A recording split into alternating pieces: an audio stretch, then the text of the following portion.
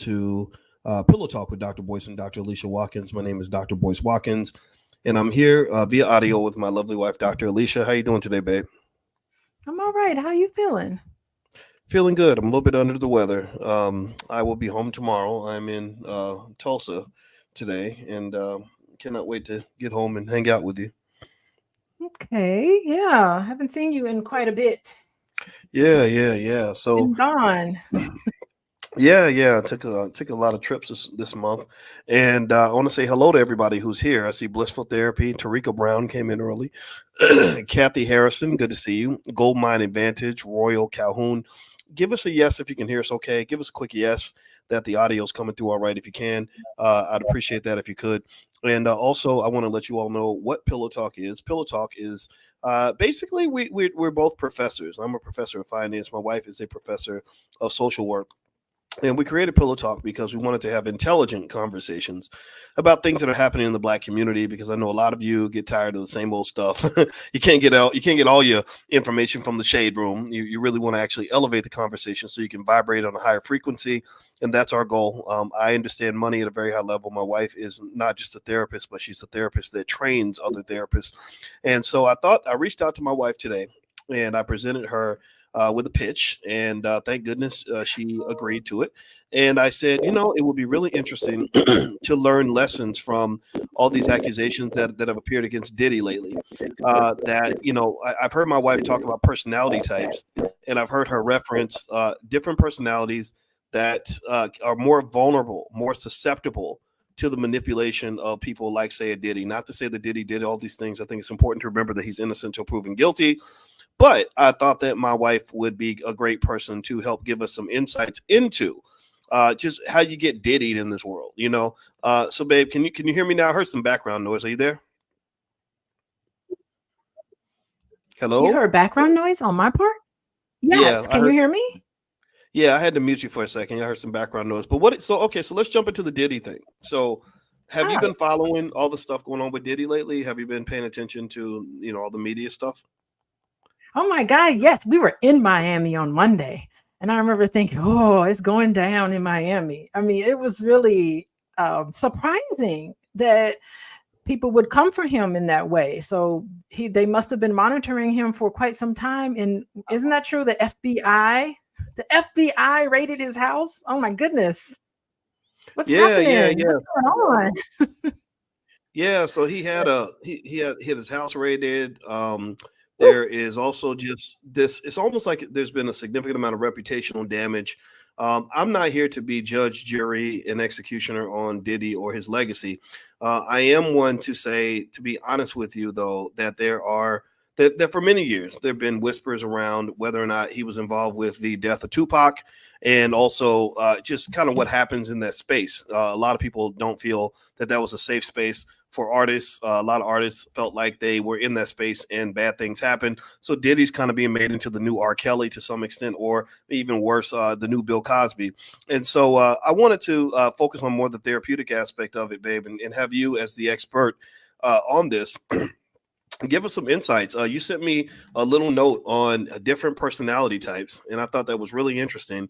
And it made me curious. I said, what kind of personality types are the ones that are most likely to be taken advantage of? Let's say Diddy did these things, or let's say even if Diddy didn't do it, let's say R. Kelly or somebody like that. I'm not going to just put it all on Diddy, but I'd be curious to know about the different personality traits that open a person to this kind of thing. So you sent me a list of what they call the big five personality traits, and we can start there. And I can mention each one, and you can kind of give me some insights into what that means. So you mentioned extroversion, agreeableness, openness, conscientiousness, and neuroticism. So let's start with extroversion. Tell me about that. Well, wait, one more thing before we get into this. These five personality traits that you mentioned, neuroticism, extroversionism, agreeableness, openness, and conscientiousness. What's interesting about these five personality traits is that it's very well researched. So, Boyce, have you ever had a personality test? Have you ever taken that? The Myers-Briggs? Yeah, the 16personalities.org, right? Right, 16 personalities and all those other ones. None of those I hate to tell you, I'm not going to say that those aren't good to use, but they're not very well substantiated in the research. Okay. It's, you know, the Myers-Briggs is based on, you know, Carl Jung.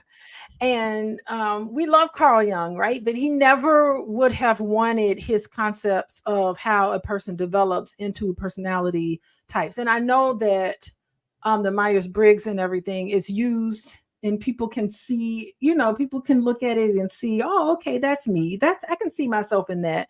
But it's not as well researched and substantiated in the literature as the 5 personality traits. So I just want to start with that, because what we're going to cover today is research based, is evidence based information on our personality. So I wanted to get that out of the way before we got into the one. So what was your question again before we get started?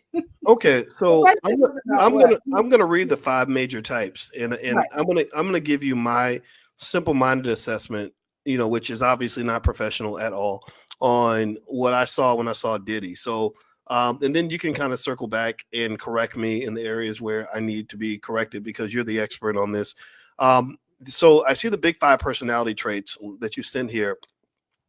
There's extroversion, agreeableness, openness, conscientiousness, and neuroticism. So when I Yes. think about extroversion, which is sociability, it's that, or I guess, sorry, it's not sociability. Sorry about that. Extroversion, I think of Diddy as this big extrovert, and I'm wondering if, with Diddy being sort of an extrovert, the loud guy partying all the time, how does that relate to the way others might view him? Like, is he more connected to other extroverts or introverts? Or let's assume that a Diddy or an R. Kelly or somebody was in a position where they wanted to manipulate somebody. Does the degree of extroversion or introversion, I assume introversion is the opposite of extroversion. Maybe you can correct me on that. You know, would that affect whether or not someone would say, okay, that's a person that I think I can manipulate? Yeah, well, extroversion, I don't know. Like it according to the research, extroversion means that you're somebody who is very warm. You have a lot of warmth. So warmth is a major component of somebody who's who has extroversion, which is different from being extroverted, right? They're very affectionate, they're warm, and they're very friendly. So I'm not certain that he would fall under someone who's extremely extroverted, right? People who are extroverted, they're just easy to form really close attachments to others. They're very they smile a lot. They have they enjoy talking to other people. They really like meeting people, and they take an interest in other people. So if I were to say, if someone had the qualities of taking advantage of other people, those individuals are not necessarily extroverted, right? So people who are very cold and distant, they would score very low on extrovertedness, right? They're not very warm. They don't enjoy talking to other people. And I know, I remember, like, I saw his reality show where he was making the band. You know, somebody who was, he didn't seem to be very warm with the people. He seemed to have this kind of hard look on his face. You know, he didn't seem to want to get to know people on a personal level. He did not seem to be very warm and friendly. And not to say that if you score low on extroversionism, if you score low on that, that doesn't mean that you're going to take advantage of people, but that just means that sometimes you're very hasty in investing in relationships, because people who are very high on extroversionism, those individuals tend to participate in non-reciprocal relationships. Non-reciprocal relationships. So they're just in relationships because they really enjoy being around people, and they like to do things for people, and they're not necessarily looking for something in return. Okay. So I Well, would say somebody like that would be very low well, on that criteria. Well, let me jump in. I always saw Denny as an extrovert. He was loud. He loved to dance. He loved to party. He was always very loving in terms of he literally, when they saw him, when they filmed him in Miami, where you were down in Miami at the same time, first thing he said is love. You know, he just said, "Hey, love," and then whenever 50 Cent, you know, 50 Cent has always attacked Diddy publicly on his platform. a lot. And all Diddy has ever done is said, "Hey, come on, Playboy, come on, can't we be friends? Can't we be friends?" Now, for some people, being friends with Diddy comes with inherent risk, right? There's a whole conversation about whether or not you really want to be his close friend. But I'm wondering if I've always seen Diddy as an extrovert. He's the flashiest guy. He's the loud guy. He's holding up the glasses of champagne. He's always screaming and hollering and holding up the bottles of everything. Like why would you not consider Diddy to be extroverted? Well, extroverted is different from extroversion. Like extroverted, you're thinking about the Myers-Briggs. And but there are from what I read, warmth is just one aspect of extroversion. Warmth is one aspect of it. Another aspect that you're right, he could be is gregarious. People who are these are people who like to be around a lot of other people. They yearn for others if they are alone. So if they are alone by themselves too long, they yearn to be around people, right? And so and I can see that he's very assertive. People who are extroversion tend to be very assertive. They also tend to be productive. So he gets a lot done. He likes a fast-paced life. He likes to be he's energetic. He likes to see excitement. So in that aspect, I could see him, if he took this test, and there's a test that you can take, I can see him scoring really high on that. But in terms of like warmth and genuine positive emotions genuine positive emotions about other people, I'm not sure. And I'm not talking about Puff Daddy, but I'm talking about people who would be in a position where they would want to take advantage of other people. They don't see individuals in this warmth kind of way. They may do it. They may pretend that they're doing that to get something out of them, but they participate in behaviors where it's like, okay, what am I getting out of it? So I don't know if I want to say necessarily Puff Daddy, but I just want to say people just in general. Wait, you're calling him Puff Daddy? Oh, whatever his name is. I thought his name was Diddy.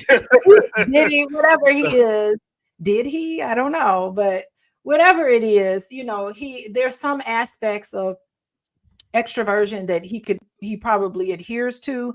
But in terms of warmth, I wouldn't necessarily put him there.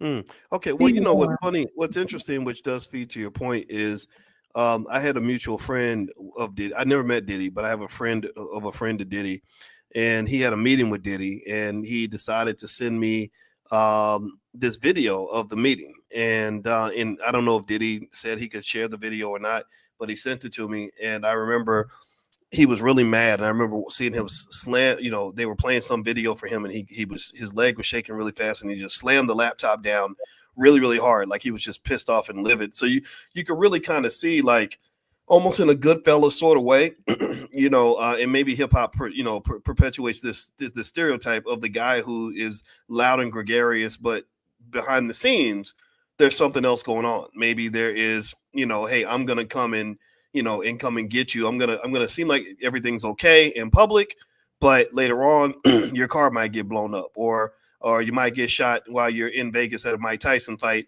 or whatever, right? So, I do hear what you're saying with that. So let me ask you this: so with Diddy and the alleged victims, and I want to keep saying the word alleged just because I don't think that we have the right to convict him. I'd be curious to know, when you talk about people that really went for Diddy's charm, that found themselves in tough situations because of that. You talk specifically about women like Young Miami and Cassie. There were some people who say, you made a choice. You were around this guy. It was your decision. And then there are other people who say, no, he manipulated these people. Anything could have happened. Which personality types tend to be open to the most manipulation like this, right? Like I don't know, and you can name some of the big five if you want, or some others, but I was thinking about things like agreeableness and openness as being a couple of things, and maybe a lack of conscientiousness might play a role in your susceptibility to manipulation by a celebrity. What do you think? Yeah, definitely high you would have high rates of agreeableness. That's definitely a lot of people who are victim who are survivors of that type of manipulation. And I'm not just talking about celebrities. I'm talking about like catfishing and all the different ways, because think about online dating, all the different ways you can be manipulated. You don't know these people. Online dating, people who tend to be more agreeable tend to be more susceptible to being manipulated and told things. So yeah, so agreeableness is compassion.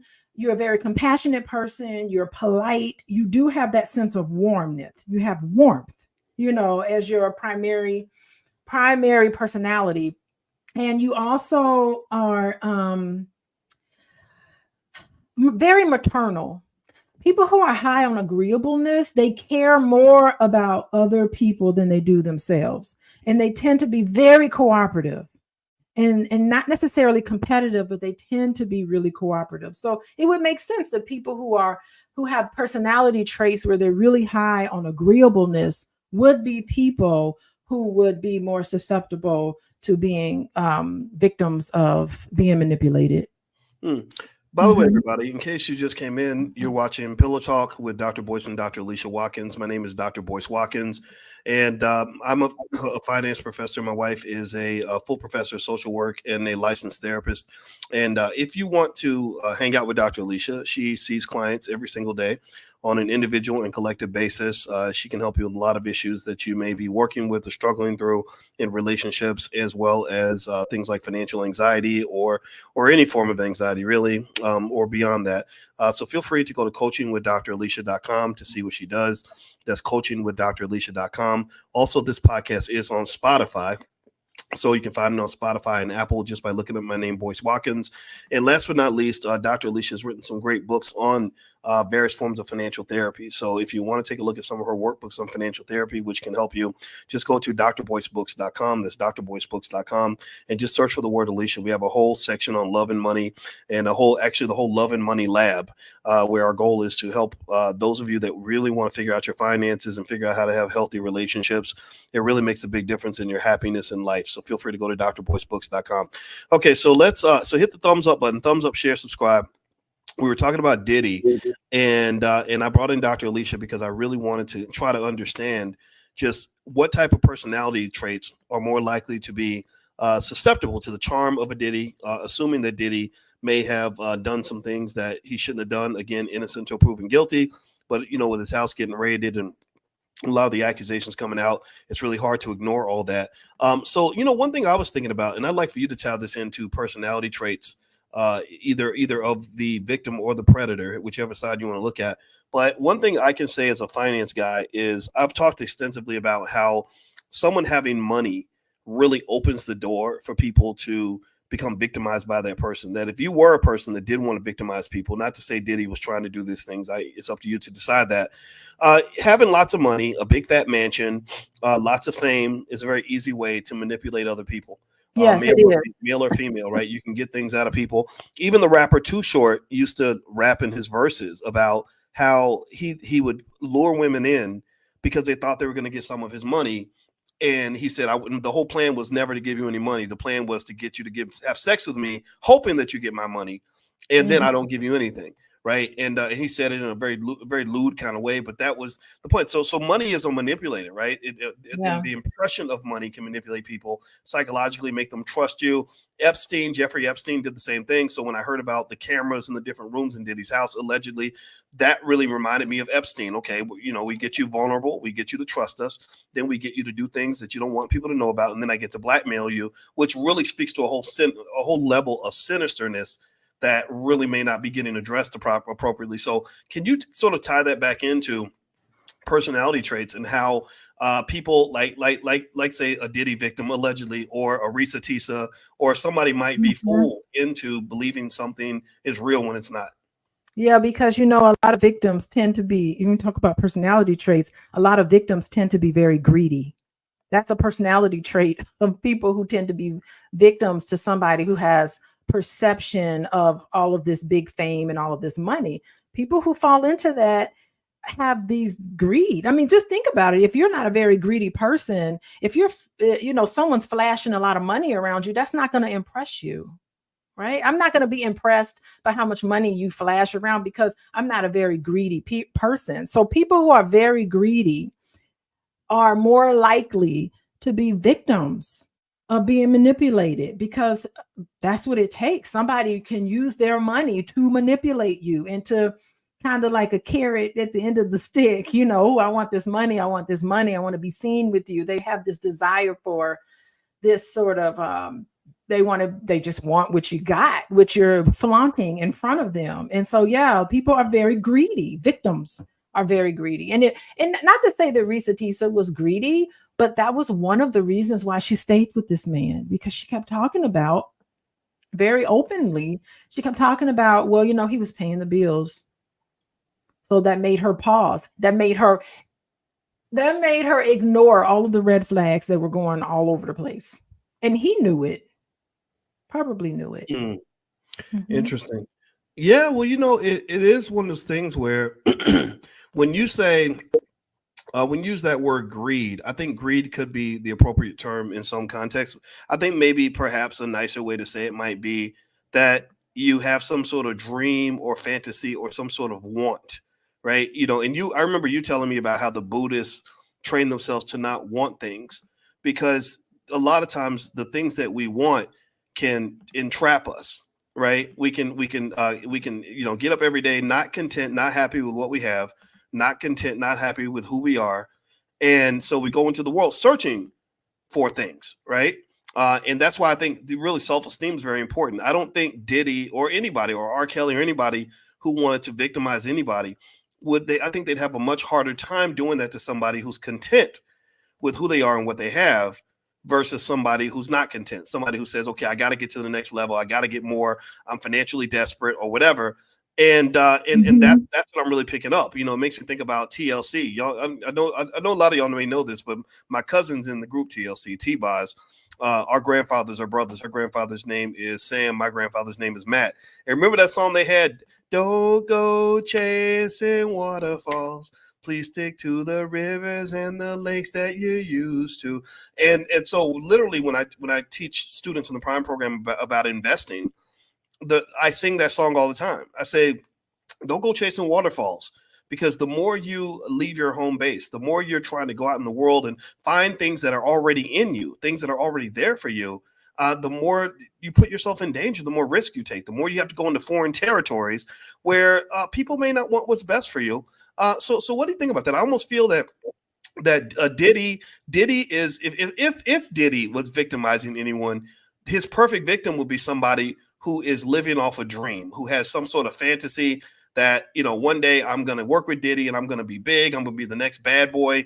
And it never really happened. The dream never really came true for hardly anybody except maybe Biggie. But even Biggie didn't live the dream because Biggie's dead.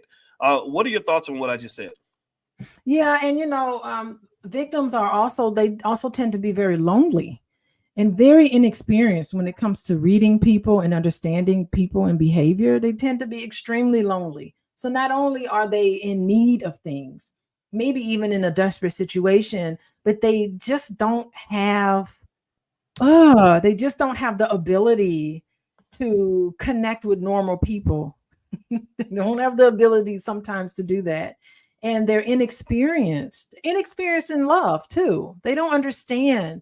They haven't had a lot of relationships. So I think you can probably say that they're very naive. Mm. Well, you Yeah. know what? This is not just me talking. By the way, I just want to say this is not just me talking just based on my clinical experience. This is data. Like there's been studies done on how and why people become victims, what types of personality traits are inherent and are common among individuals who are victims of scams, victims of being catfished, and victims of being manipulated and taken advantage of. And there's also been studies done on individuals who are perpetrators, who are scammers and money makers. They all have similar personality traits, and so that's why we're doing this podcast today. Wouldn't you say, Boyce? I would definitely agree. Okay. So this now You know, my opinion. Don't be mad at the data. I love No, numbers. no, no. I think you're right. And actually, before we move on, I want everybody, if you could, please hit the thumbs up button, thumbs up, share, subscribe. You're watching Pillow Talk with Dr. Boyce and Dr. Alicia Watkins. My name is Dr. Boyce Watkins. This is my wife, Dr. Alicia Watkins. Dr. Alicia and I created something called the Love and Money Lab. If you, one of the biggest reasons for breakups and broken families is finances, and I really want to share everything I know about money. My wife shares everything she knows about love and therapy and healing and dealing with all the trauma. Undiagnosed, untreated trauma is the number one problem in our community. That's why you see so much crazy stuff. If that is your thing, if you are among the group of people that really wants to heal and make things better, feel free to visit theloveandmoneylab.com. There's a lot of good content there, and lots of things that we believe will help you in your life. Also, if you want to receive some free information from us, from Dr. Alicia, just text the word love to 87948. Text love to 87948, and she can send you some stuff right away. So the goal is not just to talk about Diddy and what's going on here. It's really to talk about us and to talk about healing and to talk about what you can learn from some of these crazy situations. Because I can tell you, babe, I think that hip hop has been just a sucker's dream for a very long time. You know, Yeah. I tell the story all the time of a young lady I met who went to college in Atlanta, and she didn't study at all her freshman year. And I said, well, why would you deliberately not study? She said, because in my mind, I knew that one day I was going to get discovered by Diddy or Jay-Z, and I was going to go work for Diddy or Jay-Z. And of course, it didn't happen. You know, she was like another 10 million people that all have the same dream. But then I said, what if she had gotten her dream? What if she had met Diddy? Diddy took her under her wing and said, hey, you know, I really think you got talent. I want you to come and work for me. I want you to be my right hand person. That could be very traumatic for her. You know, like It's a lot of very times, naive to think this. It's very naive to think that way. well, Making yourself accessible, susceptible to being manipulated. the thing is, D1 always has a saying that the devil can bless you too. And again, not to say Diddy's the devil. I don't know. Again, you have to prove certain things, but I'm going to just tell you that, my smell test says that there's probably something going on. I've always felt this way. I felt this way 20 years ago, but basically it seems to me that it's real simple, right? You talked about earlier about how the Buddhists are trained to not want things.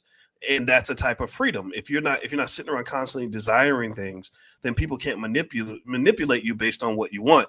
Because it seems to me, tell me what you think, that a person who's manipulative, first thing they're going to do is figure out what you want.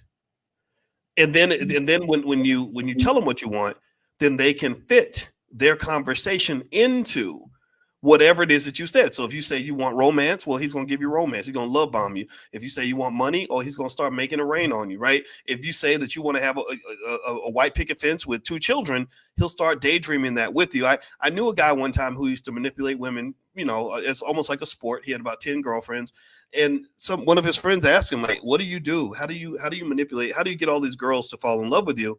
And he said, it's simple. He said, just sell them a dream. If you sell them a dream, they'll do whatever you want. And it seems to me that's where dreaming can be very dangerous, because I think especially when you look at in a debaucherous, horrific place like hip hop, where rappers are getting killed every other day, it's full of drug addicts and sex addicts and people that are financially unstable, sexually irresponsible. People are getting hurt and killed every single day. I don't really, and then let's not even forget about the fact that the feds are always watching. That does not seem like a dream. So I don't understand why Black people as a community are even caught up in that dream, because there's nothing good about this space. I've been in it. I don't want to be in that space. What are your thoughts? Yeah, that's you, because you're probably very authentic and a very very you look for real authentic connections, and you have a BS meter and you could see through people. It's nothing like going somewhere and you're trying to have a meaningful conversation with a person, and they're looking around the room, their eyes are darting around the room looking to see who's important that they can talk to and connect with. Like you know who what's Oh going on. yeah. Ever happened to you? You ever been that in those Oh. situations? It's just like, okay, really, and Well, when you and I go out, like a lot of times I can really tell people that are like, oh, I got to meet Dr. Boyce Watkins, right? And it oh doesn't mean gosh. you've seen that. You've seen people that say, hey, can I talk to Dr. Boyce? And it's not that it's always bad, right? Like it's an Yeah. honor and there's nothing wrong with it. But sometimes you're like, well, why do you want to talk to me? And why are you trying to get so close to me? What is your agenda here? because not everybody is there for good intentions.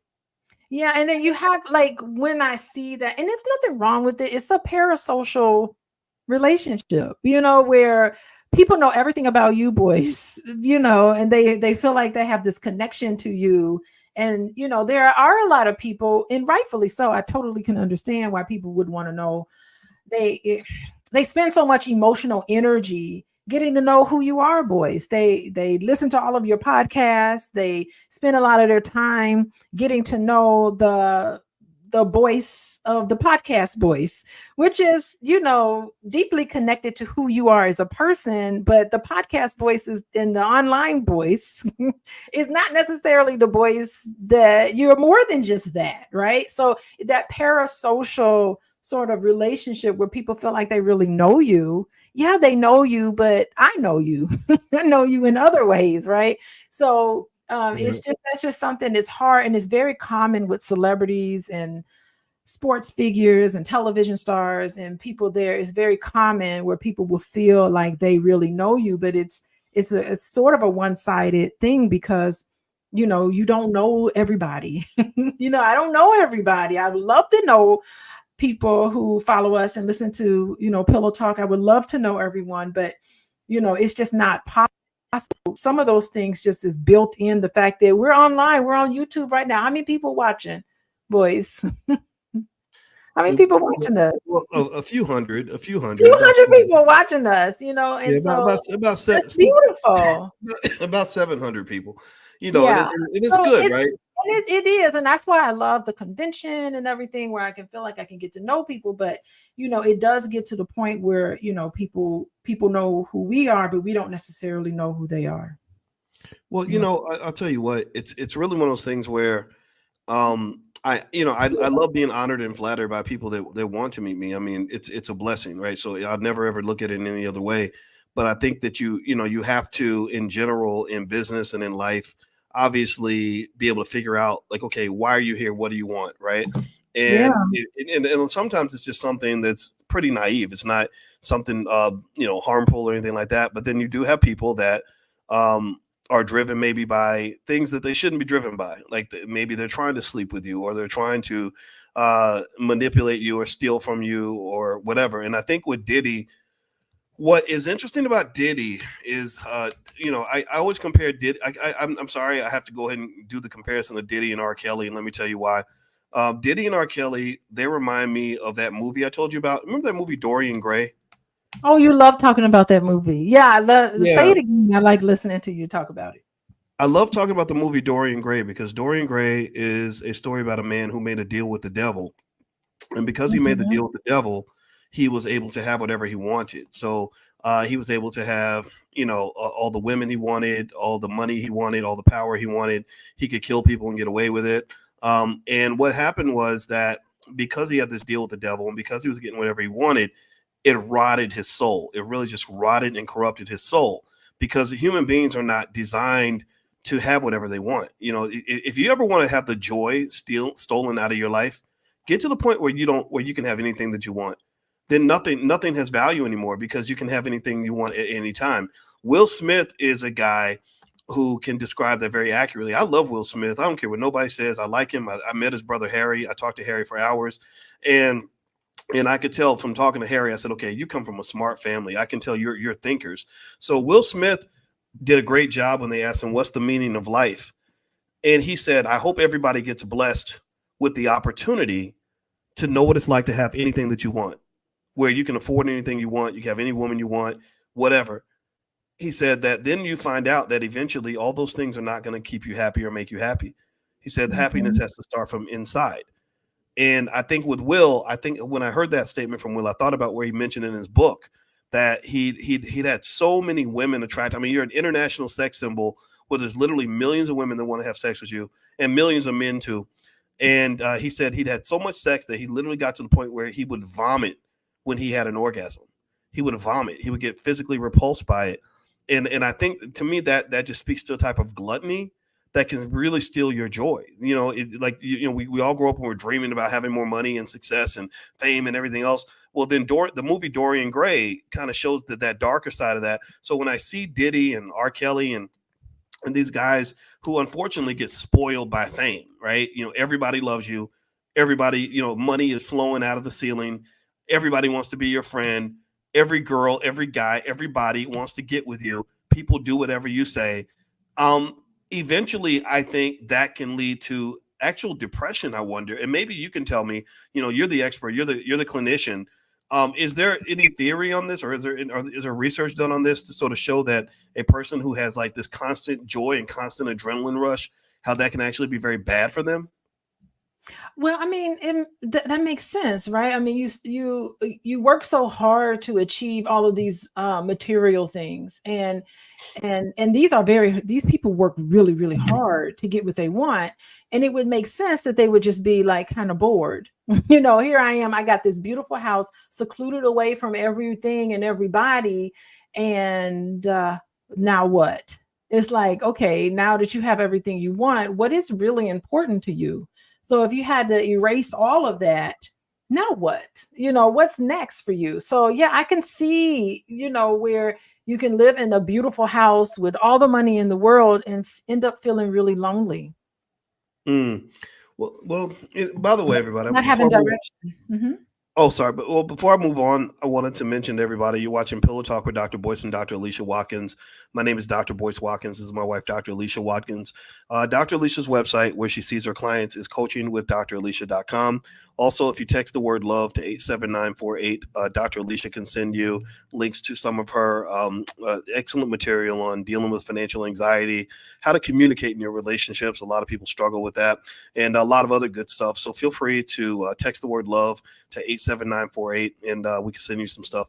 So as you hit the thumbs up button, everybody, I want to ask Dr. Alicia another question about this. So what would you say in terms of, a lot of times in the Black community, when we have stuff like this happen, because this ain't the first time this has happened. This happens all the time. And you know me, I have my little bone to pick with hip hop, because I feel like hip hop was derailed. Hip hop was turned into something it wasn't meant to be. It also has had a horrible impact on the image of the Black male in America. A whole generation of Black men were raised looking up to men who are not, who really, honestly, in my view, I would describe them as degenerates. I'm sure you have a nicer word to use.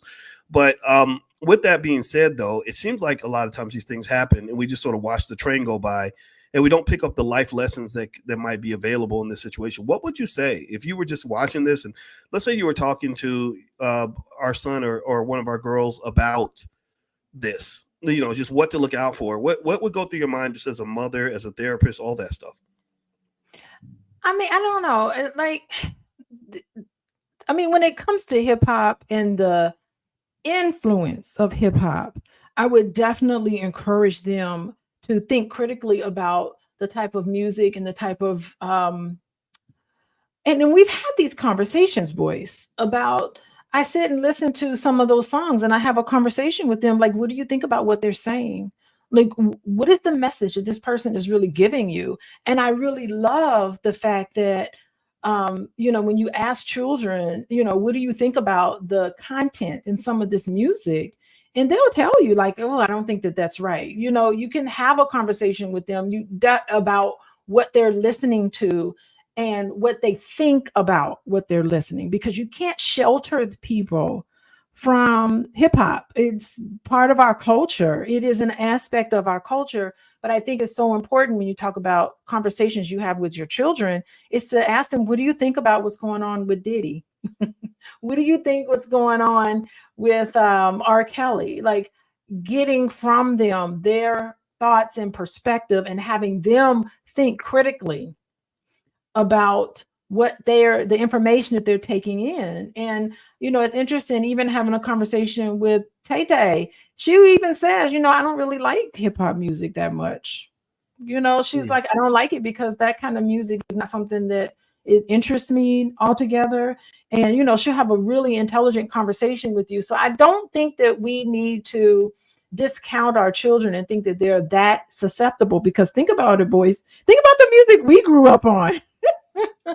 I mean, some of the debauchery, I love shout out AMG. I used to listen to AMG over and over again. I couldn't even play Mhm. that. I couldn't play any of those songs in front of my You kids, better right? have my money. Oh, come on. Um, Come well, you on, know what? AMG. Well, and that is So true, another right? thing is thinking and having a conversation, not sheltering them because I just don't know how to shelter people. I don't know how to do that, but having conversation with them about the type of information and media that they're in contact with.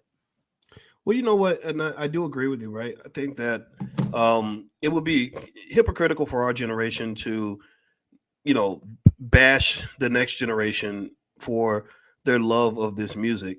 But also, I think that we'd have to be honest with ourselves and really talk about how our generation was harmed by the fact that hip hop turned to the left.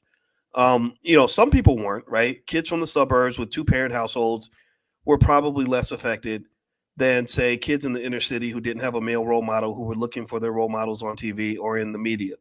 I think that this is something that needs to be discussed. I don't think that we can act like entertainment, and you've talked about this in terms of how entertainment affects your subconscious mind. I mean, you're the one who told me that your subconscious mind doesn't know the difference between fantasy and reality. So, so really, and really, here's the other thing too. Before we talk about the images of the Diddy or the Diddies or the little Waynes and what that's done to the black community, in terms of how we're viewed around the world and how our men think about themselves and about their women, you really got to go back to the 70s at least, to the pimp culture, back when they had movies about pimps. And my father is the one who told me that the black exploitation films affected him and his friends. You know, Mhm. it affected how they viewed relationships, how they viewed women. He said after they saw the pimps, and they saw the pimps and the hustlers with all the women, they, you know, that reduced their incentive to be, you know, solid married men. That's really, so when people walk around using terms like simp to describe men who honor women and love women, that's really started, in my opinion, in the 70s. A lot of what Snoop Dogg did when he was running around saying we don't love them hoes, right? When he was doing all that, that was him copying 1970s black exploitation culture. Remember, his mentor at the time was Bishop Magic Don Juan, who was that pimp that had on all the bright green suits and all that, and used to carry around the pimp cup. That really, to me, is how far you can go back to really find where we sort of, where media kind of went to the left and started to really manipulate the minds of black men. I think it's all connected. What do you think? Yeah, it for sure manipulated a lot of people's minds to want to emulate what they were seeing and propping those individuals up in the media as something to look up to. And again, it does affect your subconscious mind, but you can consciously program yourself just the way advertising works to program you. You can program yourself. We now have laid out the formula. We know the formula now. We know the repetition, we know the imagery, we know the lyrics and the words. You know the formula to program you. So why not you consciously make a conscious effort to program yourself? Whatever you want, you can definitely have it. Anything that you want in life, you can have. It just has to sync up with your energy. And you can program yourself to get on that frequency and get whatever you want in life. Any and everything. So I mean, if anything, it's the formula that works and you can't stop it. I mean, advertising money is never going to end. So you can become conscious. So when you have conversations with your children, you are having a conscious conversation about things that are happening to them on the subconscious level, right? So that's how you fight it. That's how you take back your own mind. Mm. Well, you know Reclaim what? yourself. Well, you know, I do agree with that, right? I think that it's very important. The reason a black person has no choice but to be conscious is that if you're not conscious, you're going to be a slave, because the power dynamic in America, the economic power dynamic in America, is one such that you're dealing with a white male who has become a dominant economic force in the world, and he understands powernomics concepts, right? It's almost like they all read Yes. Dr. Claude Anderson books. So they understand how their money can be used to manipulate other people, right? And to shape the minds of other people, to keep them enslaved, keep you consuming, keep you destroying your families, keeping you weak, keeping you broken, keeping you in prison. And a lot of that was done through hip hop, I believe. I do believe that theory about hip hop being deliberately derailed. I don't know any black people who supported the transition of hip hop music from KRS-One and Chuck D to we don't love them hoes and let's go kill a nigga today. Like that was not in the agenda. There was no black leader who said, I want more music celebrating the genocide of black people. There's no black leader who said that. So it must have been a white leader or an economic leader who said it's not only going to help us solve one problem of getting rid of the black male, because the strong black male has been a threat to America since slavery. We don't want a bunch of strong, righteous, intelligent, focused, conscientious, strategic black males running around our society. That's one problem it solves. And then number two, we can make money while we're at it. We can build a whole economy around exterminating the black male, which we consider to be a cockroach of our society. That's what I saw, right? That's what I saw as a black man, because even back at that time, I was like, why suddenly are we as black men looking up to pimps? Why is the term "we don't love them hoes"? Why is that so popular? Because women are the reason you exist. You can't reproduce without your women. So you literally are telling black men to hate the women that make their children. So when I look up now in 2024 and I see rappers like 50 Cent comfortably sitting on a platform of 31 million Instagram followers, consistently and on a daily basis attacking the mother of his children, the guardian of his seed, the reason his DNA is allowed to exist in the next generation, I just can't help but to sit back and say, man, they pulled a real whammy on you. They've got you to become an accomplice in your own murder. What are your thoughts? Yeah, I really love that you're talking about slave because I haven't talked to you in a while, but I've been reading up on Nietzsche and existentialism. I'll tell you Okay. all about it. I am reading up on that, and they talk about the concept of slavery and what it means. It really means letting go your control and following behind somebody else. That is what slavery means, not being in control and in charge of who and what you do and become on a daily basis. And reclaiming your power is how you exit slavery. And these are Mm, philosophers. I love philosophers. Yeah, so that's what they're talking about. That is in and of itself a definition of that. And I think sometimes we get so lazy in our thinking and our thought process. We just go with whatever. And you can't do that in these days. You can't look to something outside of you to save you. You just can't do that. And eventually, and I don't know if these people sold their souls so that they can have this fame and power. I don't know. But I do know that they're not promoting in the type of image that I would want my children to see. I do know that. I know mm. that these aren't people that I particularly look up to, Oh, and I know I didn't you're going in and out a little bit, babe. entertain. Hey, Alicia, Oh, okay. are y'all having? Are y'all? Yeah. Is Alicia's mic choppy? You hear me? I can hear you, but you may want to make sure your mic's plugged in. And by the way, while you do that, I want everybody to know you're listening to Pillow Talk with Dr. Boyce and Dr. Alicia Watkins. My name is Dr. Boyce Watkins. This is my wife, Dr. Alicia Watkins. And on Pillow Talk, we basically talk about things that are important in the Black community. We try to do it in a way that exercises your intelligence and your intellect, and doesn't just focus on what happened, but actually what it means. Right? We want to go look for meaning. So, by the way, I want everybody to know every year we have the All Black National Convention, which is going to be this year in Lombard, Illinois, right outside Chicago. And it's a great gathering of experts in all fields and all kinds of powerful Black people and intelligent Black people that have families that are looking to build in the community, that want to build wealth and want to develop connections with each other. if you'd like to join us for the convention, this is going to be our 9th one.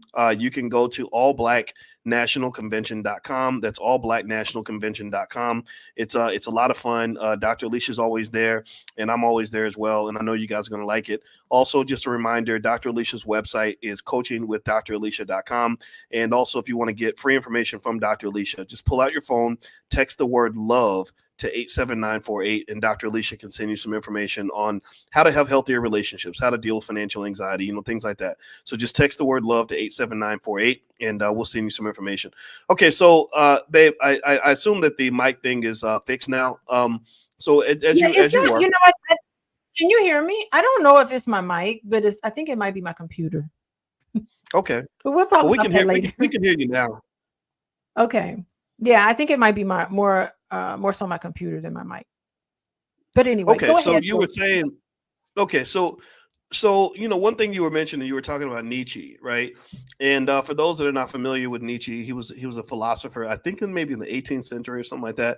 And you talked about Nietzsche's views on freedom and choice, and how in existentialism, he argues that freedom is crucial for any human being. He says slavery really takes away the freedom, which makes it hard for you to control your life, which goes against some of his core beliefs in existentialism. And I would agree with you that. Wait, did you look this up while we were talking?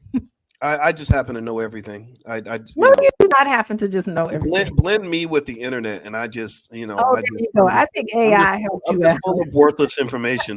But I am a professor, ma'am. I am a professor. I do know a couple of things. Thank you very much. But anyway, but seriously though, when you talk about freedom, though, you are right. Though it's interesting because a lot of people in America are under the illusion that they're free. They're under that illusion. Like, I'm gonna tell you the truth. I think that 80-90% of all Americans are not free.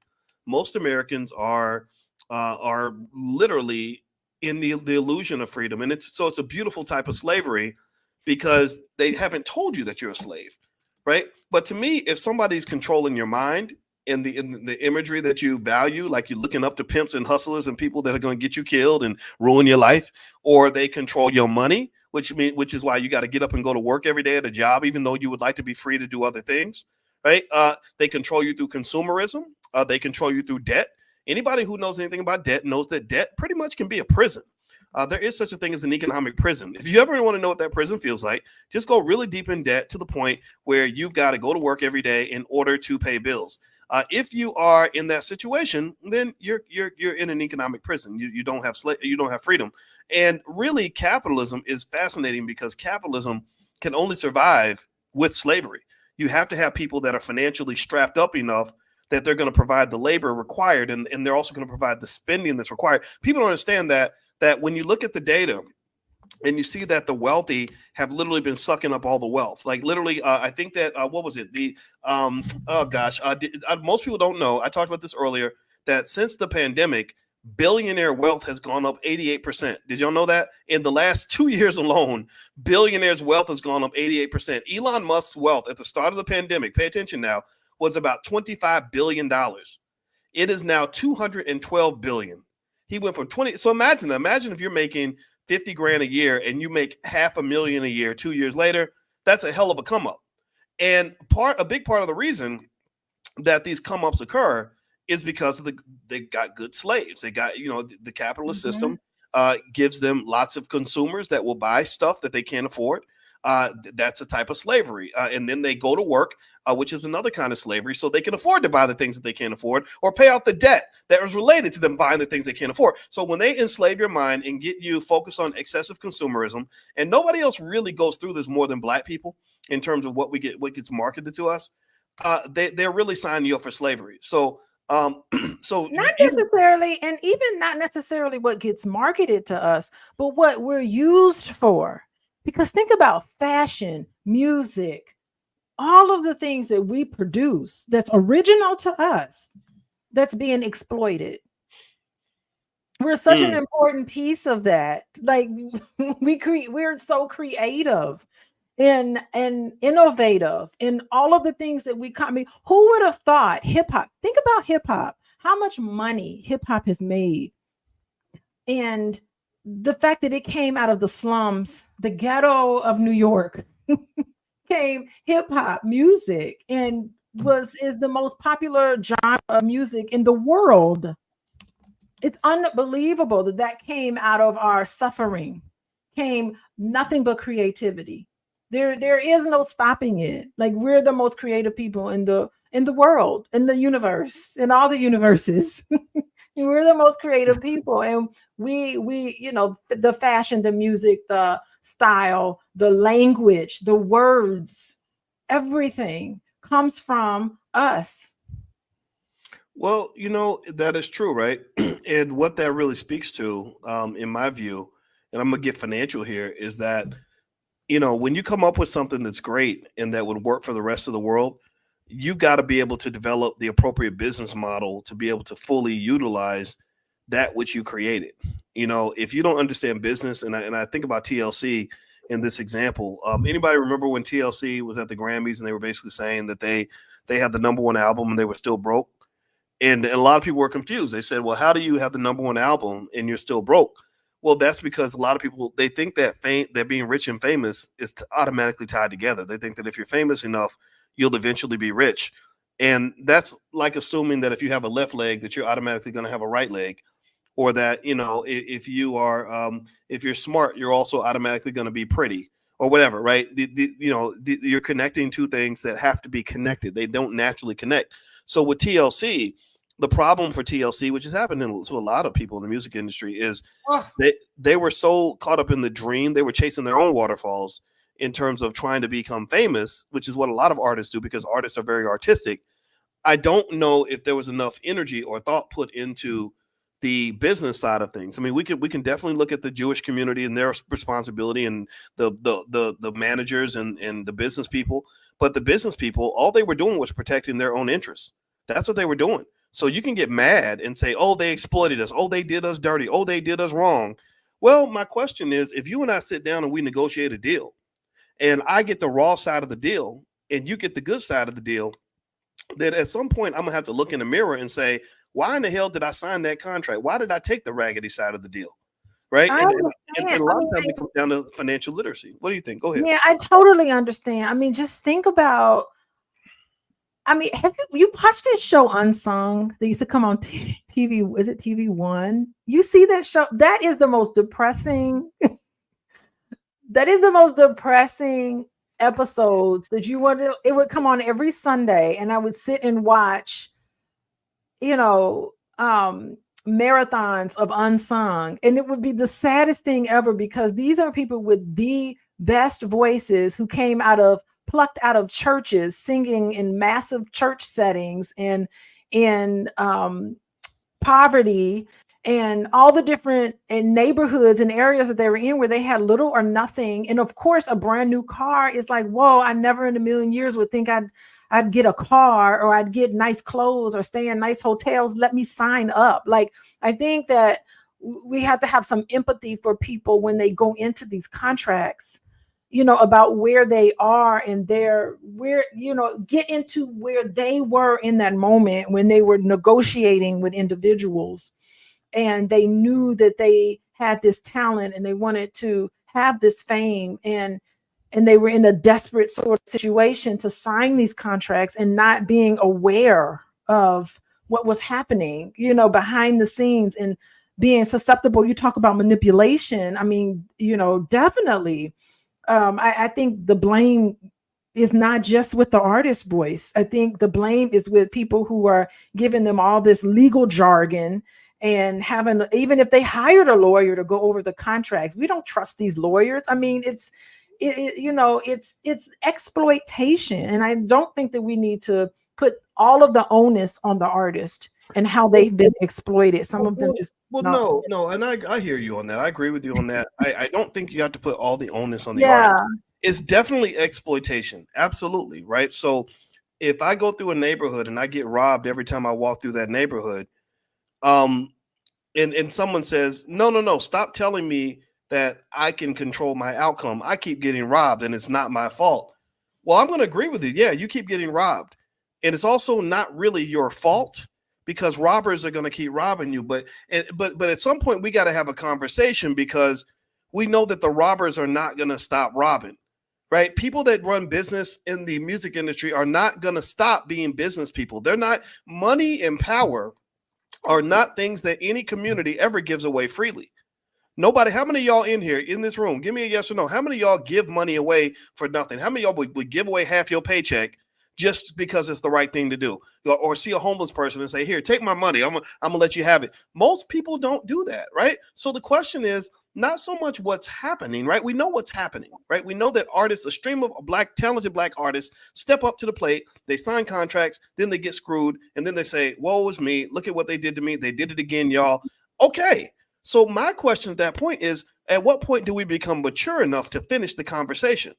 Because at some point you got to have a solution. And I think that sometimes as black people, we are so trained on victimhood that we literally are trained to spend our whole lives saying, I didn't get anything, I accomplished nothing, I got nowhere because white people wouldn't let me do it. I don't know if that's a solution that's going to make anybody happy, right? So my question is, well, what's next? Is that just what we keep doing? Keep just saying, well, until white folks decide to stop being white, until business people decide to stop doing business, until the music industry stops being the music industry, we're going to continue to let ourselves get screwed? Or are we going to stop? Like Cat Williams said about Diddy. Remember he said, sometimes you got to tell them no, right? So that's a different approach because Cassie didn't tell him no. Cassie said, okay. And then she said, look at what Diddy did to me. Okay, cool, right, whatever. But Cat Williams, he's not telling a Diddy did it to me story. He's not saying that. He's saying he tried to do it to me, but I told him no. So why can't we all sort of learn something from that? Getting back to personalities, because I think that's how we got to where we are, talking about personalities. And before we got off on this other wonderful conversation, is agreeableness. Remember, we were talking about agreeableness and personality trait. So agreeableness has 5 subsets. So I didn't know if you realized that there were 5 subsets of personality. One is trust. So there are people, and I think like black people in general, we just have this belief that others are acting with good intentions. So we're just like, wow, this person is interested in me and wants to help me further my music. High trust. So, that's one aspect of agreeableness. Maybe we're just too agreeable, right? So part of it is trust. It's just having this faith in human nature. We believe that the people we come in contact with aren't exploiting us. We believe that people are just honest and trustworthy. And we're trusting as a people. We're just trusting as a people, a lot of us are. And I think that's the part with trust. Straightforwardness is another aspect of being agreeable. It's straightforwardness. It's believing that what people say, they mean what they say and they say what they mean. I mean, nothing growing up black, you're shunned if you're not straightforward. If you talk bad behind somebody's back, that's like a no where I come from. Like, no, say it in my face, so we're very straightforward in how we communicate with people. So we have this sort of belief that relationships are on the trust and belief in people's goodwill. We believe in altruism, sometimes altruistic, right? That we are thoughtful and considerate and we're courteous, and another thing is compliance. Compliance is another aspect of agreeableness that I think we as a people tend to be. We tend to be compliant. Do as I say. Like, we're raised in households that say, you have to submit to other people. You have to be able to do what the authority tells you to do, no matter what. So, we're more cooperative. Just as a people, I mean, just Black people in Africa just tend to be really open and cooperative. It's who and what we are is part of our culture because we come from Africa. Africa has an abundance. I mean, white people come from a cold rock where resources were very limited, and that plays in a little bit of their psyche. We don't understand where they're coming from. If we culturally come from a place where the ground is fertile and there's plenty of any and everything, we're not going to really understand that people don't behave that way. So I don't know. This is just part of kind of the personality of us and why we're more likely to be exploited. Mm. Everybody, you're watching Pillow Talk with Dr. Boyce and Dr. Alicia Watkins. My name is Dr. Boyce Watkins, and this is my wife, Dr. Alicia Watkins. And on Pillow Talk, we talk about issues going on in the Black community. We try to do it in a way that elevates the conversation to make us all smarter and better. I want everybody to know that if you would like to meet with Dr. Alicia, she is a licensed therapist and a full professor of social work. You can go to coachingwithdralicia.com. She meets with individuals, families, groups, couples, etc. And also, Dr. Alicia is going to join us at this year's All Black National Convention, which is going to be right outside of Chicago in Lombard, Illinois. It's going to be a blast. This is going to be our 9th one. So feel free to join us at the All Black National Convention. We can proudly say that we've had rappers at our convention, but we've never had Diddy.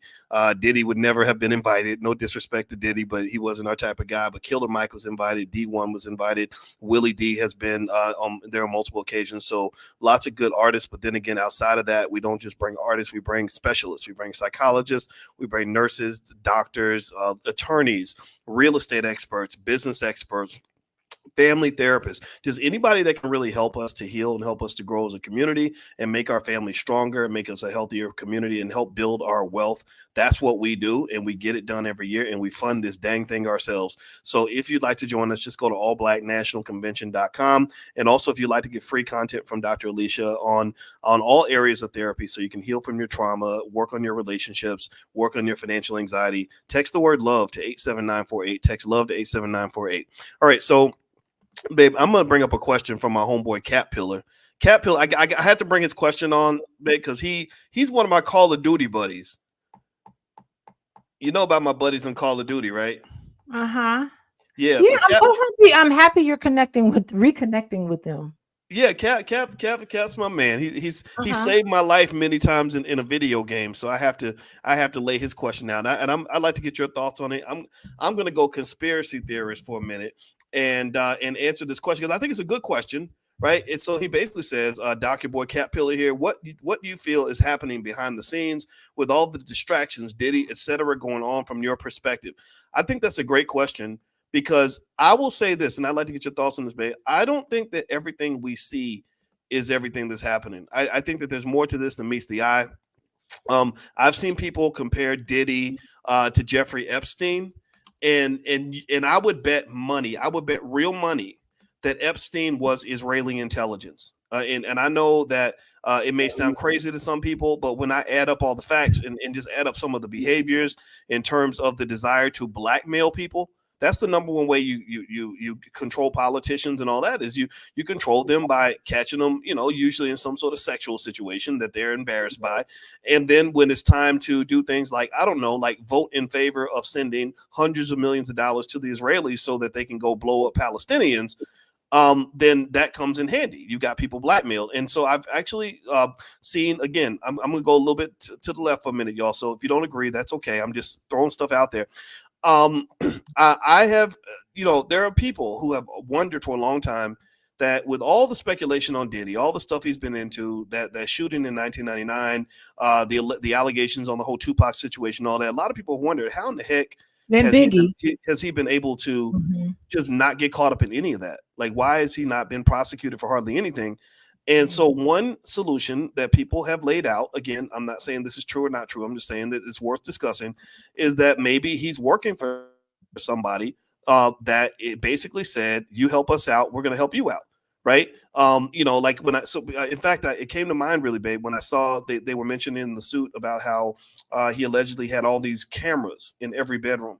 Why would you have cameras in all these bedrooms catching people unconsensually engaged in all kinds of freaky sex? Now, maybe you just get off on that kind of thing, but I suspect strongly that there's a lot of stuff that's been kind of piled up, right? Lots of evidence. And I've even heard people like Candace Owens go as far as saying that the raid really wasn't so they could actually get him. It was so they could get the evidence so they can isolate him perhaps so that he can't so that when he does go in, he won't be able to just blow the whistle on a bunch of people, or which makes me wonder if the chances of him going through the Epstein situation is possible, right? You know how Epstein his life kind of ended surprisingly and inexplicably, and that led to the cover up of a lot of information. So I personally think that there could be something going on at that level. What do you think? Yeah, I think there are controls at every level, and he's probably working for the whatever dark whatever that's happening. I'm certain Puff Daddy is locked in with that community, with those groups, and I'm certain he was compliant, because him and Snoop Dogg and all of those people who come out squeaky clean, all of a sudden they're everywhere, and I'm sorry, I don't think that they're that talented, to be honest with you. Like, there are other people who I think are just beautifully talented. And I mean, why are they everywhere you look? You see Snoop Dogg, you see P Diddy, or whatever his name is, Sean. Everywhere you look, you see the same people, and you start to scratch your head, like, who are these people? Why, after all of the fallout in the 90s, why was P Diddy the one with his TV shows, his shows on MTV? So he could be a gatekeeper and definitely be used. So I do believe in the conspiracy theory. Time will tell how all of this kind of falls out. That's the only thing that makes sense to me, and I don't think it's a stretch. He hasn't come out with a song in a long time, so yeah. Yeah, I mean, and I think also a Hugh Hefner comparison would be appropriate as well. Yeah. I kind of feel like Hugh Hefner got away with a few things. I think it would have been very easy to catch Hugh Hefner up on a Bill Cosby type charge, just because you and I you remember when we were in LA and we drove with that limo driver named David, who was a driver. You're just calling him out now. Wait, say it again. You're just calling David out, the limo driver.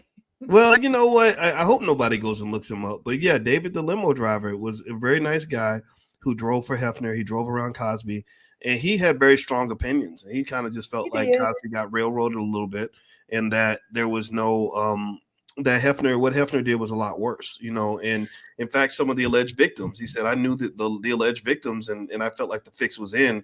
And so do you remember he also said that they waited until Hugh Hefner died before they even started the Me Too movement. So even that was on the agenda.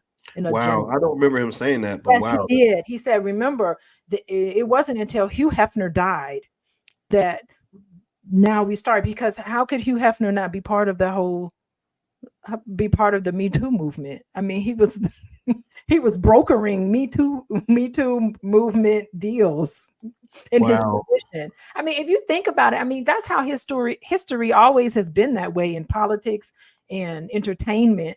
And history has always been the prostitutes, always been a CIA, always worked for the CIA. Mm-hmm. The night workers, they always have high level clearance. I mean, that's how it's always been, right? Well, and that's where I would say to any young man that wants to be financially successful is you got to be thoughtful about who you lay down with. We created this false culture where men are led to believe you're supposed to just sleep with whatever cute girl offers it to you. And I just think that that if you do that, that's a sucker's move. That's going to get you caught up in a bad situation where everything can be taken away from you. So ultimately, I think that again, that's a lesson that I grab for all the young men listening. Anybody who has a son or a brother that you care about, you got to help them understand these things. So anyway, I'm going to let you get the last word, babe. And before I do that, I want to ask everybody, could you please hit the thumbs up button, thumbs up, share, subscribe. You're watching Pillow Talk with Dr. Boyce and Dr. Alicia Watkins. My name is Dr. Boyce Watkins. This is my wife, Dr. Alicia Watkins. On Pillow Talk, we get together and we try to elevate the conversation of what's happening in the community. And she's a licensed therapist and a full professor of social work. I am a PhD in finance. And so when it comes to love and money, that's what we do. And also, we actually created something thing called the Love and Money Lab at theloveandmoneylab.com, which will help you solve your financial problems and your relationship problems. They're all over the internet. There's a lot of people that have opinions and say crazy things. Well, this is based on science. This is based on what works. We're very solution oriented. So if you want to solve the problem of what it's going to take to get your life vibrating on a higher frequency, we'd love to help you with that. So feel free to go to theloveandmoneylab.com, and also to get free resources from Dr. Alicia. You can text the word love to 87948. Write that number down and text the word love to 87948. We'll send you some information. Okay, so last question, babe. What are some takeaways from this whole thing with Diddy? And also, are there any other lessons that we didn't cover? We've had a chance to talk a lot about this, and I wanted to make sure you get a chance to share every perspective you have in terms of where, and you can talk about where you think this might go. You know, do you think that Diddy is gonna, go down from this, or you think it's just gonna be another bump in the road, or what are your thoughts? I don't think anybody can really predict what's going to happen. I really do think 2024 has been the most entertaining year I've ever experienced. And of course, I've been here for quite some time, but it started from January, February, March. Now we're moving into April. I am not disappointed. What is next? Nobody knows what's next, but I know it's going to be exciting. I just feel like the other shoe is going to drop. Like something's going to happen because we're in an election year, all these real bizarre things with Donald Trump and the things happening with Biden and his son, and this election coming up. It just really seems like something is brewing. And I don't know if Donald Trump will end up being our president, but it seems like we're going in that direction. I mean, we have to talk about the election. How does all of these things fit together? I think time will tell. I think we need to start paying attention. And we do need to start thinking about consciousness, like being conscious of what we're doing, how we choose to spend our time, who we choose to spend our time with, what we spend our money on, all of our resources. I think that we need to just pay attention to what's happening around us, but also pay attention to what's happening with us and what we're doing. I think this is a great time where we can just focus on what we want in life and not be manipulated and pulled all these other different directions, and take your mind back. Take your mind back for sure. Well, you know what? Yeah, I sure can. That was a great closing remark. I'll say this. My prediction is, or here's what my assessment is right now. Diddy hasn't been charged with anything, right? And that's the part that's still confusing as hell to me.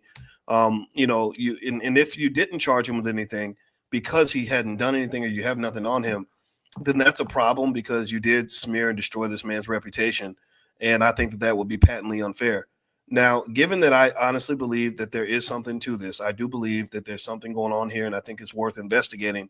I think that the biggest thing we can learn as a community is that hip hop culture in general, not all of it, just the toxic part, not all hip hop, just the toxic part, is just so unhealthy for the Black community. So terrible, for us as a people, when you're talking about just the amount of manipulation, the poor financial choices, the poor sexual choices, glorifying the murder of Black people and having us looking up to degenerate behavior.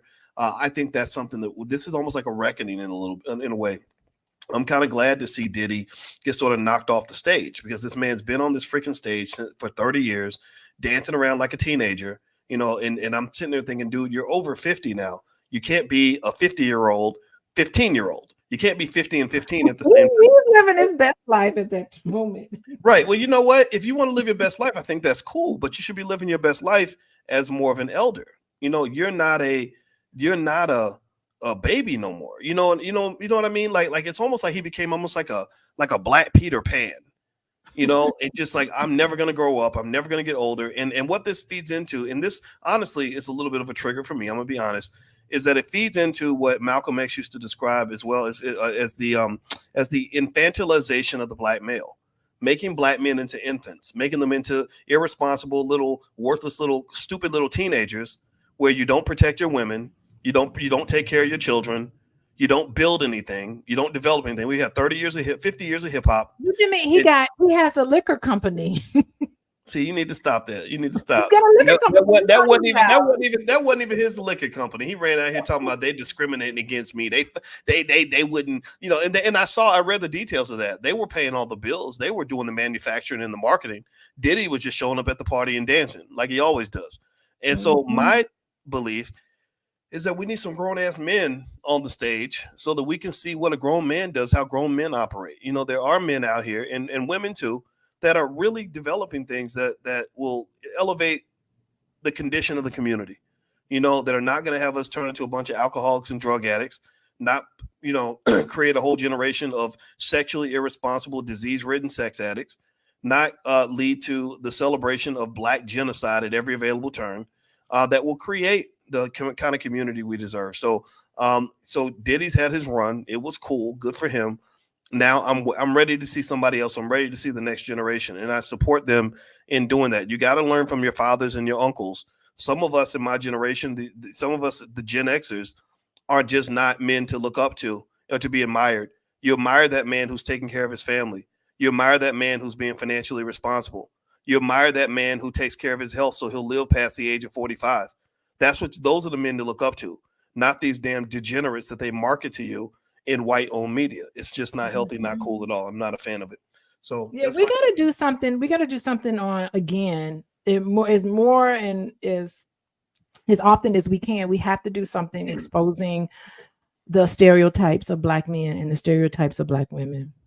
I mean, like, we can't stop. We need to just continuously talk about these things, because all women in media, white sanctioned media, they go through the 4 stereotypes of Black women. They, one of those 4.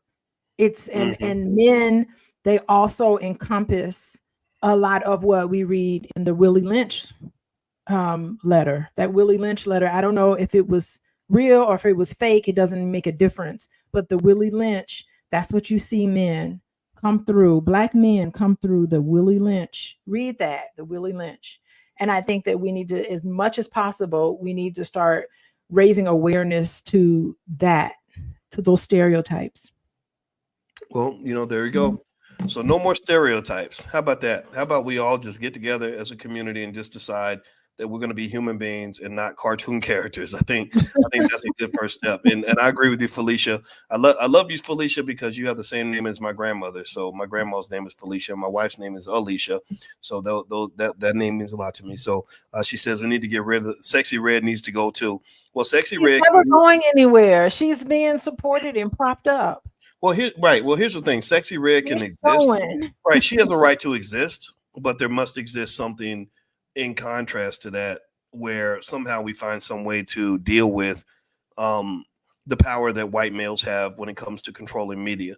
They put images out there of our people that they would never put of themselves.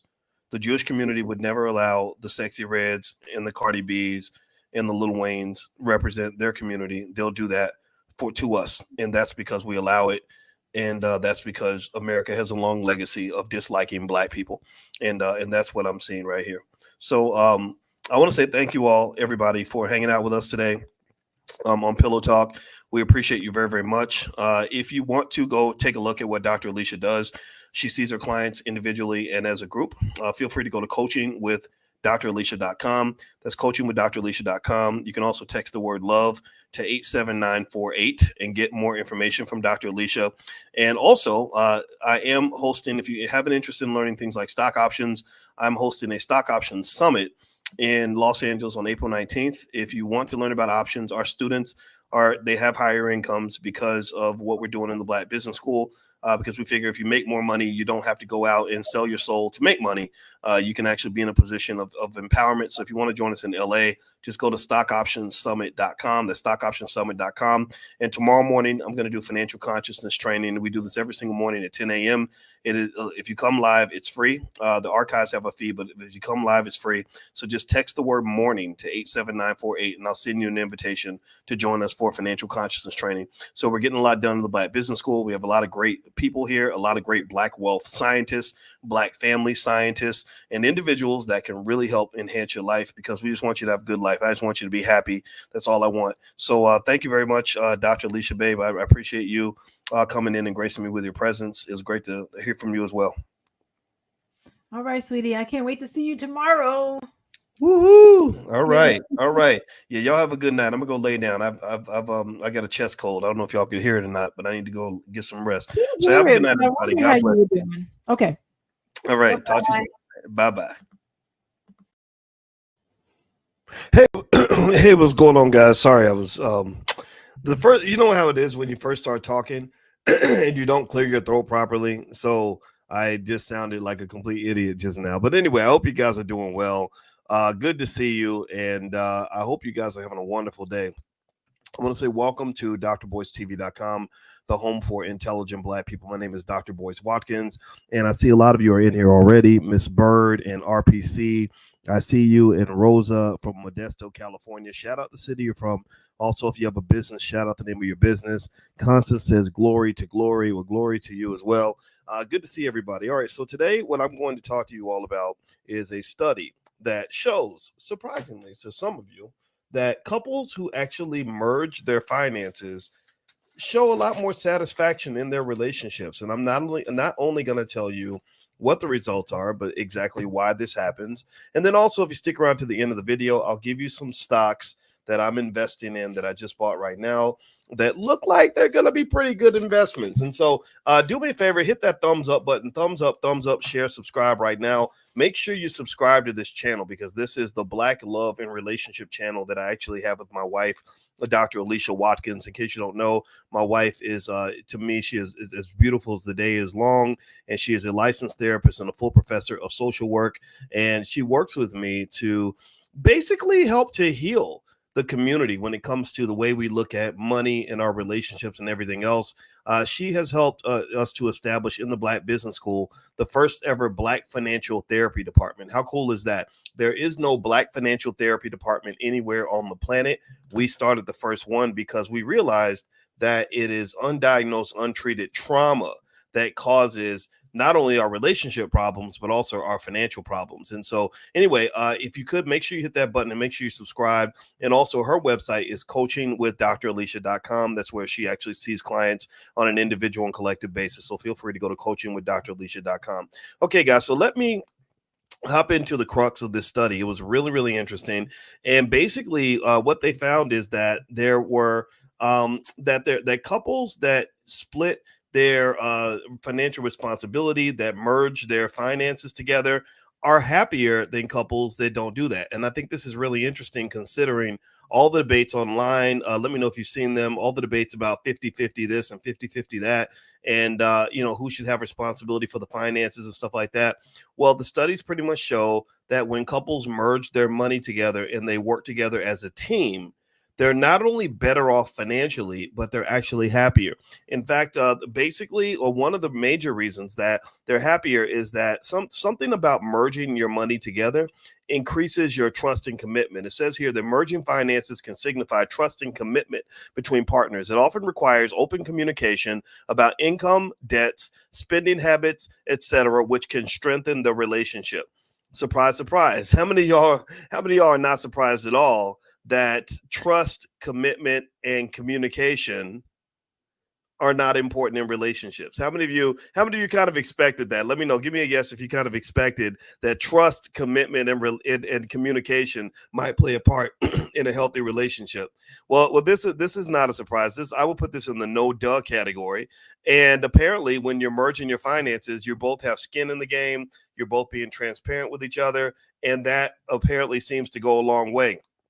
Now, there actually wrote a book about love and money years ago called Financial Lovemaking, and you guys can have it for free. If you want a hard copy, it's available at drboycebooks.com.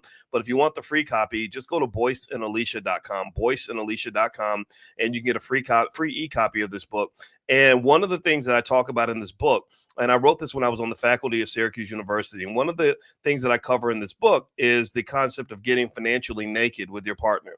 I talk about the fact that there are so many people that get financial STDs from their partners. And these are STDs you can't get rid of. These are STDs that have flare-ups for the rest of your life. And in many cases, it's because we did not take the time to really try to understand what we were getting into. A lot of times, think about this. Think about how many times people will sleep together, have kids together, even get married, and don't even know each other's credit score. Don't even know each other's credit score. Now, I'm not shaming you if you're in this category. I would say just join the club, because a lot of people make that mistake. A lot of people make that mistake. A lot of people don't know. They don't even know how much their partner owes in student loans. They don't know. Some people don't even know how much their partner makes for a living. They don't know how much money they saved. They don't know if they own any assets. They don't know if they have any pending lawsuits. They don't know what their financial future looks like. And I don't know about y'all, but I kind of really think that just from a financial consciousness standpoint, we should probably take a moment and ask ourselves, is that a good idea? Yes or no? What do y'all think? Do you think that's a good idea to tether your life to a person, to financially tether yourself to someone when you have no clue what they're into, how they're making their money, if they're making enough money, or what their financial future looks like? What do y'all think? Do you think that's smart or not so smart? I would say that it's not so smart. And Jody Ann, that's a great point. She says a lot of men don't want to share this information. Oh, I'm gonna say, I hate to say it, but it almost sounds like that might not be the man for you. I know that. See, back in the day, there used to be. You know what? Check this out. So one day, I was up at 2 o'clock in the morning, and I was scrolling through Instagram like a lot of us do, and I saw this beautiful, beautiful black woman that was singing a song and she was singing in like the 1940s. And I don't know the song. Some of y'all may know the song. I didn't know the lady. I didn't know the song. But the first words of the song were like, "Look at me, look at me." And she said something like, "I'm as happy as a bird in a tree," or something like that. Tell me who that is. Tell me who that singer is, because I know she's famous. I just didn't know who she was. Please help me fill the gap in my ignorance on this. Anyway, I was so intrigued with this beautiful black woman singing this amazing song in the 1940s that I looked her up. I don't remember her name, but I looked her up. And so I went on this little 3 a.m. internet quest to find out about this woman and find out who is this lady. She sings beautifully and she's such a pretty lady, and it's the 1940s. I wonder what her life was like. I wonder what her journey was like. So you know what I did? I do this a lot. I went and I read her whole Wikipedia page. I read about her whole life from the time she was born, what her parents were like, how she got discovered. She got discovered in the Apollo, like a lot of great singers do.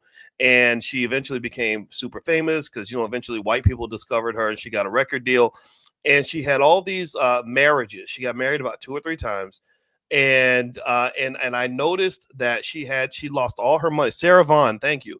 And if I'm not mistaken, it looked to me, again, I'm not an expert on the life of Sarah Vaughan, but I remember seeing a lot of financial tragedy in her life because the men she trusted to manage her money had problems. I think one of them had a gambling issue, so she'd go make all this money as a singer, and he would go gamble it away. Another one was her manager, and he did something crazy with the money. I don't know if it involved drugs or something else. And I just thought about how sad it must have been for this poor lady who grew up in a space where, if you are a woman making money, you just hand everything over to the man. And some of these men are just not, unfortunately, were just not worthy of leadership. They were just not in a position where they could be trusted as stewards of the family resources. And as a result of that, they ruined her. They ruined this poor lady financially multiple times. She would lose her fortune, regain it, then marry somebody else, then lose it all again. So that challenge she had with picking the right kind of man really messed her up financially. I don't know how much money she had when she died, but I remember it was very, very sad to read her story, right? So here's the thing. I don't want your story to be sad, and I don't know where you are in your life. Maybe you're already married, maybe you're not, maybe you're going to get married one day or whatever it is. But I would encourage you to add your financial health to part of as part of your assessment of whether or not a person even belongs in your life. Okay, can we at least agree that this makes sense? Give me a yes if this makes sense. I'm not telling you what to do. I'm just telling you what I see. All right. So if you allow me to, I wanted to thank some of the people that are helping us kind of pay the bills on the channel. And there's an awesome lady named Aisha Verzi, who is an extraordinary financial planner. She's a long-term supporter of the Black Business School, and I love her. She was at our Stock Options Summit in Los Angeles recently. And basically it says if you're looking for a great financial advisor, Aisha is with Ethos. She's offering up to $2 million in term insurance with a staggering 95% approval rate, instant approval rate. Plus, you'll receive a free living trust and will, ensuring your financial security and peace of mind. Approval is quick and easy, taking just minutes. Don't miss out. You can connect with her by calling 626-340-5746. That's 626-340-5746. Now, this is not investing advice.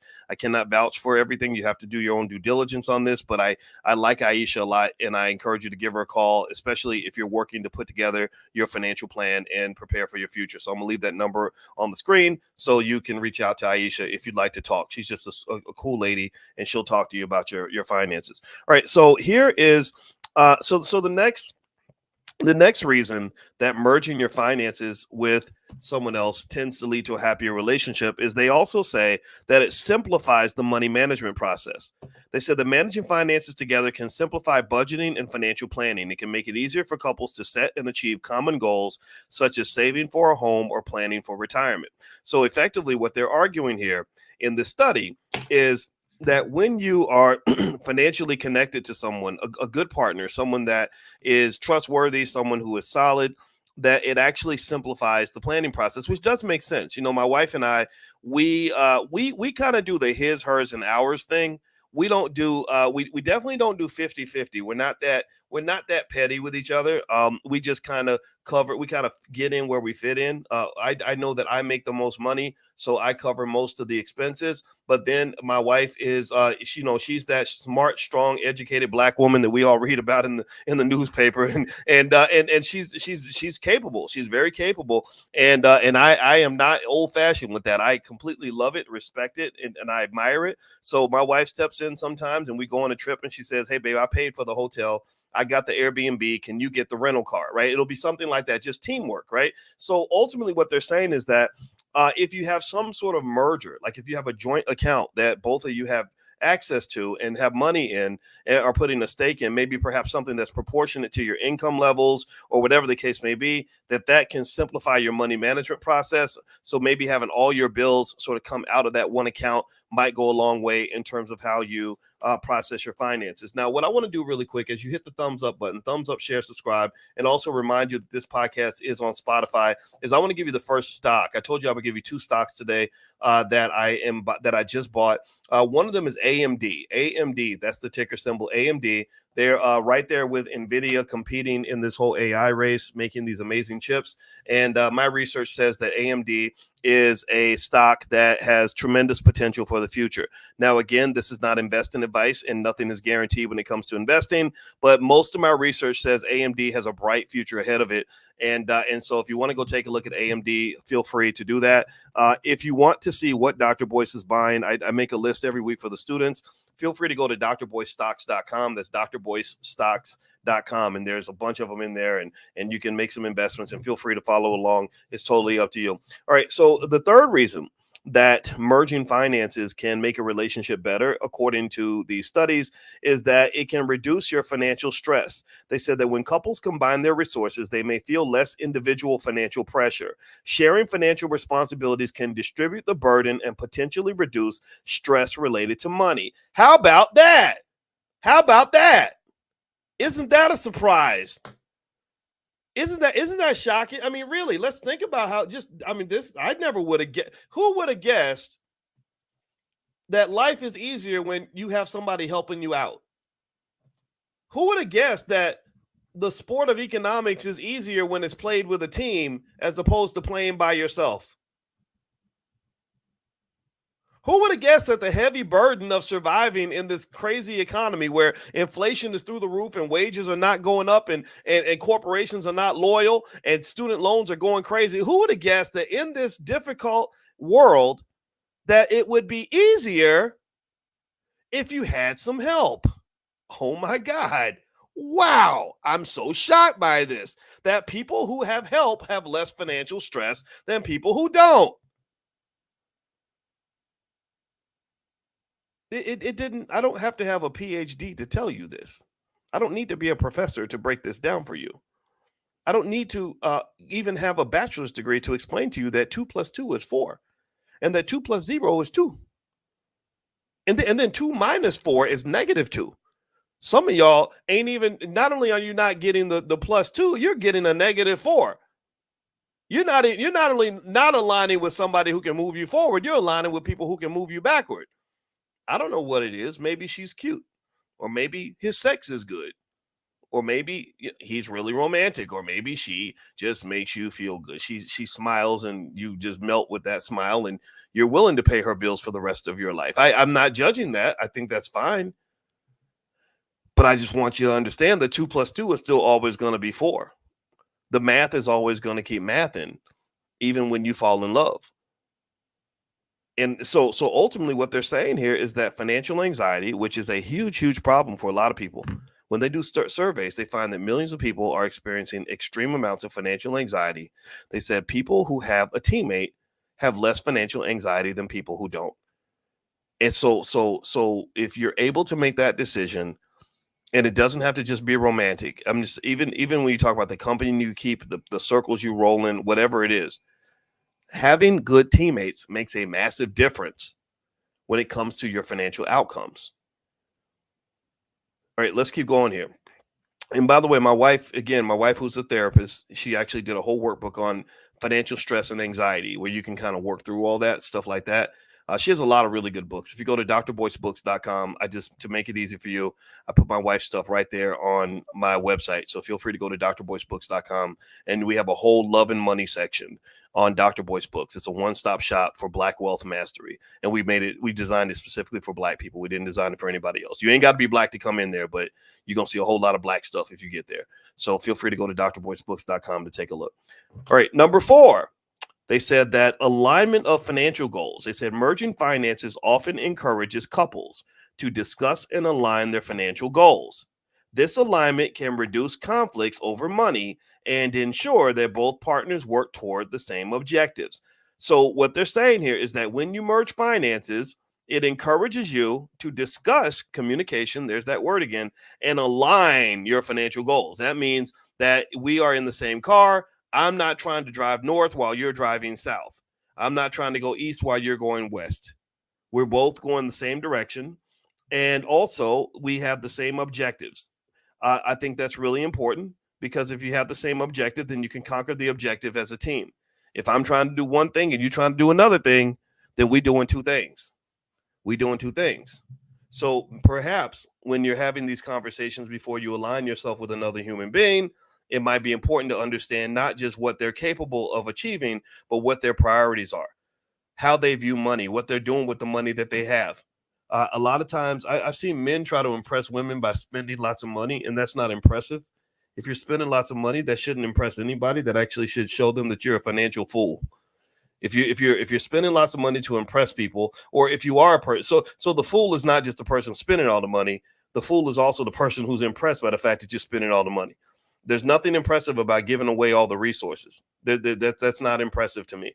And so really, I would encourage you to really think about not just what you're looking for, but also what priorities, what value systems that other party may have, and make sure that that's in alignment with the things that you understand and that you agree with. I sat with a couple when I wrote my book, Financial Lovemaking. I sat with a couple in the Bronx, and the wife was a bus driver in the New York City transit system. She'd been doing that for 30 years.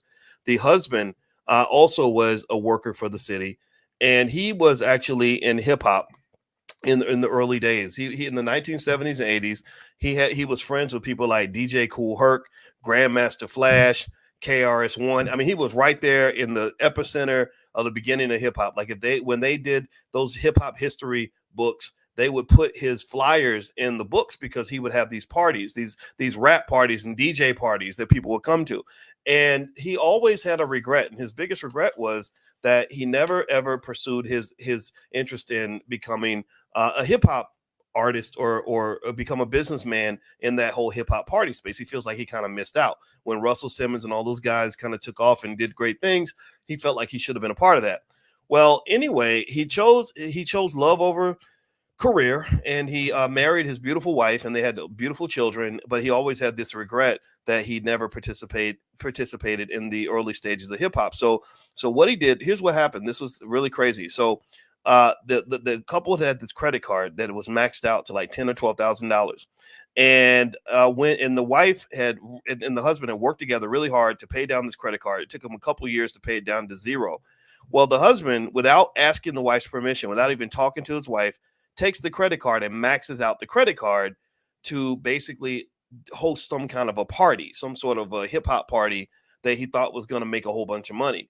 Well, unfortunately, the party didn't make any money and they lost all this money. So I'm sitting there with this couple as they're trying to decide what to do. I mean, there's lots of tears and she's devastated and she's thinking about divorce and everything else. And I remember feeling very sad for everyone. I felt very sad for the wife, obviously, because she had worked so hard to help pay down this credit card and to have her husband go behind her back and max out the card again. But then I felt very bad for the husband too, because he was this man that was sort of living with these broken dreams that he sacrificed in order to become a husband and a father. And so these little dynamics can pop up in relationships where maybe someone has this dream that they never got a chance to pursue, or a dream that they're willing to sacrifice everything for, and the other party isn't interested. And it just becomes torture for everybody. It really becomes torture for everybody. I remember when I was trying to become an entrepreneur, and I remember how I used to have to spend every penny I had to get my dream off the ground. If I made $8,000 that month, I might spend $7,895 to pursue whatever I was trying to pursue. And I don't really know how my wife would have felt about that. And so if I'd gotten married at that time, I would have probably needed to choose a wife who, number one, had a big risk tolerance, right? Someone who was able to really go in the fire with me and not get scared. A lot of people can't handle that. A lot of people can't stand the rain. There are sunny days, everybody loves them, but tell me, baby, can you stand the rain? A lot of people don't want to hear that their husband spent 99% of the family's income pursuing some sort of a pipe dream. And then number two, maybe someone who had something to complement what I was doing. So maybe somebody who already had some resources and was well established and simply said, hey, babe, you do your thing. I'll support you. I'll have your back. I'm going to reduce your risk by being a backup in case things go wrong, right? So ultimately, it's not a matter of saying that there's a clear right or wrong in terms of how you should make these connections. It's really a matter of saying, did I even think about it? Was I conscious of this? Did I process all these things, or did I just sort of dive into situations and not really think about it? I hope that makes sense. I hope that you guys are getting that, because I don't want to tell anybody what to do. The only thing I'm telling you to do is think about it. All I'm telling you to do is be financially conscious. And in case you don't know, we actually do financial consciousness training. It's a free class in the Black Business School, free to the public. You can join us every morning. If you text the word morning to the number 87948, text morning to 87948, and I will invite you to our Money in the Morning financial consciousness training. And you guys are going to love it. And then also, again, if you will allow me, I want to thank another sponsor that's helping us pay the bills on this podcast. And this company is Root Force Publications. And basically, the African, it's an African-American writers platform. Let's see, Raheem Cox. He's a mental health genius, according to what I'm seeing here. His website is rootforcepublications.com. He has a lot of creative offerings. You can check out his podcast, Cold Sauce, for groundbreaking mental health discussions, and Hot Feed for the top 10 news briefings, perfect for when you're on the move. Plus, Raheem offers unique consignment opportunities for his books and DVDs, ideal for students and vendors starting out. Don't miss the chance to support and learn more at Root Force Publications. So that's rootforcepublications.com. So if you could take a second and just go peek out that Black-owned business. I don't know a ton about these companies in terms of exactly what they do, but I do know they're supporting the Black Business School. So I hope you'll go take a look and let me know what you think about their platform. So rootforcepublications.com. All right. So here's another couple of reasons why. I'm gonna give you a couple more reasons why merging finances tends to lead to happier couples. And then I'm going to give you that second stock that I mentioned. The stock I mentioned earlier was AMD. Somebody type AMD in the chat. That's the stock that I mentioned that I actually just bought. And so I believe the stock is going to do well in the next 3 to 5 years. These are long-term investments, but this is not investing advice. Number 5 is increased relationship equality. They said joint finances can foster a sense of equality in relationships. It can help balance any power dynamics that might exist when one partner earns more money than the other. Now, that's an interesting thing because financial abuse is very, very real. There are people who will make more money than you and hold it over your head and make you feel like crap. There are people who will use the money that they have to literally beat you upside the head, make you feel terrible every chance they get. There are women who might make more money than the man and completely humiliate, dehumanize, emasculate that man every day of the week. There are men who make more money than women who will literally say, if you leave me, there's nowhere you can go. And that's why you got to stay, because I have all the money. Now, if you love your son and you love your daughter, you will not subject them to any of this nonsense. I believe strongly that young girls need to be taught about money, because I think all young girls should have options. I also think that young black men should have options, and older black men. I just think black men are happier when we have options, and we're depressed when we don't. And so ultimately, when you talk about things like financial abuse in relationships, a lot of times it typically starts with one person having a whole lot more money than the other. It's one person thinking that I'm bringing more to the table than you. What are you bringing to the table? You ain't bringing nothing to the table. And those are weird conversations, right? I would say also remember that there are things you can bring to the table other than just money, of course, right? If someone's giving birth to your kids, that's quite a bit to bring to the table. Money cannot buy the birth of your child. Money cannot buy human life. Money cannot buy that those little humans that came out of her body. So I kind of believe that that's sacred. But maybe people think I'm old fashioned, or they think I'm simping when I say that. But I don't care. Just call me simp of the year, because you know what? I honor any woman that's willing to go through the torture of having my baby. Shoot, I mean, think about it. Imagine if men had to have all the kids. If men had the kids, there would be no children. The human population would cease to exist if we had to go through the torture of even having one child in our lifetime. So thank you to the mothers who give us life, and I believe that you are sacred, and I believe that the world should respect you. And I've been pissed off to no end that we allowed somebody to bastardize hip hop music and train so many young black men to disrespect black women on a regular basis. I think that's dastardly and embarrassing, and it's not a reflection of who we are. But I digress from that. With that being said, one of the things that they do say is that when both partners are able to participate in economic decision making, there is a sense of strength that each person gets to feel, a sense of equality. Everyone gets to feel like they're contributing. Nobody gets to hold anything over anybody's head. This is important. This is important. This is important. I knew a rich white boy when I was a kid, and his mama tried to kill herself. And I was like, why'd your mama try to kill herself? And you know how white people, anybody ever have white friends and you go to their house and their parents will talk to you like you're an adult? Has anybody ever had like white, they would talk to you about stuff that black parents don't talk about in front of the kids? Anybody ever had that experience? Like I learned so much from my white friends. Like I would go to their house and their parents would, like, their mom would be talking about the divorce, like he cheated and blah blah blah, like stuff that I didn't expect to hear as a 13-year-old. I don't know if anybody else ever had that experience, but if you really want to have an interesting experience as a kid, get some like white friends and go to their house. It was just different. It was different. So anyway, so I went to my friend's house, and she and his mother had basically tried to kill herself, literally. And I was like, what happened? And the mom basically told me everything that happened. She was divorced. She said, my husband, when I was in college, he was going to be a dentist and make all this money. So I quit school because he was going to make all the money. And so that's what happened. She quit school. He becomes a dentist. They're living this wonderful life, right? Everything's happily ever after so far until she hits about 40. And so she's not in the workforce. She's living this nice suburban housewife life. And they've got, expensive cars and boats and everything else. And then he decides he wants to trade in his 40 for 220s. And so he basically starts having this affair with his secretary, who is half the age of his wife. And his wife can't leave because she has no money and no marketable skills. She can't go back into the workforce. How often have you seen that? How often have you seen that? So she was completely financially dependent on this man, and so he leaves. He takes off with his 24-year-old, and the wife is there with the two kids, sitting up in some expensive private school where the tuition's like $15,000-$20,000 a year, and she can't afford that. She can't afford to maintain the lifestyle that she had become accustomed to, because this dude decided that he wasn't going to keep his commitment to his family. And as a result, she ends up trying to take her own life.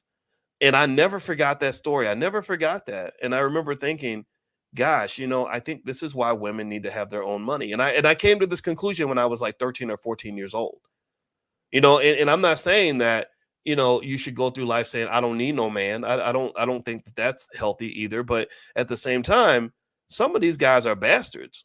And some of these women are bastards. Let's just be honest. You got bastards there. Don't marry a bastard.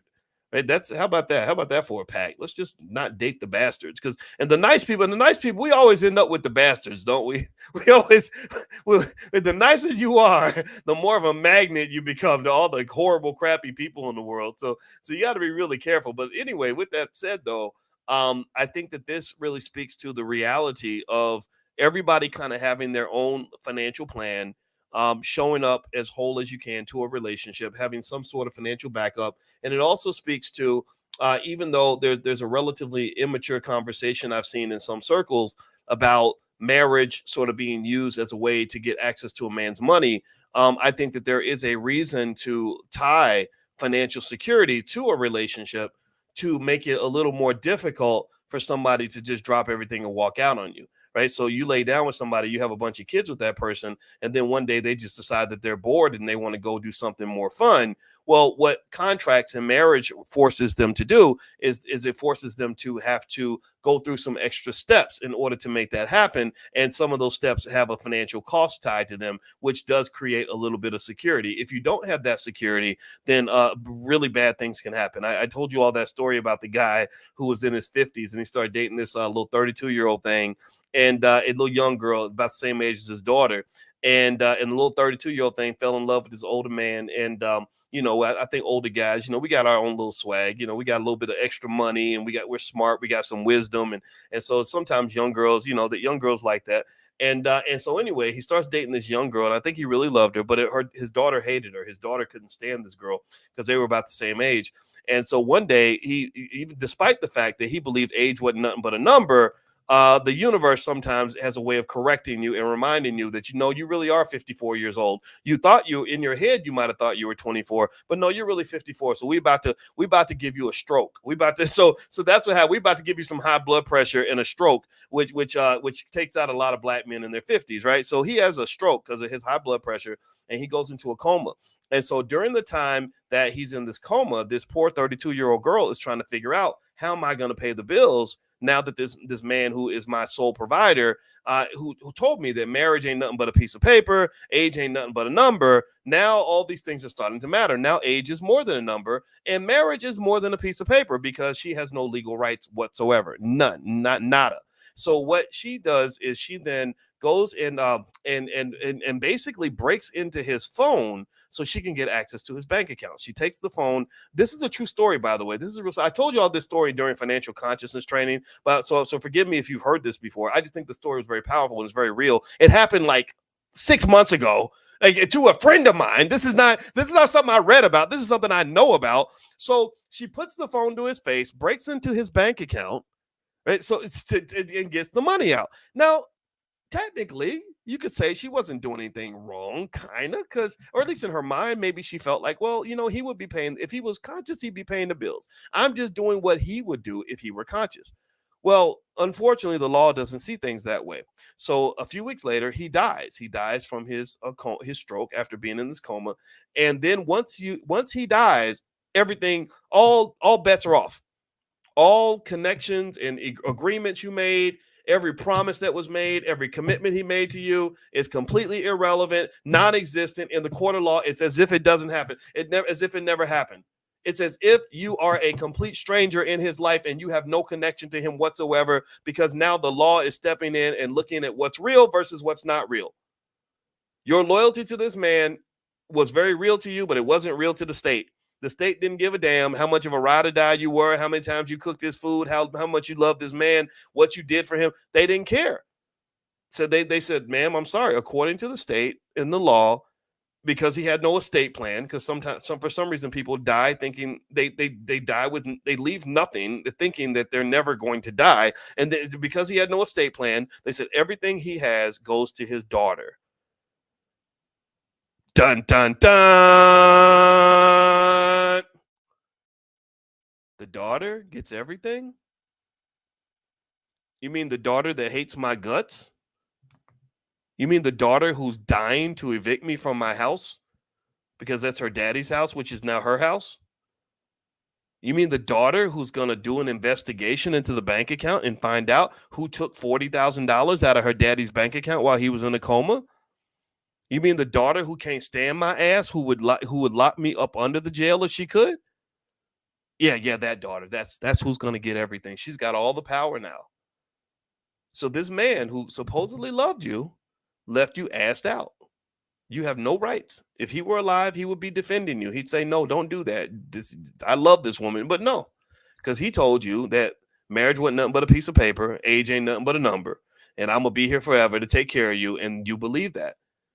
So as a result, the daughter goes in. She immediately evicts the girlfriend from her house and making her homeless. And then she calls the sheriff's office also and informs them that after they evict her, they need to arrest her because she stole money out of his account. The end. The end. That was her happily ever after.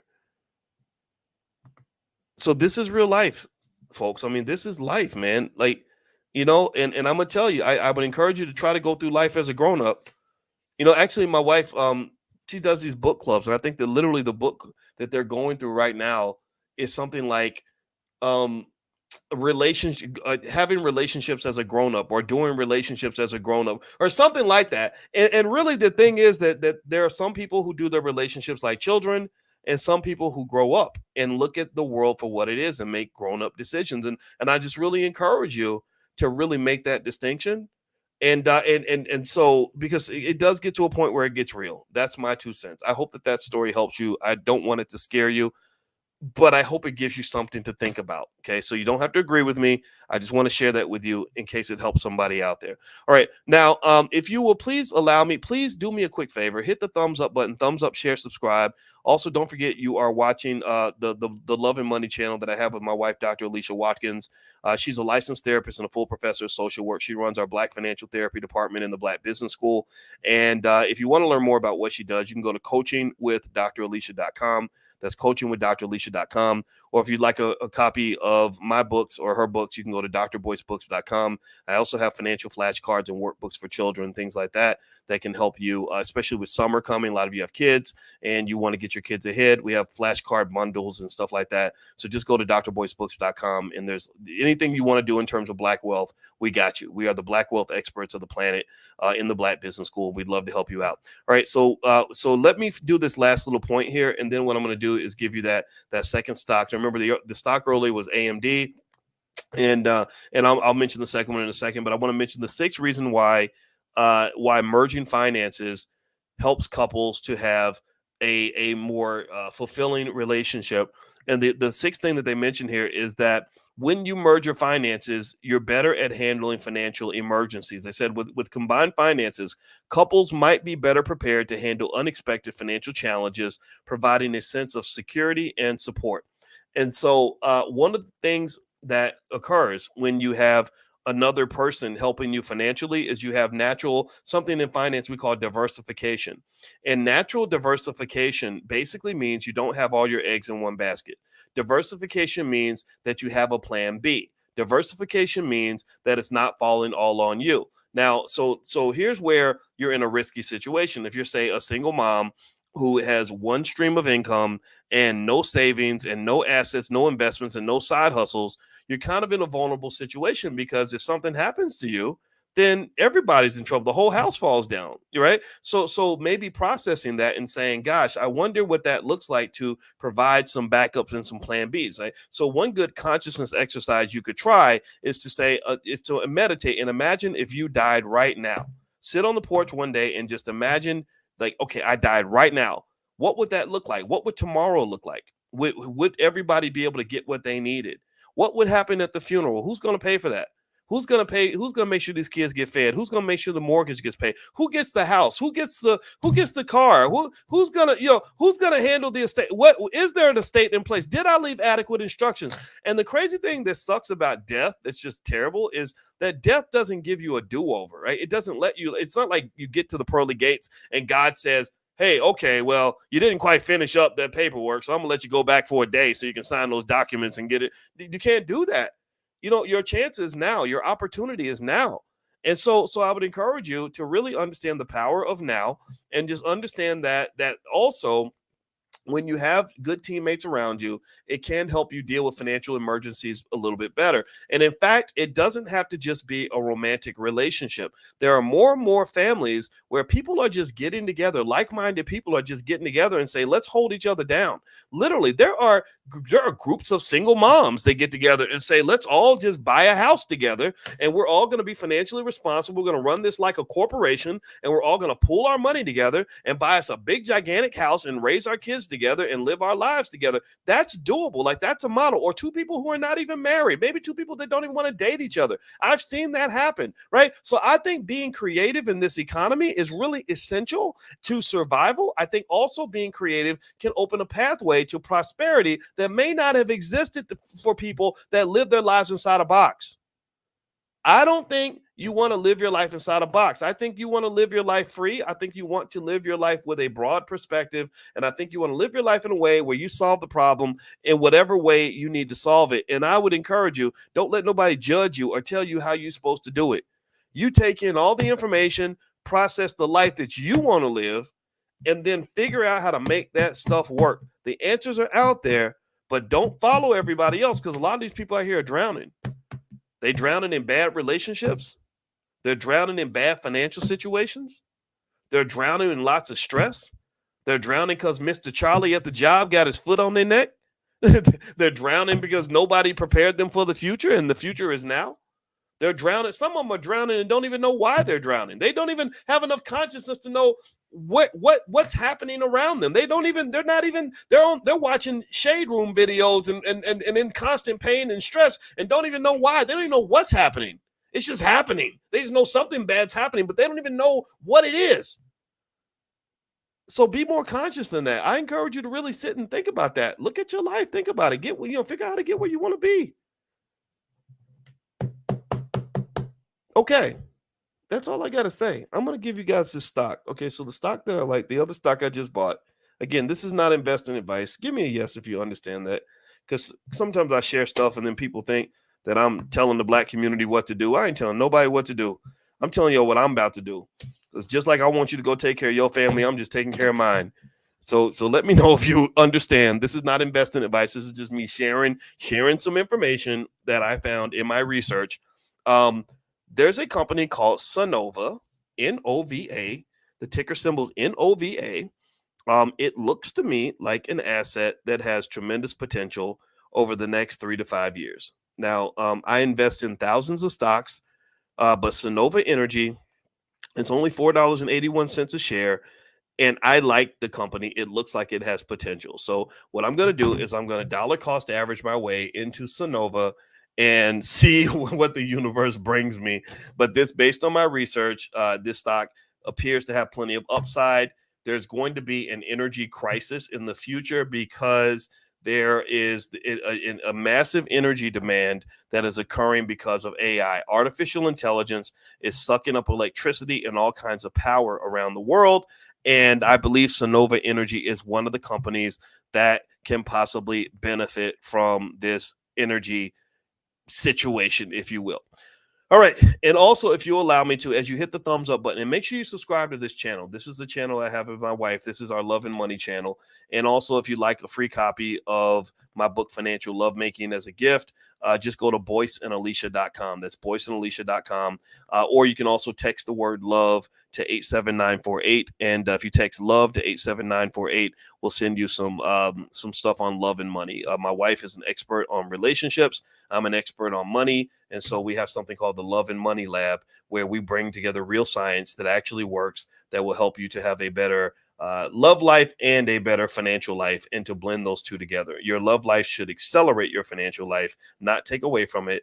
And also your financial life should accelerate your love life, not take away from it. But if you don't manage those two accurately and carefully, they can crash into each other and cause lots of chaos, which is why you look on the internet and you see so many people saying, I won't go on a date with anybody because these women expect me to spend $150 and I don't have $150 because I want to take her to Cheesecake Factory and she thinks that makes me cheap. So ultimately these issues are solved by science. and my wife is an expert on this science. So if you want to hear from two professors who love each other, who have some ideas that may help you, feel free to text the word love to 87948. All right. So I'm going to get on out of here, guys. Thank you guys for listening. I hope that this discussion was beneficial to you. I'm going to be in Philadelphia for the Get Money Fest with Jay Ortiz. I love the fact that Jay Ortiz was a hip hop artist out there. He works heavily in hip hop and fashion and everything else.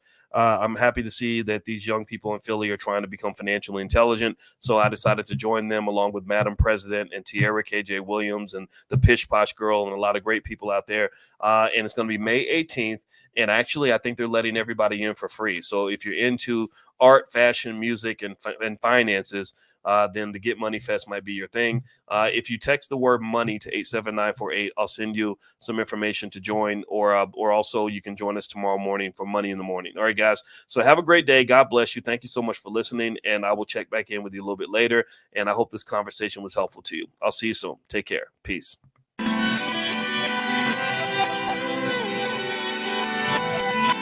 Here we are, clan the isms, cataclysm, great.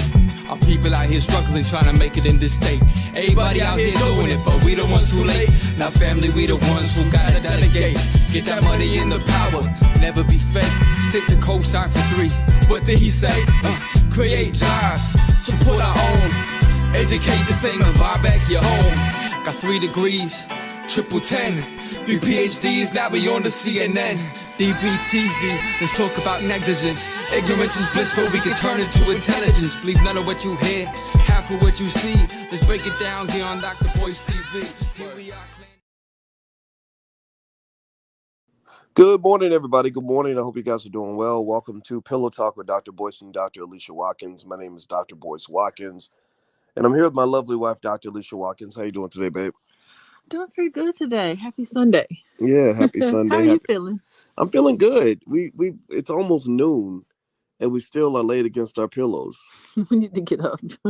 I like that.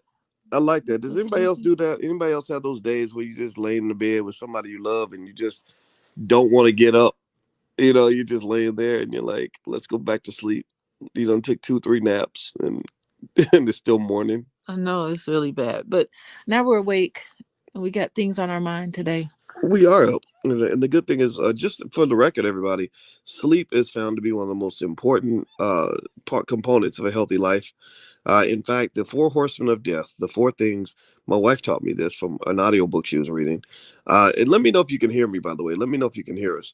The 4 horsemen of death are cancer, heart disease, Alzheimer's, and diabetes. Mm-hmm. And the 4 ways to fight the 4 horsemen of death are mental health, exercise, diet, and sleep. So the way I remember that is the 4 horsemen of death: cancer, heart disease, Alzheimer's, and diabetes. That's Chad. So Chad is the horseman of death. And then the way to beat Chad is to take your meds, MEDS. That's mental health, exercise, diet, and sleep. Give me a yes if you hear me. Give me a yes if that makes sense. All right. So wait, I just want to jump in and say it's very simple, but it's not easy. Those are not easy things you just said. That is so true. It is so hard. Do you know how hard it is for people to sleep, to get a good night's sleep? Oh, I can sleep at a drop of a hat. Okay, I know you can. Well, if we wasn't on a pillow talk, I'd probably be. Okay, well, bravo to you. Let's clap for you. But it is really difficult for a lot of people. They have so many things on their mind, they cannot get to sleep. True that. And if they get to sleep, they wake up in the middle of the night and then can't get back to sleep. That's very frustrating. That is so true. You go through the day all day and can't get to sleep. Absolutely. So you're privileged. You don't have that problem. Yes. I could go through all of them if you want to, and then talk about how unhappy it is. Well, we're not going to talk about sleep now. We're going to talk about dating broke people, and if you should date somebody who is not financially stable. I heard somebody say that you shouldn't even consider dating somebody who's not financially stable, and I said, oh, this is interesting. Maybe we can provide some nuance on that topic. Shout out the city from, by the way. I want to say hello to Latoshia, Beth, David, Fan. He just came back from a 4-mile run. Good for him. Wow, that's awesome, man. Robert Douglas. Let's see, Alicia Smith, Charles Holman. Where are they calling from? El Haj. Do you know the state? Charles, let's see. I didn't see Charles come on. Let's see. David's out of Long Island. He understood the assignment. And I'm sure some other cities will come through. But let's get started. Let's talk about this topic. So you and I were talking about whether or not you should date financially unstable people. And I'm going to ask you all, give me a yes or no. Do you think that a person being financially unstable, would that make them ineligible for you to date them? And I ask that because who you date and who you marry is a very important part of your wealth. Studies show that people who have partners who are supportive, who are optimistic, who are encouraging them to take risks, who are encouraging them to ask for that raise, that those people tend to have more money. That literally having that person next to you that's really pushing you to expand your horizons does better than like having somebody who's always telling you that whatever you're gonna do isn't gonna work and you're wasting your time and it's gonna be garbage. So so so that was interesting, just to see that. Yeah, I think you need to just date.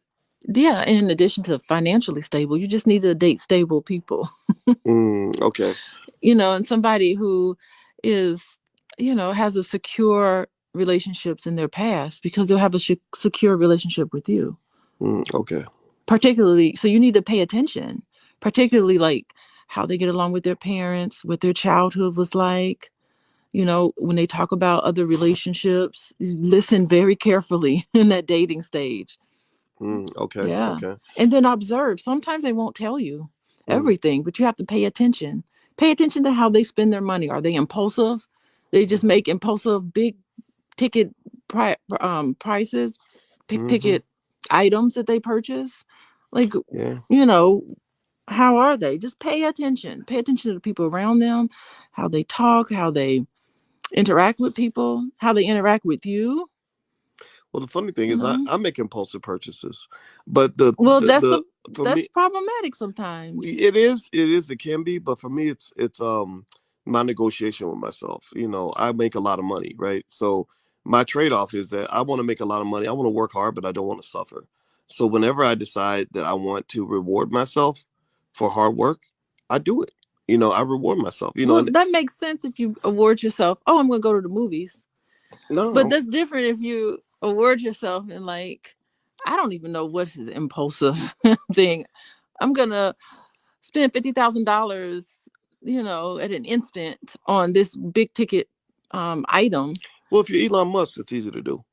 Think about it. If you were Elon Musk and you're making $10 million a day, what's $50,000, right? So I Well, think it all that depends, right? Because Elon Musk has had some issues with his marriage. he has, yeah, he probably, Clearly. absolutely. I mean, he's a bullet train, right? He's very, I'm glad Elon Musk got his divorces because it allows him to be a better version of who he is.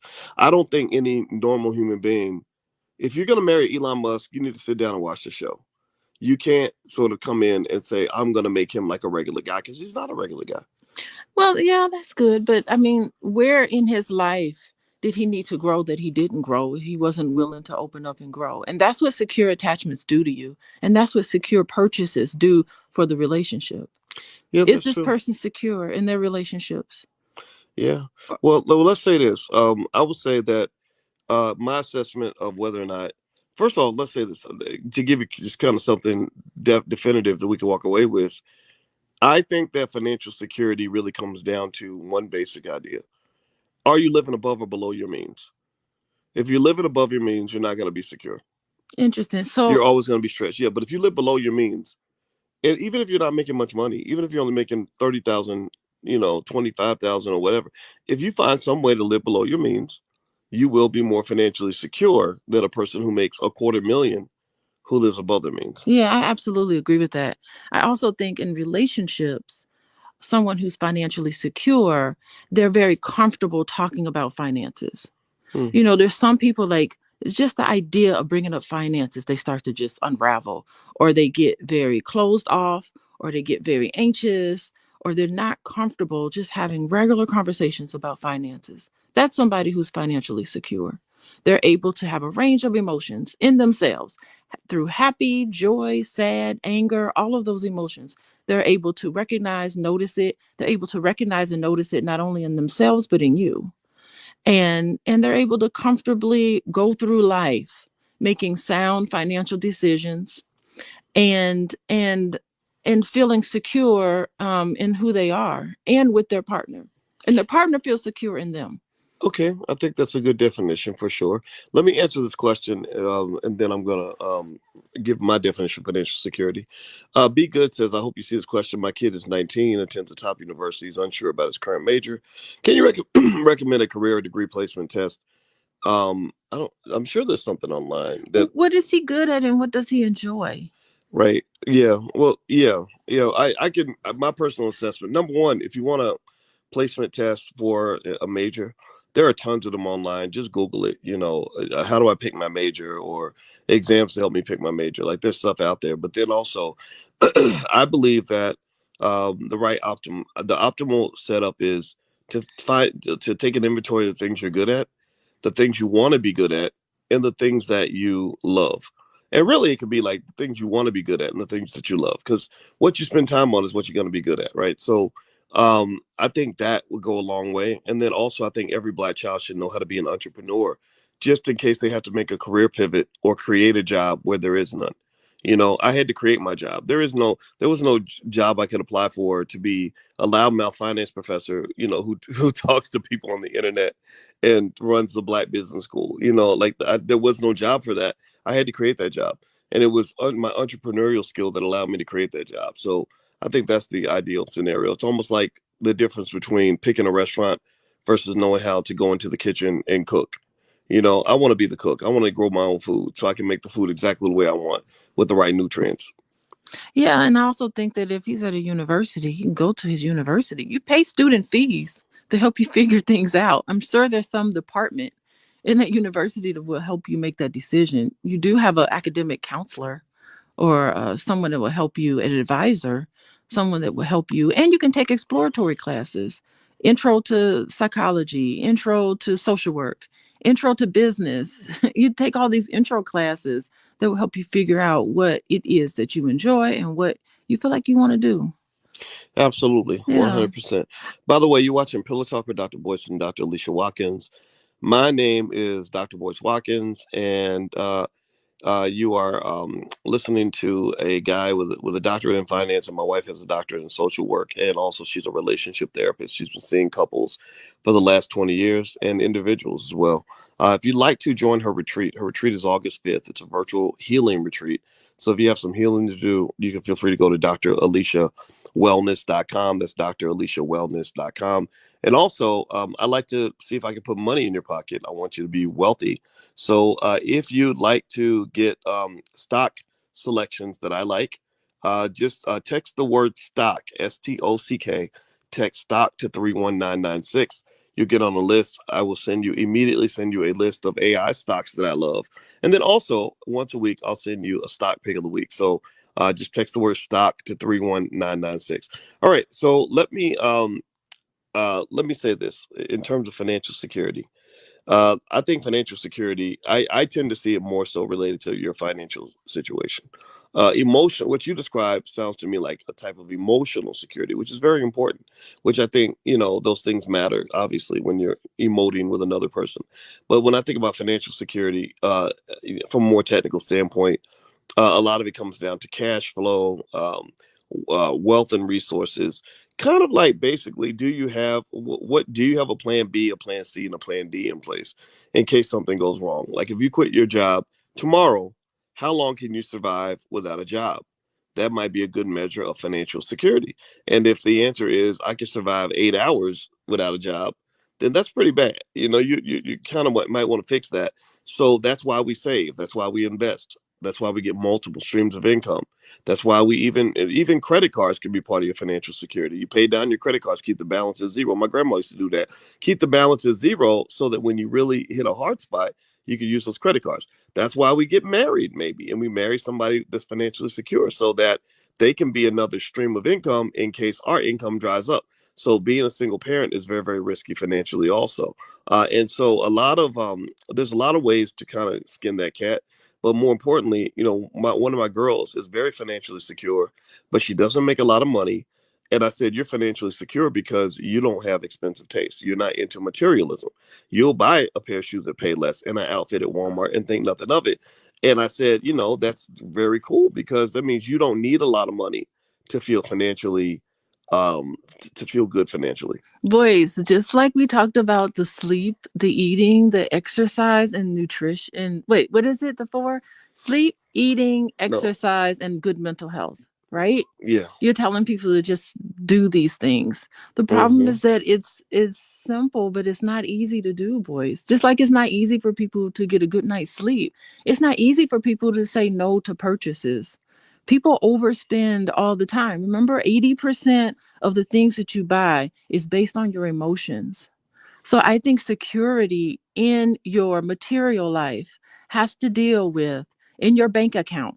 All of these things has to deal with your emotional security and feeling good about yourself. To me, it's related. I don't disagree with you. I think everything you said is so spot on, but so much of it is driven by things happening internally. Wow. So we got some. Zenobia Webb is mad. Ooh, buddy. What's she She mad she about? said, "How about the fact that our children are not safe in their own neighborhoods?" I'm imitating her voice. How about all the absentee dad problems we have? Y'all are a joke. And then she says, dating broke people? How about finally being honest about what our community has gone through in the last 30 years? And then she says, I'm done with y'all. Y'all delusional and sad.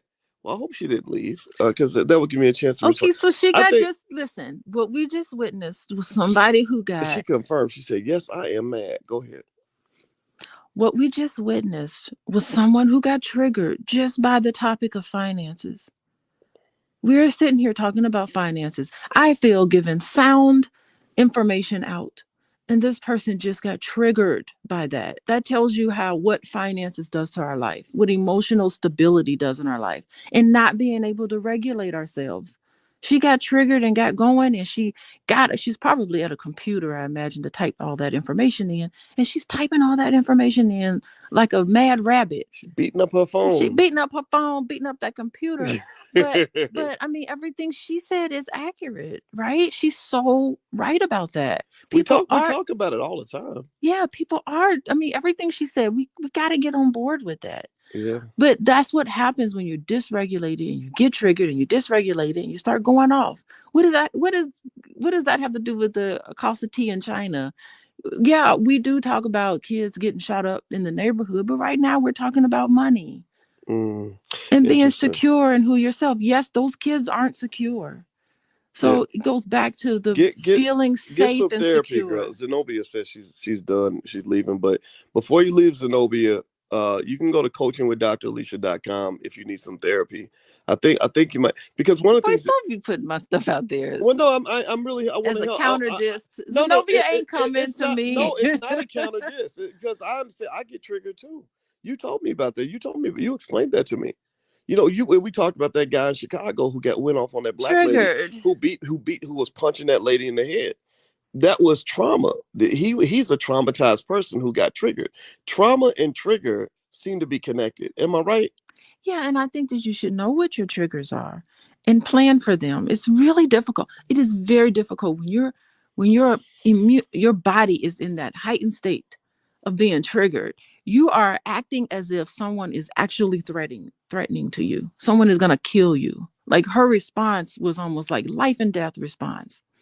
This is Mm. someone who's very, very frustrated. Yeah, yeah. I think that's I It's a think tough thing. I think that's important and very powerful, right? To kind of talk about that. I mean, if you're talking about really, because we've talked about this, all these things in the black community. We talked about the fatherless issue.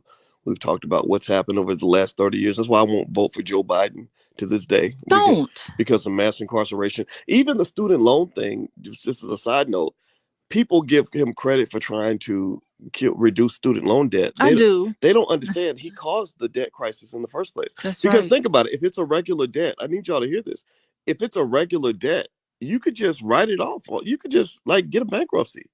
Why can't you get a bankruptcy and just eliminate your student loan debts like every other debt? Now, I read somewhere that that was being changed. Yeah, well, I hope that they do that. That's if Biden I really read somewhere that he right. actually said that. I'm going Yes, to take that out. if Biden wants to Yeah. help people with student loans, just change that law.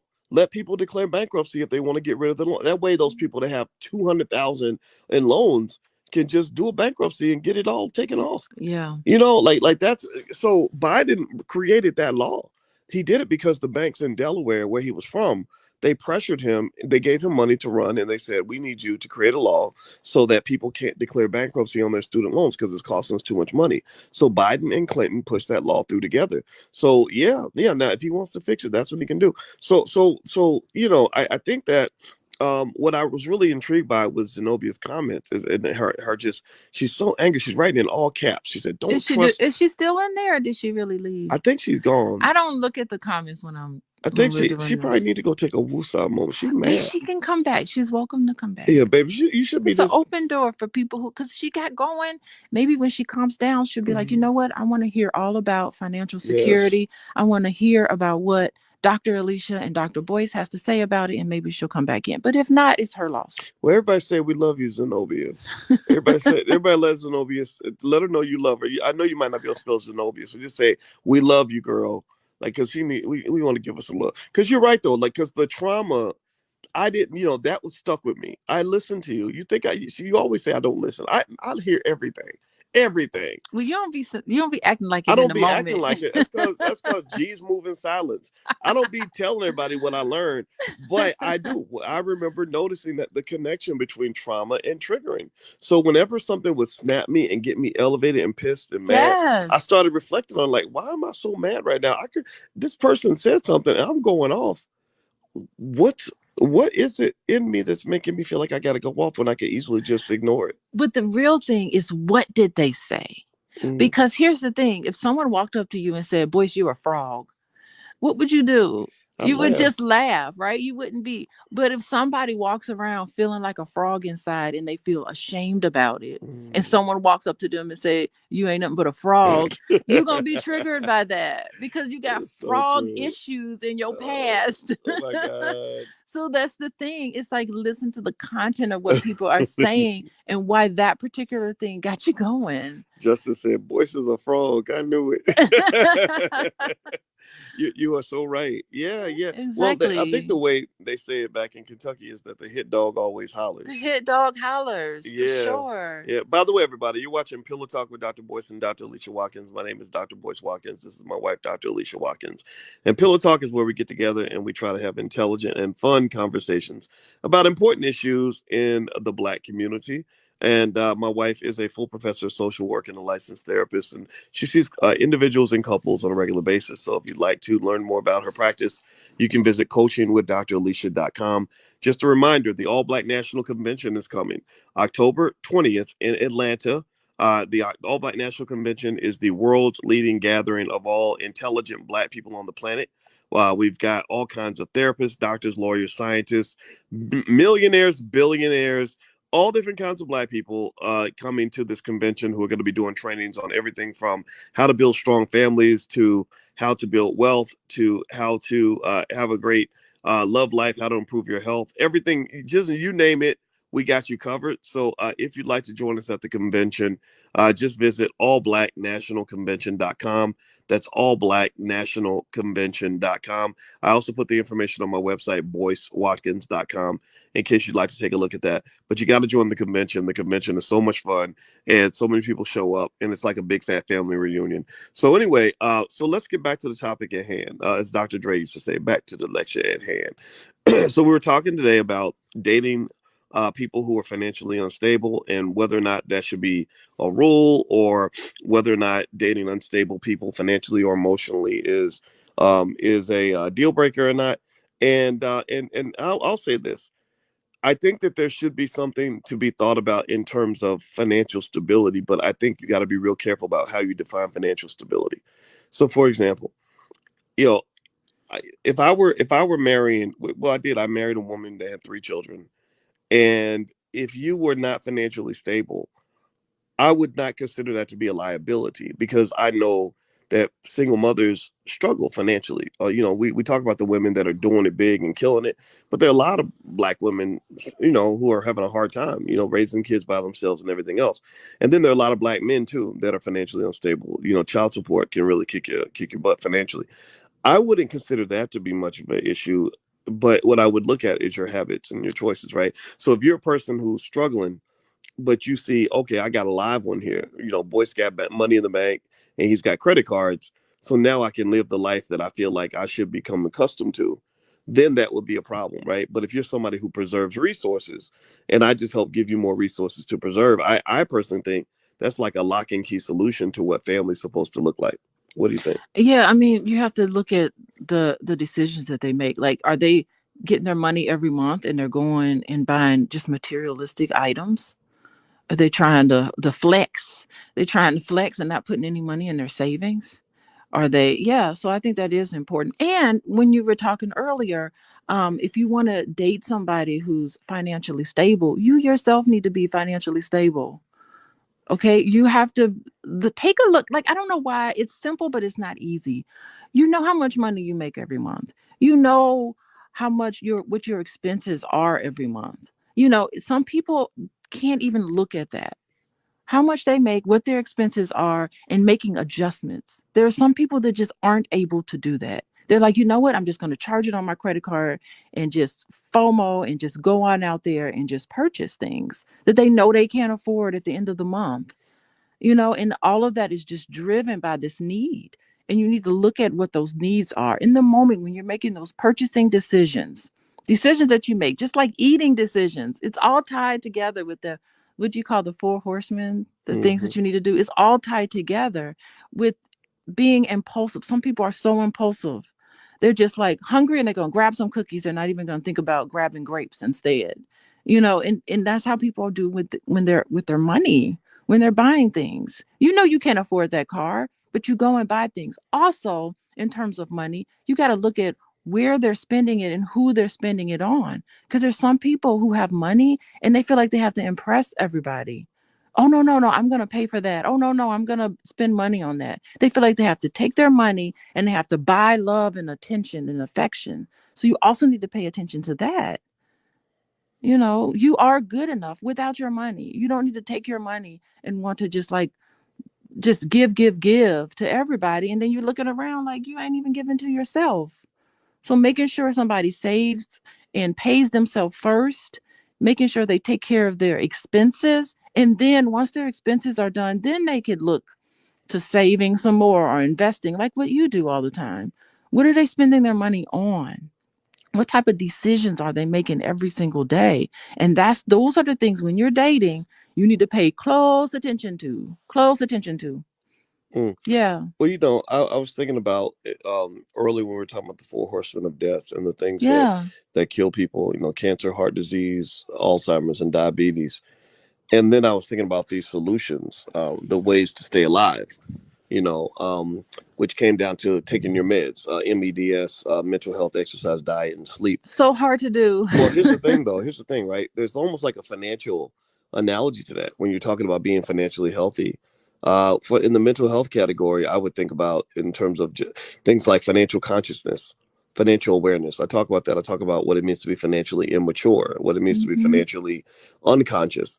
A financially unconscious and financially immature person is somebody who spends money like a child. Like if you listen to how a child talks about money, if you say, what are you going to do with your money when you get it? The 6-year-old's going to be like, I'm going to buy some candy.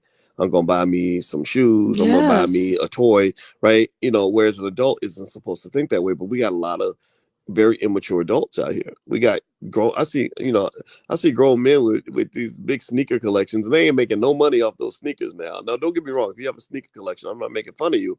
But if you got a big sneaker collection, but you don't own any property, and you can't take care of your children or your family, then that's an issue, right? So I think so you start with that financial awareness, financial maturity piece. That's the mental side. The exercise component, when it comes to body, we talk about physical exercise, but there's also financial exercise, financial fitness. Financial exercise means, are you doing the workout to grow your wealth? Are you doing the things that are going to build up your financial muscle? Are you investing consistently? Are you trying to acquire real estate? Do you have financial goals? So I would encourage everybody listening to financially exercise and get with people that want to exercise. People that are just stagnant, you're not going to grow. And then diet. When I think about diet instead of food, I think about choices, financial choices. What is your financial diet? If I take $100 out and I leave the house Am I going out and just spending it as fast as I can and spending it on worthless things? Or am I spending it in a way that is efficient and intelligent, making sure I'm careful when I go to the grocery store, go to the mall, not overspending, right? Overeating and overspending are very similar behaviors. They have the same effect Mm-hmm. on your psychology. Both of them make you feel better. Both of them help you, deal with the unaddressed trauma that you may have, right? You Yes. talk about that. We talk about retail therapy, but also you have Yes. people that also give themselves therapy by eating that ice cream. I did a whole lecture on retail therapy. That was pretty fun to do. You did. You really did. Yeah. Yeah, yeah. Coaching with DrAlicia.com, by the way. Dr. Alicia. And also I put a link on my website. She has a whole financial anxiety workbook that I think is extraordinarily good. So you feel free to take a look at that. And then I think in the sleep part, I think about that in terms of just that recovery piece, financial piece, financial security. So instead of the word sleep, maybe think about the SS security. And security might just mean assessing your financial situation, assessing your assets versus your liabilities, looking at your income versus your expenses. Generally speaking, I want y'all to listen. Give me a yes if you're hearing this. If you really want to know how you're going to do financially and how you're doing right now, you got two big battles going on. You ready? I'm going to make it real simple for y'all. You have the battle between your assets and your liabilities, and the battle between your income and your expenses. That's it. You got two wars happening in your life financially. Okay. I don't know why does everything have to be a war scenario with you? Because I'm a traumatized kid who just gets triggered easily, and I see everything as a battle. Let But me just this say, is your I know, or subconscious. think of it like, okay, it could be like a basketball game. Then, like a basketball game, Okay. you got I'll the let you go. assets versus the liabilities. You don't want the liabilities to win because then you're in trouble. You're sinking, and then you've got the income versus the expenses. And if the expenses are beating the income, then eventually the liabilities will be defeating the assets. Can I get an amen? Seriously, I mean, it's really that simple. And I want people to really start there. Don't start with like I gotta get rich. Don't start with I gotta go make more money. Don't start with I gotta go have a business. Start with income versus expenses. I don't care if you make $10 a year. If you're spending $5 a year, then you're winning that battle. And then you win the first battle, you win the second one. Yeah, I think what we're saying today, the biggest takeaway today is that when it comes to marrying somebody, love is not enough. Well, look, It's yeah, essential. Love is essential, love but it's matters. definitely not enough to have you marry somebody. Do Yeah, not get into a legal situation with somebody who is a financial firecracker. firecracker, Firecracker gonna blow it all up. You did not want to do that.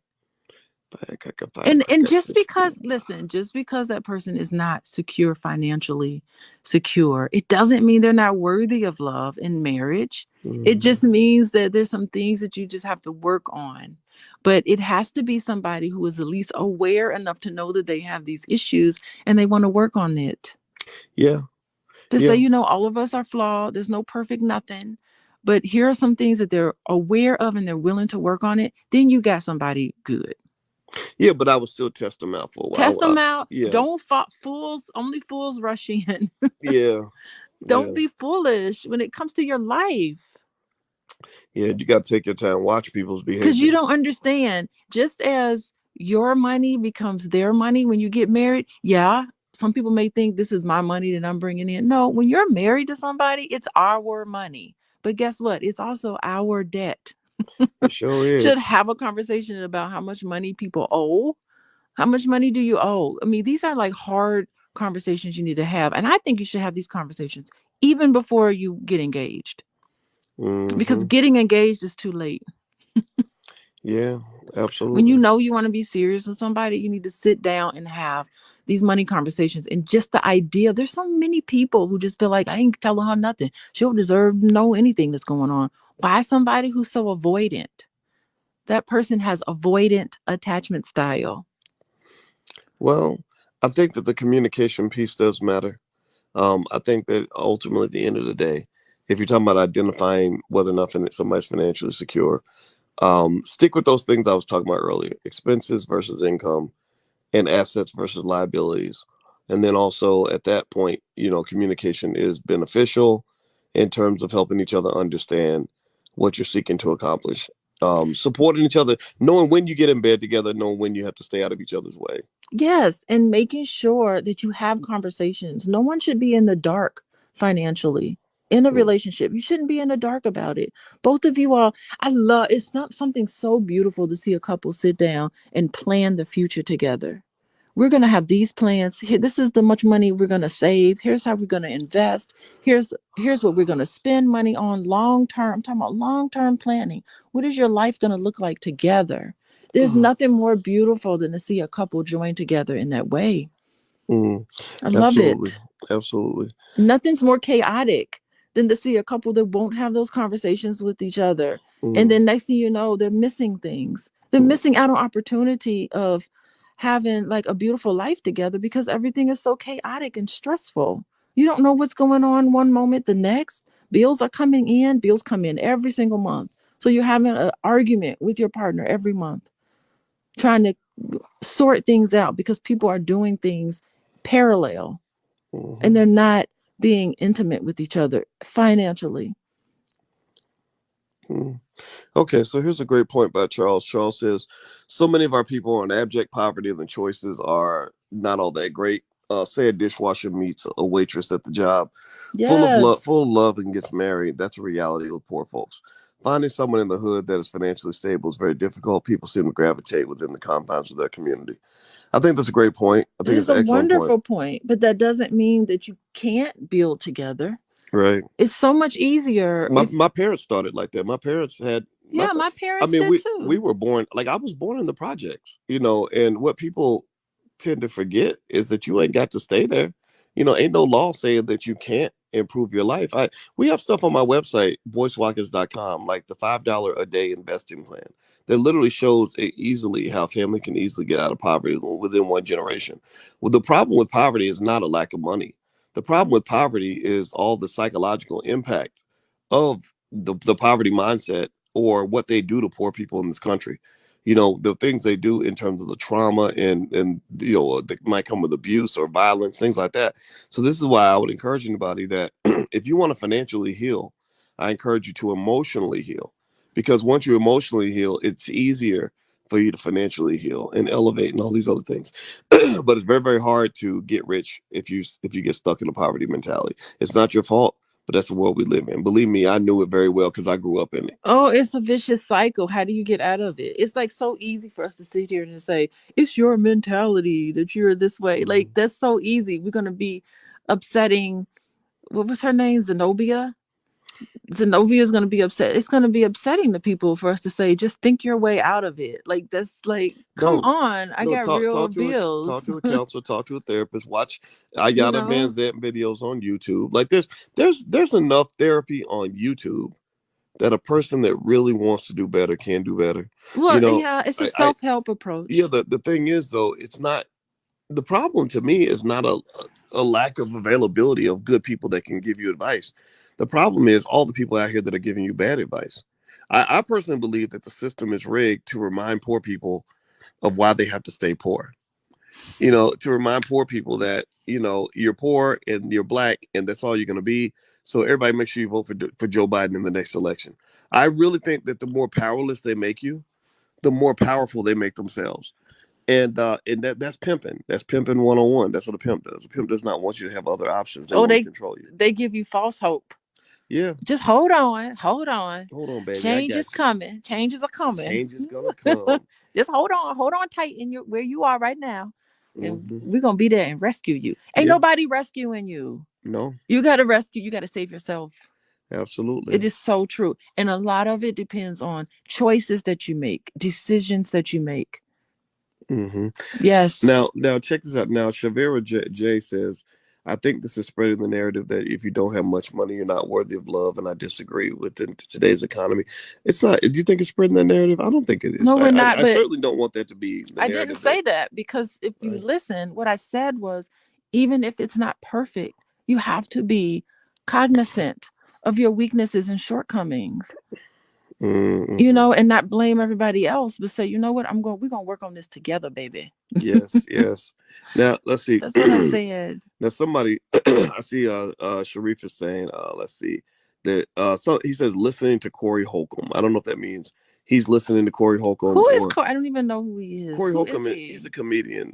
He doesn't like me very much. Corey doesn't, but Oh, well, yeah, whatever. but I did, just in case y'all want to know, I did a full hour and a half long breakdown and analysis of Corey Holcomb's why I think he has issues with people like me, and why me challenging black people to do better for someone like him can come off as being uppity, and that's not the intention. But I have to draw a line in the sand in terms of explaining that, if you listen to Corey's skits where he jokes about being a terrible father, and not paying attention to his kids, and I only go see my baby's mama so I can have sex with them. I just really think that we got to kind of push back a little bit on the raggedy black man narrative that people push, because I know kids like that. I know kids who got daddies like that. I know daddies who are like that. And I think that the real men got to stand up. We can't have 50-year-old black men out here running around like little kids.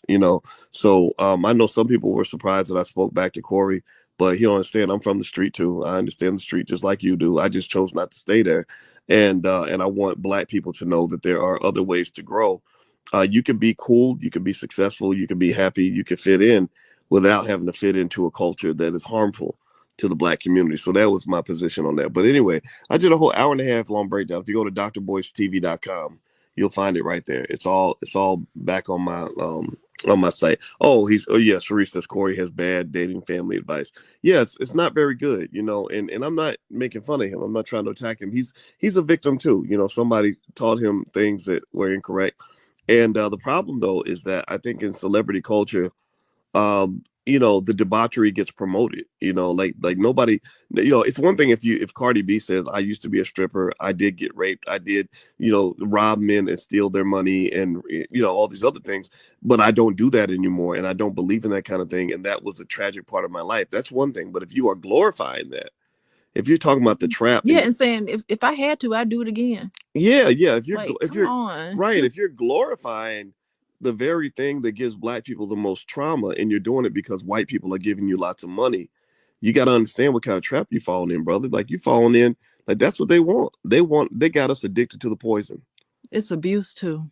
Yeah. It's abuse. Yeah. I'm not taking the poison. Glorifying abusing black people, abusing each other. There's Yes. enough of that going on. Yes, absolutely. So, so by the way, everybody, you're watching Pillow Talk with Dr. Boyce and Dr. Alicia Watkins. My name is Dr. Boyce Watkins. This is my wife, Dr. Alicia Watkins. Dr. Alicia is a licensed therapist and a full professor of social work. She sees clients on an individual and group basis. She's also hosting a wellness retreat online. If you'd like to learn more about her wellness retreat on August 5th, you can go to draliciawellness.com. That's draliciawellness.com. And did you have a coupon code, or did you want to bring it up next time? Oh, I do have a coupon code. Wellness. WELLNESS. Okay, so because you're here, we'll share a code with you guys. The word wellness. If you put the word wellness in, it takes a big chunk off the price. It does, about 60%, I think. Yeah. So only 20 people can use the code, but if you use the word wellness, you can get 60% off on the conference or the retreat. So it's all digital, so you can watch it. You can join it from the comfort of your own home. So go to draliciawellness.com, use the code word wellness, and get 60% off the retreat. But again, this coupon will only work for the first 20 people to sign up. All right, so let's finish up the topic. So we were talking about whether or not you should date a person that's financially unstable or not. I want to make it 100% clear. I don't believe that being financially unstable makes you unworthy of love. I mean, I think everybody's worthy of love. I also want to make it clear that when I talk about financial instability, I'm not talking about being poor. But, I know a lot of poor people who are very financially stable. Because you know why? Because they live within their means. They drive in their lane. They play their position. They're not trying to. And that, if you're a poor person who got to have a Birkin bag, well, then that's probably going to cause some instability. But if you're a poor person who says, I'm going to get me a fake Birkin bag, that makes sense to me. I know rich people who get fake Birkin bags. But you know what? A lot of this stuff is relative. It all depends on who you're comparing yourself to. Who's your reference group? Who do you compare yourself to? Because keeping up with the Joneses. I feel like we do okay, but when we hang out with billionaires, we're gonna feel like a bunch of broke. We're gonna feel poor and broke people. That's why I don't hang out with billionaires. You know what I mean? Or I mean, it all just depends. It just depends on your reference group. I mean, there are people who work paycheck to paycheck, but they got microwaves, they got a car, nice car to drive. They got microwaves, right? In our country, having a microwave is a luxury compared to other countries. That's poverty.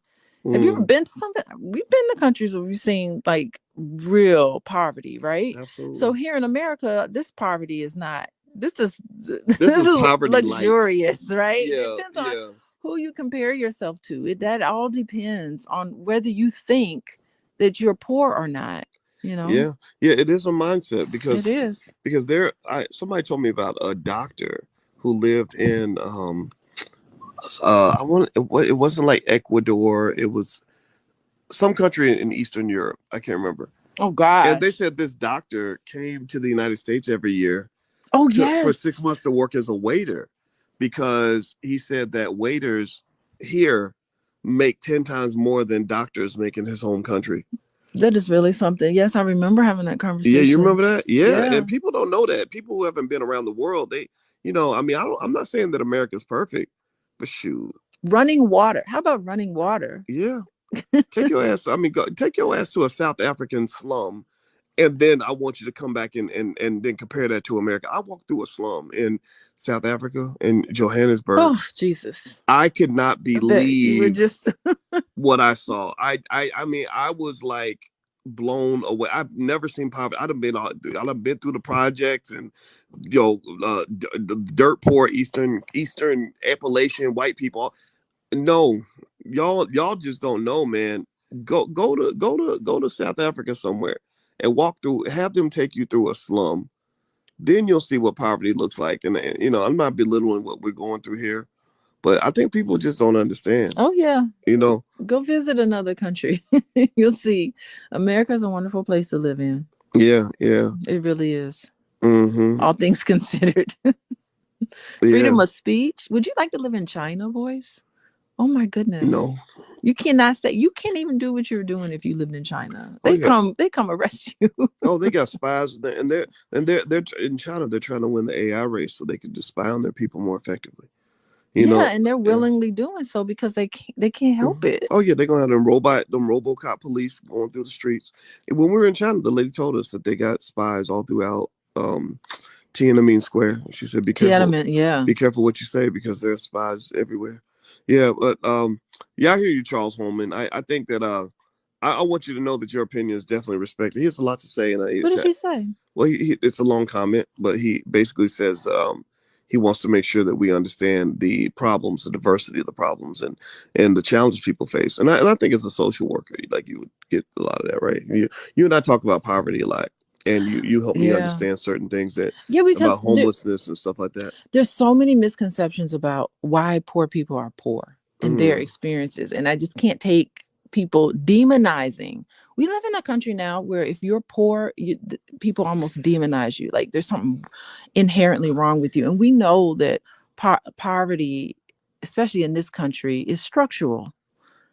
Part of it is you. Yeah, part of it is you. And those are the things that you can change. But some of it is structural opportunities and all of those things. So it is. There's systems in well, place. absolutely, I agree Mm-hmm. 100%, Mm-hmm. and that's one of the reasons why I encourage Black people to stop trusting the system because Mm-hmm. the Mm-hmm. system and the structure that's not designed to put you ahead.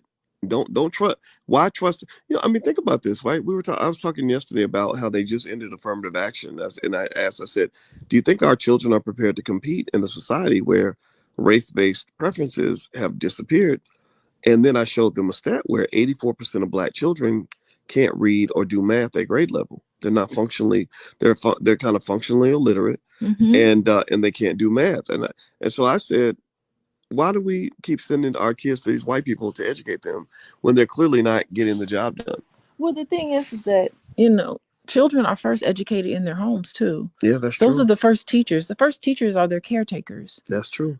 And I don't ever rely on the school system to fully educate my children. I supplement a lot of their education with what I do with them. I spend time with them. I talk to them. I Mm. educate them myself. Well, I can educate them directly, but I educate them on my actions and my behaviors and my words and all of those things. That's what educates your children. too. So school's going to do only but so much. They can't do everything, but there's some things that you can do to supplement it. Well, I think, when people Like try. buying your flashcards in your workbooks and all of that. There's different ways. And by the way, my financial flashcards for children, I mean, since you brought it up, Yeah. you can go to financialflashcards.com. That's the URL if you'd like to take a look. We also have workbooks for kids, and it's mostly for finance and business. So if you're interested, it took us 3 years. We pulled together Black experts from different walks of life, and these experts put together a wonderful series of financial workbooks that cover every single grade band, every single age, and cover real estate, stock market investing, and money. So if you're interested and you want to train your kids on your own, just go to financialworkbooks.com. That URL is on the screen. So the last thing I'm going to say on this is, I think, I know we were talking about financial security, and I think financial security is definitely linked to how we raise our kids. When you talk about who's to blame for kids not being ready, the teachers or the parents, I think it's everybody. I think all of us. Everybody, Yeah, yes. it takes a village to destroy a child. It really takes a collective effort to make sure that these kids have no future at all. I think it takes everybody. Everybody has to be focused and centered on something sinister to make this happen. And it's not to indict every teacher or indict every parent, but when I hear politicians that seem to care more about the teachers' unions than they care about the educational outcomes, that bothers me. Well, the teachers union is important. Okay, I It's come from a important. family of Yes, educators, so but the I don't teachers want to union hear. is not more important than the kids. I'm The sorry. kids Can I matter more just than the say teachers something? union. I'm a child of a school teacher. Right. And my mom and all her sisters and my dad's sisters, both sides of my family, they were all educators. They would work years without a contract, no raise, no health insurance. Like it was the basic necessities that a lot of school teachers did. I saw my mom and my aunts and uncle dig into their pocket and pay for things in the classroom that should never have been paid out of their own money. They're paying for It things, sounds like you're getting giving money triggered. to no, but I just want to I just have to set the record straight on a lot of things. So the teachers union is very important. I never I said it. have been with my Well, mom remember, as she babe, was nobody ever said striking. it wasn't important. Okay, I said so it's not more important than the kids. I stand by that. The kids are the reason that the school system exists. It's got to be the kids first. Now, the teachers union can be second, but the yeah, but the kids. teachers union were But never. but the thing is that they, They were if never those not kids second. are coming out and can't read, I don't give a damn what the teachers get paid. Seriously, if those kids are coming out of that school and they can't and they're not succeeding, and the teachers just want to say, well, it's the parents' fault. Well, It teachers aren't saying it's mm-mm. the parents' fault. The teachers are saying we all have to work together. I have worked in schools personally in Chicago. It is it is a struggle to get parents and kids and the teachers and administrators. All of those need to work together for the betterment of the child. And yes, we do need to have a union for a teacher. I'm a strong union person. Also, we also need to have. There's a lot of misconceptions about welfare. People don't understand 75% of the people who are on welfare work every single day. So there is an issue, a structural issue there too. People get up and go to work every single day, work 40 hours a week, and they don't have enough money to pay their bills. That is a big structural issue, right? So it is, those things are important. 75% of people who collect public aid work every single day. So I just want to just make that point because as a social worker, we just can't do that. Is there anything else? That's it. I'm sorry, but I needed to say that because there's so much noise in there, and these are facts. Look it up. Okay. Well, I'm gonna speak now, um, and I'm gonna say that I do agree teachers unions are important. I do agree that labor unions matter, but what I also see are scenarios where the teachers unions will be negotiating for more money, which is fine, but I don't see anybody negotiate on behalf of our kids. But I do agree though. I think it takes a village to destroy a child. So, you've got you do have teachers that aren't doing their job effectively. You have systems that are not properly incentivizing the teachers. I think teachers should be paid more money. You've got parents that are trifling. You got parents where the teacher tries to call the parent. I don't know how many of y'all remember this. I grew up in a world where when your teacher called your mama, you were in trouble. I can't imagine a world where a teacher calls your mama and your mama supports the child over the teacher. And then the child hears the mother saying, I don't like that lady, she's racist. And next thing you know, the child is going back to school not respecting the teacher because the mama gave her permission to not respect the teacher. So I think that's nonsense. So I'll say this at the end of the day. And by the way, Sharif Smith, thank you for making this comment. I want to make note of what Sharif said. He said he has 6-year-old daughters that listen to our YouTube show every day, right after school before they go outside, and There we that's go. what I'm talking That's the about. example. Man, you father of the year right now, brother. That is the smartest thing you could do. The smartest thing a black man or woman can do with their child is have them exposed to the ideas of college professors at an early age. I did not meet my first college professor till I was 19. But if I had been exposed to higher level thinking as a kid, I would have Interesting. been much more successful. I would have found myself sooner. That's crazy because my dad was a college professor. That's crazy. I grew Yeah, up. I grew up in a university department. yeah. Like I just remember when I was little, I spent all my time with Mhm, my dad. I didn't even know. He never even told me what he did. He was just like, "I just come to work." It just wasn't a big deal, but it was just like mhm. an everyday thing that I was. I remember like talking to my friends about how I was on the Macintosh computer. Most people weren't even on computers when they were in elementary school. If you're my age, of course, So I had yeah. It exposed me to certain things. Well, the thing Yeah, is that I mean, right, and so you kind of ease right into academia. I it mean, was familiar for it's not a me. coincidence that you have the same profession as your father. You're a social work professor, just like your dad. And I think, and the same thing is true when I hear Jay Morrison tell the story about how he grew up with his father and his family cooking up dope in the kitchen. It was very natural to ease right into Yeah. the dope dealer lifestyle.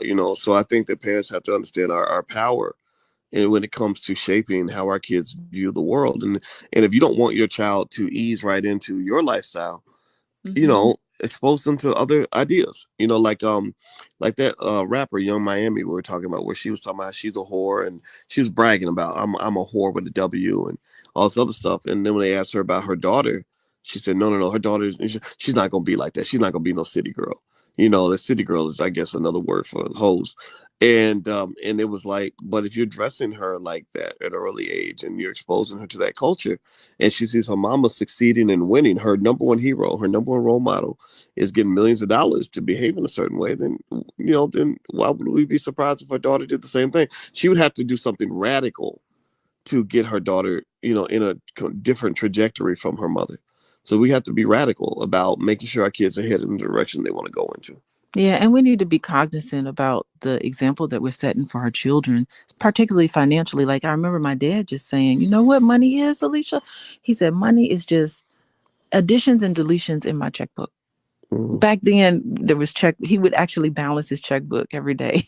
He Of would course. say, "Additions and subtractions. That's what it is." And he would tell me, "You know what? A car gets you from point A to point B." So it was never like, I think both my parents, they were never materialistic. Although they were highly educated and we were okay, but there was never an emphasis on you need to have material things. Mm. And I think that stayed with me because I'm not very materialistic. Am I? Do I come off that way? I don't think I am. I definitely don't. No, I don't It's see. a struggle for me to be glamorous. I don't see you as materialistic, but you are a hotel snob. I am She a hotel she snob. sees germs on the bed, even if there ain't none. I And also, can't rest in the you nasty you know you hotel. you do drive a luxury car, and you do have a coach purse or something, right? So you do have some nice stuff, Well, coach, but everybody you're got not. But I that. don't That's see. not a big Well, I deal. don't see you as bougie in that way, though. I just see you as a person who works extremely hard, who earns everything she gets, who decides she wants to be nice to herself. I don't see anything wrong with that. I Yeah, support but that. I don't expect somebody to just come in and take care of me like that. Yeah, yeah, and that's fine. I mean, that's I don't be hitting you up. Do I be hitting you up for money all the time? no, you It don't. probably feels like it. She be coming there trying to loan me money and stuff like, and I'm like, girl, please. I did buy, by the way, I bought tickets to the convention. I purchased tickets to the Which convention. is very weird to me, but Not only did okay. I purchase a ticket to your convention, I purchased the platinum ticket. which is I got weird the because platinum vending package. okay, so my own money was spent buying for my wife to buy No, a it's ticket my money. I spent it on to the from my convention that I helped business. spot. Yeah, that we got to talk about that because I think that's weird. That's not helpful. That's weird. You know what I think about though? Let me just tell you what I think about. What? I want to buy a booth because I'm going to be selling my workbooks and stuff, right? Right. I want to buy a booth because I don't want it to ever be an awkward situation where I have to be like, where's my booth? And no one has a booth for me. And because I know you're not hands on with everything. Let's end this conversation before people think we're weird. No, I just don't want. I don't want an awkward. No, let me just be honest. I'm gonna be honest with y'all. I don't understand any of this because when you're the wife of the founder of the All Black National Convention, you can but not everybody knows who I am. You can get on the phone with the event planner and say, "This is what I would like." And for whatever reason, but here's the thing. Here's but what I want to invest. First of all, just here's the thing. Let me give you a tip though with this. Let me see what I want to say. Let me give you a perspective though on this. I let you do what you're gonna do because I just support you being you. And that's the thing I ask. All I ask is I don't need nobody to help me, save me, lift me up, carry me, none of that. I just need to be allowed to be Boyce, right? And I think and I appreciate it, right? I think it's cool, but honestly, when you do it and it doesn't make sense, I don't feel the need to stop it. I say, okay, well, if that's what she wants to do, then I support it, and that's my approach. How to doesn't marriage. it make sense? Okay, can I talk now? It doesn't make sense. There's no reason you should be spending any money at an event that's hosted by your husband. Okay, the reason why I do it is number one, I want to support you. I appreciate that. Okay, number two, it doesn't come out of your money. Well, I guess our money is together, but it comes out of my business. But it's still our money. It is our money, but it does come out of my business. It is a business expense, Okay, right.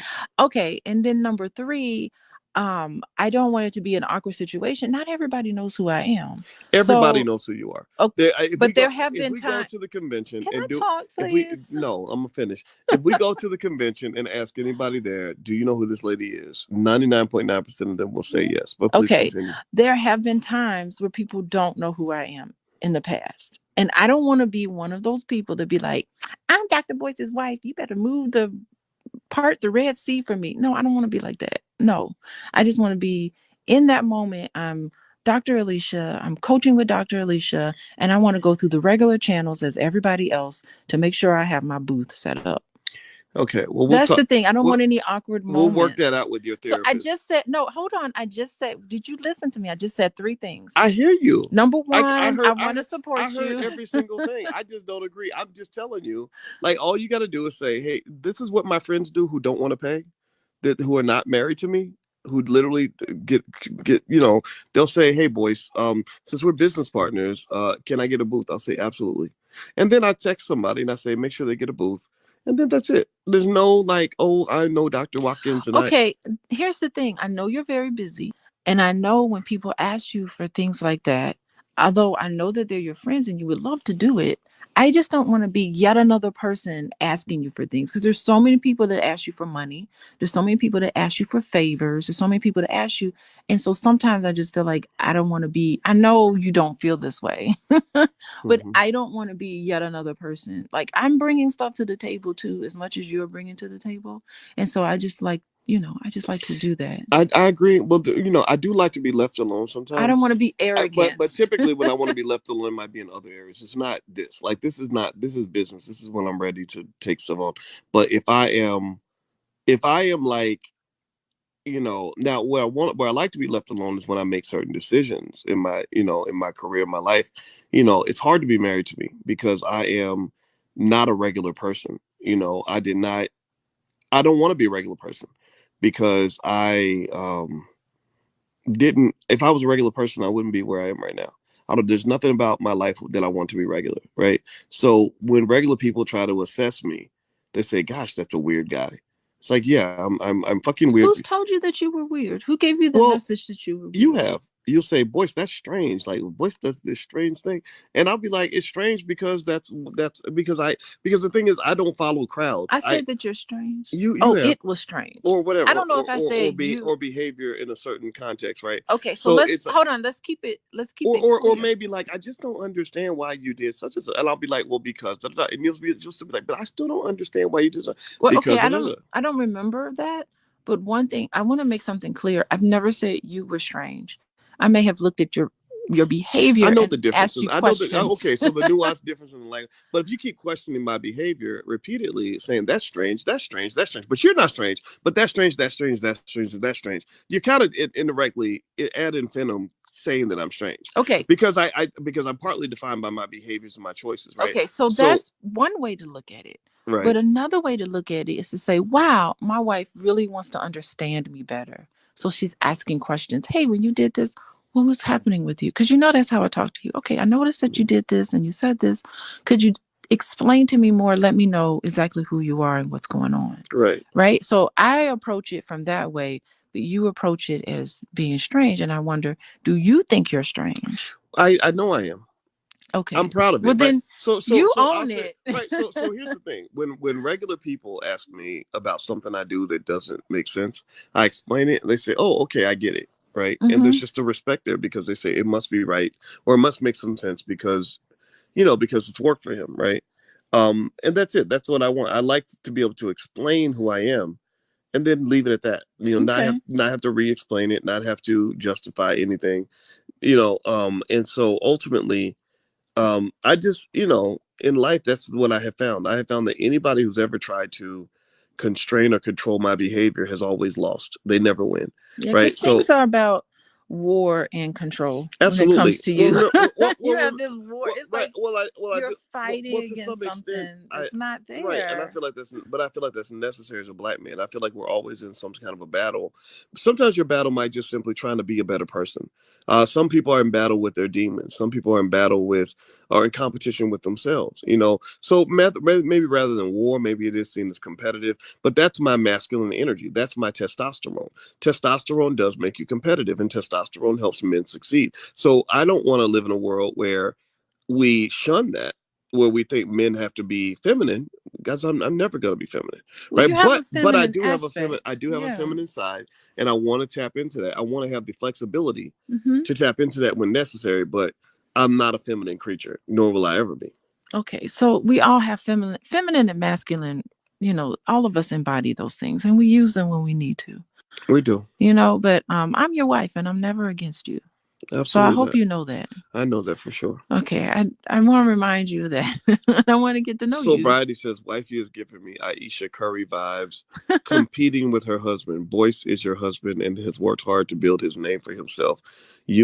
Share that name. You now share that name, so it's okay to use his benefits. That's I true. do use your That's I benefits. think that's a good point. I mean, Okay. I don't think it should be seen as a diss, but I think it's a good point. If I'm your husband, I've accomplished things.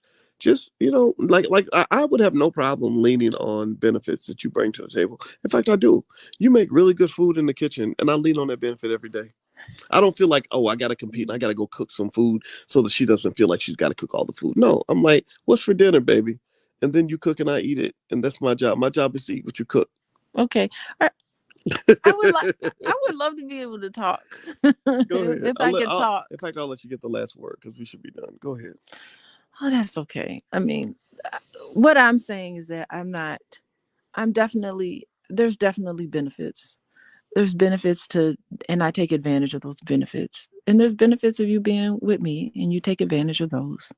So it's a two-way street. But there's some things where I just say, I'm going to be Alicia and be supportive to you in the way that feels good to me.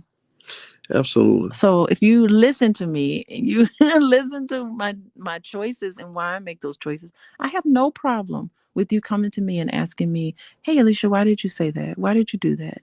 I have no problem expressing myself to you. Okay. And you should know that by now. Well, I'm an open book when it comes to you. Well, you are loved. And I'm going to end us on a couple of comments that I saw here. Justin Coop says he likes your spirit. He says she wants to be your support rather than a burden. Boyce, you found a good woman. Okay. So I want to make sure I lay that in there so we don't think I'm disagreeing completely with what you Yeah, said. you just only picking So, comments that adds to your no, point. no. Because I was it's a grabbing. I competition. grabbed multiple comments. And in fact, the comment I'm going to end on is Charles Holman, who says, Can you guys randomly pick out people to attend your events?" So since Charles asked the question, Mr. Holman, Can he come? you're going to be the first person I randomly pick. So you, sir, have a free VIP pass to the All Black National Convention. I'm going to text your name to the people that are running the event. And just I don't know what kind of record you can keep, but I'm gonna have them try to email you or well, I don't have your email or anything, but I'll give you an email address. Email Micah, Micah at BoyceWatkins.com. Tell her that you are Charles Holman, and that I gave you that free VIP pass to the All Black National Convention. And I'm going to tell her right now so she'll know to look for you. So, and can you put them in the financial workbook? Give them my financial workbook. Oh, well, that's a coach. I don't have a link to it, but it's on your page. Well, we done gave Charles a lot of free stuff already, so we good with that. Yeah, but you gave out something free. I want to give out something free. Well, I can't give it out as we'll do it next time. Okay, anyway, next time. All right, so all right, so that's a great idea, Charles. So not only did you give me a great idea, but you also earned yourself a free pass because I want to reward that your creativity and show my appreciation. So I know now everybody's gonna say that Charles. Yeah, well, Charles, they might ask you to send a screenshot of your driver's license or something, brother. So just know a whole lot of people might be trying to pretend to be Charles. Don't y'all be doing that. Y'all intelligent Black people. You're not supposed to do that. We ain't no frauds up in here. All right. So anyway, anybody who wants to come to the convention, it's going to be in Atlanta, October 20th, and you can actually go to allblacknationalconvention.com. The All Black National Convention is awesome. It is the #1 gathering of intelligent Black people in the world, and it's going to be in Atlanta October 20th. So go to allblacknationalconvention.com to learn more. Also, if you'd like to check out Alicia's website, you can go to coachingwithdralicia.com. That is where she sees clients on an individual and a collective basis. So coachingwithdralicia.com is her website. So thank you all very much for tuning in for this episode of Pillow Talk. We will also have our episodes on Spotify. So if you go to Spotify and look up my name, Boyce Watkins, you should be able to find it there. And Alicia Smith says you should invite everybody on this live. I wish I could. You're all invited, but I can't give everybody a free pass. However, maybe what I'll do is for next time I'll bring a coupon code or something where we can get a discount. How about that? That's a nice middle ground compromise. All right, everybody. God bless you. Thank you so much for listening. I hope you guys have a wonderful day, and we'll see you soon. Take care now. Peace. Bye, everybody. Oh, and Jackie, you can get her workbook at coachingwithdralicia.com. Also, if you go to boycewatkins.com, I have the workbook at the it's linked on my website too. So just go to boycewatkins.com and scroll down, you'll find it there too. All right, everybody, have a good night. And hello, everybody. Welcome back to Human Behavior in the Social Environment. Welcome, students. Today is the last lecture, and we're talking about very late adulthood and everything related to what happens at the end stage of life. What happens in that part of your life that we all know we have to face, that many times all of us know that we have loved ones who face this, and one day, of course, we will have to face it as well. And we know about the death and dying process today. This, was discussed by Elizabeth Kubler-Ross. She has a seminal book called On Death and Dying. And she wrote this book out of a lot of the work that she was doing with individuals who were at terminal stages of a very serious illness. And she worked with them on how to cope and how to deal with what was happening with them in terms of impending loss. And she also noticed that this also happens when individuals lose a loved one, that you go through these stages of grief. So let's talk about those stages.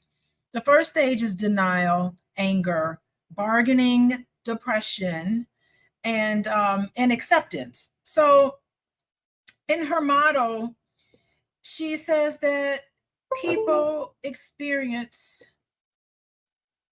individuals often experience when they're confronted with mortality either of their own mortality or those of their loved ones.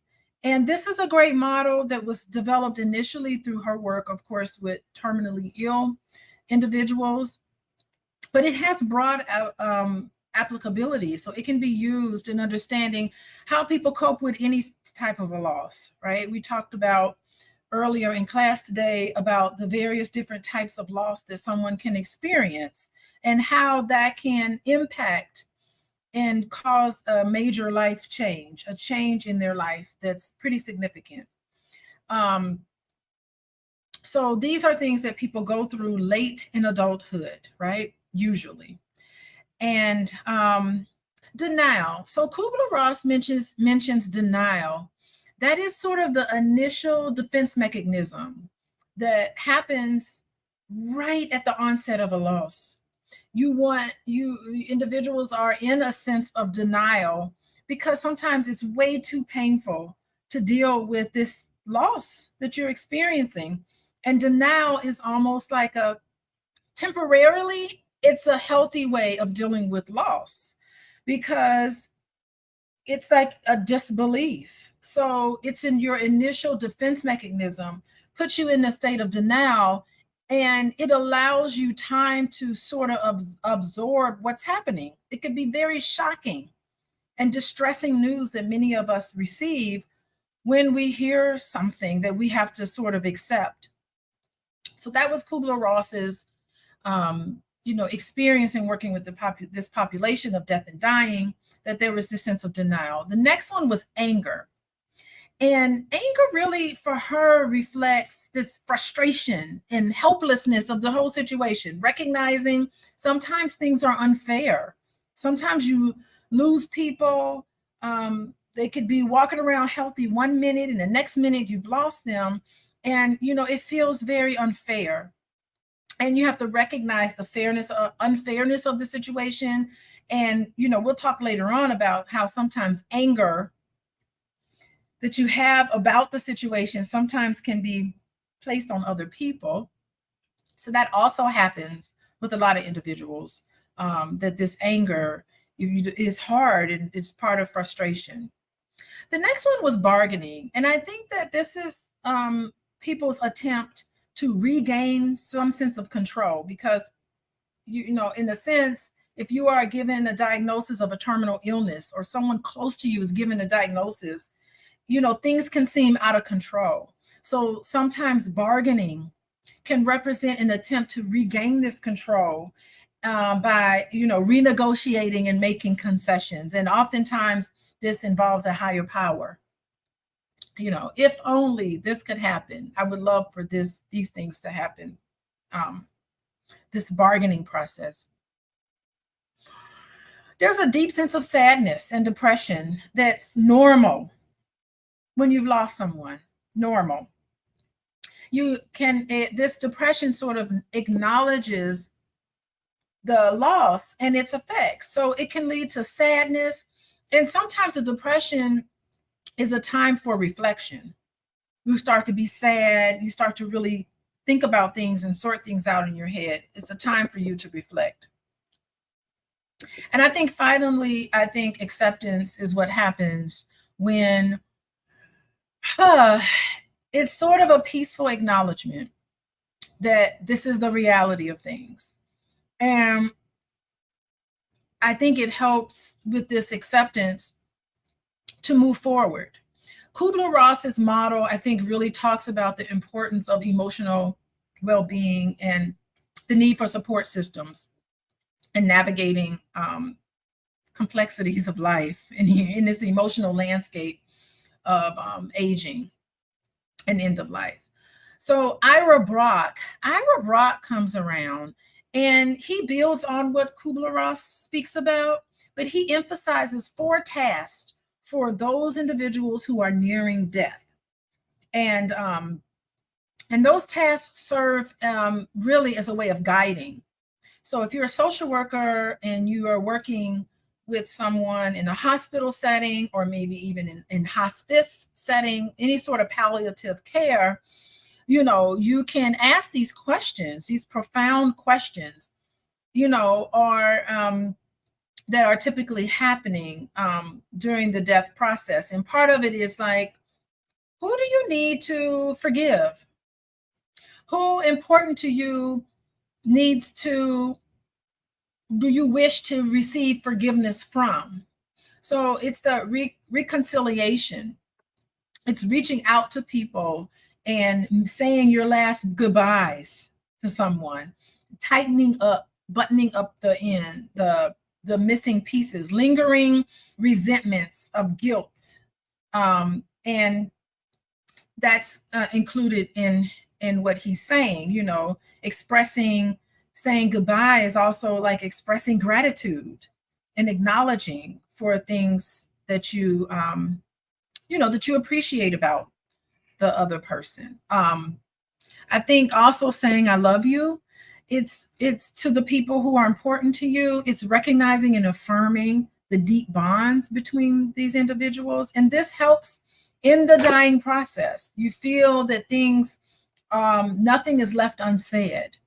And it's a treat. I really do think that it is a treat to be in a position where you can say your final goodbyes to somebody, because so many of us aren't able to say goodbye because sometimes you lose somebody and it's sudden and you don't have a chance to, to get those moments back that are important. Okay. Saying goodbye is, it's important in the context of impeding death, but I think that I like this Ira Baya. I kind of feel like, why should we do this when we're on the brink of passing? Why should we take these last moments before someone passes to have these conversations? I kind of feel like we need to have these conversations before we're sick, before we pass on. You need to have these important conversations instead of in the context of impeding death. We should have these conversations with people in everyday life. That's what I think. Saying goodbye.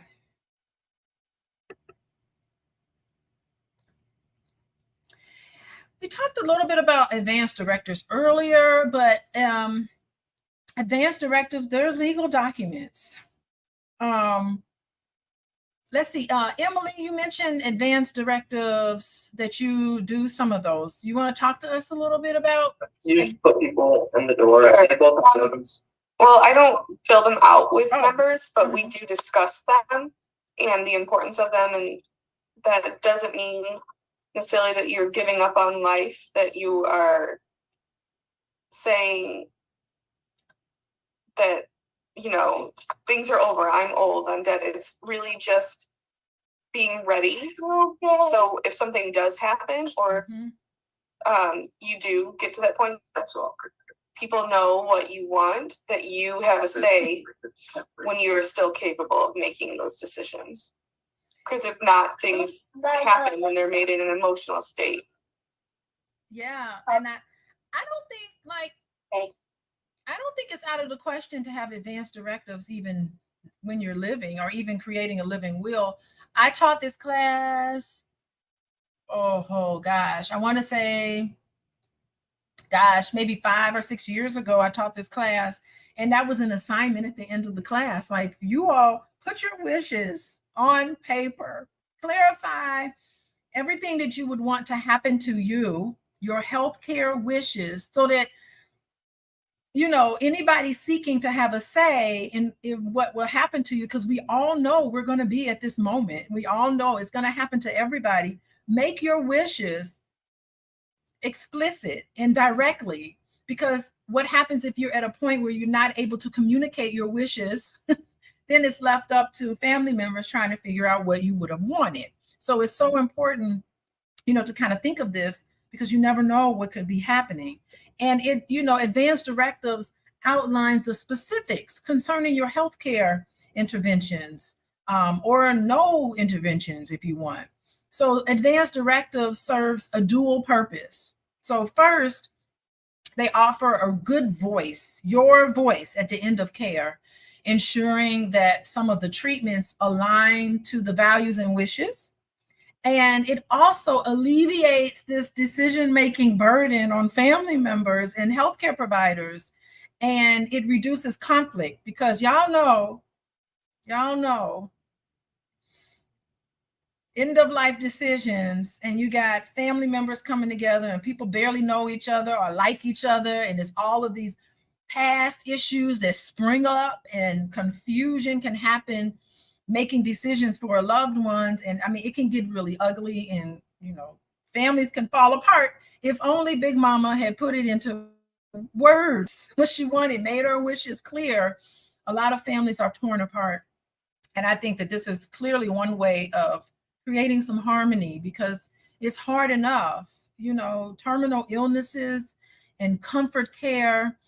Advanced directives clearly clarify someone's preferences, and you want to promote autonomy as social workers. At the end of life decisions, you want people to be in control of what happens to them, and this is a real practical approach to managing end of life care decisions. And I think it helps deal with, think about Kubler-Ross, and think about the stages of Death and Dying by Ira Byock. It's important to round out and to not complicate the grieving process by getting people psychologically and emotionally ready for end of life decisions. So it just helps, because you need to face mortality with dignity and with intention. So the passage of the Patient Self-Determination Act in 1990, all this really says is that in healthcare, personal autonomy and informed consent in medical decisions. There's a law that requires healthcare providers to inform patients of their rights to make advance directives in state law. This is legal documentation, and is central to the concept of advance directives. And part of it is a living will. This is a written document where people can specify the kinds of medical treatment they want and they wish to be withheld. Like, what happens if you're incapacitated? What happens if you're brain dead? Do you want me to keep you alive? What happens? Under what circumstances can we pull the plug, right? You outline these things. Remember, you're doing this not for you necessarily. Part of it is for you, but also part of it is for the caregivers who come along and got to try to figure out what's going on. So you outline these things carefully. A living will helps to ensure that medical care aligns with what the patient wants, and situations where they're not able to communicate and make decisions on their own. A durable power of attorney for healthcare. I do a lot of those in my practice, and this says,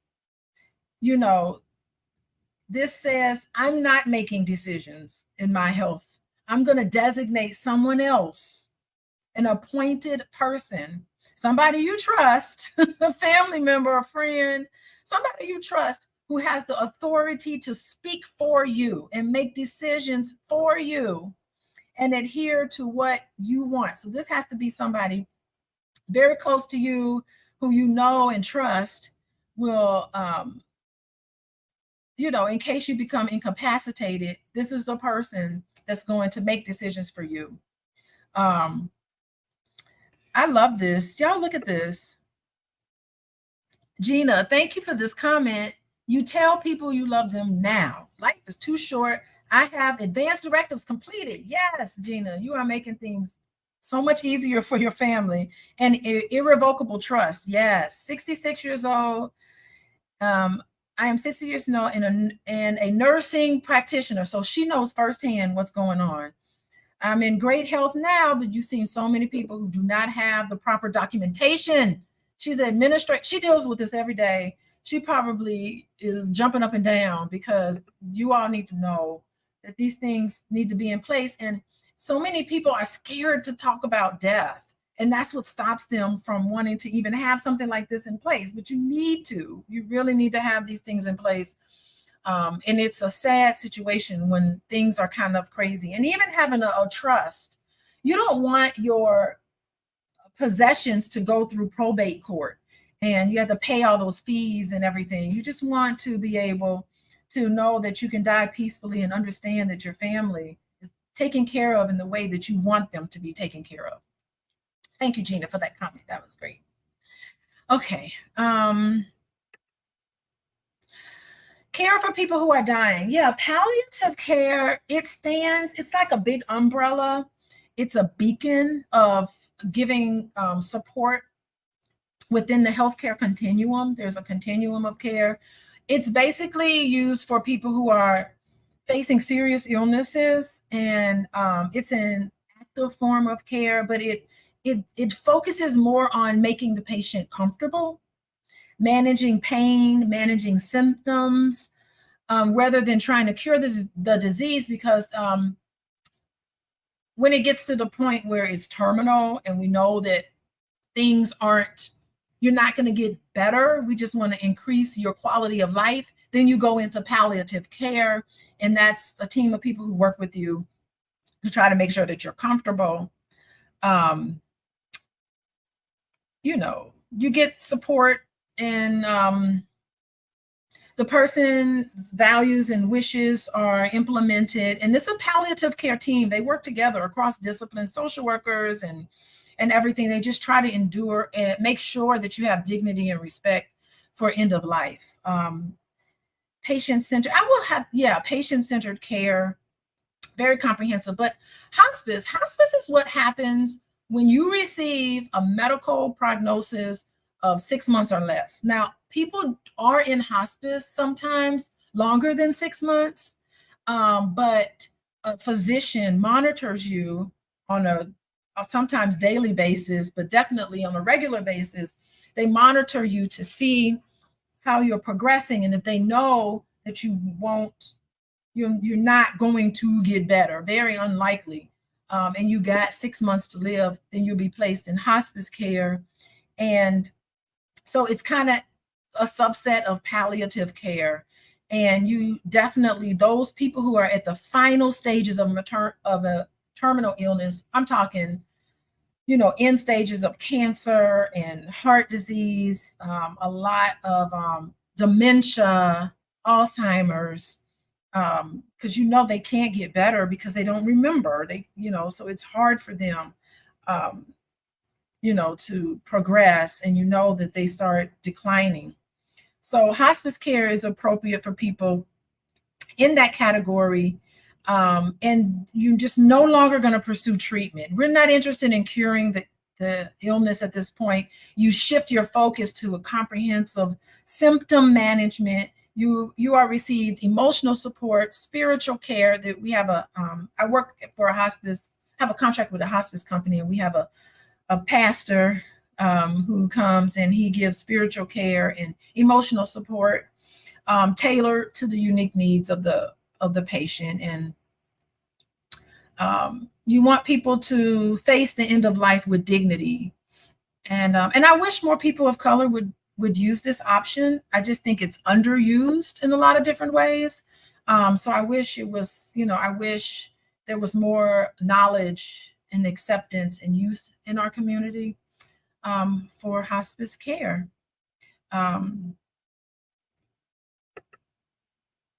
Key ideas of hospice.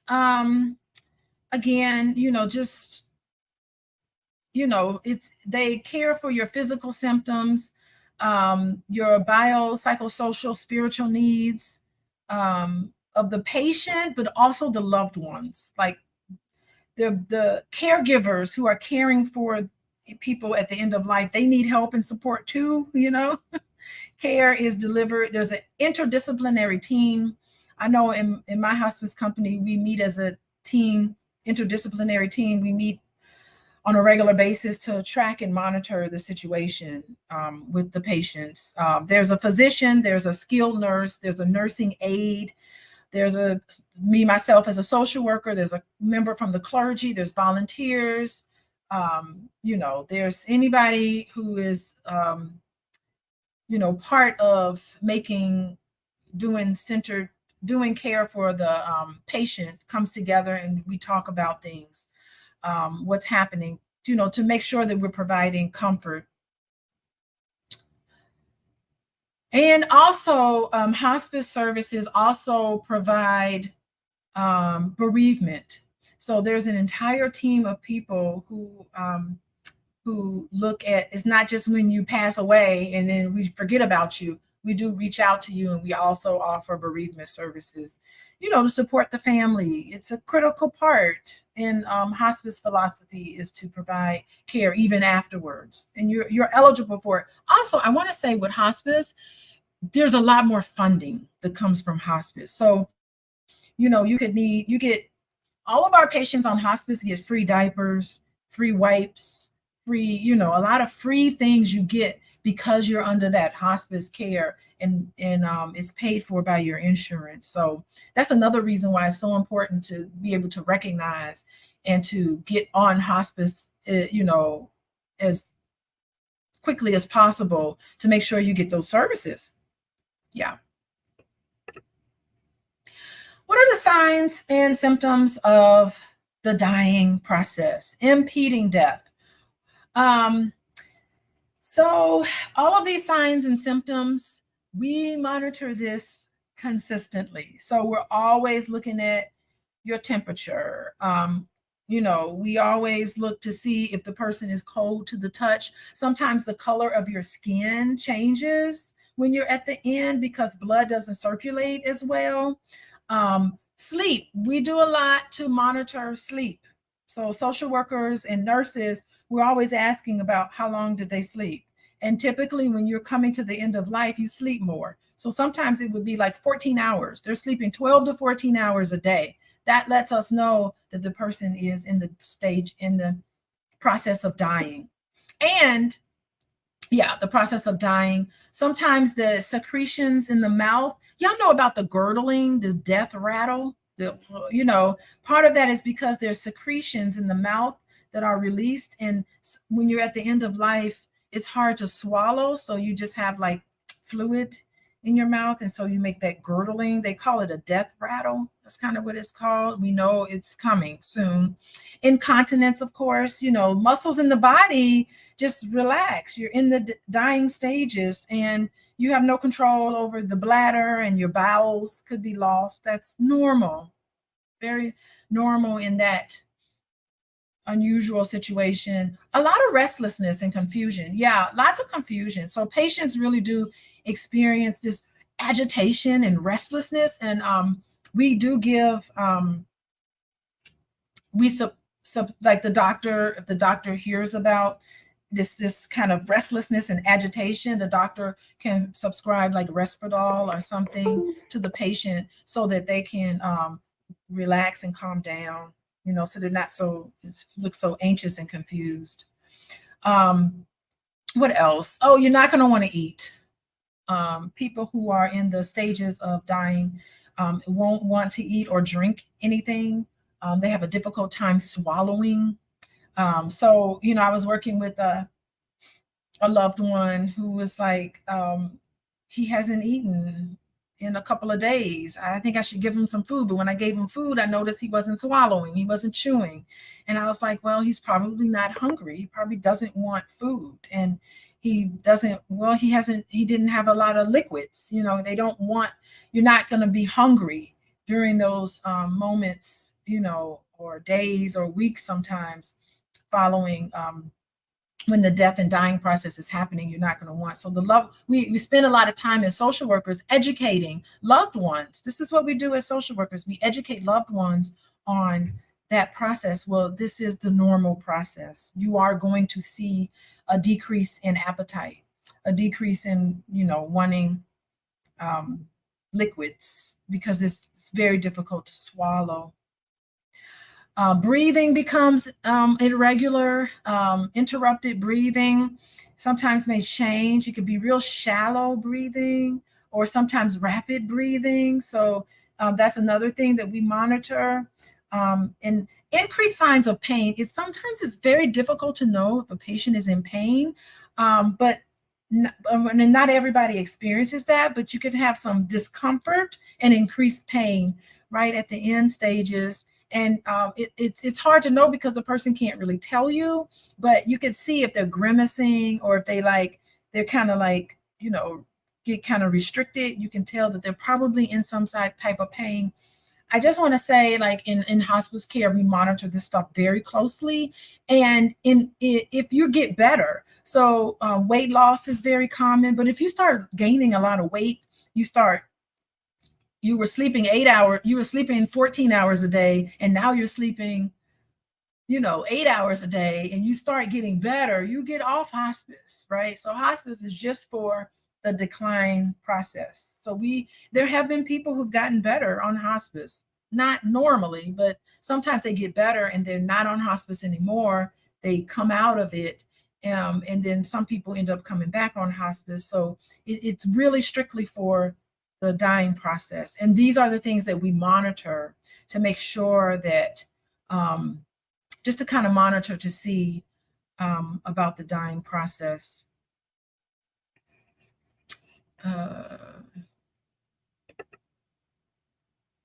Yeah, signs that death has occurred.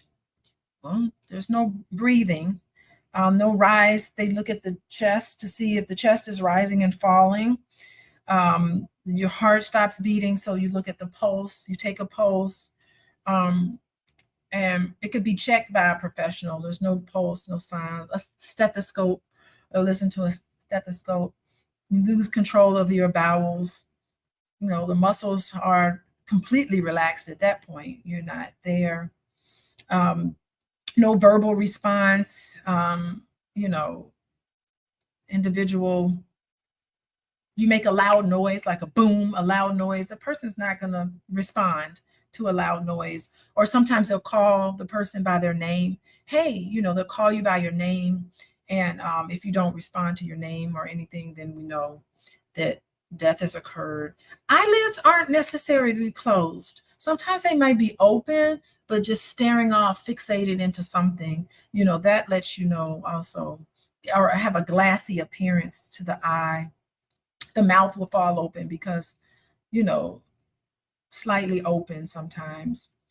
So I think that, discussing death openly with family members, it's sometimes tough and difficult to do, but as social workers, it's important if we work in this area, and considering this is the fastest growing population, chances are as social workers, you will come across this, right? Because this population is a huge segment of our population, and this will happen to you. But, being comfortable yourself by talking to family members, because what happens is that you educate them on what's normal about the death and dying process, and then you could see it kind of alleviates some of their anxieties because they don't deal with this all the time, and the fear of the unknown is possible. So you want to make sure that the person who's transitioning is comforted. You want to make sure that their family is informed and supported. As social workers, you want to make sure that these crucial final moments is something that is not as tragic as it can be, the final moments of caregiving. And I think this dialogue between the social worker and the family members can provide a sense of closure, help them get ready for what's coming next, and can ease this emotional burden that happens during times that are very challenging for many, many people.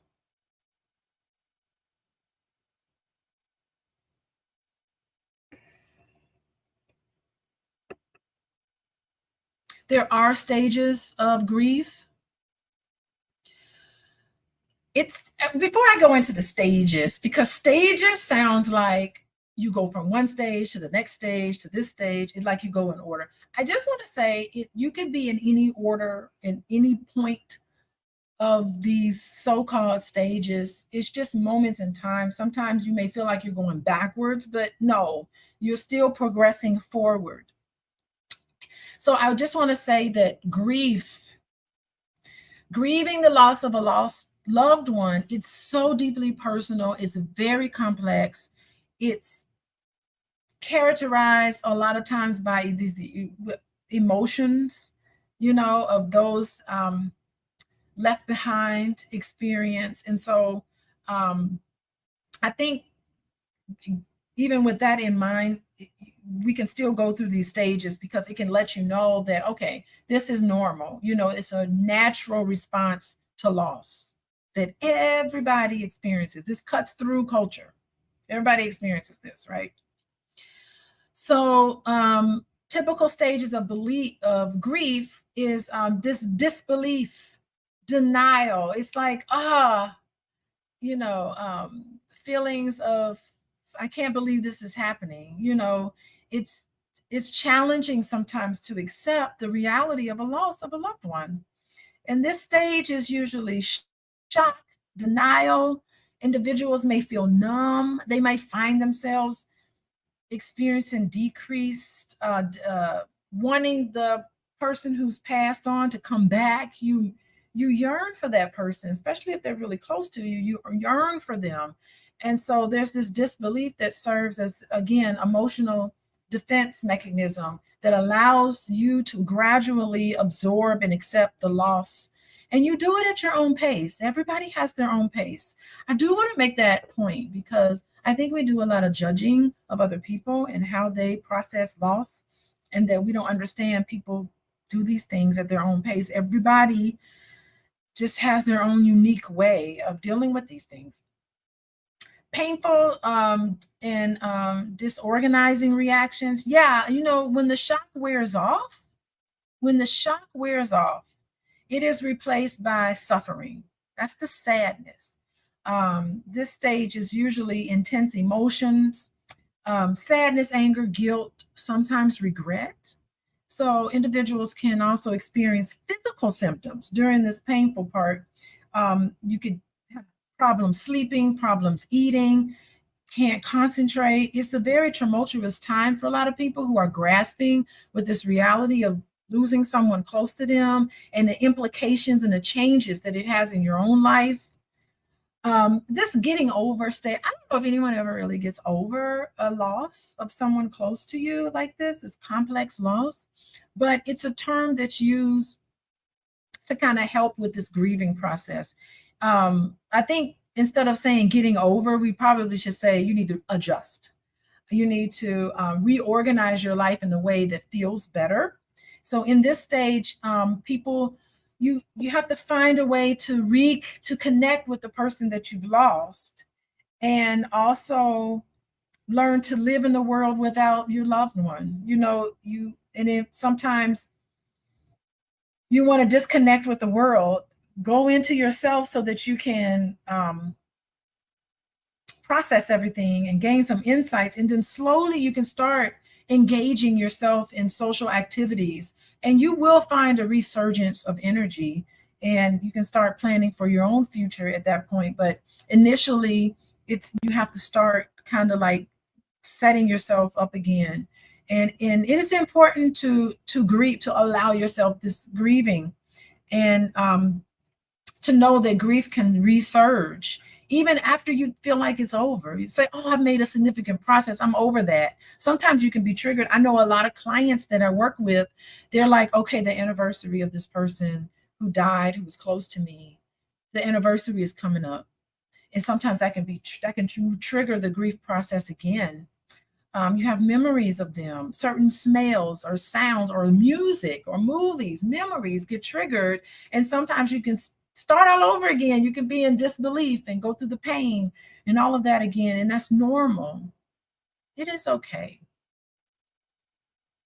We as social workers need to educate people of this, but you need to know that these things are okay. Eric. So Eric Lindemann came along and he gives his own version of this, right? Shock and disbelief. He, you know, his model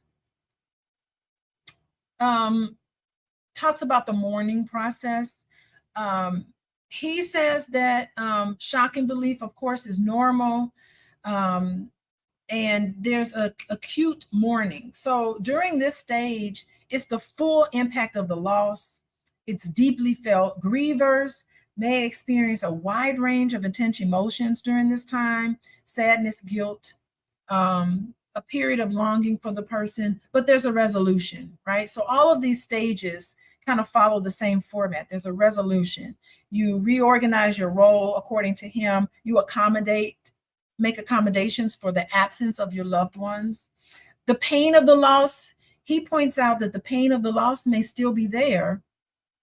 The intense emotions may be there, but sometimes they were lessened, and it allows the bereaved to engage again. So that's what resolution is for him. We went through Kubler-Ross, her stages earlier, where it's this profound impact on understanding the loss process. Now, Therese Randall, she comes by and she has another sort of nuanced perspective of grieving. She emphasizes the cyclical nature of the process rather than a linear process. So Randall talks about 3 major phases of grieving that individuals typically cycle through, and she terms it as avoidance. So this initial phase, you engage in a psychological retreat from the reality.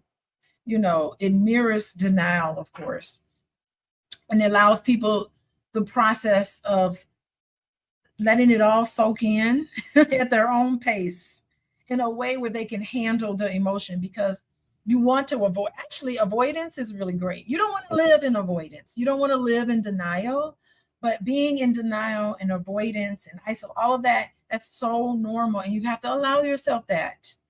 But you will eventually have to, and I think that's why going to funerals is very helpful. Funerals are really good for those who have lost loved ones, because it helps with the grieving process. So eventually, at your own pace of what you can handle emotionally, that's what you start to open up. And then you get to the point where you can confront things. That's the heart of the grieving process for Therese. Individuals have to face the full reality and magnitude of the loss. And it's emotional. And, she believes that as social workers, we can help people work through their pain and their grief, acknowledge and experience the depth of their emotions. And this phase is very crucial in the heart of the healing process for her, confronting the pain directly. That's how you move forward. And she's saying you cannot skip this process. You have got to confront it in order to get through it. Okay. Making accommodations for Therese is people start to adjust to life without the deceased. And this phase really, you reorganize your life, you start to adjust. The pain of the loss might still be present, though, right? But it becomes integrated into your life. Part of this loss process, I just want to see how y'all doing. But part of this loss process is that I work with patients. Part of the loss process, and people from the class can talk about this as well, is you have to say goodbye to who you were. You're not the same person anymore. And I think that's the hardest thing when I work with a lot of my clients who are suffering with loss and grieving in bereavement treatment, is that they're like, not only are you mourning the loss of this person, but you are a different person because you've lost this person. So part of it is just getting to know yourself again. Sometimes that is very difficult to do. Like, who am I now? Like, what am I? I'm now a widow. I wasn't a widow. Or now on Mother's Day, I don't have a mother to celebrate Mother's Day with. Now I'm someone who is not doing these things that I used to do. So you're just a different person. So I just want to add that in. Are there any questions from the class? This is the last week of class. Y'all are probably like, okay, let's get through this.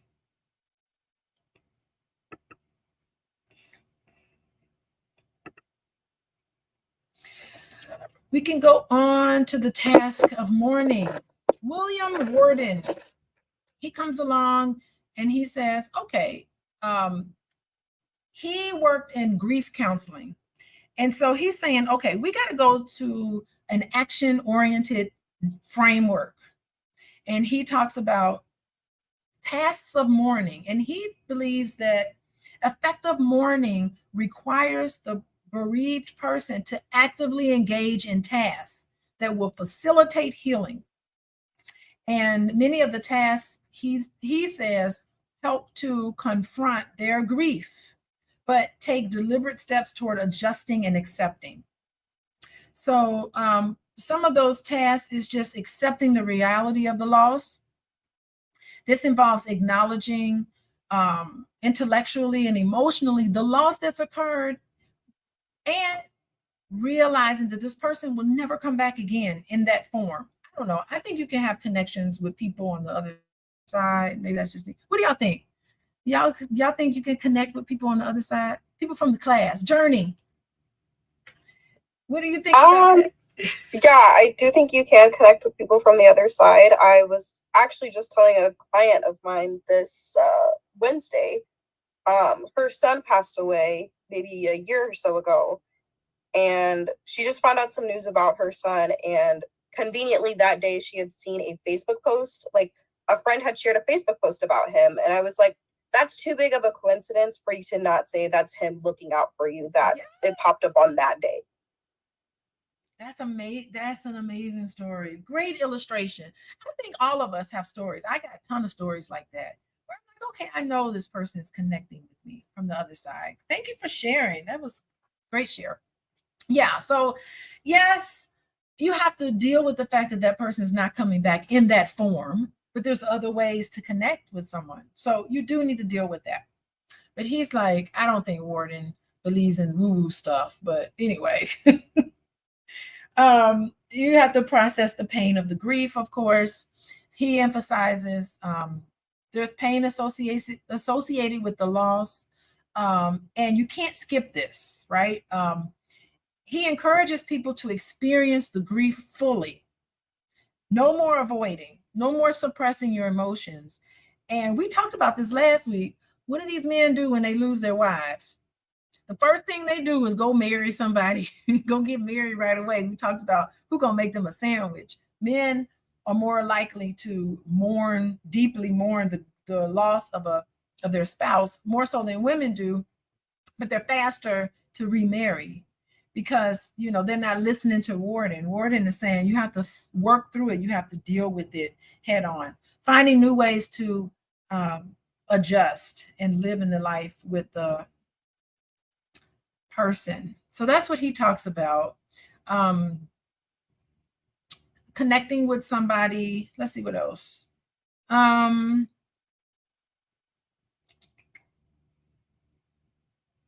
You do need to find a connection to move forward. A balance. There's a balance between remembering the loss, the person that you love that's lost, and honoring them in a way where you can honor their memory in a way where you can still continue to live your life, right?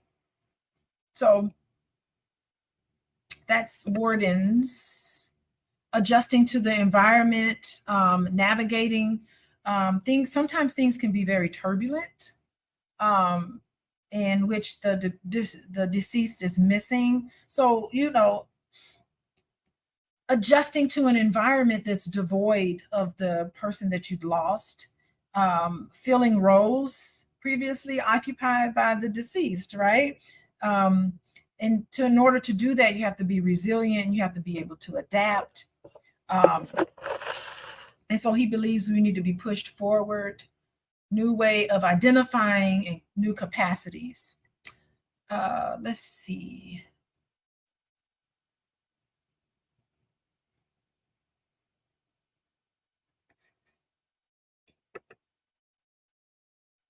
Coping with loss. So the process of coping with loss transcend the initial stages of grief, right? It's venturing, a little deeper into how you evaluate and look at your own personal reactions to bereavement.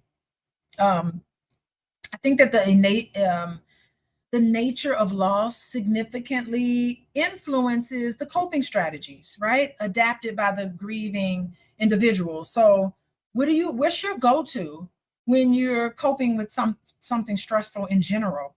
Chances are, these things can happen. I can't tell you about how many people I know personally and how this has happened for a lot of people. They just say, you know what, that first year I lost, or first 2 or 3 years of that loss of a loved one was so devastating that I just sat on the couch and ate for a whole year and gained all this weight. That was their way of coping with what was happening, and your loss and dealing with your loss. So many people have so many different ways of coping with loss. So it is, looking at that, because a lot of it is shaped by a person and environment encounter. What is the support system there, the physical surroundings, what are societal norms about mourning? They all play a critical role in the grieving process.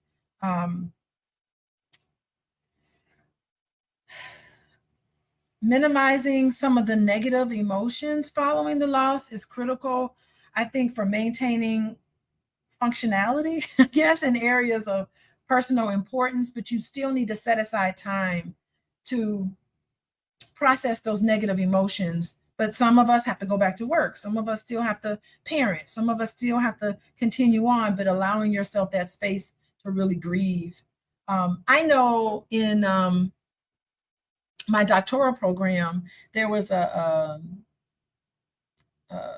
cohort member of mine. She had lost her grandmother during the PhD program. She had gone to the funeral and come back, but it wasn't until the semester was over and she was so inundated with all of the areas in her life, personal areas that she had to get through. She was so inundated by what she was doing from day to day. She never had a chance to grieve. And she's like, she called me on the phone. She's like, girl, my grandma died a couple of months ago, but now that the semester's over and I'm left, I turned my assignments in and I'm left with everything. Now all of a sudden I can't stop crying. She just started allowed herself in that moment to really grieve, but she couldn't do it right then because she was trying to get through the semester and it was a lot on her. And PhD programs don't be caring about your grandmama.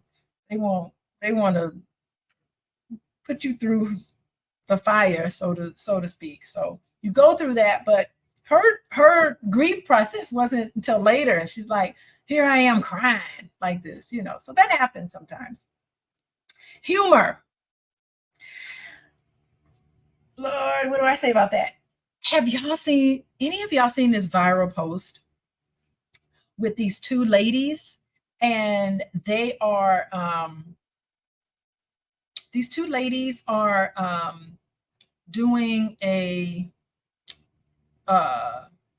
video, and they had lost their sisters. They did a video, they had lost their mother, and they did a video, it went viral, on all of the things that's happened since their mom died. So they were doing a hypothetical video to their mother, and they're saying, hey mom, this is your two daughters. It's been a year since you passed. We want to give you an update on how we've been doing since you've gone.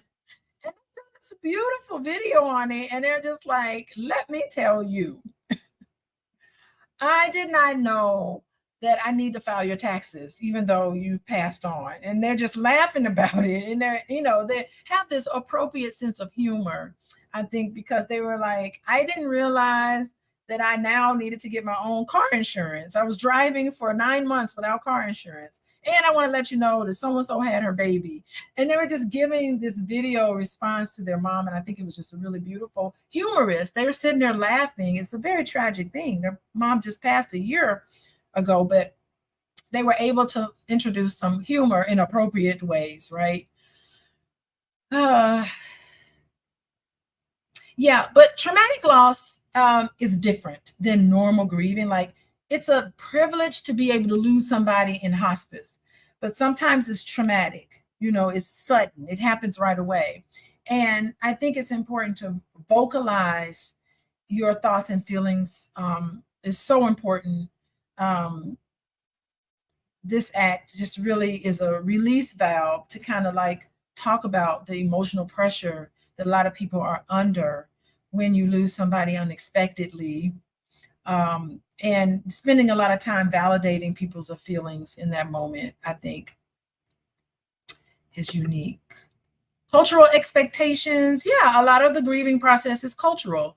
And kind of distinguishing between the individualistic approach. So we live in a world or a country, United States, is typically the dominant society is individualistic. So sometimes in the people who ascribe to the dominant whiteness, that's whiteness, by the way, individualistic culture, they're going to grieve differently than somebody who's in more of a collective community-like culture. So you have to, as a social worker, you need to assess what's appropriate. We talked about that earlier. What's appropriate. So if we talked earlier about the second generation Irish Catholic individual, they're going to want to prioritize individualism. So they may want to cope with the death and dying process on their own, sometimes just navigating their own sorrows on their own, where a more communal, collective community, they believe in doing acts of mourning that's shared among family members and community members. And so you have to be respectful of that. And, I think we need to keep this in mind because, and y'all can tell me what you think. I see so many families fall apart. I think I must remove this. Well, and I can open this up to the class.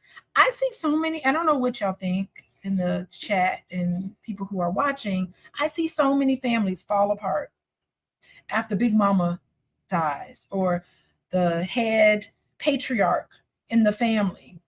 As soon as they pass on, things just can get very chaotic. People can be very judgmental to others because they're not grieving, they're not acting and doing things in the way that another person thinks is appropriate. And I think that let this be an opportunity to have grace and compassion for the fact that people are really struggling and everyone has their own unique ways. Yeah, some of it is cultural and some of it is personality and some of it is the dynamics of the relationship. And I think that we need to think seriously about how we judge other people for behaving and for acting in ways that's not adhering to what you think they should behave and act. And I think that it's, it can be emotionally driven, this whole process, and feelings and thoughts and everything can escalate. I don't know. Anybody from the class want to comment on that? The grieving process and how people sometimes don't want to. I feel like our family, like my extended family, has experienced a total, essentially fall apart because of loss. But I think part of it has been misdirected anger at the people who've lost. They needed somebody to blame, so then they just start picking at other people about nothing. And then sometimes it's about money and possession. Like it's just a bunch of feelings that they didn't know how to deal with their feelings before, and now they've been given these giant, big feelings that they have no clue how to deal with. Yeah, and it can break people up. I mean, I'm never speaking. Even in my own family, my mom with her brother, she's like, I ain't speaking to that man ever again, and she's just, it's deep seated. Some of the stuff is very deep seated, and it's a very real thing. So it's important to make your wishes very clear, especially when it comes to finances and money and what to do with the things. The clearer you make things are, the nicer family members sometimes can be, but sometimes it's just like people get real snappy and snippy and they're irritable. They're not in a good mood. They have these expectations, and, you work with people to help them to come around. Anybody else comment on that? Anybody in the chat want to comment? We got people tuned in. diversity of expression of grief. Allow it to happen. Give yourself grace.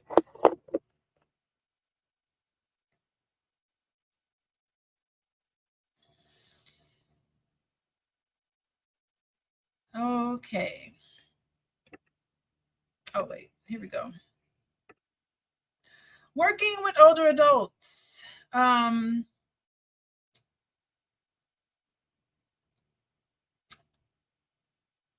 Yeah, you got to somehow take into consideration the existing person's life story. So when you're working with older adults, that should be taken into consideration.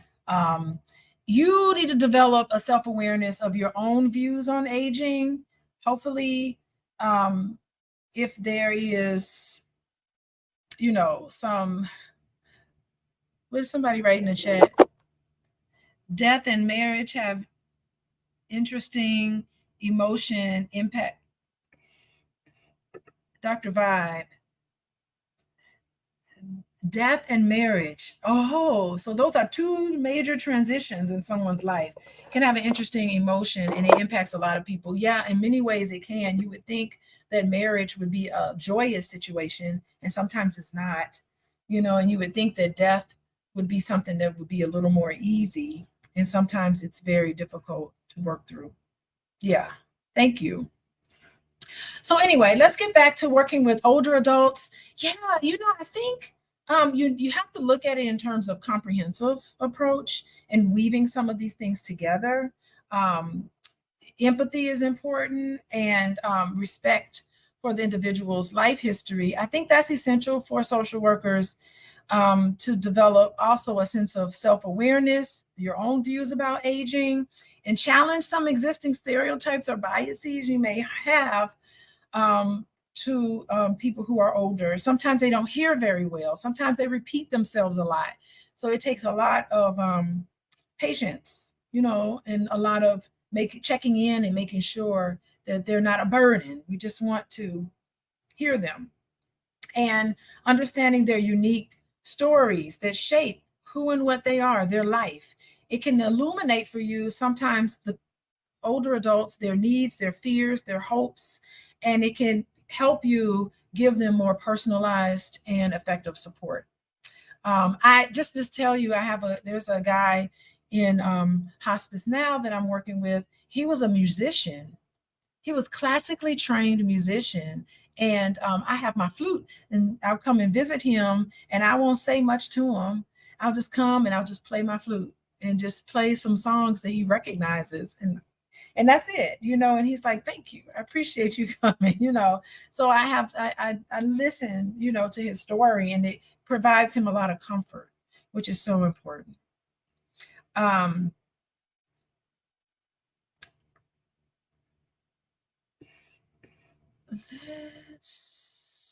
Let me see what the next. Okay, so when working with older adults and getting their story and working with them, I think it's also important to understand the retirement process. What was retirement like for you? Sometimes people were pushed out of the working environment into retirement. Sometimes people were they left on their own, and sometimes they were pushed out. So the retirement process, getting a picture of that would be really nice, because that is a significant transition. And because a lot of individuals, our identity is tied to what we do, our daily routines, our social networks sometimes is so closely related to some of the things that you do for a living, right? And so sometimes when retirement happens, that's another sense of loss, right? You can help older adults find new resources for fulfilling their lives and purpose. Assessing some of the natural networks. Another thing to keep in mind is sometimes being in institutions, right? So how to put another significant transition is when older adults need to be moved. I know, Emily, your grandmother doesn't want to be moved, but she may at one point need to move from Ohio, right? So social workers are involved in that transition. Sometimes they transition to an assisted living, from an assisted living to a nursing home. They're in their own home, and then sometimes they do need to go into more long-term care. And it's a very complex task. And Emily, rightfully so, you need to be sensitive to the emotional and psychological impacts of those transitions that you know is coming down the pipeline for your grandma, right?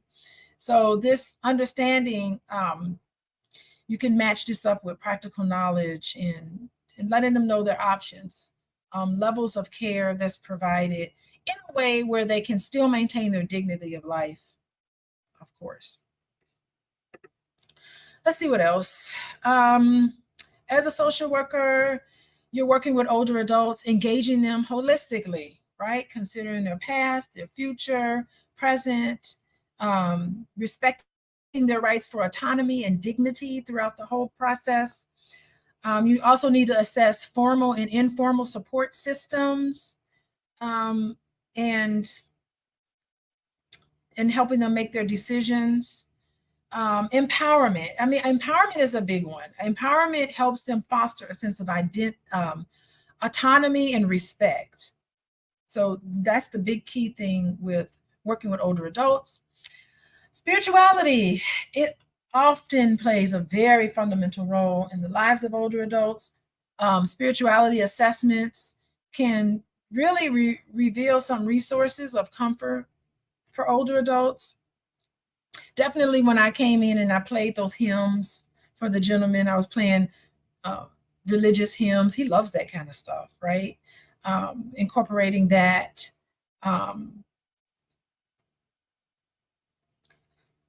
Loneliness and isolation. Oh my gosh. I do think, addressing some of that. It's the emotional health. We know that as more older adults are living alone, that all this big thing with loneliness, we talked about that last week, particularly with COVID-19, getting them connected with resources, acknowledging and respecting their unique culture to keep in mind.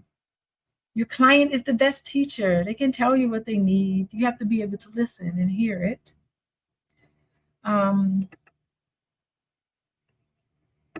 Okay. So this is it with the lecture part for today. We're done with class today. I'm going to end and then I'll connect with you students to see if you have any questions. But hello, everybody, and thank you for joining us. I appreciate you being here. I will say goodbye to everybody. Goodbye, YouTube. And hello and welcome to the Fly Nubian Queen YouTube channel, everybody. I am Dr. Alicia, and today I have a very special episode for you guys, and I'm so thrilled to share it with you.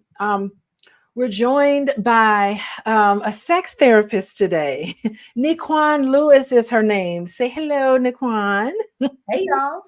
She's a sex therapist, and together we are going to debunk some of the pervasive myths about male sexuality. Now, before y'all start with me talking about bringing only women on here, female therapists to talk about male issues, I do, by the way, open up my platform for any male therapists who would love to come on and give their perspective. But today we have a female perspective, and I notice she works with a lot of men in her office and in her practice. And so we're going to love to hear the wisdom that she is bringing us today. So it is an honor to have you here so that we can explore some of these topics in an open and honest conversation.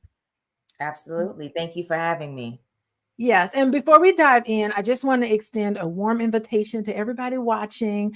I'd like for you guys to text the word love, LOVE, to 87948. And when you do that, you will receive information on nurturing healthy love and healthy relationships. So, and it will come directly onto your phone. So anyway, thank you for being here. And now I think that we should get started. So, Miss Niquan, there is a pervasive myth that we often hear, and it is that all men want is sex. and they always wanted that. It's having sex is what goes through a man's mind every 7 seconds. Um, could you share your insights on the reality behind this stereotype and how it affects men? Absolutely. So, I want to just briefly highlight on what you just said, which was we're two women, right? So we are two women that are bringing our clinical expertise to the conversation, right? However, lived experience, which of course we cannot have because we're not men, but lived experience is important, but we are bringing our clinical expertise. So as clinicians, we are the expert on the process, right? But men and, the client in general is the expert on themselves. So I just like to, put that out there. Now, common myth, right? I get this so much in my practice when I am working with couples, heterosexual couples, and men in general, with them struggling with, this is all people think that I want from them. So oftentimes it starts with attachment. Research shows that women express their attachment oftentimes through relationship, whereas a lot of men, there's never going to be a one size fit all. We don't overgeneralize in our profession. So it's important to understand that I'm not talking about all men. I'm talking about, some men express their attachment through sex. And so oftentimes, well, think about it. From a society lens, our men, especially our Black men, are programmed to, not express emotion, right? Not do a lot of things that are qualified as feminine, right? So where they get their needs met oftentimes is through sex. And so that is what they're communicating through attempting to physical touch, attempting to, interact sexually. However, think about intention versus impact. Their intention very well may be to connect, right? To have or engage in some form of intimacy. The impact of that based off of how they are communicating that may be negatively reinforcing this myth that all they want is sex, but that may not be their intention. They may be trying to connect. They don't have the language though, because again, how we've been socialized.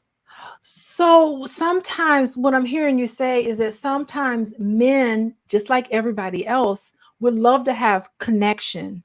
And when they feel a lack of connection in them, they have been so-called programmed to be driven solely by this sexual desire.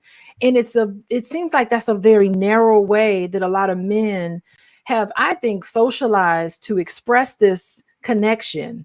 And sometimes their interest in intercourse can fluctuate, in reality, it really can fluctuate just based on how they feel, if they're under a whole lot of stress. And, it just like all of us is driven by all these sort of external things too. But it's such a narrow view. And I'm wondering too, if men who don't feel in this stereotypical way and still want to connect other ways, do they feel like in some way they feel inadequate? Yeah. Yeah, very, very possible. And so to clarify also, men have been socialized to communicate physically. And if we think of like sports and, just like violence and things like that, they've been socialized to communicate that way. However, it doesn't mean that, men don't want to connect. They don't want to be intimate. They don't want to be soft, right? However, again, because of the stereotypes of these things as it relates to men, they don't oftentimes have the language. So, okay. Yeah, it's the language piece that I assist men that I work with communicating exactly what it is that they want, because their habits, their actions may be communicating one thing, right? But their intentions, what they intend to communicate, could be night and day. It could intend to communicate, I want my person, right? I want to connect with you specifically. But if all I'm bringing to the table is physical touch and sexual physical touch at that, my partner is hearing something very different. Yeah, and it's funny because a lot of the and I want to go on to the next question, but I think it's so interesting.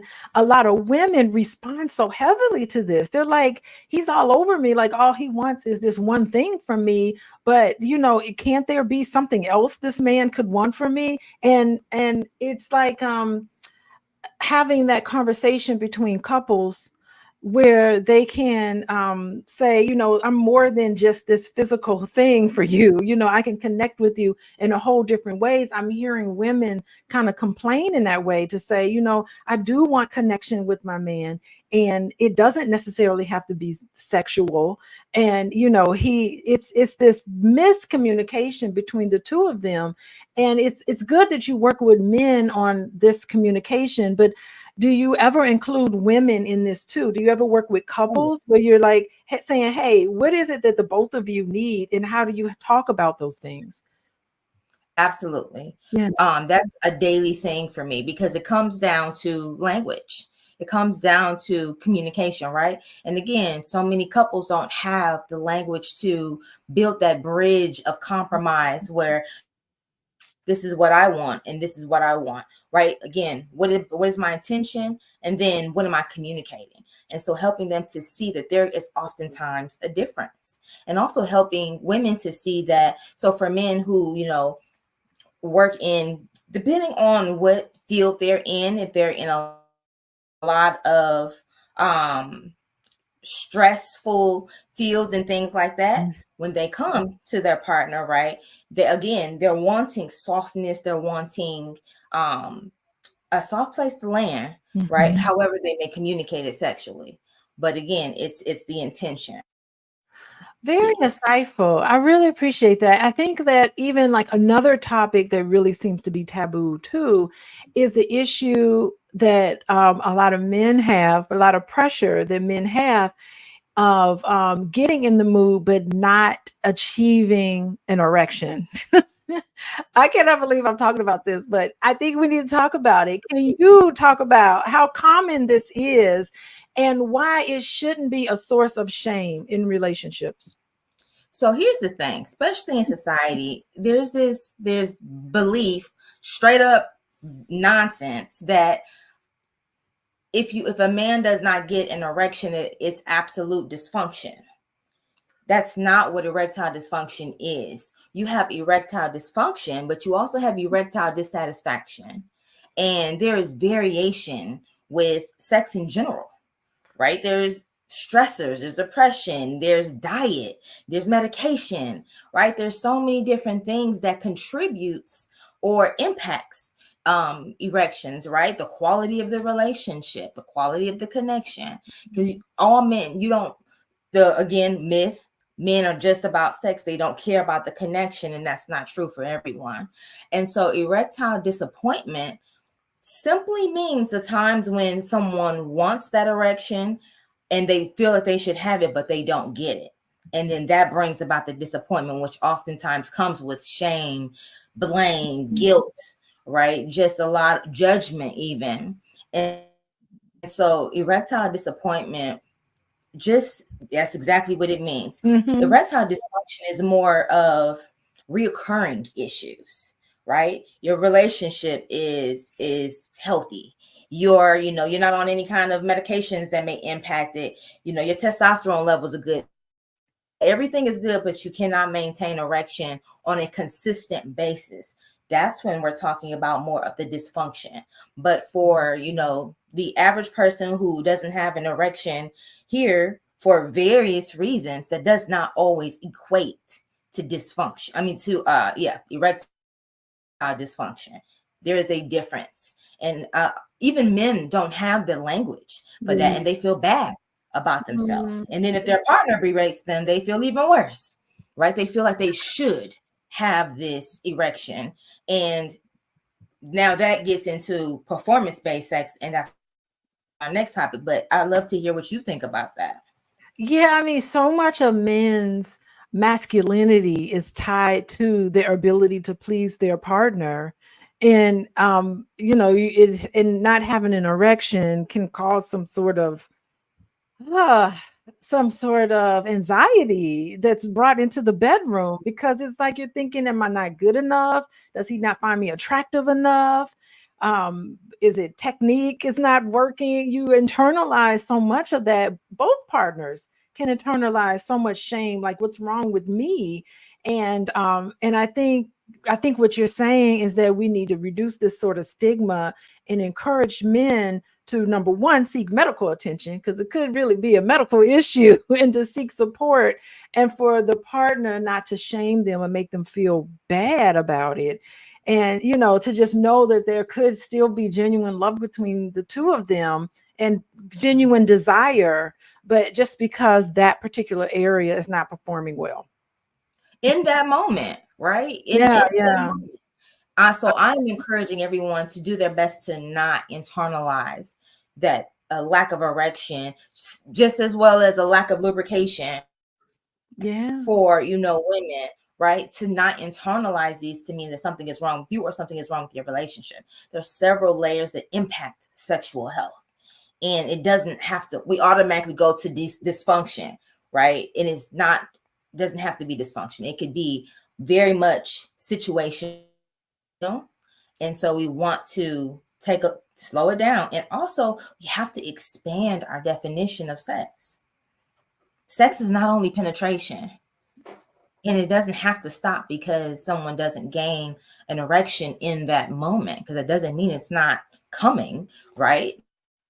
But again, what's on my mind? If I'm so much into my head and so much focus on pleasing my partner, or really making my partner have an orgasm, then I'm not experiencing the pleasure. And of course, we're talking about blood flow here, right? So if I'm in my head, blood flow is not going to get to the penis where it needs to, and it's going to impact the sexual experience. So expanding our definition of what sex means is essential, because the penis has, the head of the penis has so many nerve endings. However, there's so many erogenous zones on the body for men and women. And if we're only focusing on penetration, you are missing out. Thank you so much. Hey, everybody, people who just joined us. We are talking about myths about male sexuality. Yes, we're two women talking about it before y'all start. But we're experts in this area, and I specifically have sex expert Naquan Lewis here, and she is talking to us about what she sees generally in her office and the work that she does with couples and males in particular. And we're debunking myths today. There's so many myths about male sexuality, everybody, in particular about Black male sexuality, because we know it is a stereotype that men have to be hypersexual. Men, that to be a man, you have to always put your manhood up. And you always have to show and prove who and what you are through sexual activity. And that's how you maintain your masculinity. And we're here to say that is a myth. We're here to say it's not just this one narrow way to assert yourself in this way, to be a man, that manhood encompasses so many different things. It's not just performance. And if there's a performance issue going on, it could be a very honest medical problem, or you need to see a professional, or maybe a medical doctor, to help you sort of realize, is it stress? Is it lifestyle? Is it health issues? Is it certain medications that you're taking? All of that can impact this, but it doesn't mean that there's a lack of desire and there's a lack of masculinity or your worth. Your worth is not in your private parts. That's right. Men and women, please know this. That's right. So anyway, I had to put that out there and welcome everybody here to this conversation. And it's very strange for me to talk openly about sexuality. So I love the fact that you're coming on here talking about all this stuff that normally is unusual to talk about. And by the way, I went to school at Indiana University in Bloomington with the Kinsey report, and I did take. It's so funny. I took human sexuality. The last semester of my senior year, I took the human sexuality course because, why wouldn't I? It was just an elective.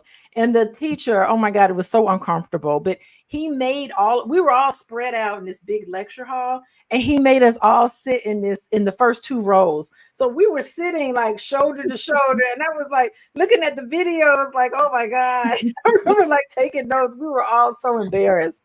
I think the teacher just cracked up. But anyway, it was a way for us to just like demystify some of these things about something that everybody, it's so normal to everybody. I don't know what goes on with you as I talk about some of this. It's common. It's common in our profession. I want to normalize that. That is something that I do also in my other leg of my practice is I teach clinicians the importance of assessing sexual health, because what you just said, Dr. Alicia, a lot of people are uncomfortable with it. So just as clients coming in my door, my virtual door, are uncomfortable at times and need assistance with, gaining that language, I assist clinicians as well. Because again, in our society, it's been stigmatized. It's judgment, it's shame, right? And so I assist people with removing that shame and reauthoring their stories with sex. Okay, very good. Okay, so moving on. There's a lot of talk about performance-based sex versus pleasure-based sex. Could you explain the difference and why the latter might be healthier? So a lot of men specifically engage in performance-based sex. And what that is they are trying to obtain a goal. And the goal is to make their partner orgasm. And so what that means is, again, they are in their head. They're focusing on, the person's pleasure, which there's nothing wrong with focusing on their pleasure, but they're not necessarily even focusing on the pleasure. They're focusing on the orgasm, with a misunderstanding that pleasure is about the experience, right? It is about the experience, the man's pleasure and his partner's pleasure, right? It's not just about the pleasure, the orgasm. Orgasm is one type of pleasure, but there are, like I said, when I talked about expanding people's definition of sex, right? You have your fingers, you have your mouth, you have toys, you have other ways to, bring about pleasure. But performance-based sex is focusing on the act and the orgasm or the finished result versus enjoying the journey. Yeah. And you're missing out. I'm gonna keep telling you, you're missing out if you are focusing on the orgasm and not the journey itself. Not the journey itself. It's so interesting because in the media, and particularly pornography, that's all about performance. Like there's really no real, I don't know if y'all seen pornography, but I've seen it. And it really is, it's just performance-based sex is what you see on TV, or in the media, or even in pornography. That's all you seem to see. And it's about, doing it right and fulfilling this perceived role, I find, that's happening between couples. And I think what you're saying is that pleasure-based sex, it shifts the focus to connection. And really, that can lead to more satisfying experiences in relationships. And it fosters mutual respect between two people who are just having a lovely experience with each other. And I think that's a profound distinction. What do you say? 100%. It not only does it impacts and increases connection, intimacy, respect, right? Couples that focus or experience more pleasure-based sex report more relationship satisfaction, right? So also it's a decrease. So sex is a stress reliever. However, if I'm having performance-based sex and I'm all in my head, which means that, anxiety is increased, stress is not being relieved in that moment. It's actually being increased. So there's several reasons to have and to focus on pleasure-based sex, and understand that if you lose your erection during, which it happens. And I'm going to say that it might happen to everybody at some point in time. That doesn't mean to stop and focus on the erection. That means to keep going and, again, pick up pleasure. Find ways to pleasure your partner. Find ways that you like to experience pleasure and communicate that. Again, so that's what I'm doing when I work with couples. How do we talk about this? How do we identify what we enjoy, what we desire, and how do we communicate that effectively to a partner? So what brings you pleasure? Yeah, I like what you're saying because all interactions, listen, we are so stressed out with our day-to-day jobs, dealing with the outside world. I love that you said men like to come home and have a nice, comfortable place to lay their head. And I really like that because in my mind, it's like the interaction between people in a committed relationship should be stress reducing, not stress increasing, and just having stress reducing conversations. And I talked to a lot of couples about that, how the two of you can have a conversation about your day that reduces the stress. And you got a friend and a companion that's going to have your back no matter what. But in the bedroom, it should also be stress reducing. It should be just based on having fun, having fun in a way that is very respectful. And I just like that you extended the stress reducing attitude all the way across, interactions between two people in a committed relationship. And even not in, just even, they don't have to be married. They don't have to be a scenario of marriage, but just any time that you just copulate, I guess I want to say, with another person, it shouldn't be so stressful and scary and frightening and shameful and just all of those things that for a lot of us being introduced to sex has been so negative. And for Black people, we've been so sexualized, hypersexualized, women and men, hypersexualized in this stereotypical way that we bring some of that shame and some of that discomfort into our relationships. Big time. Oh, absolutely. And so we have to work through those stereotypes and those stories, and again, reauthor our relationships with sex. Because otherwise, not only does it impact you, it impacts if you have children, it impacts how you educate them or don't, right? It continues. We're talking about generational dysfunction here, right? So it just continues to impact us. It prevents us from experiencing, the pleasure that we could. It impacts how we raise our children, how we engage with others. And so because of men specifically have been programmed in this way with sex, one of the ways that I assist them with expanding their vocabulary about it is, one, to identify their intention. Because again, what's the myth? All men want is sex. If they really want connection, right? How do we communicate that? And also understand that communication does need to happen throughout the day. Now, folks is busy. Ain't nobody got time to just be, texting and stuff all day, right? Mm-hmm. But however, you do want to make an attempt to connect to your partner. And you also want to prioritize non-sexual touch just as well as sexual touch. Yeah. You may be surprised. I have a lot of couples that, and I ask them, how many times have you, hugged today? Yeah. And they have not hugged at all. Mm. Right. And so then when the man comes and now he wants sex, and now so the woman is like, well, we haven't connected at all, but really he's asking for connection. But because as women, again, our attachment is more relational. Mm-hmm. We feel like, okay, now you are objectifying me, right? Versus connecting. So it's the miscommunication. Men want connection. A lot of men. I don't like to overgeneralize. A lot of men want connection. A lot of men want to feel desired. Yeah. Feel loved. It's the communication piece that oftentimes may be missing. Yeah, as you're talking, I just know that like even men want to be treated like actual people. They don't want to be, and I always say this because my husband and I, we do this Love and Money, and we talk about that with relationships. And I'm like, women, hey, stop. Men are not an ATM machine. They're not somebody that you could just like cha-ching, just take money from and it be so transactional. It's just like, where's the emotion there? Men want to have that connection. They just don't feel like their one job is to bring home money.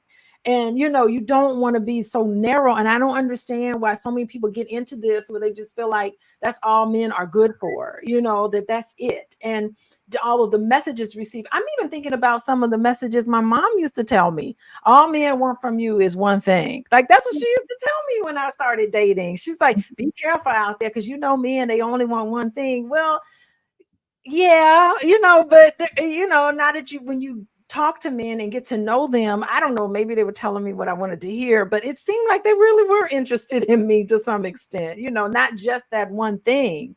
You know, maybe it was an extension of our connection with each other. But you know, I've spoken to many men who are just like, you know what, I think she thought I was trying to come on to her, but I really was not. You know, and I've talked to other men to be like, she came on too strong. You know, I felt pressured to want to do something that I didn't want to do. And I think we need to start, as Black people, we need to start seeing each other as a full human being with full set of feelings and reactions and emotions, and human beings, not just little puppets and transactional relationships. I think we need to get out of that and start getting into a place where we can just feel a little more transparent, a little more open with each other, and just give each other all of the different ways of intimacy. Sexual intimacy is just one of many different ways to be intimate with another person, and even financial intimacy. All of these things go with a relationship, all of them equally important. Absolutely. Absolutely. You hit the Oh nail my on the head. gosh. I really love that you came on here and sharing your insights with us. Before we end, I just want to say hello to everybody joining us. We are talking about myths of, we are two experts who have been doing this work for a long time and trained. So, in terms of our expertise, we're talking about male sexuality and myths. And of course, if you got topics or questions for us, you can let us know. Maybe we'll come back on and answer your questions, because I'm certain there's a lot of questions to be asked. But before we go into wrapping up, I'd like for you to just take a second, if you don't mind, and share with us one of your personal hobbies or interests you have outside of being a sex therapist. What do you like to do, Miss Nikwan? Oh, I like to do a lot. I like to eat. Okay. Yes. No, I don't like to cook. I like to eat. I don't like to cook, but I like to eat. I love to travel. I have some trips coming up. Last year traveled so much, but that's probably one of my biggest things is I love to travel. I mean, I think that is so, you know, I think as therapists and just as human beings, traveling is so embedded into eating and exploring. And it's just this innate curiosity that we have as lifelong learners. We are all lifelong learners. It's all this curiosity. And I love to eat and travel too.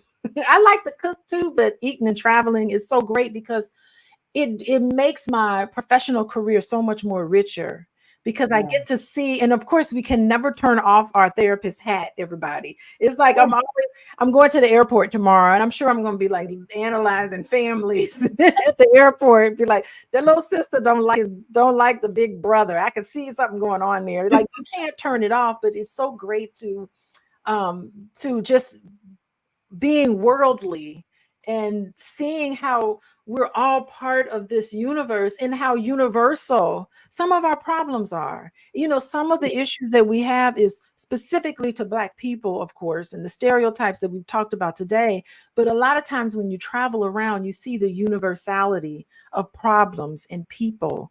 And it's a very humbling experience, you know, going and traveling and meeting people. And it just breaks down a lot of barriers. So I like that you shared your personal experience. And so anyway, before we move on, and you can, you know, have some parting thoughts, I just want to thank you for coming on here and talking about and enlightening us about understanding male sexuality. And you've provided us a much needed counter narrative to some of these stereotypes, not only about Black men, but men in general.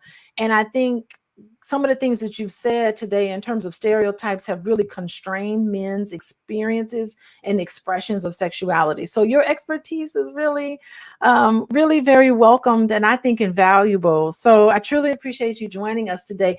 Parting thoughts before we end, and let everybody know also how to get in contact with you. Absolutely. Everybody can find me on socials at Intimate Connections PLLC. And if you are in Texas and you would like some support, my website, intimateconnectionspllc.com. So parting thoughts for my men. If you focus more on communicating your intention, that oftentimes lands way better and you get the result that you likely are looking for. If your partner knows that my goal is to connect, right? My goal is to be close to you versus, you just grabbing a boob or there's nothing wrong with physical touch. And let's be clear, there's nothing wrong with sex. There's nothing wrong with everybody being sexual beings. That is a natural part of life. That is why I do what I do. I believe that sex is a part of holistic wellness. And so there's nothing wrong with that. But making sure that you're communicating your intentions is important.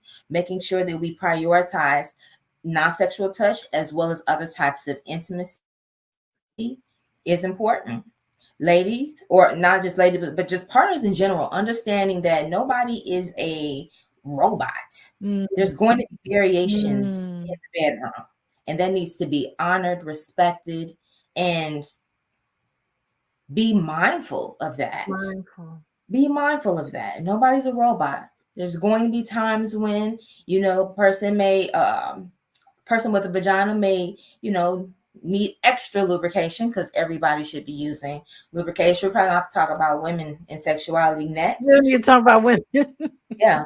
But there may be times where, men may need some assistance as well with their erection, but expand your viewpoint on sex. And no, sex is what you make of it.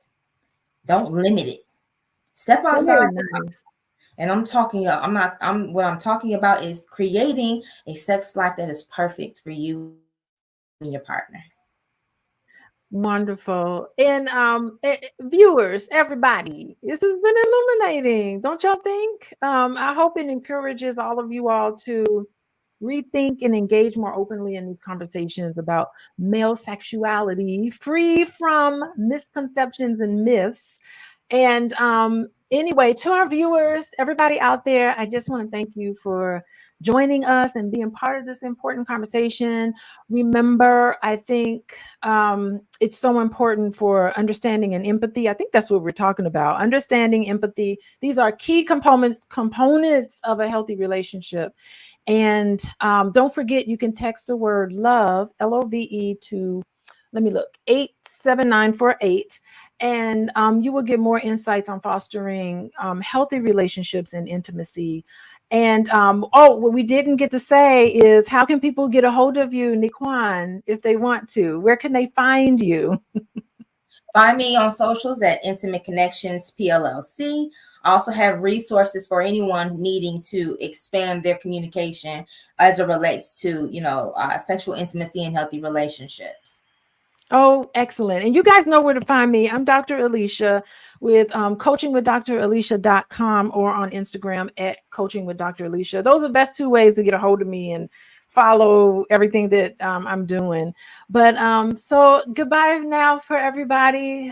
Thank you for joining us. Keep this conversation going. Hit the like and share with your partner. If your partner's not here watching, or if your potential mate, or if you know somebody who's in a relationship, share this video with them. Hit the like button, please. And remember, openness and understanding. Those are the pathways to healthier relationship. And we want to have like a good Black society. We want to have a society that's healthy relationships. We need to get over this, right? So stay connected to us here on Fly Nubian Queen. And for more enlightening conversations, I'm bringing Nikwan back on here. We're going to talk about other stuff, other taboo topics we're going to talk about. I'm glad that you're here so that we can talk about some of these things that many of us are very uncomfortable talking about. So thank you so much. Goodbye, everybody.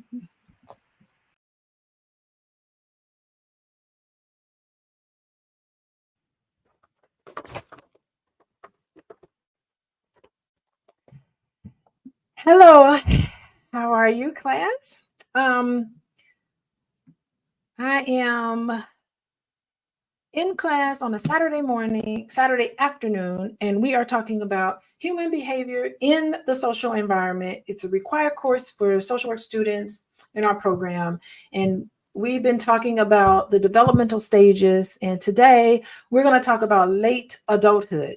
Next week, we're going to talk about late adulthood. But for today, that's what we're going to talk about. My name is Dr. Alicia. Welcome, Felicia. Felicia is 56 years old. Thank you for joining us. Everybody, if you feel comfortable, put your name in the chat and let us know how you guys are doing. And to you students, you can tell us, are you guys old? Do you feel old? At what age are we old? And how are we supposed to know if we're old? Felicia is 56. Is that old? Let's see. Let's see who else is here. Journey. Well, maybe not Journey. Let's see. Journey. Do you feel old or feel like you're getting old? No, I don't feel old, and I wouldn't say 56 is old either. Okay, 56 is not old. Hello, Richard. Okay, Julie is 59. Is that old? Julie, do you feel old? Felicia, do you feel old? Richard from Houston, welcome. How old are you? Would you like to put your age in there? Do you feel old? Okay, Annette is 62. And what does she say?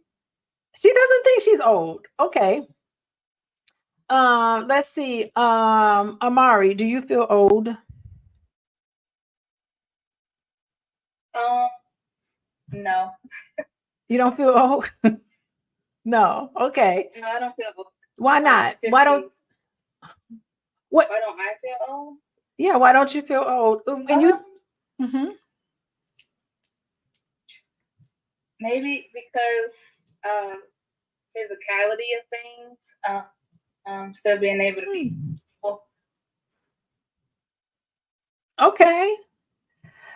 Okay, so I think you said because you just physically don't feel old. What about okay, what about 10 years ago? Do you feel different 10 years ago than you do now? Amari, do you feel older? Yeah. You do? You can tell the difference? Yeah. Okay. Yeah. Okay. What about 10 years from now? So whatever your age is now, 10 years from now, do you think that's old? No. Okay. All right. So Richard, like feel different. You said like ask me, do I feel different between the two ages? From 10 years ago to now, which was 16 for me. But so yeah, it does feel different. So I'm pretty sure then it will feel different, but I can't say that it will feel older to me just yet. Okay. All right. How about you, Emily? Do you feel old?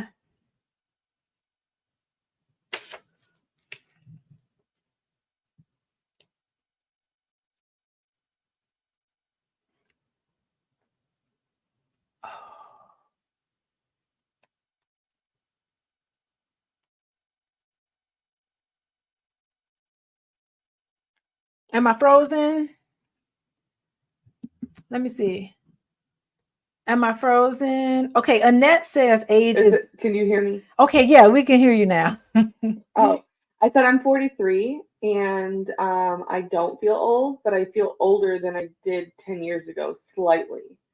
It's more of a maturity thing rather than a physical thing, like to realize where I am in life with especially some of my friends that we've been friends since we were 14 and stuff that we discussed 401ks and reading glasses and things like that instead of who we're taking to prom.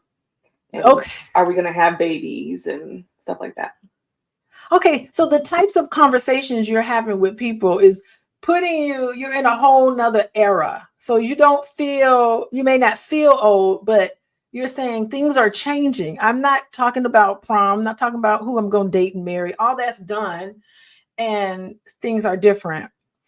Okay, so people in the chat are saying it's a mindset. I like Annette. Annette's like, it's a mindset. And shalom, Thaddeus. He's 58. And I don't know, Thaddeus, do you feel old? Rosemary's 69. She said she don't feel old. She don't care what you say. She don't feel old. And then Annette said, I'm aging, but seriously, I do not think I'm as old as my age. So I guess what Annette is saying is that age is a feeling. You have to stay active. My kids keep me young, and you must work out. Woo, that's real smart, Richard. Okay. So, but has any of you all, the thing is that when you get a certain age, AARP is going to be reaching out to you. You know, AARP is going to say, you need to join us. Sometimes when you get older or hit a certain limit of age, Social Security is going to reach out to you. You have retirement benefits. So there's some things where it's kind of beneficial to say that you are older. So Annette said AARP reached out to you, but that don't mean it's going to mean that you're old. You're just eligible for all of these perks. So sometimes you can get the discount. Ain't nobody turning down. I don't turn down. I wouldn't turn down a discount when I'm at the age to turn a discount down just because of my age. I remember I was growing up and my dad would take me to the movies in the summer. And I think if you were 13 years old, you had to pay the adult price. And I remember being 13, going to the movies with my dad, and he would be like, say you're 12. He would teach me to say I'm a certain age, although I was very proud of being 13 years old. It was a big deal. And he would say, she's 12, you know, and so sometimes age can depend on, you know, if you get into certain things and if there's some discounts, there's some discounts. So there's some benefits to getting older and to feeling that you're in a different category of feeling old. Hey, you feel old, Boyce? Do you feel old? Sometimes you do. Why? What makes you feel old? His stomach. So Boyce's stomach, my husband Boyce, he said his stomach sometimes make him feel old. Getting a pot belly. Sometimes that your physical activity and everything, you know, when I was younger, I used to be able to eat Dorito. I used to eat Doritos with cheese whiz on it. And I would eat that all the time and I never gained a pound. Now, if I look at cheese whiz and Doritos, I gain weight, it seems like. So yeah, I mean, I guess in that sense, I do kind of feel old. So anyway. So there's some questions to kind of think about. How do you all feel about getting older? What might you experience as you get older? And when you're evaluating your life, what in that sense does it mean to be successful? So, Emily, how do you feel about getting older?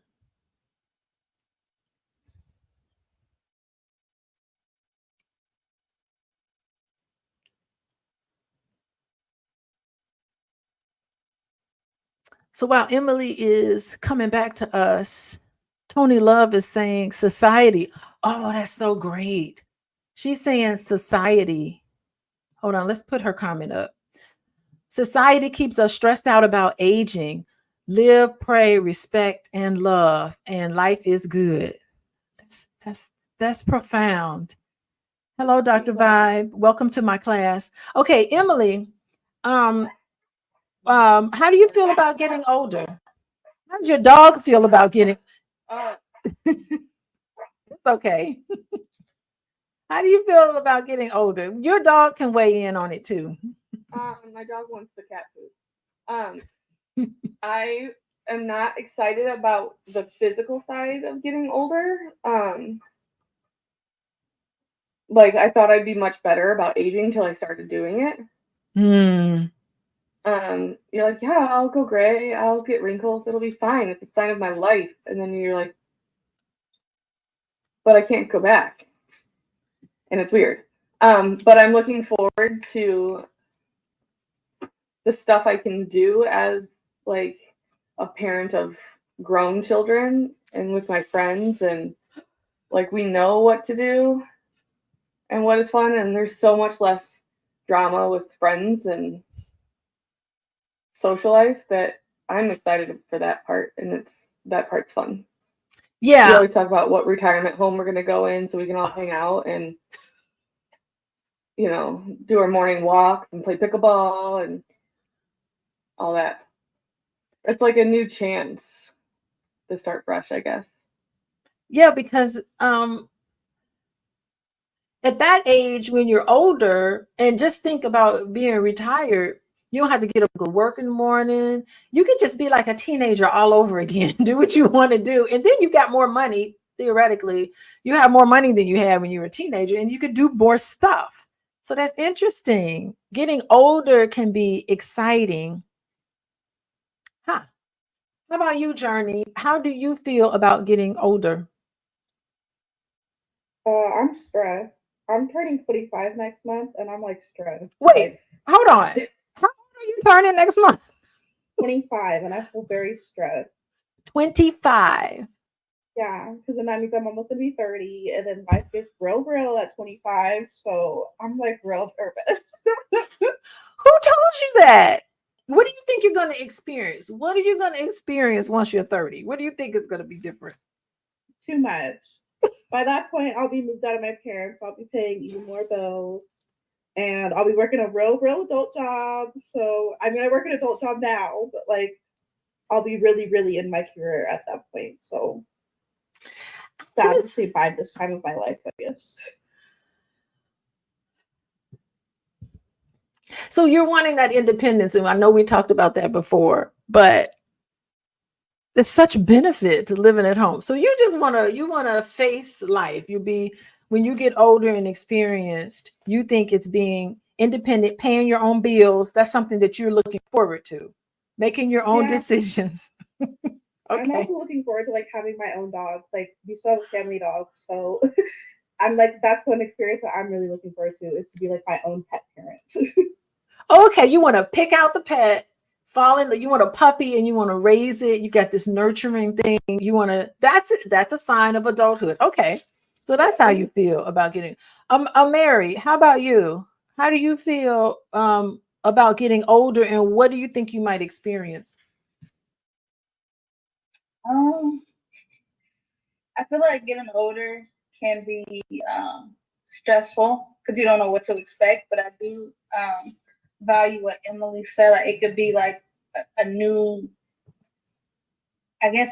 transition, a new story for you. So just trying to be positive about it. You know, you start thinking about the conditions that your family may have, and you start worrying that you might get that. So you're trying to do everything that you can to like make sure you're healthy. So my grandfather died from dementia and Alzheimer's.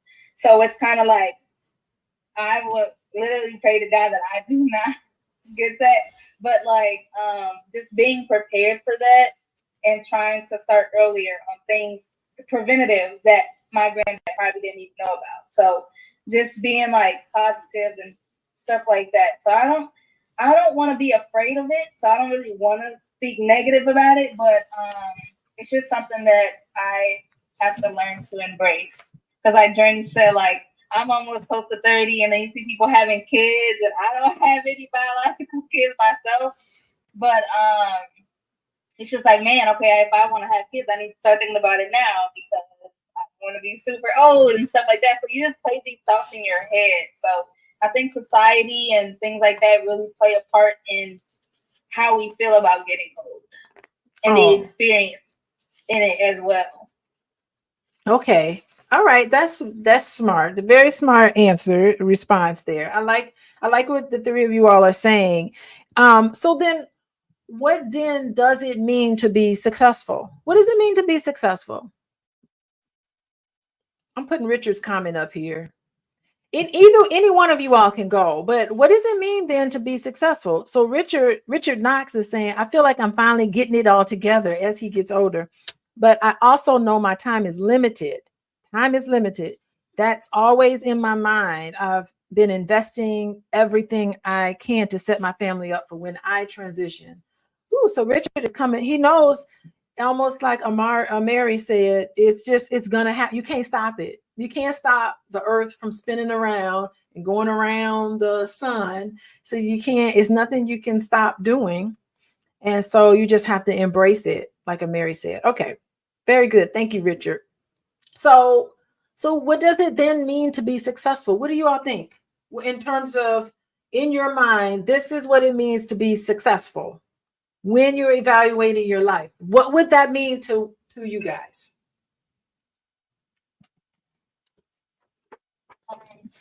I feel like success is hard to measure, but for me, if I had to measure my success, it would be to focus on my health more. Kind of like Richard was saying, like, you want to set your family up for when you do transition. So that kind of like me and husband's mentality now. So like we don't know what is going to happen, but having peace, I guess having financial freedom is success to me. I would say that's what success is. Being able to see like your loved ones happy is success to me. So helping them in whatever way I can, if it's financially, support, any type of support really, but that's really success to me. Okay, so success for you is having health and having financial freedom. Yes, Richard agrees. I agree too. Financial freedom, that means success. Okay, Emily and Journey, either one of you all, do you all want to add to that? Money to me is, I mean, there's a curvilinear relationship between money and happiness. You know, I mean, you get to you make a certain amount and then you can make more money, but it doesn't mean that you're going to be more happy. It levels off. But for you guys, Journey and Emily, you want to add anything to what it means? What evaluating your life, what does it mean to be successful? I think that I would have healthy, happy kids that are able to be independent and doing all right, that they've gotten the life that they want, and that I'm surrounded by good friends, and that I'm in a healthy relationship and happy myself. And I think that would be what is successful to me. Dang, we went to social work. I never went into this thinking I was going to be wealthy. So, yeah. That's a good point. Part of what I married an art major. We were social services and art. We were going to be poor from the get-go. But happy and healthy relationships. Yeah. So money is not everything. I know a lot of people with a lot of money who's not happy. So it is not everything. I love this because we were talking about this yesterday and last night in class, and I was like, man, me being an entrepreneur, am I really being true to the social work profession? Like, I'm getting a little bit into the capitalist game, but I'm really socialist inside. So I'm always looking at other ways of really looking at success that's not necessarily tied to how much money is in my bank account. Although let's just not deny that it makes a difference. So that's interesting, Emily. You're looking at children. And so you're right. Every year the kids ask me, what do you want for Mother's Day? And I'm like, I want 3 happy, sound children doing really wonderful things. I don't want anything from my kids. I don't want them paying for me. I don't want them buying me anything. I really don't want anything from them. Just their success to me is the best gift. And I measure success differently. Just as long as they're doing what they need to do and live their life, that's the best gift any of my kids can give me. So, Emily, I agree with that. Journey, what does successful mean? success means to you? I would say success means to me, like, at the end of the day, just like how happy you are. Like, if you're like satisfied with your life, like that's success. Is like at the end of the day, like, are you stressing out about what's to come tomorrow, or are you like fine with what's to come tomorrow? Okay. Now I haven't stressed, living stress free. Okay. Very good. Let's see what's next here. Okay. At what age are we really old? Well, it changes because today we're going to talk about late adulthood, which is kind of 65 to 74. And then there's this middle old adulthood, which is 75 to 84. And then next week, we're going to talk about very late adulthood, which is the oldest of the old, 85 plus. And we're seeing a whole lot more centenarians, people who are 100 years old and more and older. We're starting to see that grow in our world, 100 years old. And they're living pretty good, actually, living pretty healthy. So I watched this documentary on Netflix called The Blue Zones. And the guy, he went out and said there's certain pockets of America called the Blue Zones where it has a lot of centenarians. I can't say that word, centenarians. I have a whole people who are living to be 195 and 100 and above. And he went to those areas and explored what was it that made them so vibrant at that age. And they all kind of grouped together. Anyway, so that's the oldest of the old. And I think a lot of you all kind of alluded to the fact that social age, social age means something. It's like society has these roles and expectations that you need to fulfill at a certain age. And, I think society does a lot in terms of looking at what it means to be older. And we're going to talk a little bit more about that. But let's get into the demographics because we're in uncharted territory, you guys. Uncharted territory because the U.S. Census is saying that 85 and older population is the fastest growing segment in the aging population. What's happening is that there's a significant demographic shift happening right now. And I don't know if you all know, but I have a contract with the hospice company and I'm working with older adults. And that is like the most job secure place. Centenarian. Thank you, Vanessa. I have a hard time saying that. Centenarians, and 85 and over. In 2015, so that was almost 10 years ago, there were 6.3 million people in the United States that are 85 and over. By 2040, it's going to be 14.6. By 2060, it's going to be 20 million people over the age of 85. And we really think that, especially from that documentary I mentioned, the reason why there's so many people who are 85 and over is because there's an decrease in mortality of children and young adults. And there's a decrease in mortality among the aging. And there's all this health technology. So we now know better ways to keep everybody living more healthy. And I really think that we need to think of ways in which we can accommodate the growing needs of this group. I mean, especially in terms of healthcare, socially, what are we going to do? We're going to have all these, the retirement age increases every couple of years. And, but eventually the older adults are going to have something to do. They're going to have something to do with their time, especially the ones with all the vicissitudes and things to do financially. You're talking about being brilliantly talked about financial security.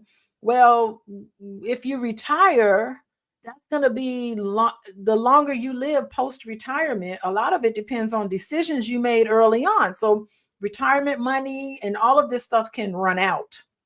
So you really do need to think about finances. I I'm fortunate enough where I have just been able to, as much as I can, max out my 401k, make sure that I have all of my retirement investments in place first, and then I pay myself. I put a lot of my money in investments. I do not play around with investments. I leave it and I forget it, because looking at my statements and trying to figure all that stuff out, that's boring to me. Not boring, but it's interesting because I'd like to know how much money I make, but I don't want to spend my time there. I want to enjoy my life in different ways. So, but I think this is really interesting because 200 years ago, life expectancy was 30 years old, 40 years old. So just from 200 years ago, even 100 to 200 years ago, I mean, life expectancy has doubled. So we're living longer because of all of these reasons. So we really need to know that. And I know in terms of the social work profession, if anybody's interested in doing an internship and they want to work with older adults, you can basically go to school almost for free, because there's just a lot of money encouraging social workers to get into working with older adults. So that's just money for school. So there's a lot of programs popping up because they see what we're seeing today, that people are just getting older. And so as social workers, we need to pay attention to this, because this is like, this chances are your clients are going to be in this group. Okay. We're talking about race, gender, ethnicity, social class. How does that relate? Believe it or not, in terms of race, in 2015, only 9% of the population over the age of 65 was African American. 9%. So 8% was Latino, Hispanic, 4% was Asian, Pacific Islander, believe it or not, and less than 1% was indigenous population. So what does this tell us? This tells us that the 85-year-old and older are generally white. And it's not very heterogeneous in terms of race. 9% of the population over 65 was African American, only 9, right? So they're getting older and whiter. We'll say that. From 2015 to 2030, they estimate that the white population over 65 is expected to increase by 43%. But the ethnic population in general is going to grow a lot, 99%. So this tells us that among all of these groups of color, African American, Latino, Hispanic, even Asian, believe it or not, and indigenous individuals, there's barriers. We know there's barriers to health and wealth, and all of this accumulates and exacerbates in disparities in late life outcomes. Disparities. Women also outnumber men. Women are outnumbering men. 190 females per 100 males for 85 and older. And it's crazy because my mom, she's a African-American lady, and she's in her 80s, and someone put her in a dating app. Someone put her in this dating app. A friend of hers added her to a dating app for seniors, and her inbox was full of white men. And she was like, I don't know if I could date a white man. I don't know. That'd be kind of weird. I mean, think about it. She's 80 something years old, and she grew up in, Jim Crow, civil rights. So in her mind, she's like, I don't know if I could date a white man. I don't know. But she's like, you know what? I guess I got to warm up to it, because a lot of the black men her age are dead. She's like, there ain't nobody else left. So a lot of these men, they're reaching out to her. And I think this is really interesting. She's just outnumbered, right? So she talks about that a lot. Older women are more likely to live alone, 35% compared to 20% of men who live alone. Interesting.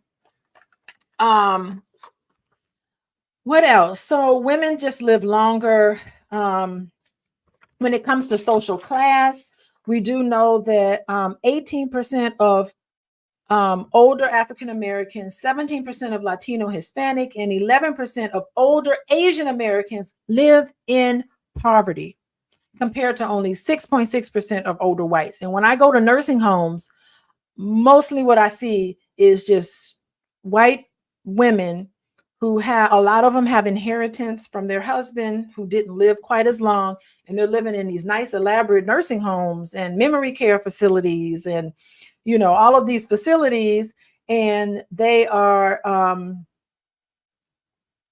that stuff is expensive. It's like $12,000 a month, $12,000 a month just to live in these facilities. So it's expensive. And if you don't have a lot of money, you don't have enough money to pay for good care when you're older. And so this makes this disparity here in terms of income and living in poverty makes a big difference, because I go to public, there's some nursing homes that are public aid. They accept a lot of public aid individuals, and it's not as nice. It's not as good. I hate to say it. Yeah, Miss Parker, $12,000 a month for the nice ones, for the really nice ones. And I live in Illinois, so that's where it is here. So yes, it's expensive. Like, I'm putting money away into my health savings account because I'm like, I need somebody to come into my home, and you're going to have people come into your home and give you a sponge bath every once in a while, because you'll be older and you won't be able to take care of yourself as much. So it's something to really think about in terms of income. What do you think about this? Geographically, people are living in one of the 10 states. 51% of the elderly population live in California, Florida, New York, Texas, Pennsylvania, Ohio, Illinois, right here in Illinois, Michigan, New Jersey, and North Carolina. I get North Carolina, Florida, California, Texas. I kind of understand that because the weather is nicer and I think the taxes are more friendly. But I don't understand. Can anybody explain why Ohio, Illinois, Michigan, and New Jersey? New Jersey? What is that? I don't know. What do y'all think? Why? Do y'all want to move to Florida is Florida the best place to live? What do y'all think? Journey, Emily, or Mary, what do y'all think? Where do y'all want to live when y'all retire? Not Florida. Not Florida? No, they just, they let murderers off a little bit too freely in Florida. So I think I'm okay with not moving there. Definitely don't want to be in the same state as what's her name, like Casey Anthony or whatever. I probably would want to move somewhere more like secluded, away from like most of society. Maybe like Alaska or something. That is so freaking cold. Have you been to Alaska, Journey? It is so cold there. No, but I feel like it would be fun with all the animals. Okay, Journey. Alaska. Okay, interesting. Okay, you'd be kind of by yourself because not a lot of people live in Alaska. Okay, Emily and Mary, Emily, what do you think? Where you want to live? I probably would live around here or a little further south, but I'm wondering how many of these other states are by large military bases. That's where people retired and stayed, especially with like Texas and Ohio and whatnot. Like, my grandparents are old and they're in Ohio, and they have had great health care. Is that and what I think part of that has to be part of why they're living longer, is that they had decent health care their whole lives. Are these states traditionally blue or traditionally red? Like, I don't like as far as like systematic benefits in health would be. There has to be something more logical. I don't know why people. I used to live in Florida. Hey, it's just way too hot for me. I can't deal with that heat. And I lived in the panhandle of Florida. I couldn't imagine being South Florida. I don't know. I think maybe, ideally, I would love the summer in Illinois and winter in the South. Like, I want to do I want to turn the seasons into a verb. I'm going to winter. This is my retirement life. I'm going to winter in Florida, and then I'm a summer in Illinois. I'm going to do, that's going to be, I don't know, that's my retirement life in my head. I'm just going to travel around and do things. I don't know. Mary, what do you think? Where you want to live? Maybe Arizona or Hawaii. Yeah, I'm surprised Arizona didn't come up on the list. I mean, it's from 2015, so maybe Arizona made it on there. Okay. And how many of these stats are changing because of COVID? Because I know that the average lifespan of certain races went down after 1 year of COVID, and like the average age of an American went down. It did. The average age decreased, and it hasn't gone back up. And what's interesting is that for a lot of countries, other countries other than the United States, they did go back up. But for the United States, they stayed lower. I don't know. I saw that recently, that they're trying to figure out, like, why didn't it go back like everybody, like it did for everyone else, every other country. But here in the United States, it really, COVID had an impact that was unique to other countries for sure. Okay, there's six traits to growing old with grace. And let me tell you, I have these conversations with my husband all the time. I don't know if you all know, but he gets online and he likes to rant. And I love it. I love what he has to say. He has some meaning. He's really beautiful. But sometimes I have to tease him because he reminds me of, like, sometimes like old men who get mad and they shake their fist in the air and they're like, the world is changing and it needs to get back to how it used to be. They want the changes that are happening, is just, they get mad at it. And my approach to progressiveness and to change, I embrace it all. So I love to embrace change, new ideas, I'm a progressive social worker to the soul. Okay. I am conservative beliefs don't necessarily gel with me because I'm a social worker and this is what we believe in. So, I mean, I kind of look at the world as beautiful and wonderful and, oh, things are changing, things are different. And I kind of go with it. And I mentioned to him, I said, you make yourself look old when you be hating everything, you be shaking your fist in the air like those old men that get mad at everything. And then I saw this slide about the 6 traits for growing old with grace. And I think a lot of it talks about the fact that, I don't know, I think more things always change. And growing old with grace is, there's a set of beliefs and ideas that research is saying it enhances your quality of life and your overall well-being. So when you get older, if you adhere to these 6 traits, you are more likely to have better mental health and better physical health as well. So these traits are so important. So growing old with grace, yes, there's a passage of time, but it's how you view it and how you see it. So the first one is about caring about others, remaining open to new ideas. And I know I'm always trying to embrace technology as much as I can, although it took me forever to figure out how to. It's a big deal for me to get on StreamYard and to post my slides and to figure it out. Y'all as a class were very patient with me, but part of it is like, okay, I'm learning something new. I need to try to get more comfortable with trying to figure out social media. And I don't know if Dr. Vibe is still in the chat, but Dr. Vibe, he'd be feeling sorry for me and be offering his services to me so that I can get the technology down. And Dr. Tashi, I don't know if she's still here, but hey girl, how you doing? She's also a professor too at a university. So, but anyway, all of these things is how open you are about things, how open you are and embracing the change. Yes, Miss Parker.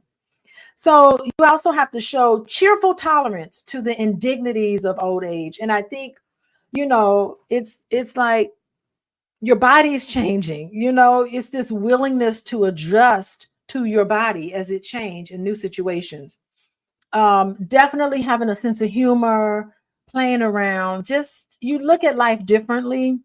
And that deals with growing old with grace, taking sustenance from past accomplishments while remaining curious and willing to learn. So there's a commitment to lifelong learning from the next generation. So you don't look at younger people as, they don't know what they're doing. No, you look at younger people who are younger than you and you're like, wow, teach me something on what I need to learn. And I think just engaging with new people, engaging in new hobbies. I know my aunt, when she got older and she retired, she started making jewelry. She used to make, actually, I don't know if she made this necklace, but she sat down. She'd never made jewelry before, but she retired. She bought all this jewelry, this stuff to make jewelry. She was making her own jewelry. She was going to craft shows. And she was a school teacher. She taught literacy to children. But when she retired and was done with that, she took on new tasks. She took a class on making jewelry and art and creative writing. A whole new life opened up for her after she retired because she took on new things. And just because she retired from the school system, which gave her a good pension, she got a really good deal.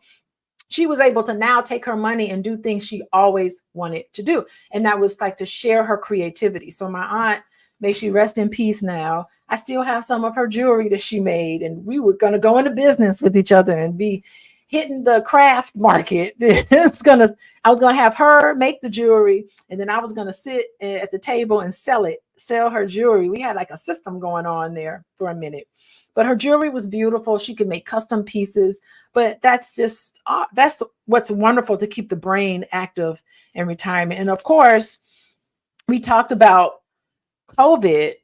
So Emily brought up a really good point because COVID really took a toll on people. Maintaining contact and intimacy with old friends. This was impossible to do for a lot of older people. It was a lot of loneliness, a lot of isolation. And we now know from the studies that are coming out that older adults it really took a toll on older adults being away from people and being afraid, and rightfully so. I mean, older individuals, they didn't have the ability to bounce back from COVID like everyone else did. So it really took a toll on them. So it's so important to maintain relationships and with family and friends and in the communities and keep the social connections going. Okay, let's get into some theories, or like when I was in Guyana, theories. We used to call it theories. The theories. These theories, let's go through them. Let's see the time. It's almost 2:00. Okay, let's try to get through these because we got to take a break and we got more stuff to cover in class. So disengagement theory, there's disengagement is like a double-edged sword. In a way, Journey talked about this. She's like, you know what? When I get older, I'm going to move to Alaska and isolate myself. Her and her dog. She moves to Alaska. You better get one of those Siberian husky dogs, like one of those sled dogs. I don't know. She got to get that in Alaska. And that's how she can get around the places. Because I hear Alaska, it's kind of frightening to drive on the ice. But anyway, it's gradually, sometimes when you get older, you can gradually disengage from all of the social roles and relationships and turn inward.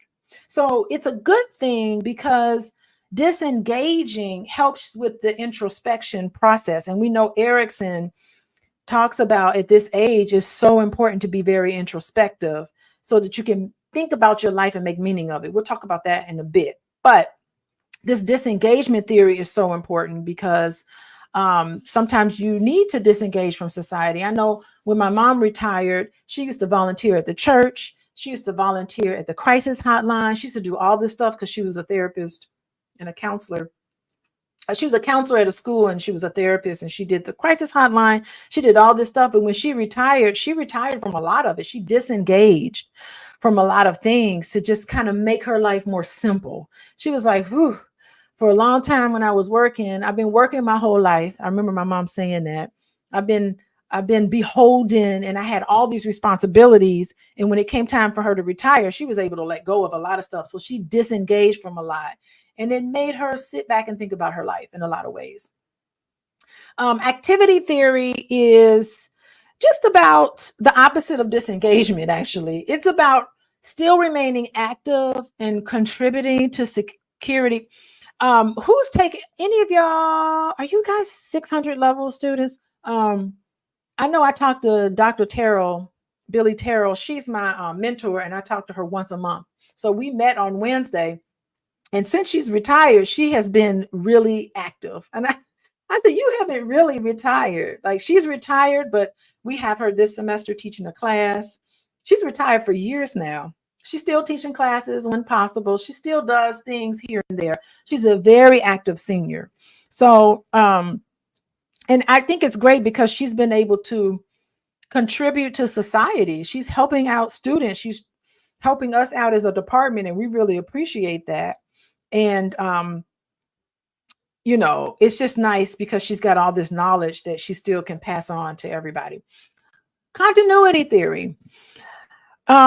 It's where older adults just continue to do a lot of their interactions. They're able to make adjustments and to be also stable in making adjustments. So the idea with continuity theory is to reduce stress. You know, so I'm going to keep some of these interactions going, but it's not going to be stressful. And, you know, to kind of keep things going, you want to keep your mind active, and you want to be resilient and embrace aging. So that's continuity theory. Let's move on quickly. Social construction theory. Lord, we know about this. I had never heard of this word before. Gerotranscendence. Look at that. Social construction theory. Well, gerotranscendence holds that human development exists into old age and doesn't simply end. So you can teach an old dog new tricks. That's what gerotranscendence tells me. You can teach an old dog new tricks.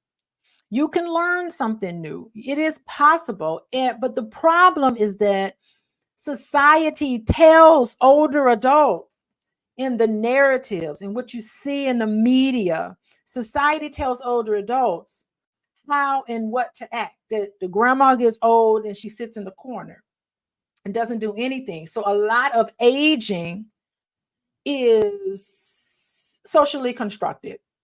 You know, we have these things. Yes, DJ Black. Let me put his comment up there.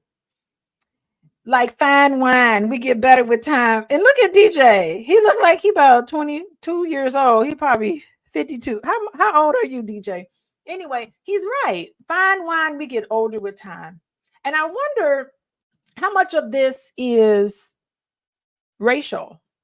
You know, if it's cultural. You know, I know that I love watching movies with like anime movies and movies that come out of Asian countries. Their movies depict older adults so much more healthy than more westernized United States movies here, and Hollywood movies.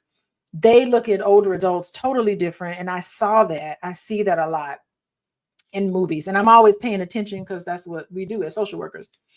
So anyway, feminist theory. I love feminist theory. Yes, everybody, I am a feminist. Gender, it absolutely plays an important factor in aging. I'm opening this up for a discussion just for a little bit. Wait, how do I get this out?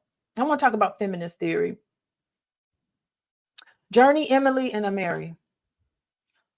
What does society tell us about the experience of women as they get older versus the experience and the view of men as they get older? What have you guys noticed?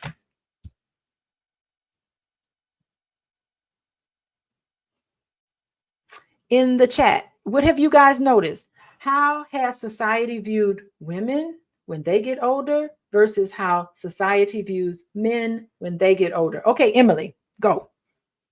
Women get frumpy and fat and old, and men get distinguished and handsome and more powerful, probably wealthy. Wealthy, yes, yes, they do. Because right now, as the feminist that I am, what is it about money and gender? Journey and Amari, let's talk about that. What is it about money and gender? Socially stratified factors of power, privilege, status, inequalities, and disparities. What do we know?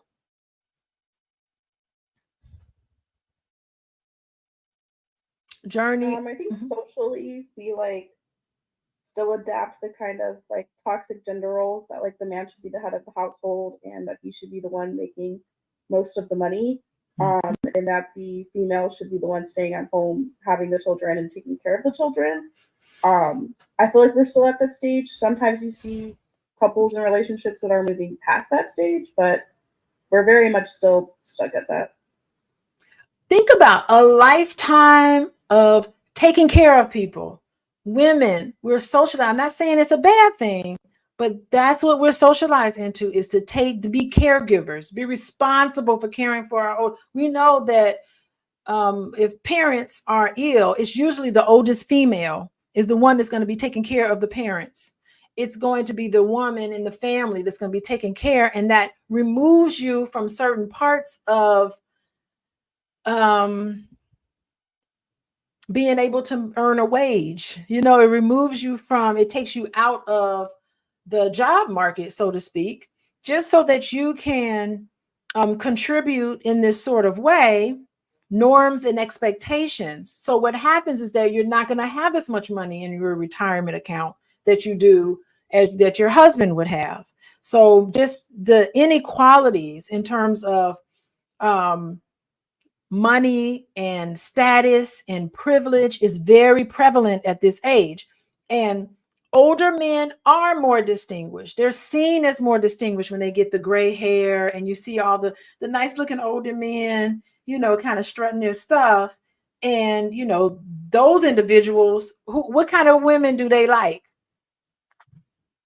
Mary, older, distinguished looking men, what kind of women do they like?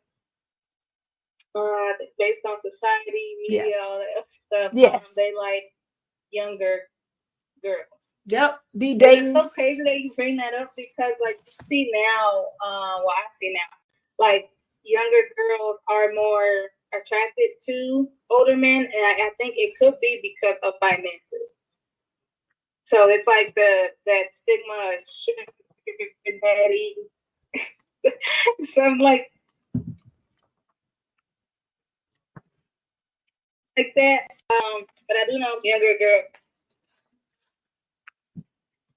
men, because of that stability that they assume that they have. They want them a sugar daddy to help finance what they're doing. So younger men and older women, younger women and older men, they get together and it's like they got them a sugar daddy, and older men like hanging out with younger women because it makes them feel not as old. They don't have to come to terms with their own age. And so there we go. Yes.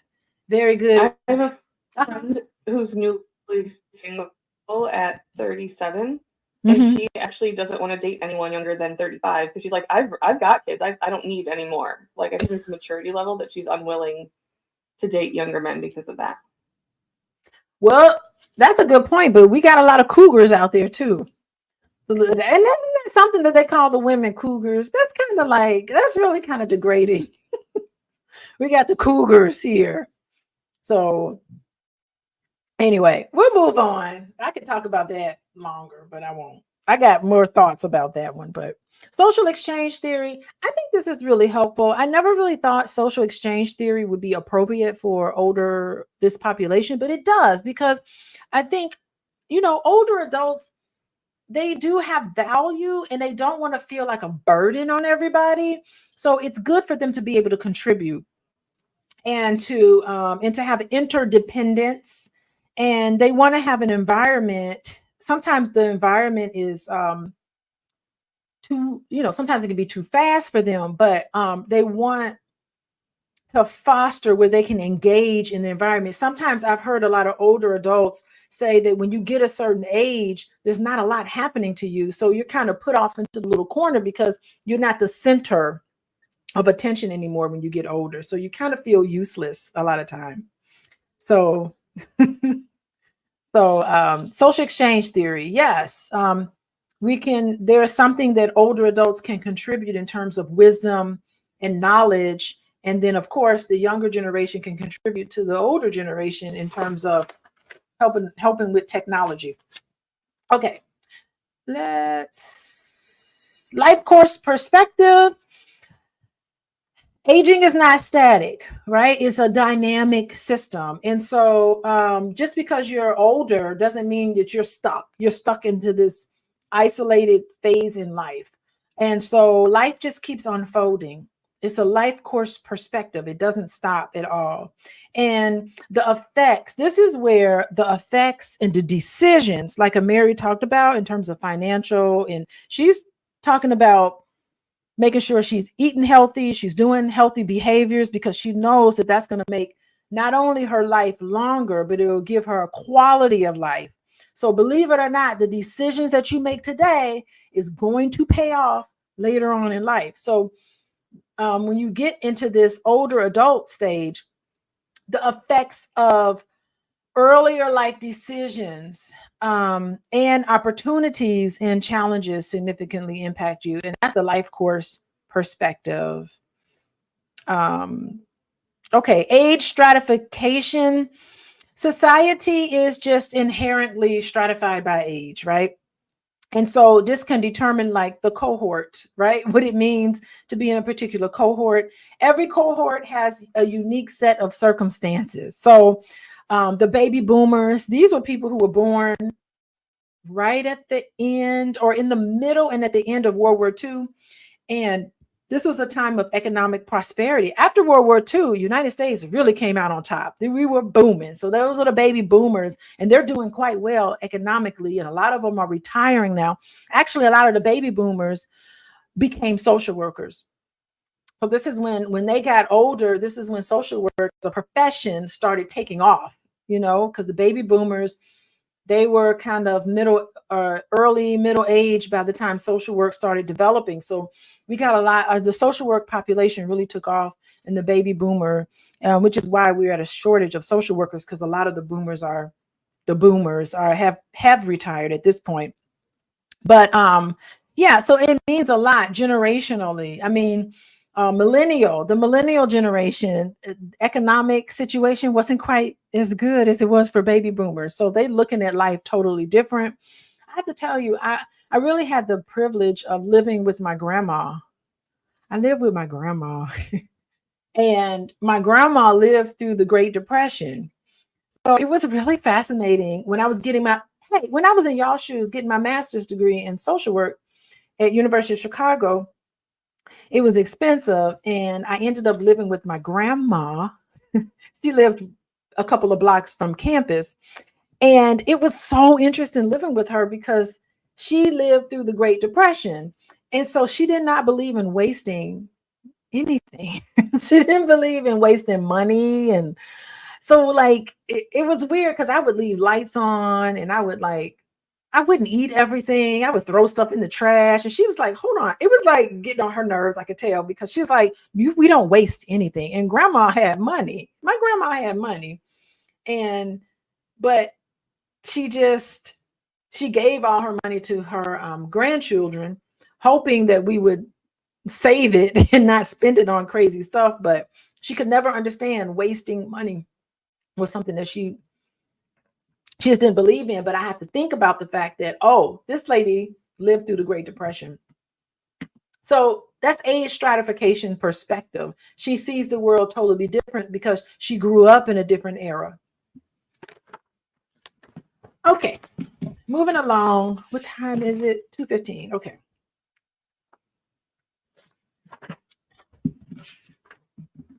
let's see, where are we? Changes in late adulthood. There are biological changes that happen in late adulthood. Health changes, right?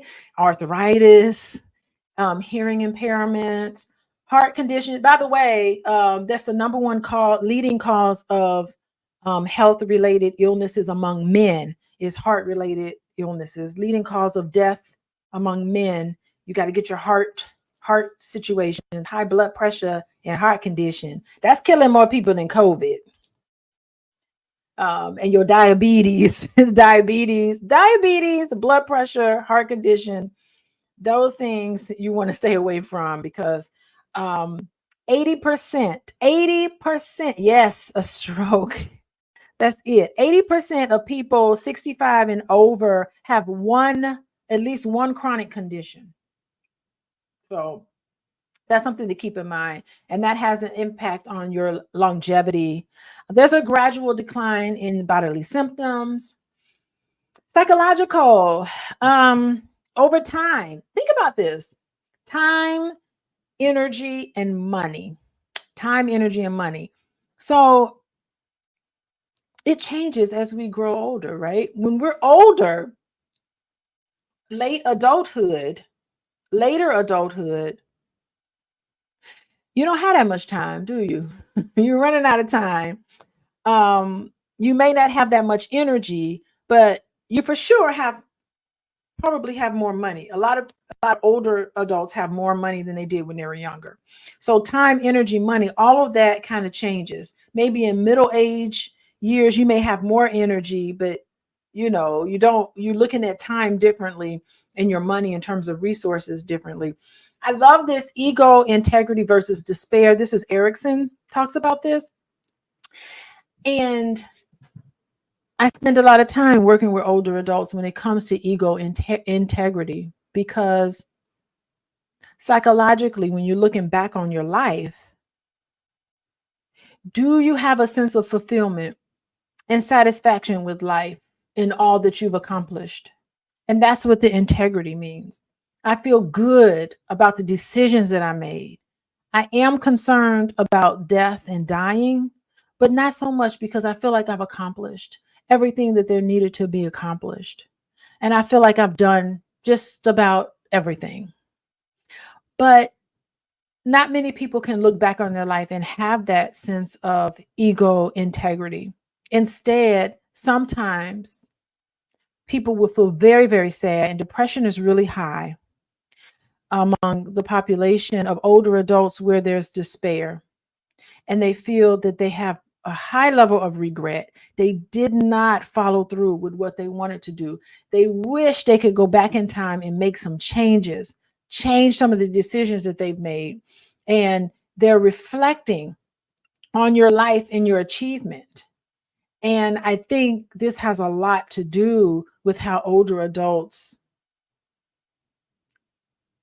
believe their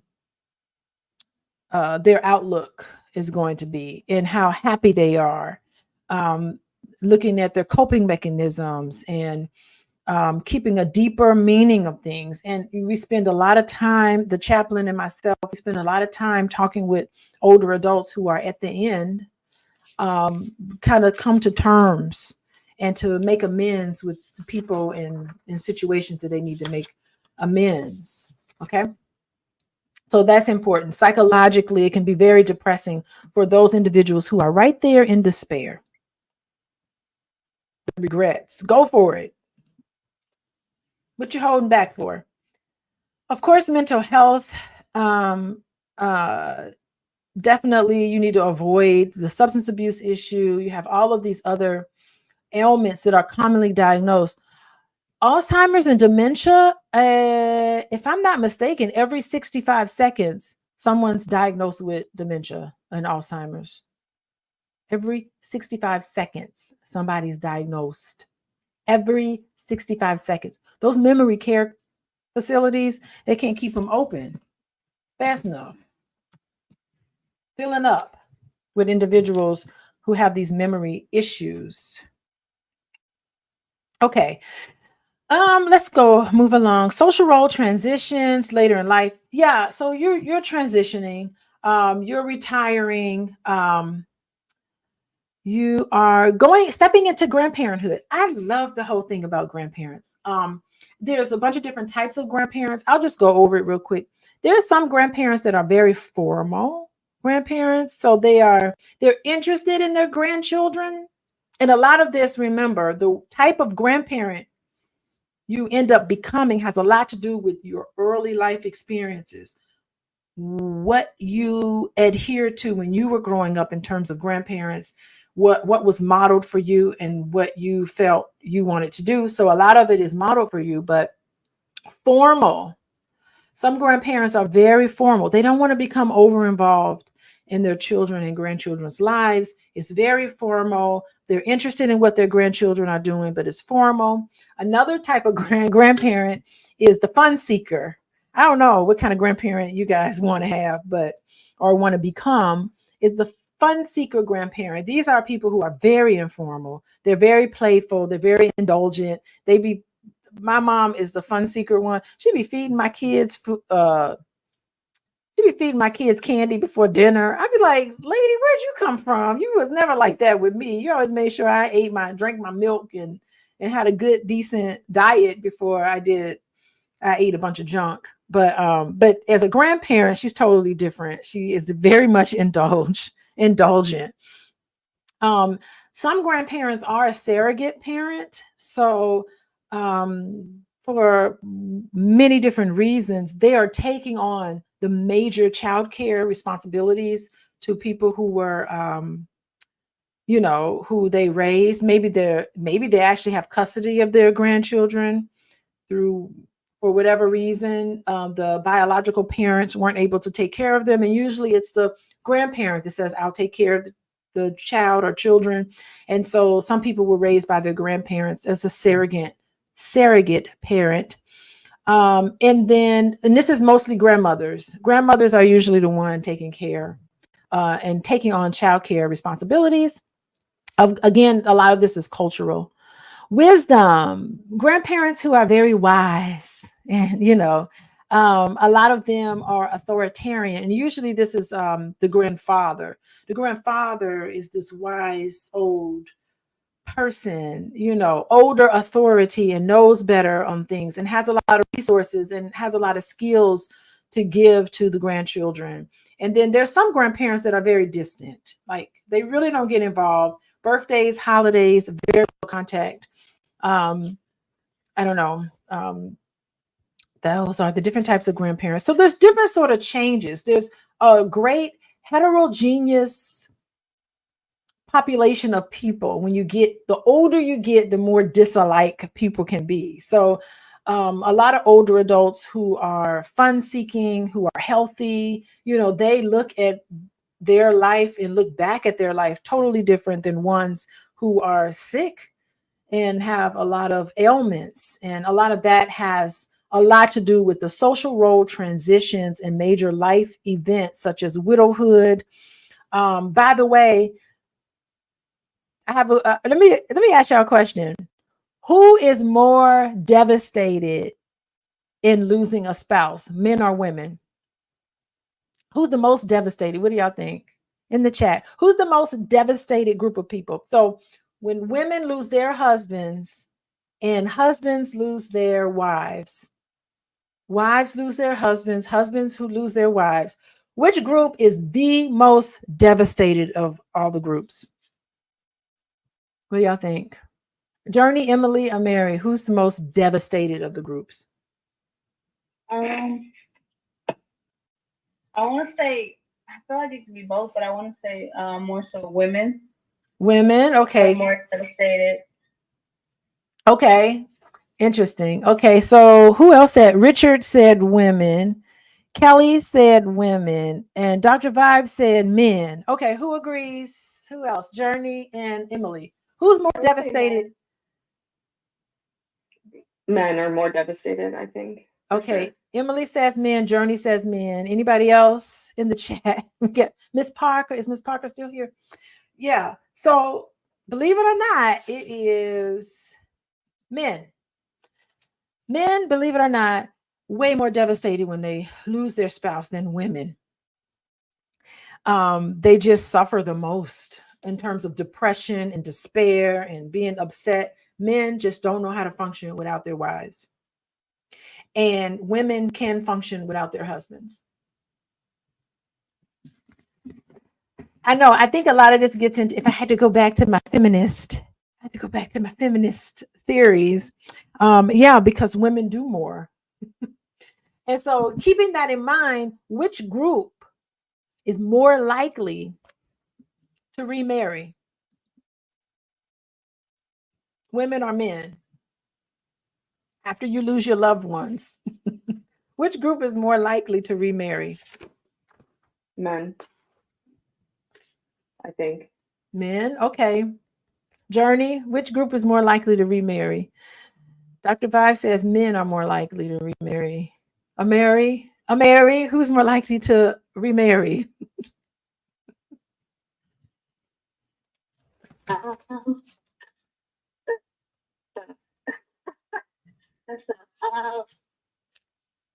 don't know. I see that on both of the. I'm neutral. You're neutral, okay. Journey? I'd agree with the Mary. I'd be neutral too. No, it's actually, let me put up here. Miss Parker is correct. Men tend to typically remarry a lot faster than women once they lose their spouse. Somebody got to make that sandwich.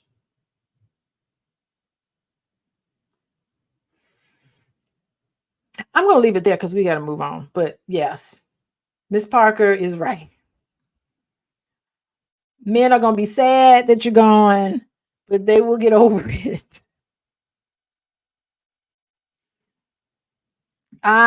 Okay. Good point here. We got comments here.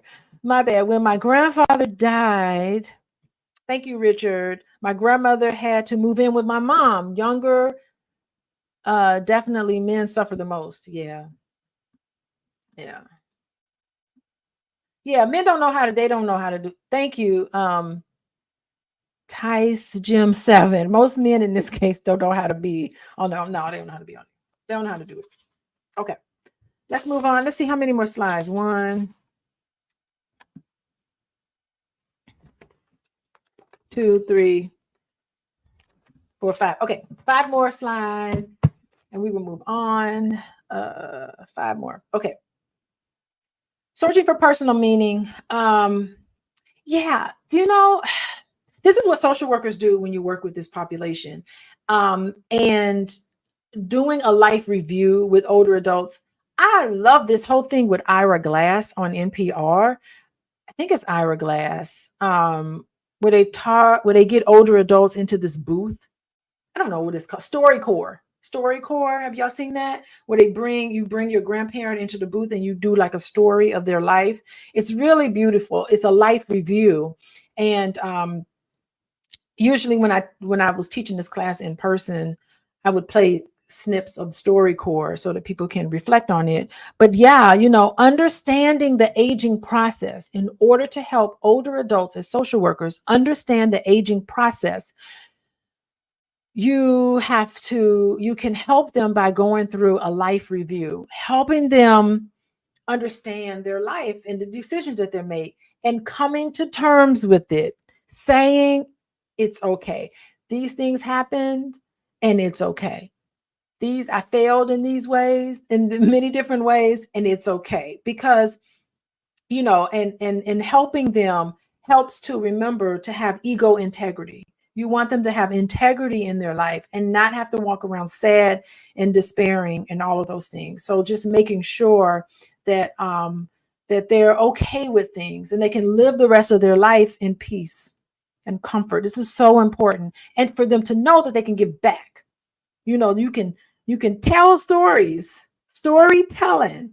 It really allows older adults and individuals to impose some sort of order in their life. When they tell a story, it's first of all, it helps with cognition because it helps them kind of reminisce about things, but also it helps them gain control over their life.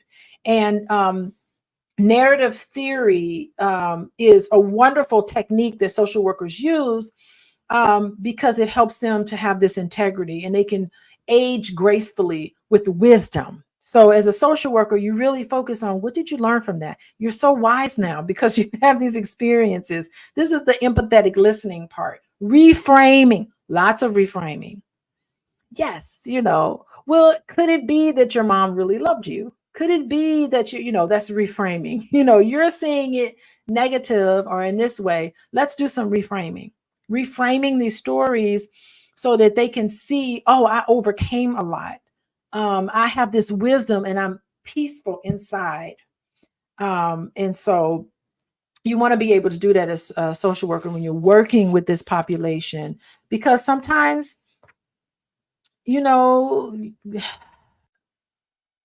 people need to engage in process to help them just think about these past experiences and come to grips with them, the reality of some of these experiences. So that's the thing with social workers. Let's move on. Reminiscence theory. This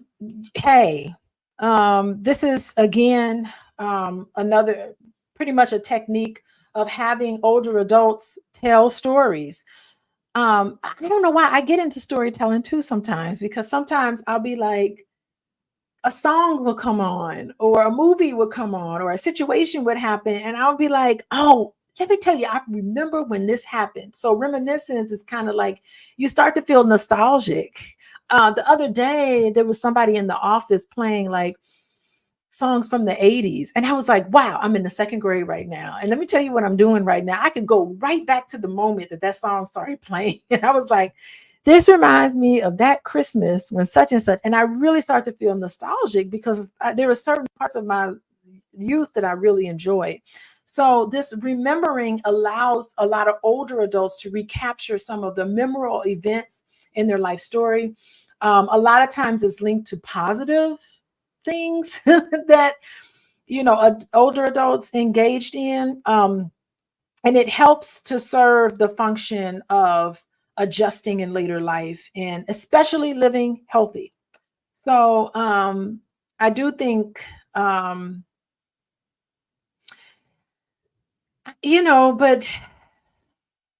it does assist in achieving ego integrity. But there was a study I was reading when I was preparing for today. I read this story where they did groups of people and they gave older adults who had depression. One group they gave psychotherapy to. So they had 3 groups of older adults. One group, they provided psychotherapy to them to deal with their depression. The second group, they just gave them medication, like some SSRI or something like that, to deal with their depression. And the third group gave them reminiscence, or had the narrative therapy. And would you believe that narrative therapy? Okay, I wrote it down. Let me read it from my paper. Older adults who suffered from depression, just was using reminiscence therapy was just as effective as drug treatment and psychotherapy in alleviating depressive symptoms. Reminiscence therapy, narrative therapy was just as good as taking medication.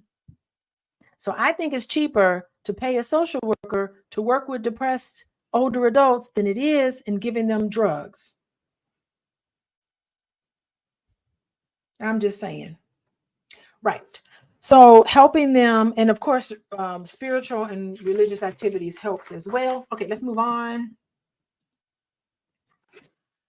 Okay, Fisher. Hey, Fisher talks about spirituality. So older adults, I guess, because more of their life is behind them than in front of them, you need to start coming to terms with the fact that you're not going to be around anymore. And that is a major task of this group. You have to face your own immortality. And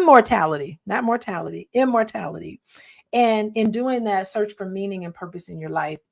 And these are the ways you do it in the spiritual sense. Embrace the moment. This is mindfulness. living in the moment. Live every day, because you really don't know. It could be your last, literally your last. You know, the older you get, you never know. So you really start to come to terms with the richness in life, and you appreciate everyday life. So that's one part in which spirituality, finding meaning in past memories. We talked about that. Constructing your life, of course, confronting your own limitations. Yeah, it's like, I think confronting areas in which you're limited in terms of daily living skills for many people, it's just an opportunity to grow and adapt. You really need to see it in that way. Say, yes, but what would all these nurses do if they didn't have to care for you every day? They wouldn't have a job, you know? So it's like trying to, of course, reframe a lot of this stuff so that people can get used to the fact that they're getting older. Seeking reconciliation and forgiveness. Let me just say, this has really worked, because this is the inner healing that really needs to happen in terms of spirituality and progressing this forward, because there's been wounds and people hold grudges.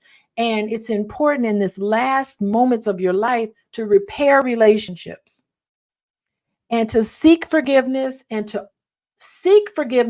offer forgiveness and to receive forgiveness, all because you want to be able to get peace in your life. So reconciliation with yourself and with others is so important in this life, in this time. Reaching out through prayer services. I like this part, because I think older adults can contribute a lot to church and to volunteer in a bunch of different ways. I love when older adults mentor people. They don't even care. They just mentoring everybody. And there's an interconnection there with some of the activities that they are engaged in. Moving along. Tasks become important with aging. Of course, integrity. We talked about that. Coming to terms with the life they have lived. We must live the life we're living, and we must love the life we got. That's from the musical Chicago. You have to love the life you're living and live the life you love, right? So you have to come to terms with that. Humanistic concern. I really love this. Like, okay, I'm just going to say my favorite president is Jimmy Carter. President Carter. He was the president when I was born. So I love him anyway. But I love what he's doing now. He's in hospice now, so he doesn't do as much as he used to. But I love the fact that in his older life, he dedicated his life to like helping children, and he and his wife gave back and all. And she just died recently. Bless her heart. Rest in peace, Miss Carter. She was wonderful. Both of them did such a wonderful job in giving back. Y'all look it up. Google search what Jimmy Carter and his wife have done in terms of their foundations and just giving back and creating a legacy. They did wonderful. And he didn't just put money. He spent time as an old man with cancer, just barely able to shuffle along. He was still giving back in a way that was just really altruistic. So I love that about him. Also, changing relationships with other, deeper meaning in relationships. Definitely coming. Mortality. You have to acknowledge that death is coming. Everybody needs to accept this and make the most of every moment. Connecting with something higher than yourself will help you do it. Yes, as we advance in age, it's undeniable that various forms of loss is going to happen. And some we can prevent and some we can't. Some is more prevalent, some are more impactful. But, you know, a lot of it centers on relationships. You know, sometimes you do lose your spouse, your partners, your friends. My mom, she's the only sibling left. There was 5 of them, and she's the only one standing. A lot of her friends, she's in her 80s, and a lot of her friends are passed on. They're dead. And she's funny because she's like, I got up and I did yoga today. I said, yeah, because a lot of she went by herself. She does yoga 3 days a week. She walks 2 days a week, and she's trying to be active, but a lot of her friends are gone. A lot of her family members and everybody's gone. So she has to deal with these sense of loss. Definitely retiring. You need to be retiring. Your health, you lose certain parts of your health. Just all of these things that you just can't control, right? And older adults want to be independent. They want their driver's license. they want to live in their own home. They want to make all of the decisions in their life that they need to make. And you got to look for ways to mitigate some of these things, but it is going to happen. You're not going to be able to do this. So definitely a lot of resources for meeting all of the needs of older adults. All of these resources: old age, survivors insurance, Social Security, home health care services, hospice, senior housing, adult homes. There's all sorts of services, Meals on Wheels. A lot of the patients that we see, they do get Meals on Wheels. Some of them are a lot of veterans. I talk about a lot of veterans who get a lot of services from the government, and, for seniors who served in our military. These are all of the resources that social workers need to know about. Medicare Part A and B. I think B is hospitals or something. Part A is the insurance part. So, we just have to be familiar with meeting the needs of older adults. And I don't know, I think that might be it. I made it through. I got through, and we have some time still. So anyway, I'm going to shut down YouTube. So goodbye, everybody on YouTube. Thank you for joining. Goodbye. And goodbye to everyone. I'm going to come off of here, and then we'll end the rest of the class. Okay, let me see. The Black Financial Channel. My name is Dr. Boyce Watkins, and I hope you guys are having a wonderful day. Today on the Black Financial Channel, what I want to do very quickly is I want to go through 5 rules of investing, 5 things that you want to follow if you want to be financially successful, if you want to be okay economically, if you want to find yourself in a good position, then these are some things that you can do that will put you ahead of the economic curve. Now, as I come in, do me a favor, let me know if you can hear me. Hey, Yoshika, how are you? I see you, Yoshika. Good to see you, girl. You know what? I can tell you this. A lot of you may have not seen me on Facebook for a while, and that's because I've had some issues with Facebook and Instagram, but and I don't know why. I don't think I'm a dangerous guy or anything, but then again, when you're very pro-Black, that can be seen as dangerous, which I don't understand that. However, I am here, and I'm really happy to see you, Yoshika, because you were a person that I saw quite often. I didn't see you as much on YouTube. So if you want to stay in touch with me, these one thing I can tell you is these social media platforms are not always as reliable as we want them to be. And so we actually have backup methods to stay connected. So if you want to receive, stock tips and stuff like that, and meet with me every morning, we do financial consciousness training every day.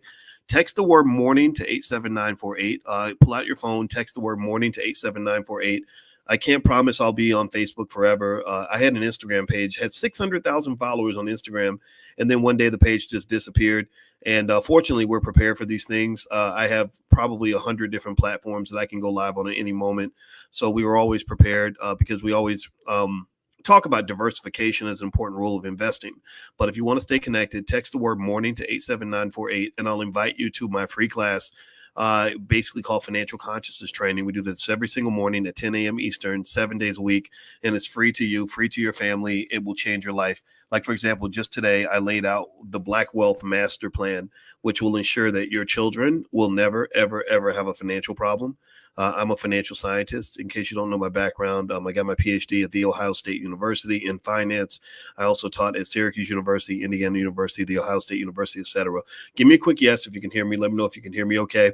And let me just hop into this so you guys can go on about your busy day. So I'm going to give you 5 quick rules of investing to kind of keep in mind as you become an investor. Investing is tough. A lot of people think that it's an ATM machine that you're just going to make money all the time. And it's not like that. You have a lot of people that will tell you not to invest because they invested and they lost money. And a lot of times the reason they lost money is because they did it wrong. They lost money because they broke one of these rules. So I'm going to give you some rules that I believe in that will protect you in terms of understanding what you're getting into. The first rule, the number one rule, the biggest rule of investing of all time is diversify, diversify, diversify. You have to spread your money out. You can't put all your eggs in one basket. There was a guy named Quentin Portis who played for the Washington Redskins. Let me know if you remember the story of Quentin Portis, or if you remember him if you're a sports fan. Quentin Portis had the highest contract, the highest pay. He was the highest paid player in the entire NFL. He was the highest paid running back in NFL history, if I'm not mistaken, at the time. And Clinton Portis, literally, what he did was he gave all his money to an investment advisor who lost it all.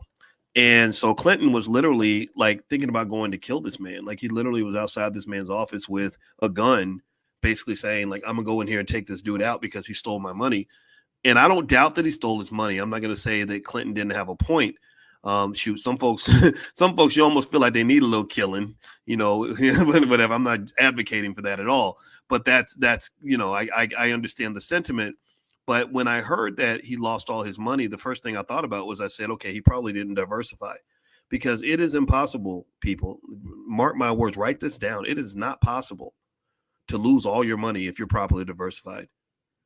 Do you understand? If you lose all your money, that means your money wasn't spread out enough. You had too much hinging on one business or one investment, and that's just not a healthy way to invest. So I can tell you right now, if that advisor came back and say, I lost all your money, I bet you anything that he wasn't properly diversified, or he was invested in some of what statisticians will refer to as these long tail investments that are these crazy long shots, like my cousin Willie's bowling alley, and my uncle Rerun's liquor store and stuff like that. And if you ever want to see an example of that, watch Raising in the Sun. Remember Raising the Sun? Remember Raising the Sun when the daddy had worked his whole life for the life insurance money, and then the son took all the money and put it into Willie's liquor store. And so at the end, he's crying. He's like, Willie, how you go doing like this? Willie, why you go? Willie, where's Willie? Hey, well, you shouldn't have gave all your money to Willie. Don't give all your money to Willie's liquor store. You know, that's not a sound investment. A diversified portfolio of S&P 500 companies is a great way to start. If you're not sure what to do, if you're stuck a little bit, if you go to blackwealthmasterplan.com, that's where I have the $5 a day investing plan. And also, in fact, this morning on Financial Consciousness Training, I actually strengthened the Black Wealth Master Plan and explained the 3 things I believe every Black child should have is, number one, they should all learn how to start a business by the age of 12, just in case they can't get a job. You can't just depend on other people to employ you. You got to depend on yourself. Number 2, every Black child should own stock by the age of 5. 5 years old is actually too late. I believe they should own stock before they're born. Number 3, every Black child should be in a position to put a down payment on a property when they're 21 years old. It doesn't mean they have to buy property at 21. It just means that if you do things like the $5 a day investing plan, which is at blackwealthmasterplan.com, then you will have enough money to be able to do that. They'll have $100,000 or more in liquid assets, which will give them a lot of options that other young people don't have. So if you follow this plan, and remember, I'm speaking as a financial scientist. I am not a YouTube influencer. I am not some guy on the internet running his mouth. I am a guy who was teaching college students finance in 1993. That's how old I am. I don't think I look this old. I stay in good shape, but I'm 52. I'm not 22. And so you have a lot of 20-something-year-olds teaching investing, and I can teach you how to buy stock and all that. And I hate to say it, but a lot of them don't know what they're talking about. I do know what I'm talking about. I know the science. If you follow those 3 rules, your kids will never have a financial problem. Your grandkids will be good for life, and they're going to thank you. You know, the ultimate way to show love to your child, give me a yes if you agree, is to prepare them. You know, give me a yes if you agree that the best way for me to really show love to you isn't just to feed you food and tell you I love you. I got to show you. People always talking about I love you, but how you really gonna love me if you throw me out here in a racist society with no assets? How can I think that you really love me when you didn't prepare me, when I'm going through all this pain and all this trauma and all this destructive environment and everything, and you never got me ready for none of this? That's horrible. That's absolutely horrible. And I'm not saying that your parents didn't love you. And I see Charlene, I see your comment. I'm not saying your parents didn't love you, but I'm saying that, you know, we got to really understand what love is. Love is not just a word. Love is a verb. Love is not just a feeling. Love is actually an action. If I love you, I'm going to do for you. If I love you, I'm going to prepare you. If I love you, I'm going to fight for you. If I love you, I'm going to fight myself. If that means saving you, I'm going to fight myself. I'm going to fight my generational curses. I'm going to fight my liabilities. I'm going to fight my trauma that may cause me to not show up for you properly. I'm going to fight myself in order to love you, to show love to my kids. You know, I fight myself. I say, okay, Boyce, I know you want to give a trauma response. I know that you're mad and you want to cuss somebody out and you want to act like an immature idiot, but no, you're not going to do that because this little girl's looking up to you, and how you treat her is going to affect how she deals with men for the rest of her life. So you're going to fight yourself. We're not bringing out the raggedy version of Boyce. We're going to bring out the good Boyce. We're going to bring out the strong Boyce. We're going to bring out the intelligent Boyce. So you need to sit your ass in the corner and meditate. Think about what kind of man you need to be, and you go in there and you be that man. So somebody who loves you will fight the world for you. They will fight themselves for you, and they will fight all this racism for you. That's what I believe love is. Love is an action. Give me a yes if you agree. All right, so let me keep going. Hit the thumbs up button. Thumbs up, share, subscribe. I promise I'd make this quick, so let me make it quick. All right. No, so number one, first rule is to invest, diversify. That's very important. Number two, you got to think long term. You got to think. Warren Buffett has a saying that says, if you're not prepared to own a stock for at least 10 years, you shouldn't own it for 10 minutes. So my belief is that you should prepare to invest for at least, say, 5 years. You can't judge a stock by the first 2 or 3 months. A lot of people will buy stock in February, and then if it ain't making money by June, they'll say, oh, that was a bad investment. That's not true. Some things take time to manifest. So give yourself some time. Number three, know your risk tolerance. You got to know what you're ready for and what you're not ready for. There are different kinds of investments. All of them can be good depending on what kind of investor you are. There are super risky investments, and then there are low risk investments. So ultimately, you got to make sure that you're not signing up for something that's going to really stress you out. There are some investments that are not liquid, like, for example, investing in somebody's business or whatever. That's not going to get you your money right out. So I like liquid investments. I have a preference for liquidity. I like investments where I can get my money out real fast if I need to. I don't really like the investments where they're like, oh, we're going to hold your money for 5 years and then you'll get a return. I don't do that anymore. I do short term. I do more so not short term, but more so liquid, highly liquid investments that if I want to move that money out tomorrow, I can. I think that makes things more fun. And actually, the way I make my money, actually, most of my money is I sell stock options. A lot of people don't explore this, but this is a great way to make money if you know how to manage your portfolio.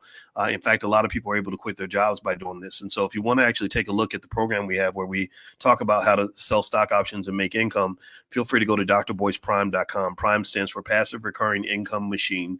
And that is literally where we're changing lives by helping people to liquidate their stocks in a way that allows them to maintain ownership and still increase their income. And if you're a person that has been saving properly or investing properly, maybe you got money in your 401k or you've got access to capital through a HELOC or a family investment club, it's a great way to make money. In fact, if you have $50,000 to $100,000, a lot of people can make enough income to quit their jobs. So this is not hocus pocus. Again, I'm not a financial influencer. I'm a finance professor.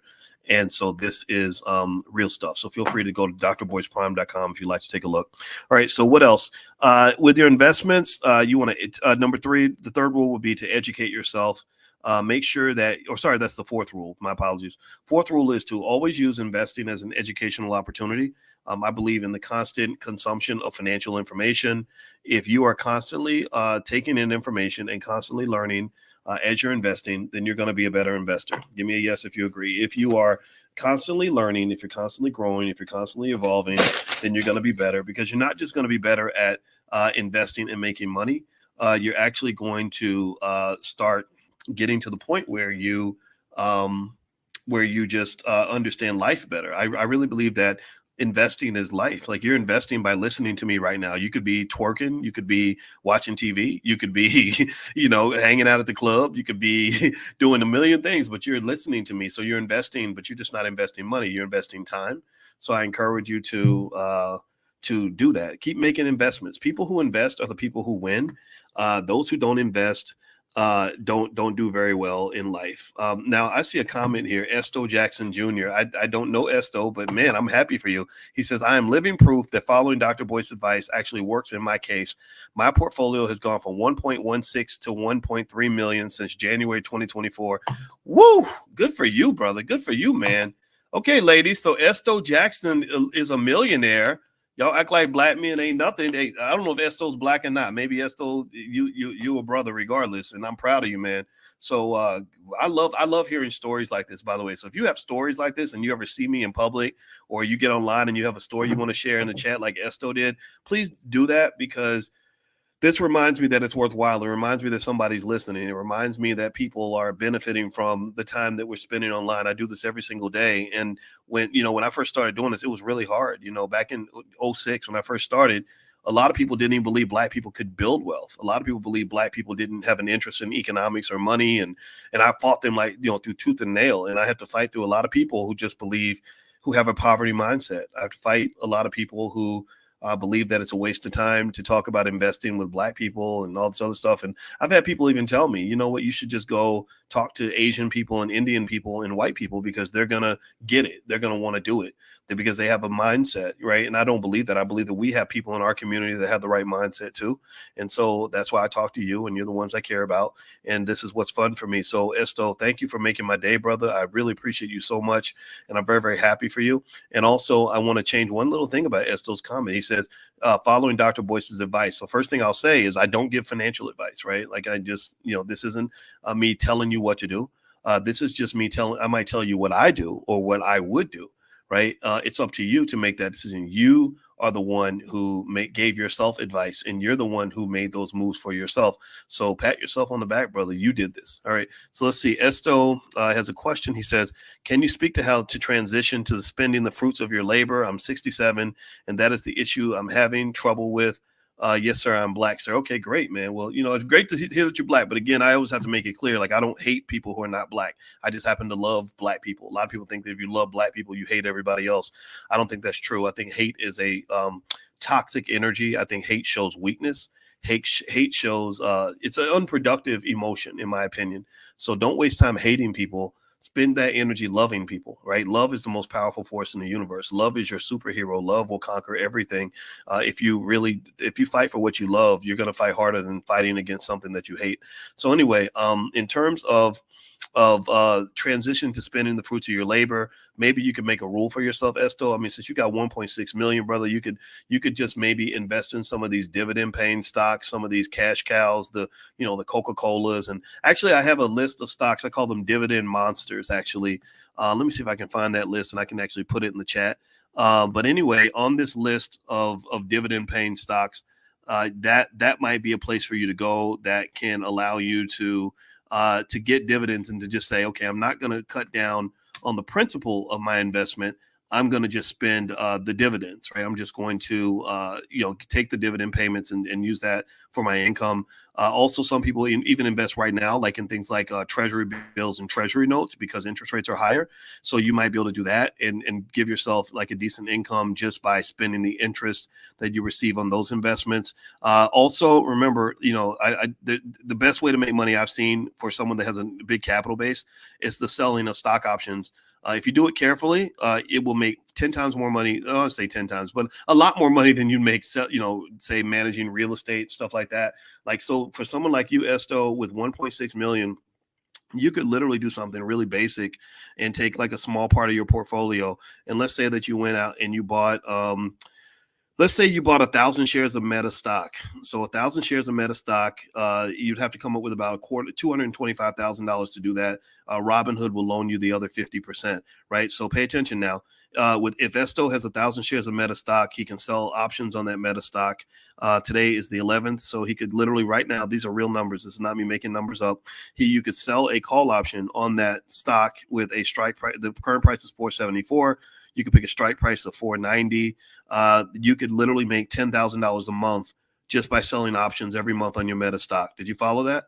So literally that's $120,000 a year Esto could make by simply taking some of his capital, not all of it, like just a little piece of it, that little $225,000, buying 1,000 shares of Facebook stock, selling call options every month with a really nice stock price to let the stock breathe. So that he still gets some of the upside and literally make 10 grand a month. And if he wanted to increase his income to 15 grand, that's easy to do.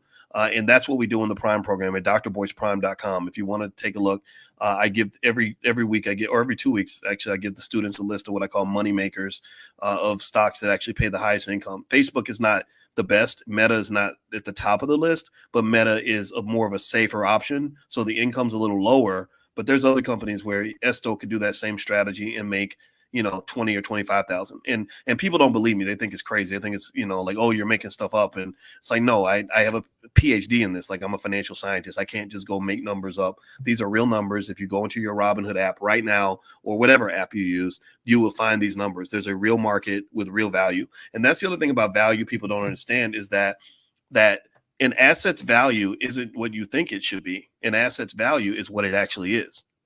An asset's value isn't what you think it's worth. It's what it actually is worth, what someone's willing to pay for it. That's where stock prices come from. When they say that the price dropped, it's not because some people sat in a room and said, I think this stock is only worth $50 and they just announced that it's a $50 stock. No, the market tells you that. You understand? So when I gave Esto those numbers, when I said, yeah, Esto, you can make about $10,000 a month doing this simple strategy with Facebook or Meta stock, whatever you want to call it. I wasn't making numbers up. I was looking at numbers that are actually on the app that tell you what you could sell this for. Just like if somebody says, well, how much would these shoes go for? And someone says, oh yeah, they're worth $200 or whatever. Right. So long story short, Esto, you're in a sweet spot, brother. You are in such good shape. Your income could be whatever you want, and you could take a strategy like that without depleting your capital base. So you are the dream. You're the Black American dream. When people talk about, what they're, like Martin Luther King's dream or the dream of, or what freedom and liberation looks like for Black people. To me, freedom comes in the form of money. If you ain't got no money, it's hard to have freedom in America. That's my 2 cents. I don't give me a yes if you agree with that. All right. So let me give you the 5th rule of investing. The 5th rule would be to keep your emotions in check. When you invest, a lot of people allow their emotions to cause them to make bad decisions. The 2 biggest emotions that harm you the most in investing are fear and greed. Fear and greed are the 2 emotions that destroy people's wealth. If you invest out of greed, then you're going to take unnecessary risks. I'm a pretty conservative investor. You're gonna end up putting yourself in bad positions, and a lot of the greed tends to kick in during times like now when the market's doing really well. Everyone's excited. Everyone thinks that they're gonna make $1 trillion, and so they're throwing money at the market like crazy and buying into any crappy crypto out there, and that's gonna burn them. And then fear causes people to run away. As soon as the market starts dropping, they start getting scared and get shaky knees. And next thing you know, you're selling your stock cheap when you should have held on to the damn thing. And because if you'd held on to that $50 stock, it would, in many cases, it might grow into a $100 stock, but you won't know because you quit before the stock had a chance to show you what its potential looked like. So this isn't true for every stock, but this has definitely been true through most crashes. During the pandemic crash, a lot of people sold their stock when it was cheap because they were scared. A lot of people made money from that. During the crash in 07, 08, that was a massive opportunity to buy and make a ton of money. A lot of people missed out on that because they walked away. So don't let your emotions drive your investing. Think about the long-term goal. Look at the big picture. That's extremely important. Now, one of the things that we do extensively is to help with this is we do free financial consciousness training every morning at 10 a.m. Eastern in the Black Business School. It's really, really good. You're going to love it. The live sessions are free. Now the recordings do have a fee that you can pay a small fee and get access to the recordings. So if you'd like to join us, just text the word morning to 87948, or you can also go to drboyceelevate.com. drboyceelevate.com is another place you can go if you want to sign up for Money in the Morning with Dr. Boyce. I guarantee you it's going to make a difference in your life. I wouldn't recommend it if I didn't feel confident that I can give you something that's going to really affect you in a positive way. All right, so let's see here. Before I go, let me look at a couple more questions. Hit the thumbs up button, please. Charlene says, Dr. Boyce, I need help with understanding stocks and portfolio. I have an account with Robinhood, but small stocks. My money's not that long to invest. Okay. Well, one thing, again, you can join the free morning financial consciousness training. Now, if you want to do something specific in terms of stocks or understanding money, we do have something called Black Money 101. Blackmoney101.com is where you can go. You can take a look. It's an introduction to the power of money. In Black Money 101, there's probably, I want to say 80 to 100 lectures that I've done on various aspects of investing and wealth and understanding money. That's one place you can start. We also have the Black Stock Market program. So we have a few different things you can take a look at. So feel free to go to Black Money 101. That can get you started. Let's see here. Esto says, additionally, I make is that $500 or $5,000 in pension income and currently not taking my Social Security till I turn 70, which would be $4,000. I would do options thing, but I would leave money on the. Yeah, Esto, you're good, man. You're good, Esto. You know, and I think now make sure, Esto, that you have a good legacy plan. Like decide who is going to benefit 80 years from now from all the wealth that you've accumulated. Who's going to benefit 30, 40 years from now, and that's what I really want. Like I really want your I want if you have children, I want them to benefit. If you don't have children and you've adopted children in your heart, that's fine too. If you have a charity that you want to benefit, remember you worked hard. You did the right things. You made good choices. So, and unfortunately, we know the reality, right? When we're 67, you know, we're not 27 anymore. So that means that, and really even me at 52, like I've done extensive legacy planning because legacy planning is how I'm going to live forever, right? So Esto says he has a wife and kids and grandkids. Yeah, you got a lot of people to think about, man. So you are the patriarch of a multi-million-dollar corporation. You are the epitome of a strong, proud Black man. And I want you to carry that. I want you to just internalize that and just know you're the king. You've earned this, man. You have earned this. So as the king, then it's important for you to make proper plans and preparations for everybody else that's part of the kingdom, right? Actually, Esto's family, the crazy thing about life is that we all, men, we die younger than women do. Like I fully expect my wife to outlive me by about 20 years or so. And actually right now, a lot of people don't know this, but among the boomers, and Esto, I think Esto's a boomer, among the boomers, they're right now experiencing the greatest wealth transfer in American history. Women are going to get probably 13-14 trillion dollars or more in wealth passed on to them from their husbands, because the husbands tend to go before the wife does.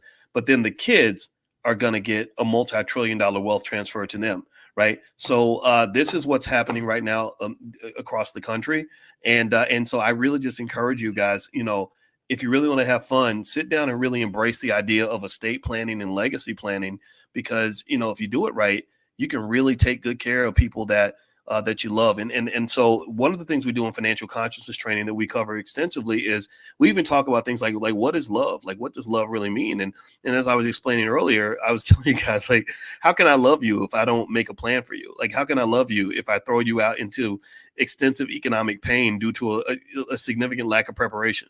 Like, how can I say I love you if you have to do a GoFundMe for my funeral because I didn't make a plan? I didn't get any insurance. So to me, what I tell our youngest, and I got to go after I do this, guys, because we're about to do some stuff in the Black Business School. But, you know, I told my daughter, I said, I love you so much that I'm going to be here with you whether I'm dead or alive. I love you so much that I'm going to protect you even if I'm not physically here to do that. I love you so much that I'm going to make sure that I put something in place so that you are going to be protected by me and God and everything else long after I'm gone. And I want you to remember that, right? And you do that by planning and preparing. You do that by thinking like an investor. Estate planning should be fun. It's not something you do because you're bored or because somebody's dying or because you just want to have a bad day. No, you do it because you want to live forever, right? So to me, that's the fun of wealth. That's what makes you a great man or a great woman. There aren't a lot of great people in the world, unfortunately. There are a lot of people who can't think about anybody other than themselves. They don't know what love really is because they never received it. They don't want to make a plan. They just want to go through hell and then react to all the pain that comes from a lack of planning. That's not the people I talk to. I talk to the people that want to be ready. So Esto, man, you got me going, brother. I appreciate you sharing that remark. I had no idea that you were able to benefit in that way. I'm super happy for you, and I'm happy for anybody else who's benefiting from anything that we're doing in this platform. Okay, guys. So anyway, I got to run. Please hit the thumbs up button, thumbs up, share, subscribe. If you want to join us for morning financial consciousness training, just pull out your phone, text the word morning to 87948. Write that number down. Somebody type it in the chat, text morning to 87948, and you can join for free. It's a free class, 7 days a week, every single day. Also, if you can't text, and let's say you live in another country, you can go to drboyceelevate.com. If you go to drboyceelevate.com, you can also sign up there for the free Money in the Morning financial consciousness training. We do that every single day, 10 a.m. Eastern, 7 days a week. The goal is to help you reach your economic potential and to make you as great as you can be. And last but not least, I want to make sure I mention an event that I'm going to be a part of. Jay Ortiz, who's a hip hop artist out of Philadelphia, is hosting something amazing called the Get Money Fest. And in the Get Money Fest, he's bringing together art and music and fashion with financial literacy. So he's having a big festival where the best artists, hip hop artists, regular artists, etc., are coming. musical performances. He's got fashion experts, young Black fashionistas and whatnot that are bringing their stuff. And then he's also mixing that with financial literacy so that independent business people can learn how to succeed, right? So he invited me, he invited a bunch of other people that are coming in that have made lots of money and done really well. And so I'm going to be at the Get Money Fest. It's going to be May 18th in Philadelphia. You can go to getmoneyfest.com to get more information, but it's going to be May 18th in Philadelphia. And I don't have the address though with me, but if you go to getmoneyfest.com, you can find it there. All right, guys, I'm out of here. God bless you. Thank you so much for hanging out with me. It was nice to see you. And Yoshika, it's great to see you again, girl. I hadn't seen you for such a long time because I couldn't get on the Facebook thing, but I finally figured it out. So I look forward to seeing you again. Have a good day, everybody. God bless you. Peace.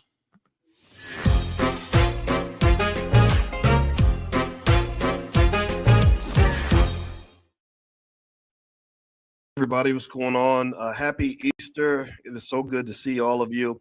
And we are going to get started in a minute. I wanted to talk to you guys about something that I saw in the media, and it's really funny. I'm actually under the weather just a little bit, and so I hope it's okay if every now and then I clear my throat. I don't want this to sound bad, but, you know, I talk to you guys constantly, and I just want to make sure that we remain connected. And I was reading a report about rich people. And basically, what this report said is that rich people have now accumulated about $44 trillion in wealth. So, effectively, what that means is that they have just so much money, it's ridiculous. They are richer than ever. And it is not going to stop. It's, you know, that old little Diddy songs, can't stop, won't stop. Rich people are never going to stop getting richer. And so, I'm going to talk to you guys about what I'm seeing and how you can prepare your family for what I think is going to be an acceleration of wealth and equality. So get comfortable, buckle up your seatbelt. We're going to get started on the Black Financial Channel right now.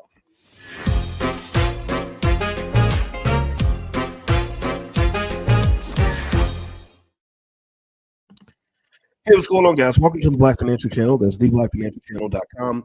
My name is Dr. Boyce Watkins. I'm your friendly neighborhood finance professor. On the Black Financial Channel, we talk about Black wealth and Black economics every day. Sometimes we do it 10 times a day under the B1 condition. B1 means we are Black first. Black first means that we don't hate white people. It just means that we love ourselves.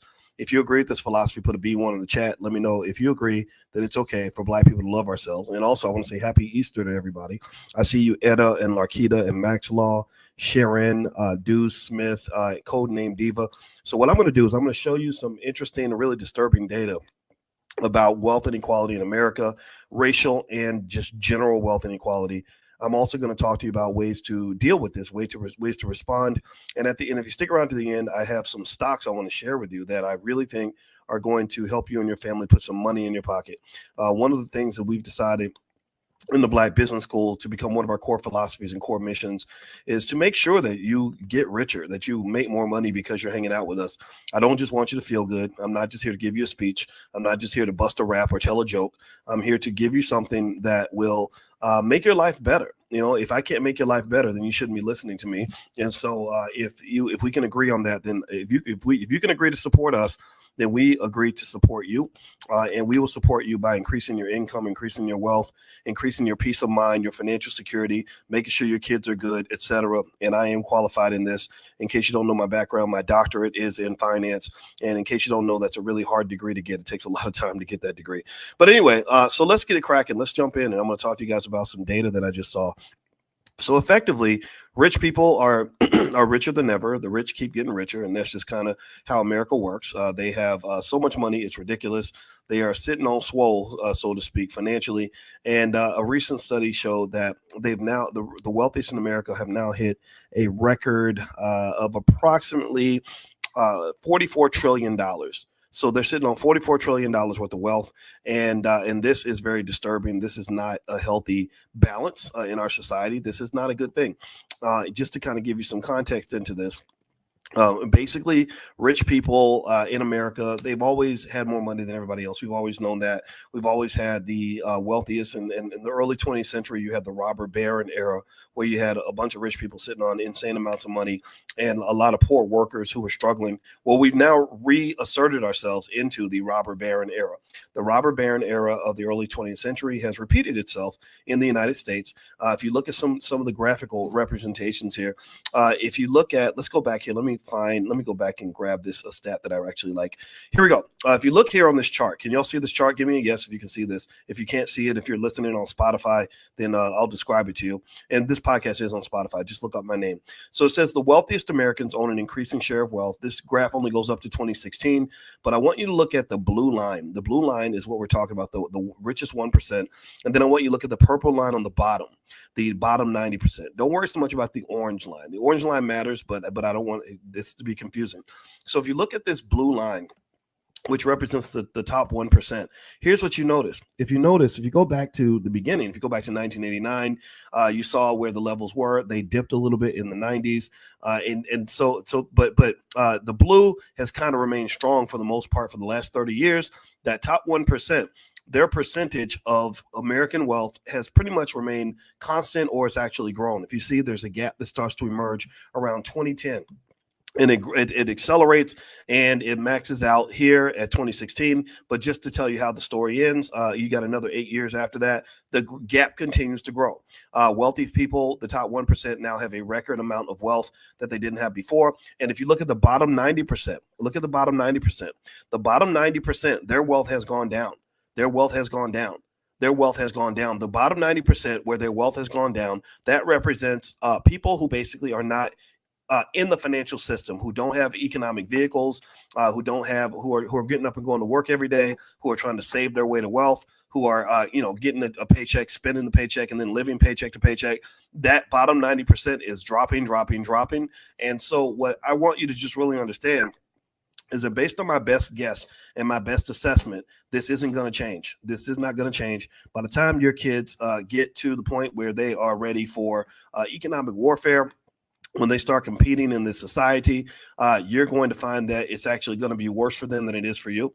I don't see any reason to believe that this is actually going to decline, because the government and the politicians get more and more dysfunctional every generation. Society gets more and more capitalist centered, where those who control capital have more advantages, and that's just not going to evolve. Now, before I move on, if you could hit the thumbs up button if you can. And I see We Are Farrakhan's asking, what's the link for the 25% off tomorrow class? Actually, we are going to do an event tomorrow. It's basically called Stormproof, and how to stormproof your portfolio to get ready for what I believe is a declining market that's going to happen in the very near future.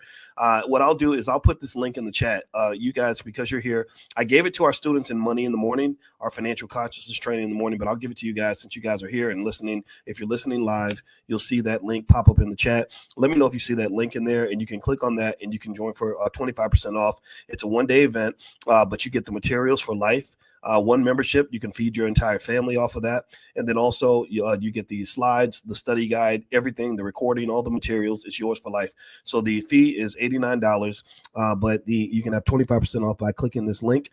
And also the recording for tomorrow, if you're talking about Money in the Morning, you can get those recordings at drboycedaily.com. Dr. Boyce Daily. The live sessions are free. We do that every single morning, financial consciousness training, 7 days a week. We even do it on holidays and weekends. Every single morning, 10 a.m., we do financial lessons and financial conversations. That's free. If you come live, it's free. If you want the recordings in the archives, there is a fee. That's how we raise money for the Black Business School, because we want to be an independent Black wealth institution. We need institutions in our community. We need think tanks in our community. We need the best and the baddest and the brightest sitting around thinking about how to solve economic problems in the Black community. We just signed Dr. Lene Javette, who is an absolute beast when it comes to, she's a beautiful beast, but she's an intelligent, beautiful beast. Shout out to all the smart Black women out here. And Dr. Javette is going to be our Dean of Entrepreneurship. Julian Gordon was our Dean of Real Estate for many years. And then also we've got Ace Chapman, who just came in, who showed our students how to make millions of dollars acquiring businesses. Also, Michael Edwards helped us to launch the B1 Forex Academy. So we got a lot of stuff going on. Now, if you want to see the recording, Terrell. If you sign up for the membership with that link I just shared, that will give you access to the recording. So you can just, go back in, log in anytime for the next 10 years and it'll be there waiting for you. And you can share it with your cousin and them and everybody else. All right. So here, let's get back to the topic at hand. So we were talking about how the richest 1% have pretty much dominated the American economy. My theory is that this plan for domination started about 40 years ago. I believe it started in the 1970s. See, remember I was telling you all that the way to control the present is you have to control the present when it's the past. Sun Tzu in The Art of War, he said that battles are won before they begin, that those who prepare are the ones who succeed. And so things like gentrification or the control that the Republicans have taken over the U.S. government in terms of making all of our politicians centered on the money, all this started a long time ago. They started this plan in the 1970s. Now, the Democrats are not much better. So don't think I'm sitting here doing that Democrat-Republican nonsense. I just don't believe that voting for a Democrat or voting for a Republican is going to make a significant difference in the wealth levels of Black people. We've done those experiments. We've done those things. We've had these votes, and these votes have not led to anything when it comes to your economics. I say this as a finance PhD. So you're welcome to prove me wrong. You're welcome to show me where Black wealth has gone up because we voted for a Democrat or because we voted for a Republican. You're welcome to prove me wrong. In fact, I hope you prove me wrong because I'm getting sick and tired of all the nonsense where we are led to believe in false solutions to our problem. We're led to believe in solutions that don't work, but they're convenient for people that want to control us, manipulate us, and make money from us. So if you want to know where I stand, I am a big believer in Dr. Claude Anderson and Powernomics. I believe that if we think about economic power in the right way, we can get where we want to get to. Now, what is this that I put on my screen? Here is a chart on racial wealth inequality. And I want you to look at this chart here. Let's take a minute to dissect this and break this down. Okay. So here it says in 2019, the typical white family had a wealth of $184,000 in wealth, and the typical Black family had $23,000. The top is where white people live on this chart. The top chart is white people. Can y'all see this? Give me a yes if you can see this. Okay. The top chart, the black is white people. The bottom, the purple is Black people. Do y'all see that? And if you look here, you can see that white people are just way at the top of everything when it comes to the economics. In fact, white wealth, it was going up, and then it looks like around 2007, that was when the stock market crashed, and you saw their wealth kind of dipped a little bit, but it kept on going up because being white has always been profitable in America. If you look at Black wealth, start from the very beginning. Go all the way to the left-hand side. Can y'all see this? Are y'all following me? Okay, let me know if you're following me. I want to make sure I don't talk. I get excited. I talk a little bit fast sometimes, and I don't want to do that. And again, forgive me because I'm a little bit under the weather, so that's why I don't sound like myself. But I don't care. I'm gonna keep going. So you see here. Look at the beginning. Look at 1989. The median white family. The typical white family. I believe this is the median. Yeah, it's the median, not the mean. The median white family has $143,000 in wealth. The median Black family has $9,000 in wealth. Then you go out 30 years from 1989. 1989 is when I finished high school. That's how old I am. And you think all this progress has been made. You're told in school that all this racial equality has been achieved. You're told that Black people are just doing so much better than they were before. Well, I want you to go up 30 years. And I want you to look at 2019. Look at 2019. White people are at 184. Black people are at 23. We went up by 14,000. They went up by 41,000. So not only are you behind, I need you to pay attention to understand this. I'm a mathematician, so I see this in very complex ways, but I can explain it to you. So don't get intimidated by that. It's not just that they're ahead of you. It's not just that they stayed ahead of you. It is that they got further ahead of you. Are you following this? So if you consider Black wealth to be a car, if we're in a car and white people are in a car, not only is their car miles ahead of your car, but the gap ain't shrinking. The gap between the cars is actually growing. The gap is accelerating as fast as white people's wealth is accelerating. So this ain't progress, y'all. This is not progress, Black people. This is not a win. This is not a win. Let me ask y'all a question. Let's do I do financial consciousness exercises. In the morning, we do our financial consciousness training. Let me ask y'all a simple question. If I was to ask you, what were the top 3 stressors for Black people? The top 3 things that cause Black people the most anxiety, the most stress, the most family drama. Would you agree with me? Give me a yes if you'd agree that money will be in the top 3. If I was asked, what are the top 3 things to stress a black man out? Would money be in the top 3? If I say, what are the 3 things that a single mother worries about the most?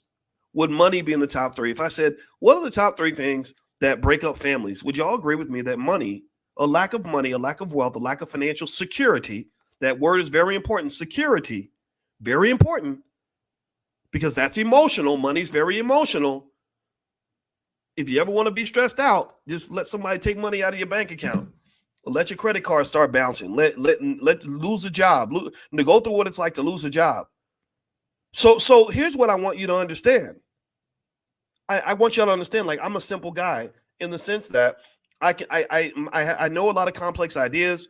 My PhD is very real. It took me a decade to go through all the classes and everything, but I don't need to be complicated to explain these complex ideas. I can explain the complex ideas in a very simple way. So here's what I'm saying to you. When you tell me, when you get up on a podium, whether you're a politician or a Negro naysayer or somebody who just hates Boyce's guts because you don't like what I say on this platform, I'm going to simply say to you, okay, we've made all this progress, but are black people better off? Are we feeling better when we wake up in the morning? Are our lives more secure? And if you say, yeah, we're doing much better. I mean, things are so much, my gosh, back in the 80s, things were so much harder for black. Okay, I hear you.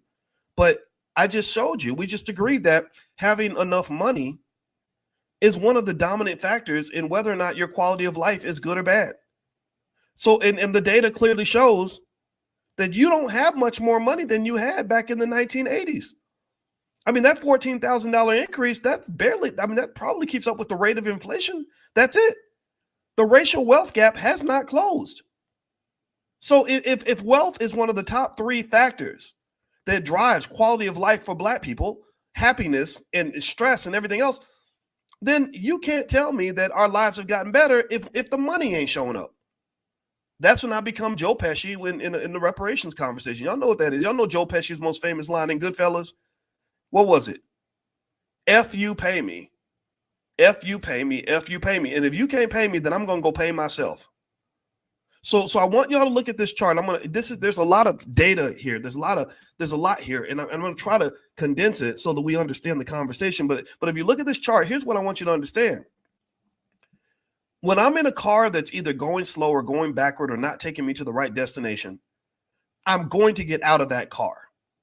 If you tell me you're going to give me a ride to the land of equality through your movement, your car, which is moving, it's a moving car, so it's a movement. If you tell me that your movement is going to drive me to the land of equality, and I look around and I see we ain't going nowhere, we're going in the wrong direction, we're driving way too slow, then I'm going to get the hell up out of that car. I'm going to find some other way to get to the promised land, whatever that looks like for me. Everybody has a different promised land, but I bet you anything that if I was to survey most of y'all, give me a yes if you agree, if I was to survey most of y'all and I say, what does the promised land look like for you? I bet you money is somewhere in that equation. If I was to say, what are your goals for the future? Money will be somewhere in there. If I said, what are your dreams for your children? Money will be somewhere in the equation. So to me, if you are, I'm too smart to make myself stupid.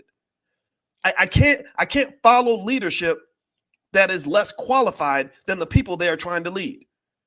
I can't follow somebody's ideas if the ideas don't make sense. When the math ain't mathing, I'm not doing that math. I'm a mathematician. I know that 2 + 2 is 4, and you're trying to tell me that 2 + 2 is 186, and the math just isn't mathing. So here's what I'm saying to you. I want you to look at this chart. And I want you to sort of look at these numbers. For white people, you had 143 as their median wealth in 1989, 184 in median wealth in 2016.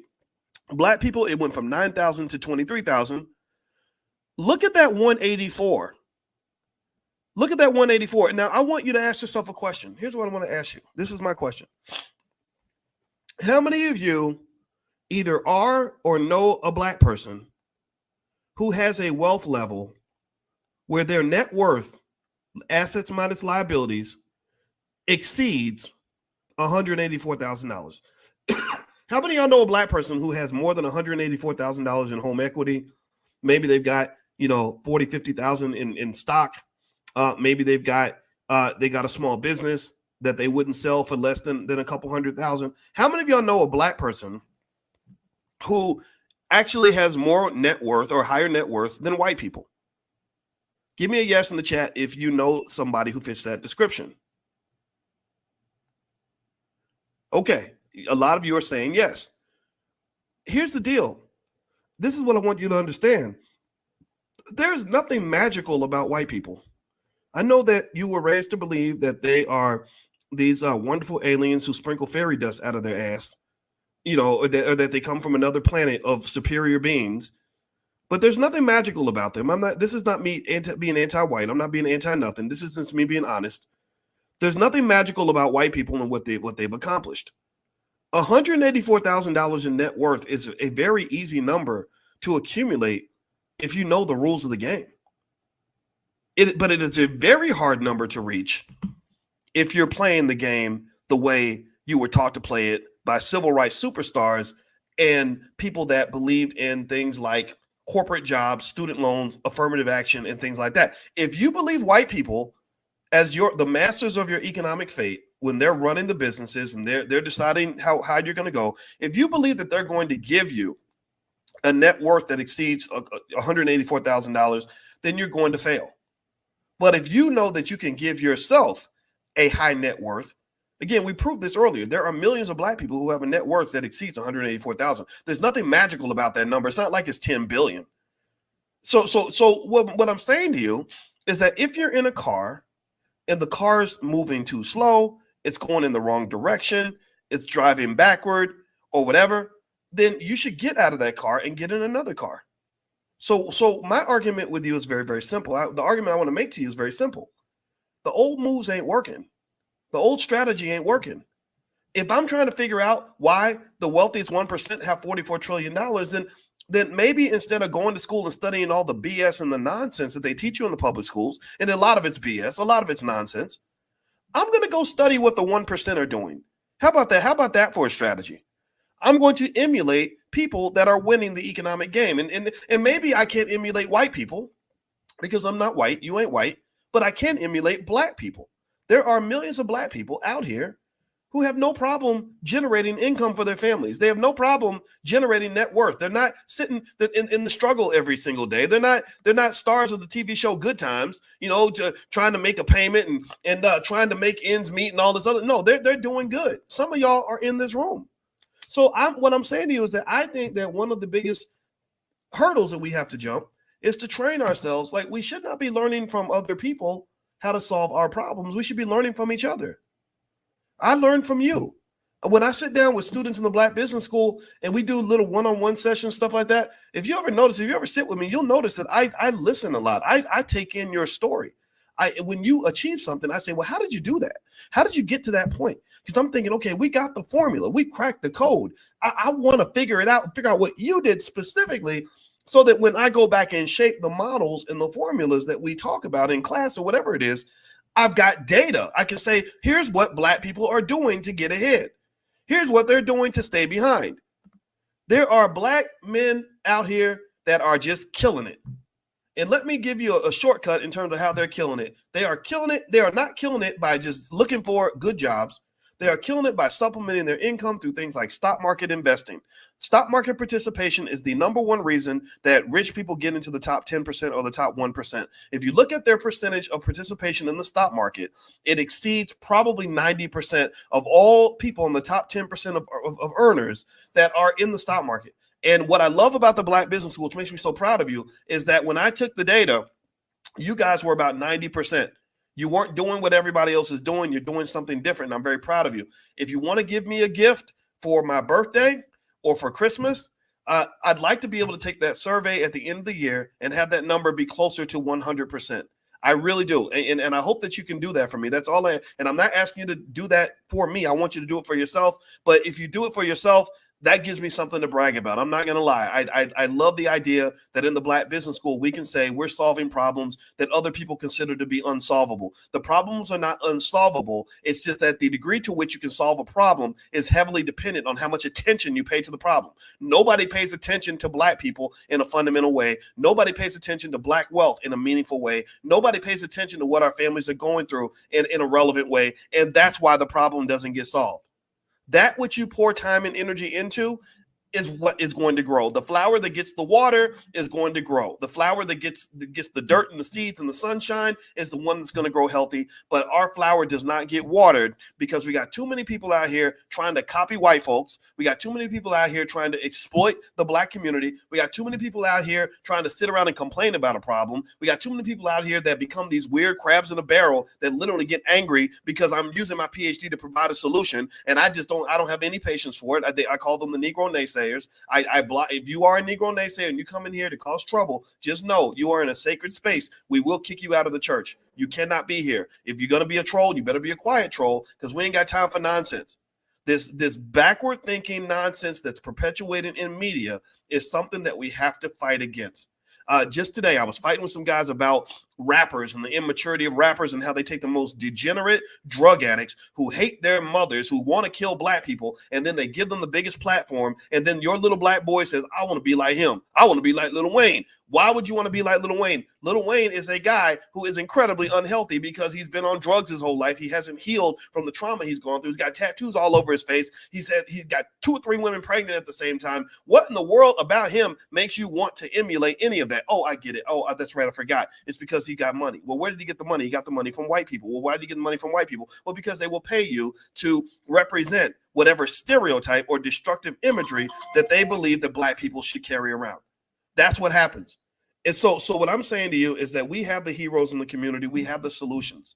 We've got the people in the community that can get it done. We've got the people that know the answer. I want to listen to the people that know the answer. That's my 2 cents. So anyway, guys, do me a favor, hit the thumbs up button, thumbs up, share, subscribe. I'm going to give you, I mentioned to you all that I had a couple stocks I want to give you. Actually, I'm going to give you a bundle here. Here is a list. I'm going to put this list. It's a list of 5 stocks under $10 that I believe in, that I believe that you can invest in, that I believe are going to make money in the next 5 to 10 years. Remember, with investing always involves risk. There is no such thing as riskless investing for the most part, at least when you're talking about trying to get a high ROI. But ultimately, that list should get you started if you want to become an investor. Also, if you go to blackmoney101.com, there is an introduction to the power of money, a training program we have. The lifetime fee is like $12.99 or something. However, you can literally get 90% off. That's kind of an introduction to the Black Business School to show you that we're not playing. We are the best on earth at what we do. And so that's just there for you if you want to take a look at that. Also, in the morning, every single day, 7 days a week at 10 a.m. Eastern, every single day, I do financial consciousness training, because one thing I realized when I was going through my New Year's resolutions is that, sorry, I got this cough, guys. I hope you can forgive me. I'm a little bit under the weather, so please forgive me for that cough. And I know that that's trifling as hell. But anyway, one thing I realized is that part of the reason that our wealth levels are not where they need to be is that our awareness is very low. If you watch sports like basketball and football, you'll know that great players like LeBron James, one benefit that LeBron always had is that he is a guy who has a tremendous awareness of the court. Michael Jordan had tremendous awareness of the court. Serena Williams had tremendous awareness of what it meant to be a great tennis player. Her father, Richard, had a tremendous awareness of the vision required to build a Serena Williams. So what happens is that I think that our economic awareness is not there because our financial consciousness needs to be elevated. So in the morning, every morning at 10 a.m., we do financial consciousness training. You're welcome to join us. Pull out your phone and text the word morning, MORNING, to 87948. And what will happen is I'll send you a link and you can join us for Money in the Morning, where we actually just literally expand our money mindset. We understand money on a different level. We become more deeply connected to money in a metaphysical way. We also become deeply connected to money in a subconscious way. We literally swim in financial concepts to the point where it will be money will be as natural for you as a fish swimming through water. Fish don't know that they're in the water. They're just born in it. They live in it. They exist in it. I want you to be with money the same way a fish is with water. And that's what financial consciousness training is all about. So feel free to join us. And also, of course, you can go to drboycebooks.com if you want to take a look at our financial Black Wealth Mastery curriculums, things like that. All right. So let me just sort of hit the last couple of points here. I actually, believe it or not, I actually had a couple more slides that I wanted to share in terms of data about the richest 1% and what's been going on with them. So here is the chart. So I showed you guys what's been going on with Black wealth. Let's move on. Let's look at America in general. So we showed this other chart where the top 1%, you see their percentage of wealth. That's the light blue line. Their percentage has gone up. The purple line at the bottom represents the bottom 90%. This is happening for a couple of reasons, mainly because the stock market has been going way, way up. I'm an expert on the stock market. My dissertation was written on the stock market. I didn't just read a bunch of books. I literally wrote research papers, original research papers. I discovered things in the stock market that no one else had ever discovered. That's what you have to do to get a PhD. You can't just regurgitate information. You have to discover new information. So in my dissertation from The Ohio State University, I discovered new information about the stock market. So I understand it at a very deep level. And I can tell you that that gap right there is driven by the stock market. That's the first gap. But then the other part, the reason that purple line is going down is mainly because workers' wages have been either remaining flat or going down. Workers are not getting their fair share in this society. And a lot of it's because they deliberately went out of their way to bust up labor unions and to make sure that workers had as few rights as possible. And what's going to happen, the reason I think this gap is only going to grow is because you've got things like AI. Now you don't have to deal with people. You got robots. Robots will work for $2 an hour. You've got immigrants coming into the country by the boatload. You think that's an accident? You think they're accidentally letting millions of people into the country that should not be here? No, they're doing it on purpose. The money is the motive. Also, if you look at the United States is a terrible, terrible, terrible country in terms of economic inequality. Now, this chart is a little bit fuzzy. I apologize for that, but I'll make it simple for you. If you look at the top, that top light blue line is the United States. This represents the percentage of the country's wealth that is controlled by the top 1%. And this is actually not wealth. I'm sorry, this is income.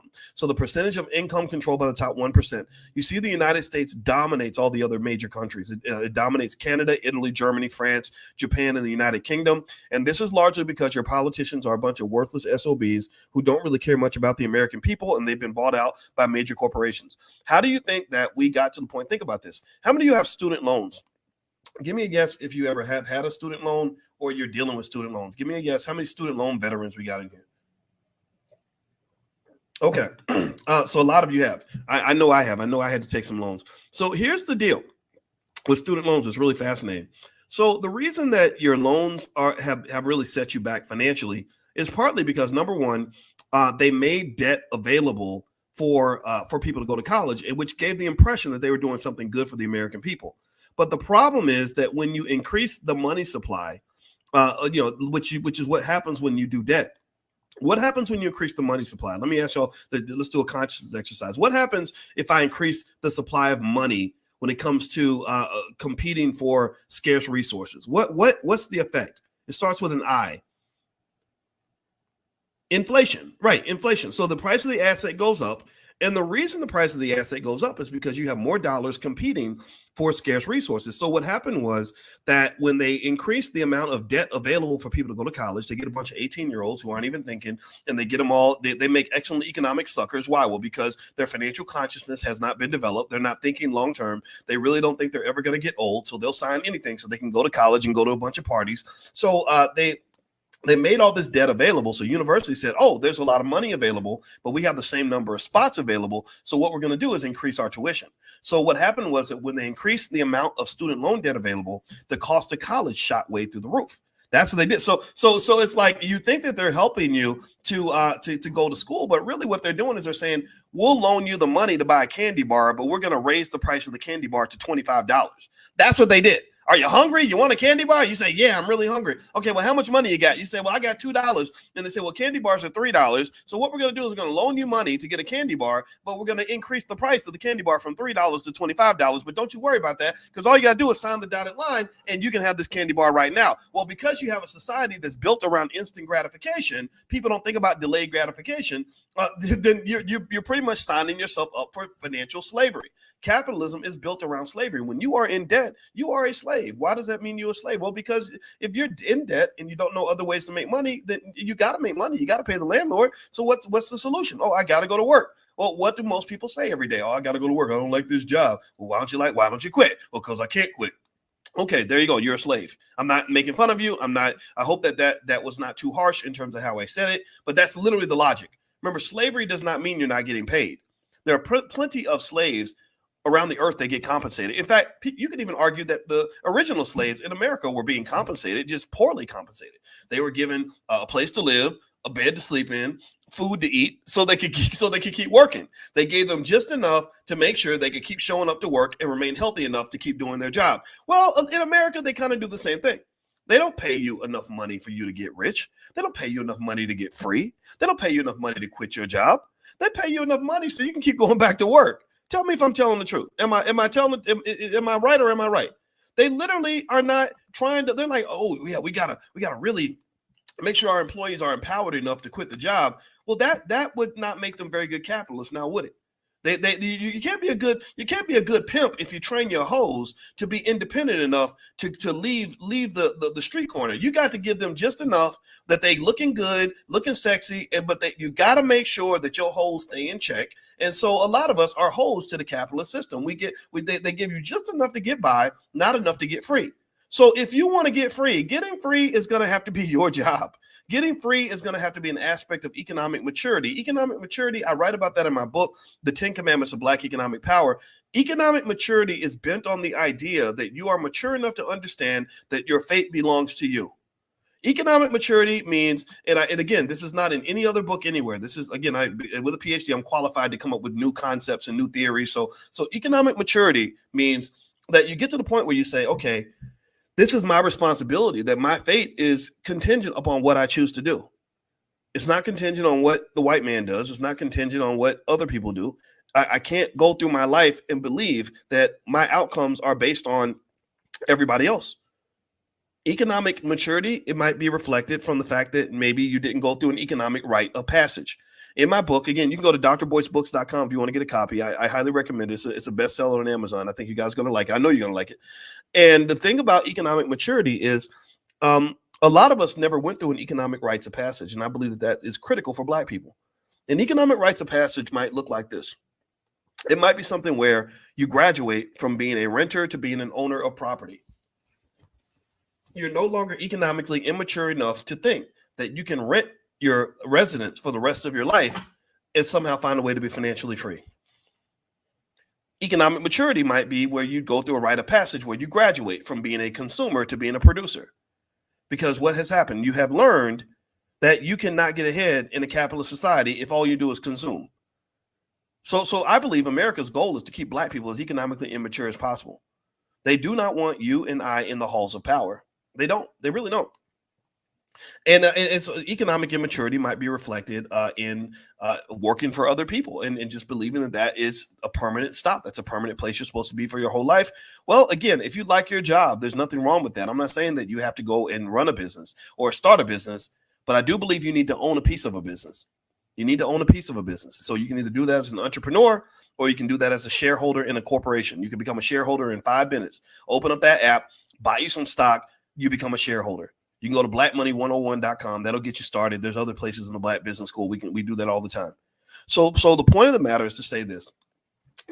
I will make the clear point that when we're talking about this delicate issue called freedom and equality and all this other stuff, I'm of the belief that the answer is very, very simple, but the implementation of the answer is very, very hard.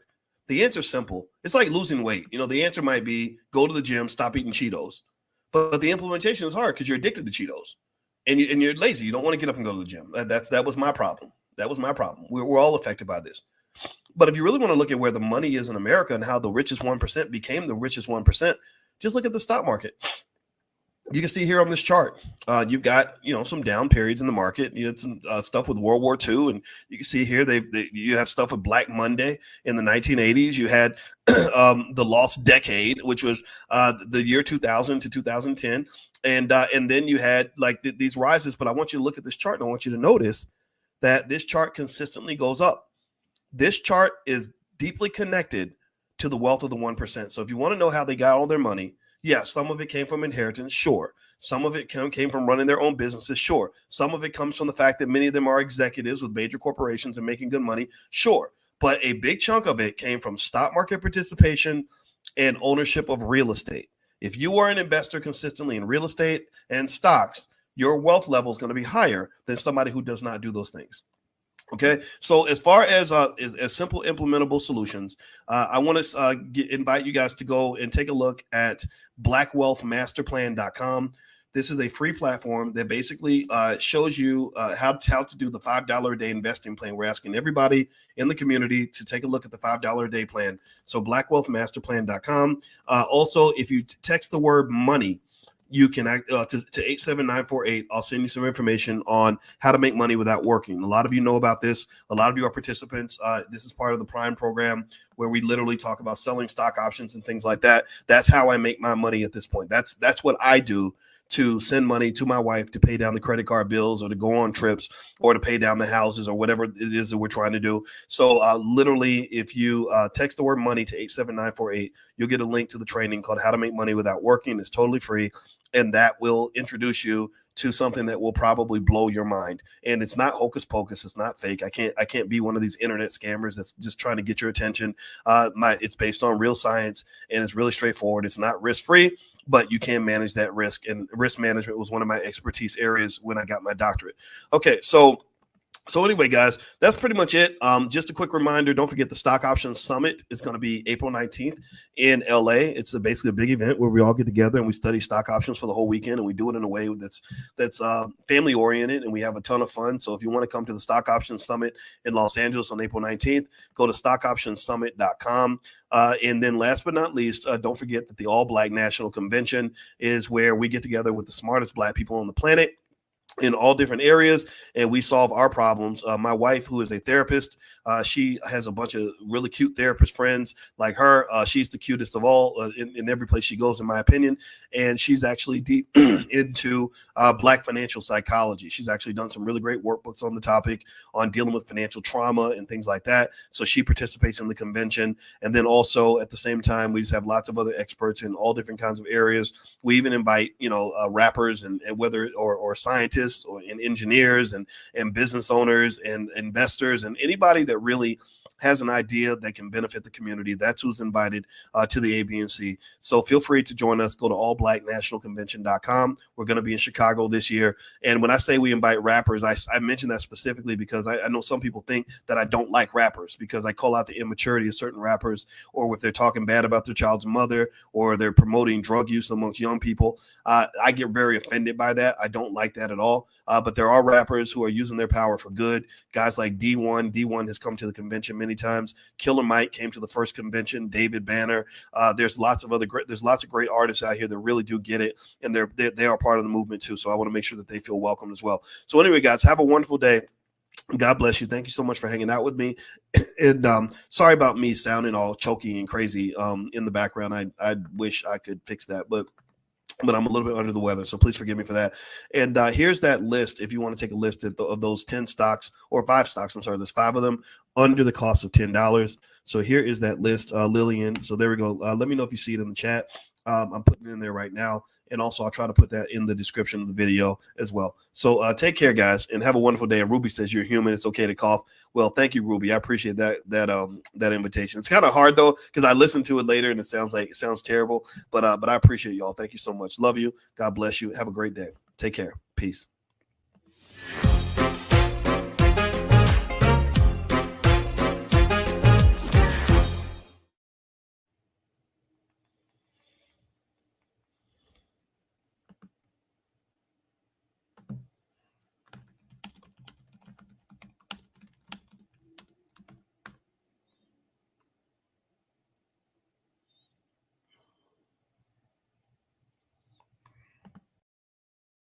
Different states, and then I started going to sporting events and watching sports on TV, and I would see gambling commercials like encouraging the people watching the event to go and place bets on the games. I said, this is going to be such a disaster.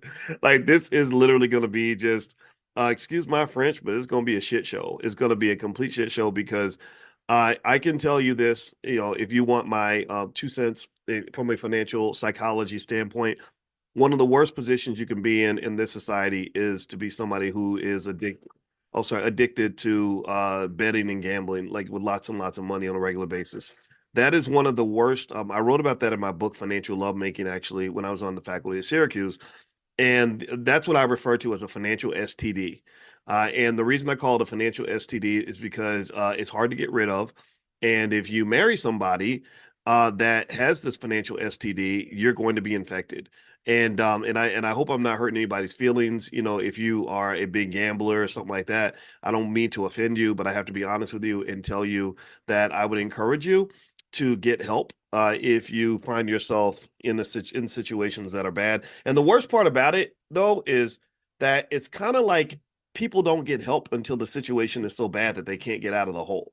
Right? People don't realize that they're in a bad situation until they're really in a bad situation, or they don't realize they're headed toward a bad situation until they actually get there. And then once you're in the bad situation, it's almost like showing up at the doctor's office after you've had cancer for 2 years. The doctor can only do so much. The doctor can't really fix. He can't go back and reverse your cancer. He can't go back and change 20 or 30 years of bad eating habits and poor choices. All he can do is maybe help you cope with just an unspeakably painful situation. So this is one of the reasons why I would say to you, please be extremely thoughtful and careful in terms of how you sort of address things like this. And now the other thing about sports gambling is that they tend to not market to everybody. Like they're not marketing to old ladies and in their 60s and 70s. Most of the people affected by this are people young men between like 22 and 35. So if you have a son or a husband, brother, father, friend, whatever, who is in that age range, just give them that consciousness. Remember, every morning this is what we do, right? We do economic consciousness, financial awareness, so that you can experience economic elevation, because that's what consciousness is. It's when you elevate and you rise up and you kind of can see things down the road, and you can look around and you can see things around you, and you can understand it, but you're not in it, right? So this was my first thought today that I wanted to share. And one day we can go into the weeds and the nuts and bolts of just why gambling is so horrible. But today I hope you'll just take my word for it that you don't want to mess with those addictions. I'll tell you a quick story, and then this affected me. Like I heard this, and this really got me thinking. When I was 31, when I was in that target age group for this kind of thing, when I just joined the faculty at Syracuse University, and I got my first job making like decent money. And I was making six figures for the first time. Before that, I was a grad student making $12,000 a year. So the benefit of having a low income is that you don't have it minimizes the amount of economic damage that you can actually do to yourself, right? So basically, through grad school and undergrad, I did make financial mistakes. I did. I even bet on some games in college and stuff, and I can tell you about that experience. In fact, I'll back up and tell that experience. I'll tell on myself in terms of mistakes I made, and then I'll move forward to the story that I heard that really transformed me. All right, um, here's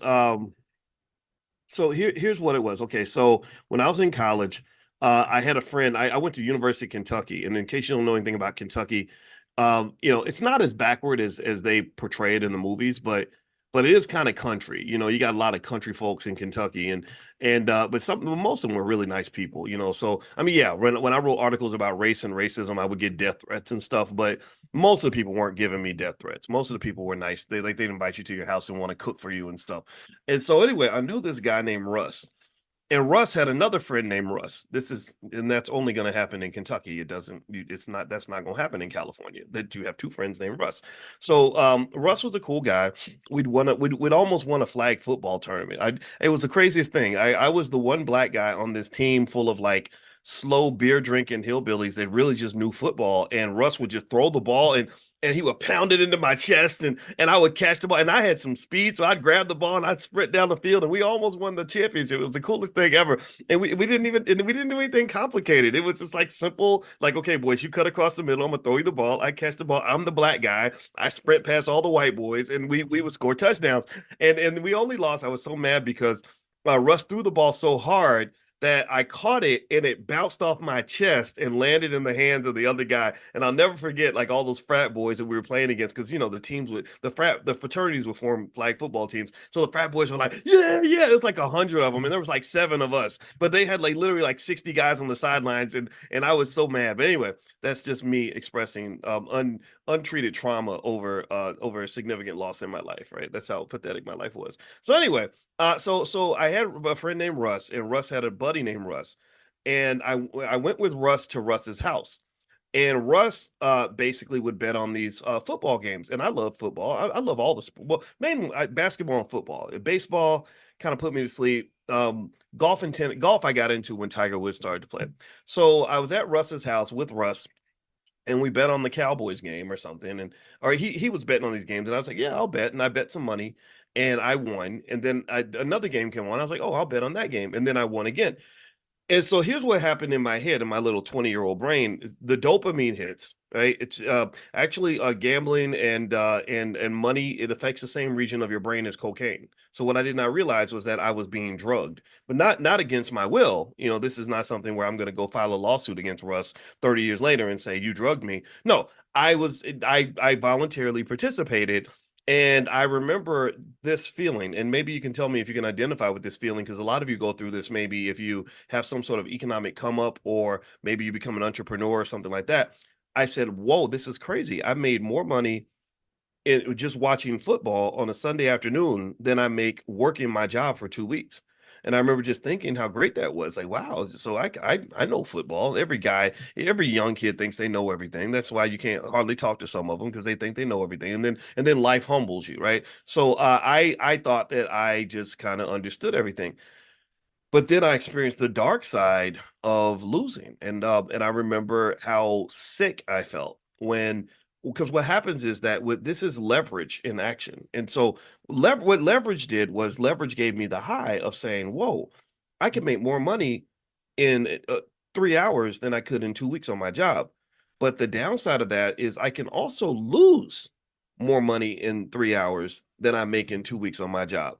So if my job becomes the primary method through which I'm repaying this debt that I owe, tell me if you're following what I'm saying. Give me a yes if this is making sense. Forgive me for my ridiculous story about playing flag football. I know that was a tangent, but that's what I do. So so the problem though is that I was putting myself in an unstable situation. Why? Well, because now I'm in a scenario where my economic swings are so massive that, yeah, if everything goes great, then leverage can shoot you through the roof. I could have got rich, but I didn't. I ended up being $1,000 in the hole, and I'm making $200 every 2 weeks. That's very, very stressful. I mean, the financial anxiety that I experienced was at an epic level, and I was like, oh my God, what am I gonna do? And what happens is that and this is why gambling becomes so dangerous. This is why you have to be very careful, is that when people get to that point where they're desperate and they realize, okay, I can't get out of this hole. Like I can't, the way I know how to make money is go to my job and work 2 weeks to get $200. So in order for me to get out of $1,000 hole, I would have to take $1,000 risks. I would have to do something bigger in order to fix it. And that's what gamblers do. They say, okay, well, I'm gonna get out of this. And so what do? They place bigger and bigger bets, because that's all you got. All you got, the only way to overcome a bad bet is to make a bigger bet. And what happens is that you have this string at some point where all your bets go bad, and you end up in a hole that you can never get out of, and then you're in debt for life. And some of them end up, in situations where if they have, you have bookies, you have people that get killed. In fact, there was all that speculation about even Michael Jordan and his gambling and what happened with his father. Again, I'm not making any assumptions about that. I want to be really careful, because I do know Larry Miller, who was the president of the Air Jordan brand, who's very good, very close to Michael. So I don't want to be disrespectful, but that did cross my mind, and there in the media spoken about this a lot. And I do know another scenario where there was a poor guy who had actually been placing big bets on Robinhood. These people understand Robinhood, the app, when it's abused inappropriately by like a young 24-year-old, they think that they're investing, but they're not investing. They're actually gambling. They say, oh, I'm a day trader and I'm an investor. And it's like, no, I see your behavior. You're really doing sports gambling. You're just doing it with stocks and options. So you feel like it's more legitimate, when really the exact same process of betting on a sporting event is exactly what you're doing right now when you're betting on these options and hoping for these quick flips and all these other things. So long story short, if you want to know how the story ended, I remember that it was that losing that money was the best thing that ever happened to me. I remember getting so sick to my stomach that I was like, oh my God, I never want to feel like this again. I never. And I remember there was Russ and then his friend Russ, and then the bookie's name was Sam. And I remember when I got the call from Sam, I was like, oh my God, is Sam gonna kill me? Is he gonna come beat me up? Like it, and I paid Sam back and did what I was supposed to do. And I remember saying, and once I get out of this hole, I'm never gonna go back to that place again. So here's what happened. So you fast forward years later. I had my job at Syracuse, and by this time I'm doing well financially. So thank God I didn't come into my money until I became more mature. Because this is what happens to a lot of NBA and NFL players is they come into a lot of money at an age where they're not mature yet, and many of them don't have strong fathers that are heavily involved in their lives to force them and guide them into making mature decisions because the father has a certain level of male economic consciousness and just male consciousness period that the 21-year-old son just doesn't have. He doesn't, so a lot of these NBA players, I mean, you're 21 years old, you've been poor your whole life, and then suddenly you've got $47 million in your bank account. Well, that's going to make you feel like a god.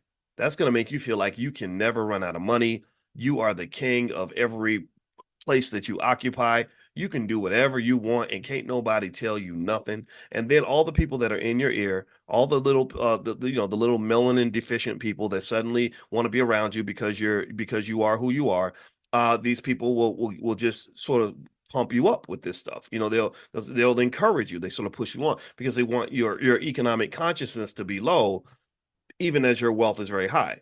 A person whose wealth is very high, whose economic consciousness is very low because perhaps they're distracted by the booty and the bling and the fame and hanging out with rappers and all that, that person is easily a person that's distracted is easily robbed. So they're robbing you. That's what they do. That's what they do to the athletes. The athletes, they it's like this blur of literally these dopamine hits. You're literally a drug addict to some extent because you've got millions in the bank. You're surrounded by women and fame and distractions, and on top of that, you're also trying to win championships or something, and you're not paying attention to what's really going on around you. And the next thing you know, a bunch of your money's gone. In fact, when I spent a lot of time hanging out with Damon Dash, who helped create Rockefeller Records, I'm convinced that Dame was the brains behind Jay-Z's career, Kanye's career, Rockefeller, all that. He's an interesting guy, and I remember one thing I remember him talking about is that when you get that much money and that much fame and people know who you are, you have to let people know that you're watching because if they think that you're not paying attention, they're going to rob you. He said the nicest person in the world, who seems like the most loyal, friendly person ever, will be literally just siphoning money out of your bank account while you're looking away. And so with Dame, that example really speaks to what happens to a lot of entertainers and athletes. And then if you compound that with a lot of the betting that's happening in sports, and it's only growing, right? That you had one athlete that was just banned for life from Major League Baseball, but they didn't even start that investigation until March, and this happened 2 years ago. So if this is what happened 2 years ago, before betting really took off in sports, what do y'all think is going to happen 2 years from now? What do you think they're going to find out that's happening right now? Right now, right now. You got a bunch of high testosterone, 20-something-year-old men with millions of dollars in the bank.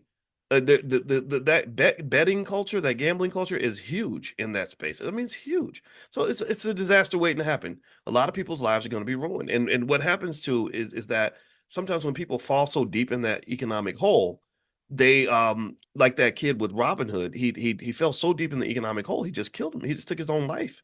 Because you get to that point of hopelessness. Go back. I want y'all to go and read how many stories there are. One day, if you get bored, go search for all the stories that there are about people doing really drastically horrible things because they've fallen so deeply into debt from betting, from gambling too much. Go look and see. There are men who have killed their entire families. There are, and it's usually men, unfortunately. Women have their own vices. We know these things, right? But most of these stories involve men. Maybe they took their own life because they're thinking, oh, if I'm not here, then everyone will be better off, and they can get the insurance money. Just whatever. And so the point of the matter is basically to say, just be really careful about this stuff. Make sure your sons are just conscious about these things. And then let me just finish off this this part of the discussion with the story that really got me thinking hard about this.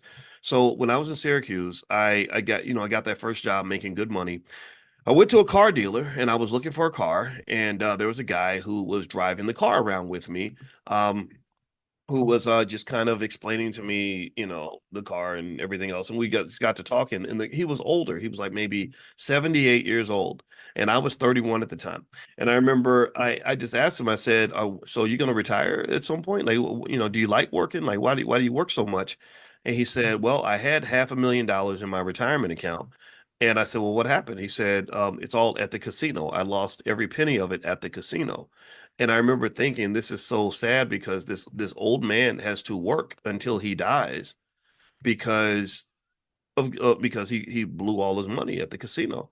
And I remember at that moment thinking, I never want to be in that situation. I never want to be in a situation that is so bad that I can't fix it, or where I'm just so old that it's too hard to start over. It's very depressing to be. So one of the benefits of consciousness, and the reason we do economic consciousness every morning, is if you're conscious, then you can imagine, you can be 35 years old and imagine being 85 and being conscious of that and saying, gosh, I don't want to be here when I'm 85 or when I'm 75 or when I'm 65 or when I'm 55 or 45 or whatever, right? You can think ahead. Most people are not conscious. A lot of 25-year-olds, they think they ain't never gonna get old. Let me know. Give me a guess if you agree with it. If you notice this, let me know if you notice the amount of, if maybe you had some of that, the amount of confidence you have when you're young, that you're never gonna be the old guy.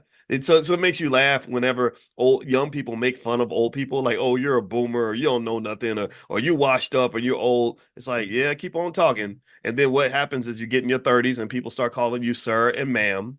Right? And then next thing you know, your favorite artist is doing an oldies concert, like old school. We're gonna bring back the old school. Nelly gonna be at the oldies concert, right? And then little things start to happen, and then you wake up in the morning and your knees, your knees ain't bending like Megan Thee Stallion no more. You ain't got it like you used to. You're not what you used to be, or you try to go play basketball like I did, and then my legs would not cooperate. My mind was ready. I'd spent all these years learning how to make the right moves, and I had a great 3-point shot, but my body wasn't cooperating anymore. And the list goes on and on. Like, things just happen. You get older, and what happens is that because we have a society that tends to glorify youth over the wisdom of the elders, like we tend to believe falsely that people in our society only have value when they're young. We look at women and we say, "Oh, your value starts to drop after you're 35 because nobody wants you and you're this," which is nonsense, right? That's absolutely ridiculous. And also, same thing is true with men. I think that the idea that we have a society where that will listen to a 25-year-old rapper more than they listen to a 55-year-old scholar or a 47-year-old mother, that right there tells you why so many stupid mistakes get made. That right there tells you how much knowledge is lost because you don't even listen to the people who can tell you what's coming up down the road. I'm sorry, no disrespect if you're in your 20s. I'm not telling you that you don't know things. I can learn from you too. But Lord Jesus, when I was 25, I didn't know nothing compared to what I know now. And I was pretty damn smart. When I was 25 years old, I had been teaching college students for 3 years. I taught at University of Kentucky and Indiana. I taught math and finance and everything. So I was smarter than 90 something percent of the population at 25 years old. I knew a whole lot of stuff.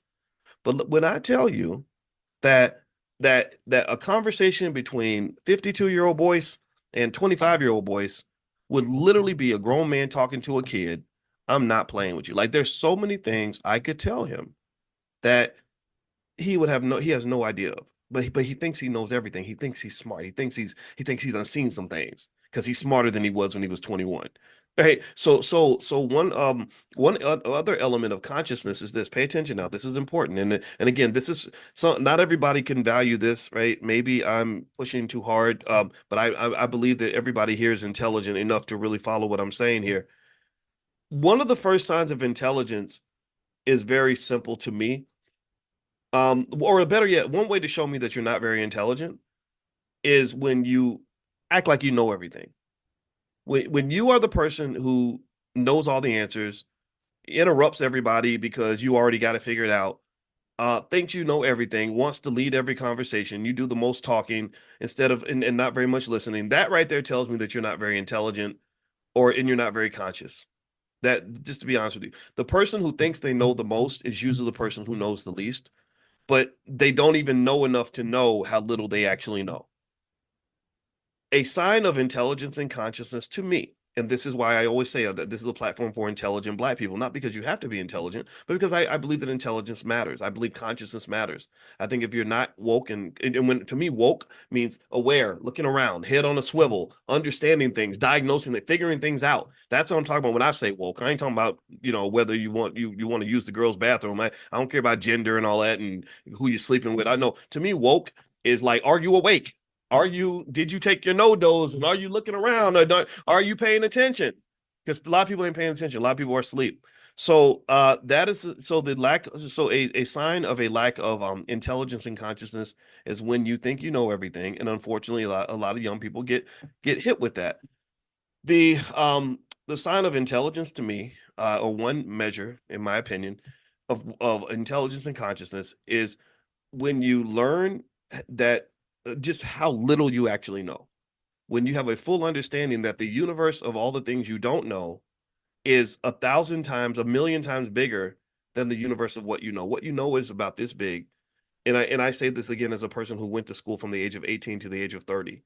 I'm talking about studying 7, 8 hours a day. I wasn't just in school. I was in the books, studying constantly, nonstop. And then I learned 10 times more since I finished my PhD over 22 years ago. So even as a person who's had all this education, I've been to get a billion classes. I know that my universe of knowledge is still like this, and the universe of knowledge of things I don't know is like this. So really, if you ever meet me in person, one thing that you'll probably notice is that I'm just going to be looking at you and listening and taking in any piece of information you can offer, every story you want to tell, because I'm learning from you. Because I don't know, I know a lot, but I don't know your perspective. I don't know your story. I don't know your experience, and I'm seeking to learn from that. And then I will talk if you ask me a question. If you ask me, like, so what do you think about this? What do you think about that? Then yes, I will share things. But I really think that consciousness, to me, again, just me submitting this humbly to you, is really knowing how little you actually know. So if you're a conscious person, then you are conscious and aware of everything that exists outside of yourself. And so if you are a conscious, intelligent young person, I encourage you, just sit back and listen. When grandma starts talking and telling her story about how things were in 1952, listen, because there's gems. There's so many gems that your elders can give you that you're missing because you live in a dumbass society with people that don't respect anything that happened before, like, 1999 or 2010. And what you find, and when you go back, for example, if you study and listen to Black folks that lived before integration, before the civil rights movement, and back when white people were really treacherous and terrible, not all of them, but many of them they were blatantly racist. They actually have skills and value systems and survival mechanisms that you can't even relate to. You're not even at that level. And they could accomplish more with greater opposition than you can accomplish in a society that's supposed to be fair and open and integrated. So I love to listen to I get on the phone with Dr. Claude Anderson, and it's really just him talking and telling me stories about his childhood and the military and things that he's seen. I don't have, what can I really, what can I teach this man? I mean, sure, if he asks me a question, I can share a perspective, but I'm not trying to teach that man. That man's teaching me. So long story short, I think that this is important because there are these landmines, right? So something like sports betting is one of those massive economic landmines that a lot of people are going to miss because nobody's really talking about it. The only time people are going to start talking about it is when it hits a crisis stage. It's like everything else. It's just like, even in the pandemic, everybody knew. Anybody who was worth their weight in fried chicken just knew that during the pandemic we were going to have a problem with inflation. They were like, you're pumping all this money into the economy and we don't even need it. Yeah, of course we're going to have an inflation problem. And they just kept doing it. And all, so a lot of things that are happening now are things where people were predicting these things. They knew it was going to happen. So really, truth be told, I don't know. I think that what probably happens for sure is also the lack of awareness shows itself in the fact that people don't always have the ability to see down the road.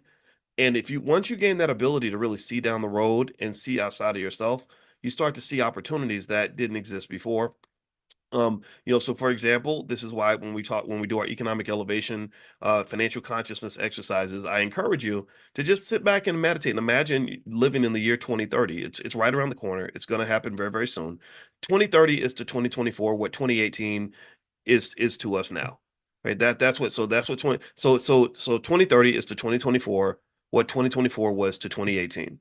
I guarantee you that if I was to go back in time to 2018, nobody in 2018 was thinking about 2024. In the minds of most people, 2024 was this far off, distant land. It was almost like, anybody remember when Prince used to say, I'm gonna party like it's 1999? And you thought about 1999 like it was like way off in the future, like it was never going to arrive. Some of y'all don't know. If some of y'all were born after 1999, but those y'all who are like over the age of say 45, it freaks you out a little bit. It's like, wait a minute, hold on, wait, 1999 was that was the future. That was futuristic.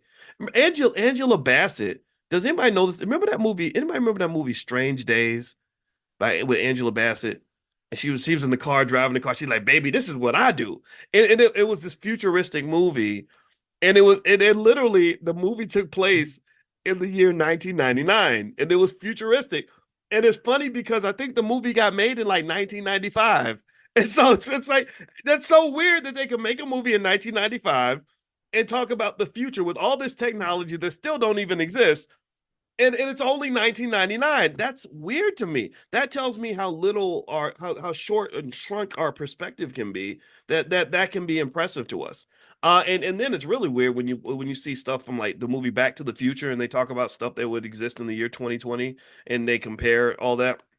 And so time goes by fast, and I think time consciousness is another form of consciousness, period.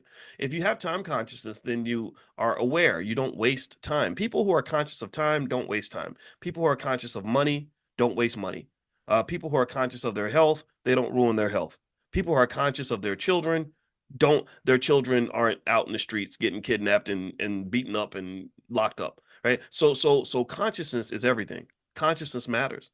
So consciousness, in my view, is something you have to practice because I think there's a lot of people who prey on those who are not conscious. They do deliberate things to keep your consciousness low. Entertainment, for example, is designed to minimize your consciousness. You've heard all those stories about the Roman emperors who would entertain people with circuses and what was it, circuses? What was it, circuses and sports and stuff, and give them bread? And I forgot what the quote was, but basically they were like, just give them a bunch of sporting events and all kinds of stuff to distract them, and they're not going to be conscious of the other things that are going to happen because part of that means that if your attention is taken over here, then that's where your consciousness lives. It doesn't live in the places where it needs to be. So that's I'm not going to keep going today. That was my thought for today that I wanted to share with you. If you want to join us every morning for economic consciousness training, make sure you're on the text list. Text the word morning to the number 87948. Text morning to 87948. And also, I'm going to be back tonight. We're going to do our Powernomics training. We are reading Dr. Claude Anderson books word for word. And we've been doing this for about 4 or 5 years every Wednesday night. And it's going to be 8:30 p.m. Eastern time tonight. So if you'd like to join us, it's totally free for anybody that wants to join. I just ask that you tell your friends, bring your family if you're happy, if you're getting something of value. And if you want to get a notification when I start tonight, you can get on that text list. Just text the word greatness to 87948. I call this Black Keys to Greatness, which is the name of a life class that we have in the Black Business School that you can have for free as well. So text greatness to 87948.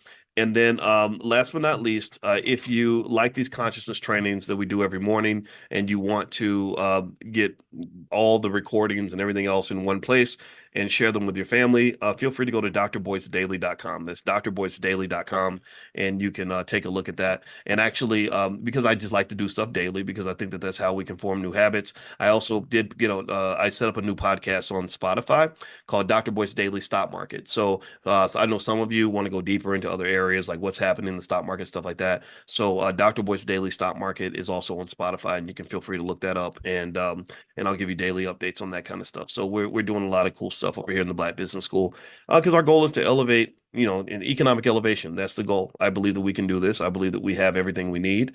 I don't go around looking for white people to help me do anything. No disrespect to white people. I don't hate them at all. But I just don't. I don't need y'all. I don't need nobody except all we need is each other. That's what we need, and that's what you need. You need yourself. You need your family. You need God, maybe if that's part of your repertoire, and you get those things going on. You ain't got to worry about what Massa thinking. Massa ain't got no power over you unless you give it to him. So y'all have a good day. God bless you, and I look forward to seeing you all tonight at 8:30. And if you can't make tonight, then I'll see you tomorrow morning. So.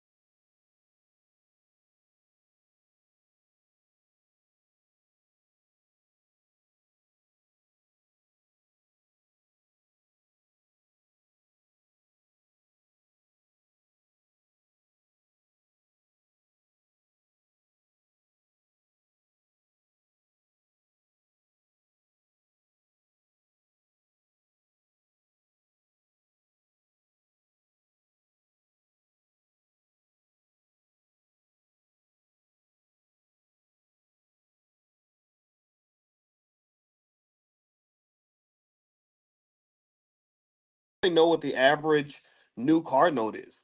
Does anybody know what that is? The average new car note is $730, $730, right? So, and by the way, some of you are saying you can't hear me. Give me a yes if you can hear me. Give me a quick yes. Let me know you can hear me okay, because I'm kind of worried now. Somebody said they can't hear me. I want to make sure I'm coming through all right. Give me a quick yes if you can hear me all right, because I want to make sure my audio's good. I don't know what's going on with that. All right, so okay, so I see some yeses. Okay, great. Thank you. All right, awesome. That's perfect. I was really worried. I kept seeing people say I can't hear and stuff like that. So I was just checking to make sure it was okay. All right. So here's where let's start here with this. Um so what I'm gonna do is I'm gonna kind of give you the end of the story before I give you the middle and the beginning. The end of the story is that the economy is shifting in ways that I would define to be fundamentally unhealthy. uh, in ways that I would find to be almost a little bit scary, a little bit nerve wracking, and also in ways that I find to be a little bit unfortunate and unnerving because they were unnecessary. So there's a lot of uns. So I'm gonna be a big onion on that. There's a lot of uns, unnecessary, unfortunate, unnerving, all these things. And the thing is that it's critically important. Financial consciousness and financial awareness is very important in this environment because because what awareness does, what consciousness gives you an opportunity to do, is it gives you an opportunity to shift your habits. You see, if you're not conscious, then what you do is you lean on your subconscious mind. You lean on what's already there. You just do things the way they've always been done. And I'm just going to tell you, I think in this economy, that's a very dangerous way to think about money and economics. I think that's a very dangerous way to view the world because the world is changing, and as the world is changing, you have to change with it. And so this is one of the reasons why I really think that all intelligent people, and you know, and I say intelligent black people, in serious black people that I want to bring into this platform, but some of you are not black, and that's okay too. You can learn from us as well, but you really have to shift how you approach things. Okay, so let me. So here's the deal. So according to this study, and actually, you know what? I gave you guys the link to join the stock market class on Tuesday, right? Okay, so here's what I wanted to mention. When you come and you learn how to invest, one of the best things you can do, in my opinion, is to bring your family. And the reason I say that is because journeys are easier when you're traveling in a group, right? Like if I want to go climb Mount Everest, especially if I've never done it before, I should probably bring other people with me. If I was on a slave plantation in 1688 and I'm trying to escape to the north, I should not try to just go by myself, right? I should bring other people with me. When you're trying to form a new habit or break out of the prison of your old way of thinking, well, then accountability groups are really helpful too.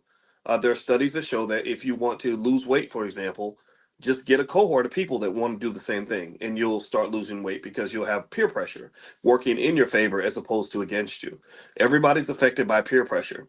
So part of the reason that on Tuesday when we do our first share of stock training, and again, it's really stock market for beginners. So if you consider yourself a beginner, then this is for you.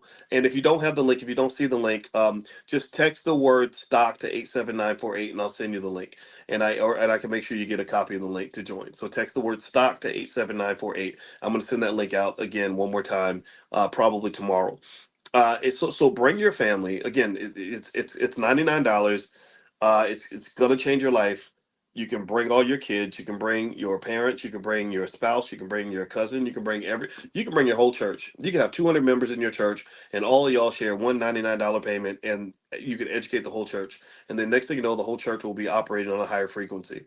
And so this is the guarantee. This is the guarantee that I can give you, is that hanging out with us in the Black Business School will elevate your economic consciousness. Hanging out with me, I will have you understanding economics in a very different way and seeing things differently. A lot of you already know this, but some of you are new. So that's part of the reason why I would repeat this, just to make sure you understand that this is not hocus pocus. All right. So let's hop into this conversation here. So again, the event is Tuesday at noon. And if you can't make the live event, you can still get the recording. It's yours for life, and you can share it and all this other stuff. All right. So here's what I wanted to also dig into is not just what's going on, but I want to dig into why it's happening this way.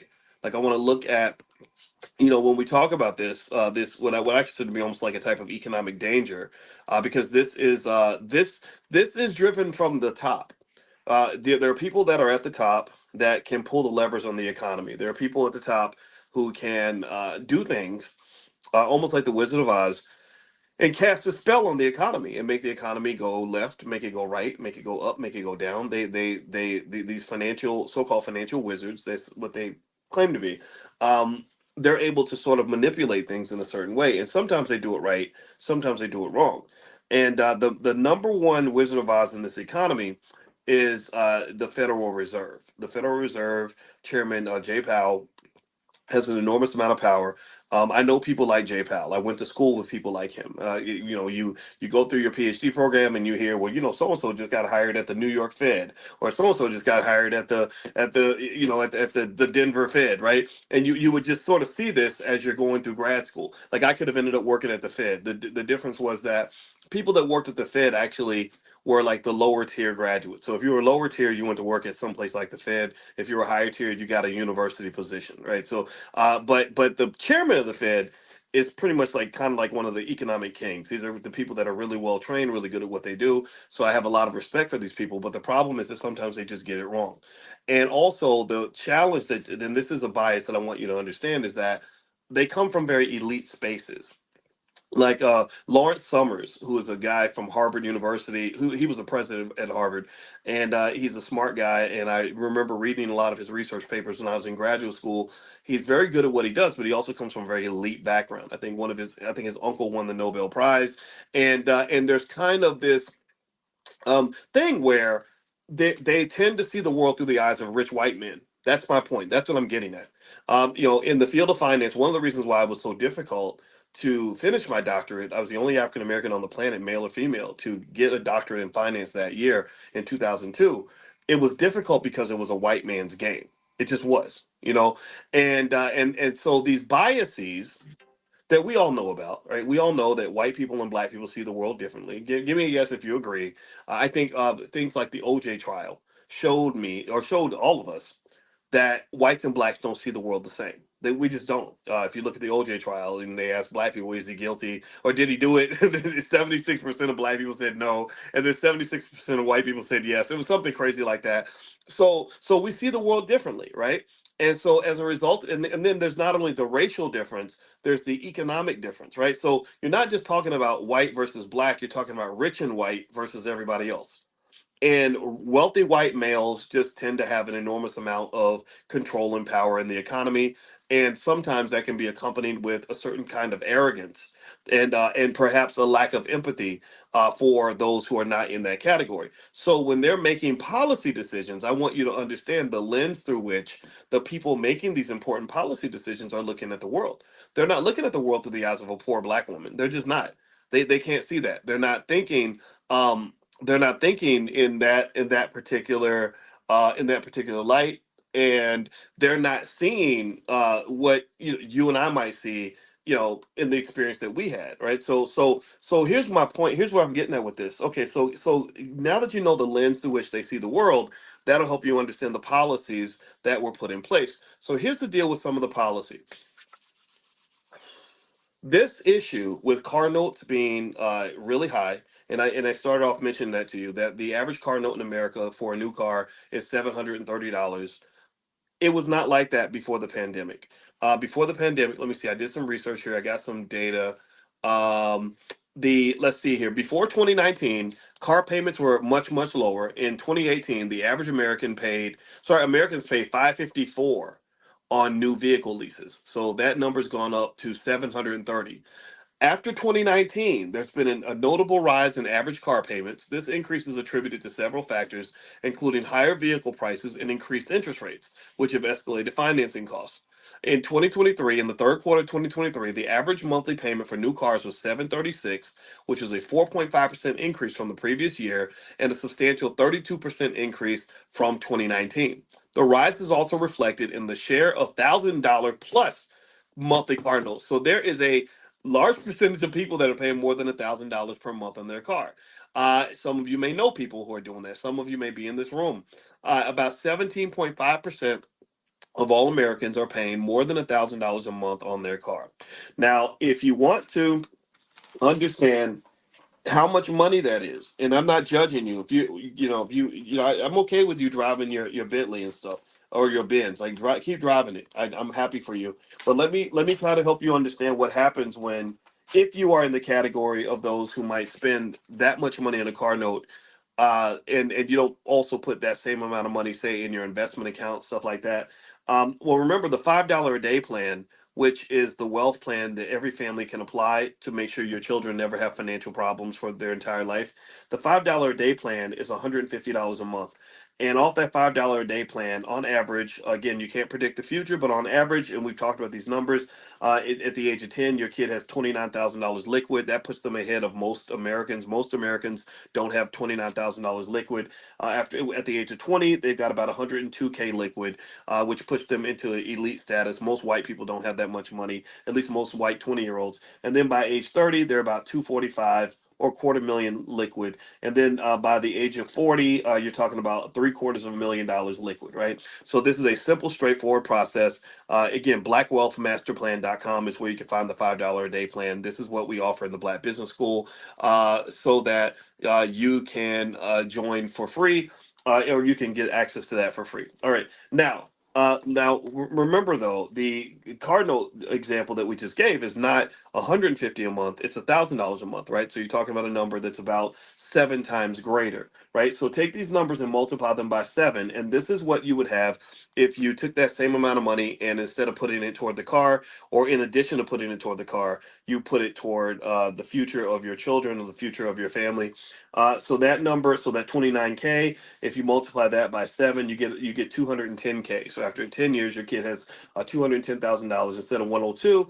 You're looking at about 700K. Let's roughly, ballpark, give or take a few thousand, right? So your kid's 20 years old, they got $700,000 instead of $250,000. You're looking at what's a $250,000? Let me see, $250,000 times 8, it gets us almost to 2 million. So let's say about, I don't know, let's be conservative, about 1.6 million at the age of 30. And then instead of $750,000, you multiply that number by 7, you get about $5 million roughly. Let's say roughly 5 million, more like 4.7, 4.8. So here's what I'm saying. Here's where I want to get to. Okay, I'm gonna pause and I want you to hear. Um, so here's what I want you to get. If you are in that category of people that maybe spends $1,000 a month on a car note, um, you're building a tremendous amount of generational wealth for somebody else. You're literally making somebody else's child a multi millionaire. Um, if you're so again, it's not the $1,000 car note that is the issue. It is the fact that the $1,000 car note sometimes is acquired without an equivalent investment in um yourself, right? Do you follow what I'm saying? Give me a yes if you're following what I'm saying. Okay, it's not to say that there's anything wrong with spending. You could have a $2,000 car note if you want to, but it's like eating your ice cream before you eat your vegetables. It's doing the unfortunate things or the unnecessary things before you do the necessary things. Do you understand? And so if you look at this, so the next time you see somebody driving down the street in a Hellcat, or or some car that costs an insane amount of money, I think the question would become, are you equally the same amount of diligence that it took, and the amount of discipline and commitment and sense of urgency that it took to get that Hellcat? Did you have that same amount of discipline and urgency when it came to investing for your future and the future of your kids? So do we understand this? Give me a yes if you're following. I want to make sure it's clear. I'm not saying that Dr. Boyce is going to shame you if he sees you in a nice car. Okay, let me know if you get this. I'm not saying that I'm gonna look you up and down when you get out of your Bentley or your Mercedes. I hope you understand that. I'm not doing that to you. I'm not one of those people. I'm not a person who's gonna slap the Starbucks coffee out of your hand because you spent $7 on the latte. I'm not saying that at all. Get your damn $7 latte. They're good. It's okay. I do it too. What I'm saying is handle your business. That's it. Stand on your business. And I can tell you, it's a process for everybody. We're all breaking out of this culture. We're all affected by slave culture. All of us are affected by bad habits that somebody else gave us. I still fight them all the time, every day. Every year, if you've been on this platform, you'll notice that I evolve in terms of how I approach things every single year, because I'm fighting my slave habits. I'm trying to stand on business. I'm trying to cut out BS and nonsense. Okay. And so for example, in this space, when people come in and say crazy, weird things, or bring in immaturity from the internet, I instantly block them, like they get blocked from life. Like, I push them. I push them out. I say, you got to go. I don't even, sometimes I don't even announce it. I just delete them. I just ban them because it's okay. This isn't for you. We don't have time for this. We're trying to move forward. We're trying to learn. We're trying to grow. Okay. So with that being said, let me read a little bit more about what's going on with the car notes. And also, just a reminder, I'm going to be in Philadelphia. Jay Ortiz is hosting the Get Money Fest on the 18th. And it's really great for independent business people that want to figure out how to generate income from what they're doing or how to build wealth from the work that they're doing. And so if you are in that category, then feel free to come. It's kind of a fun event. They're going to do music and art and everything else, but also they're having financial panels. So that's going to be May 18th. The URL is getmoneyfest.com. I think he's giving away some free tickets. So if you want to, just go to the site, getmoneyfest.com, and join us in Philadelphia on the 18th. Feel free. I'll be there. All right. So let me read more about this issue with car notes. Okay, so it says here that there's basically an affordability crisis when it comes to cars. They said that effectively a car of say $25,000 is considered to be kind of a unicorn. It's extremely rare. That most cars cost much much more. The Chinese are coming in actually and really stomping the electric vehicle market because they're actually offering cars that are as low as $10,000 or something. And in fact, Treasury Secretary Janet Yellen went to China to basically tell them like stop dumping your cars on our market because you're going to drive our companies out of business. And that's interesting in terms of protecting your economy. This is something that the black community doesn't do very often. It's they don't really we don't really protect our economies, right? Like, so the way you have people that come from other communities that set up shop in black neighborhoods and end up just making all the money, from the black community there. They'll come from some other country and set up a corner store or a gas station, and we just buy from them and don't think about who we're giving our money to. The U.S. government does not do that. They protect their businesses pretty diligently. So when they saw the Chinese companies coming in and pretty much killing U.S. EV companies by dumping supply onto the market at really low costs, she just went over there and said, "Stop it, cut it out, right? Or we're going to put tariffs on your products and make them more expensive so people can't buy your stuff." So anyway, long story short, this sort of protectionism is something that I think we should consider in terms of defending black dollars in the same way, right? Because basically, with cars, let's circle back to the car note issue. So with cars, basically, what's been going on is that for American cars and for most of the cars that are out here that are not EVs, the car notes have just been going up, up, up. A lot of it has to do with higher interest rates. Also, the increase in the money supply from the Fed that caused a lot of problems. And these inflationary issues are not going away. Your big danger in the economy right now is something called stagflation. Stagflation is where you have both a slowing economy and high inflation, where the economy's slowing down and inflation's high. So what happened was the pandemic occurred, and they were worried about the economy slowing down. What's crazy is that it never slowed down, not one bit. But they were worried about it slowing down, so they started to inject cash into the economy. Well, when you inject cash into the economy, what happens is that you're stimulating the economy, but you're also creating an inflationary issue that you have to deal with. So that's why you saw inflation get super, super high. That's why you started seeing all these things, doubling in price and all this other crazy stuff, like auto insurance for whatever reason is insanely high. And they didn't have to do any of that. They really could have not done a single thing to the economy and everything would have been fine. But they didn't really know that at the time. But even when they did know that, they were so hesitant to adjust course that they just didn't do anything. Because also, if you remember, a lot of you that were buying stocks around 2020 at the start of the pandemic, you were making money hand over fist. Anybody remember that? Anybody remember stocks going up 30-40% in a day, or prices doubling in a week? Anybody remember that? Like how much money people were? I mean, I don't know if y'all remember, but I remember specifically. I was sitting right in front of you, talking to you every day, like I'm doing right now, and I remember saying like, okay, it should take on average 12 to 14 months for the bear market to end because the market had just crashed right at the start of the pandemic. And I was stunned. I was shocked because it didn't take 14 months. It took about 3 weeks. And so during that time, you would be able to buy a stock for $100 and have that stock be worth 250, a month later, which was unprecedented. It was crazy. So basically, the economy wasn't doing bad. The market wasn't doing bad, but they kept pumping all this money into the economy, just pump, pump, pump, pump, pump, and they were doing it in a very sloppy way. And again, because the policymakers are a bunch of rich white guys who are not in touch with the average American, their friends were the ones who were getting really rich from this. If you ran a business that was adjusted for the pandemic and prepared to deal with the pandemic, you made a ton of money. It was never easier to get loans for your business.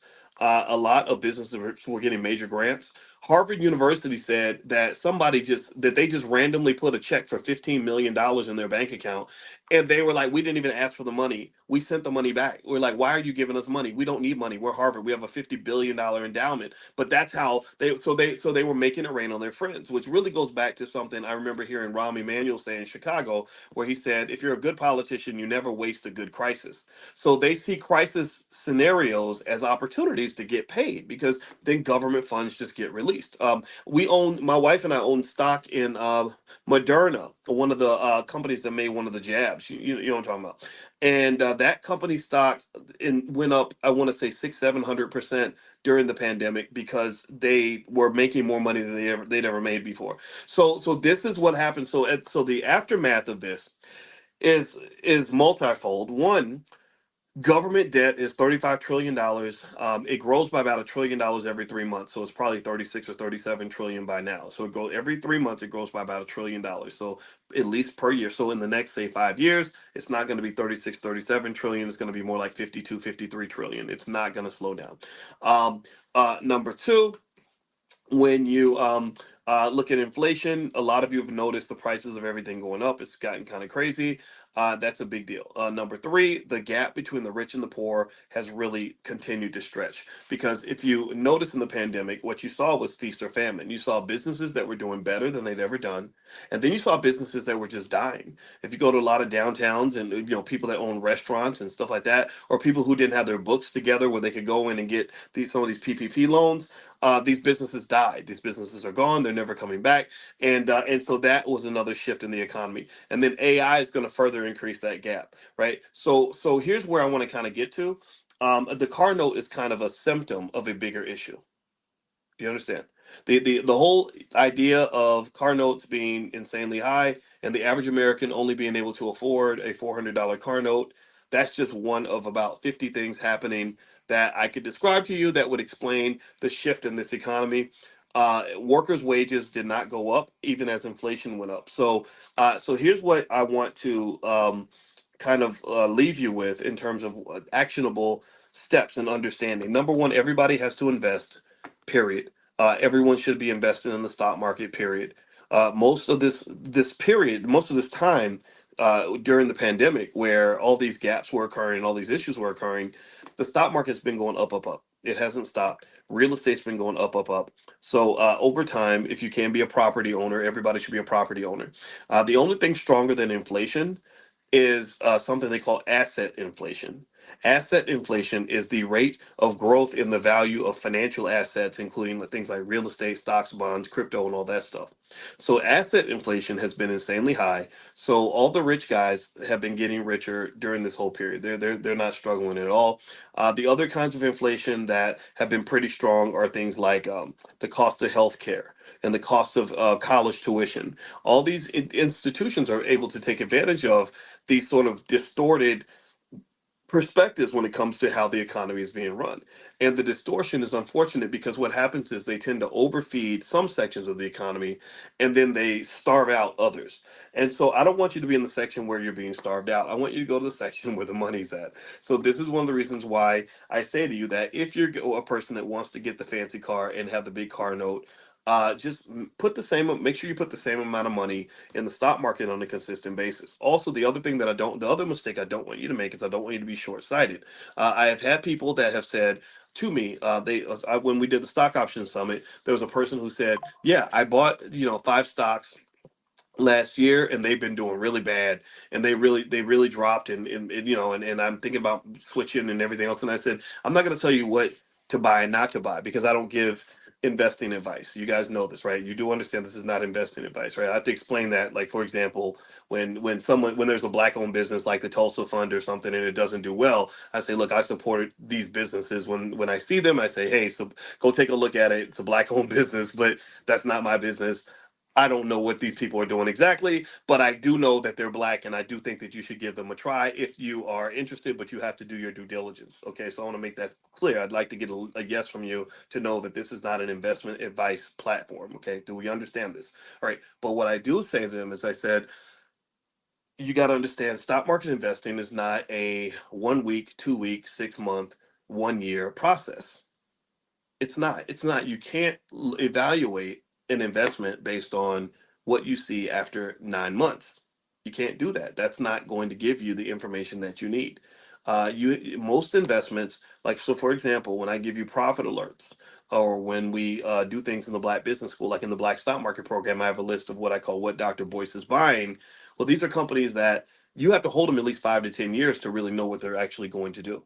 And generally speaking, when you invest, you have to have investor vision. Investor vision is a little bit different from what you see in society. In society, you have a lot of instant gratification.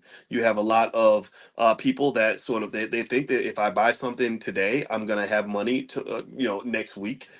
No, you may have to watch the value drop a little bit. You have to, but if you've done your due diligence and you believe in the company, then that's one of the companies you own. But then the other aspect of investing that people often forget is that you're supposed to be invested in multiple spaces.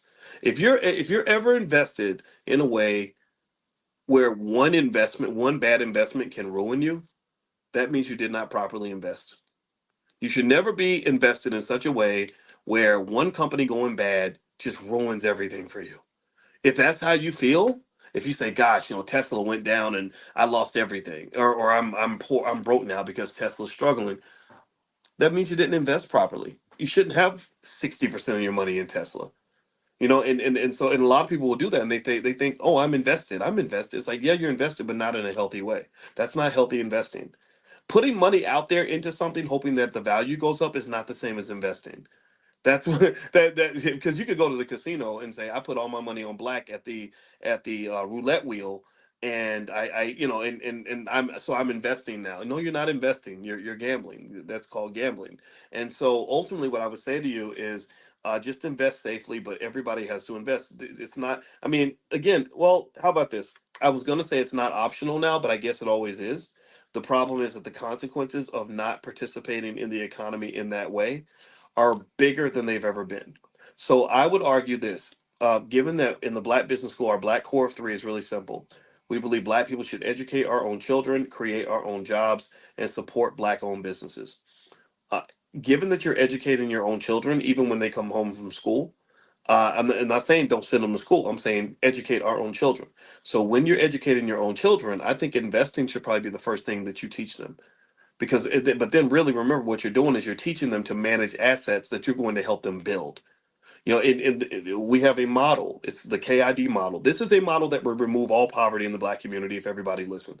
The only reason it won't do it is because everybody ain't gonna listen. People will listen to rappers and basketball players and ignorant people on the internet before they listen to a finance professor, because there are simply people out here who have no respect for scholars. They literally will listen to a rapper with 12 babies mamas before they'll listen to somebody like me.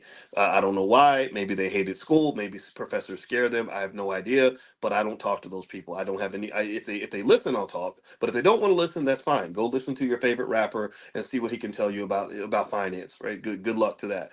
But what I'm saying to you is that the solutions are there. The solutions are there. The solutions are clear. It's not complicated, people. This is not complicated. It's very, very, very simple.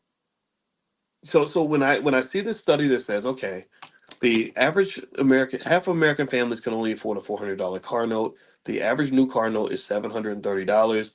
Well, number one, I'm gonna say this when it comes to cars. My wife and I never buy new cars. We never buy new cars. We buy cars that are 3 years old, by the way, in case you're wondering what we do with our money. We could probably afford a new car, but then I also think, well, that extra $200 or $300 in the car note, I could probably do something else with that money. I could buy stock with that money. That's what I do with extra money. I buy stock and stuff like that. The other thing is that when you're talking about the impact that investing has on your life, and let's talk specifically about your kids and grandkids, what that does is that if you do those basic things now and you're consistent with it, but you have to be consistent over like a 20-year period. I'm not talking about like 8 months or 3 years or I got a 15-year-old and I invested it for him for 3 years. That can help for sure. That's going to make a difference. But where compound interest really kicks in and accelerates is once you get past a certain critical mass and the momentum, you get this thing called almost like a type of financial momentum that develops after a few years, where then you really start to see the results. In a way, you could think of it like, mathematically speaking, the way investments grow is like, if you're pushing. Imagine if you're pushing your car, right? If you're pushing your car and you're trying to get it, over off of a hill.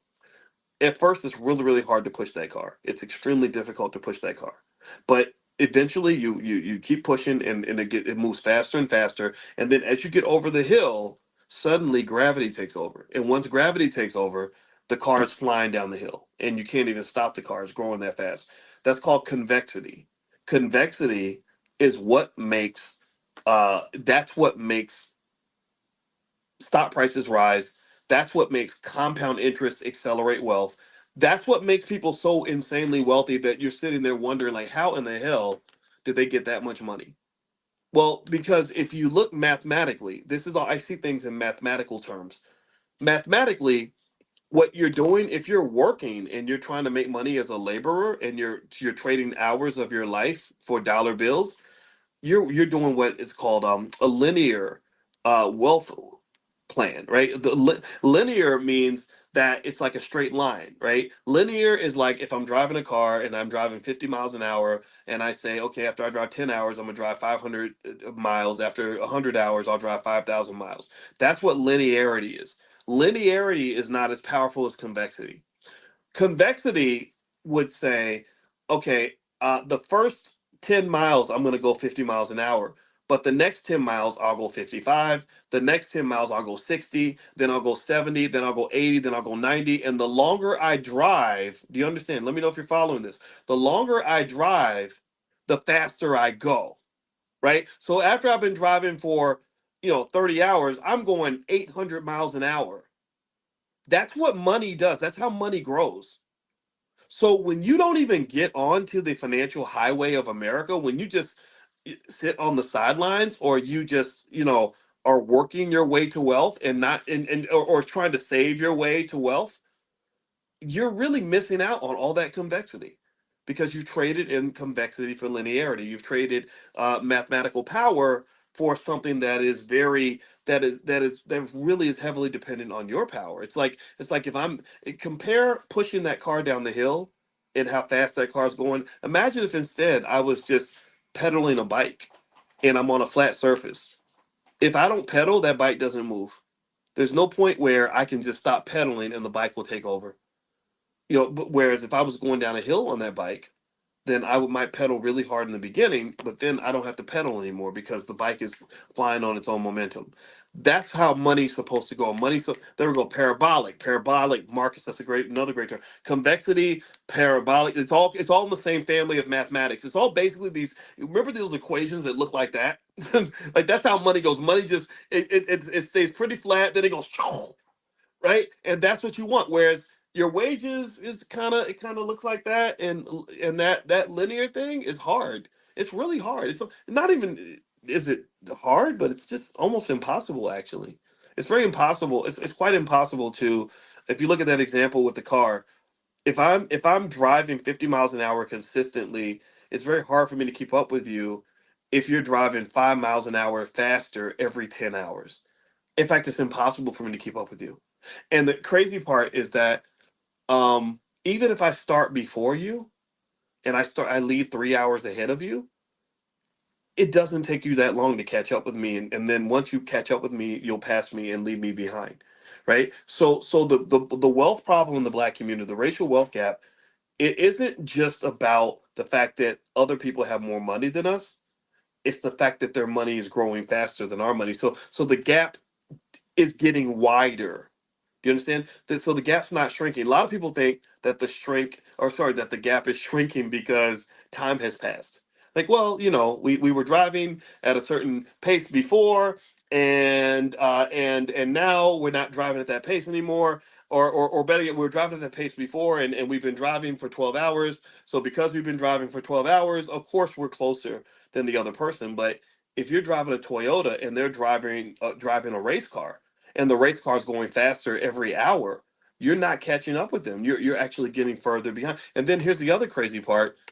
Not only are we driving slower than wealth builders if we do things the old fashioned way, but some people are actually driving backward.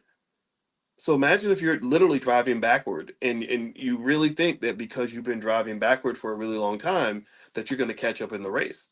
No, there is no rule of economic physics that says you should catch up in the race just because you've been racing for a really long time. Do you understand what I'm saying? Does that make sense?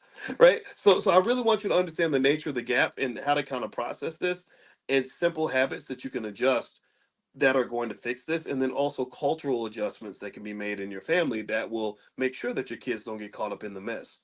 Right? I don't want these stories about the struggles of American people to necessarily be your child's story, right? Some of us are going through that story now. Some of us see it, right? So I'm not, if you're in that category, I'm not making fun of you. I applaud you for being committed to making the adjustments that you need to make. I applaud that 100%. We all start somewhere. We all do, right? But then it's kind of like, okay, so what does this look like, 15, 20 years from now?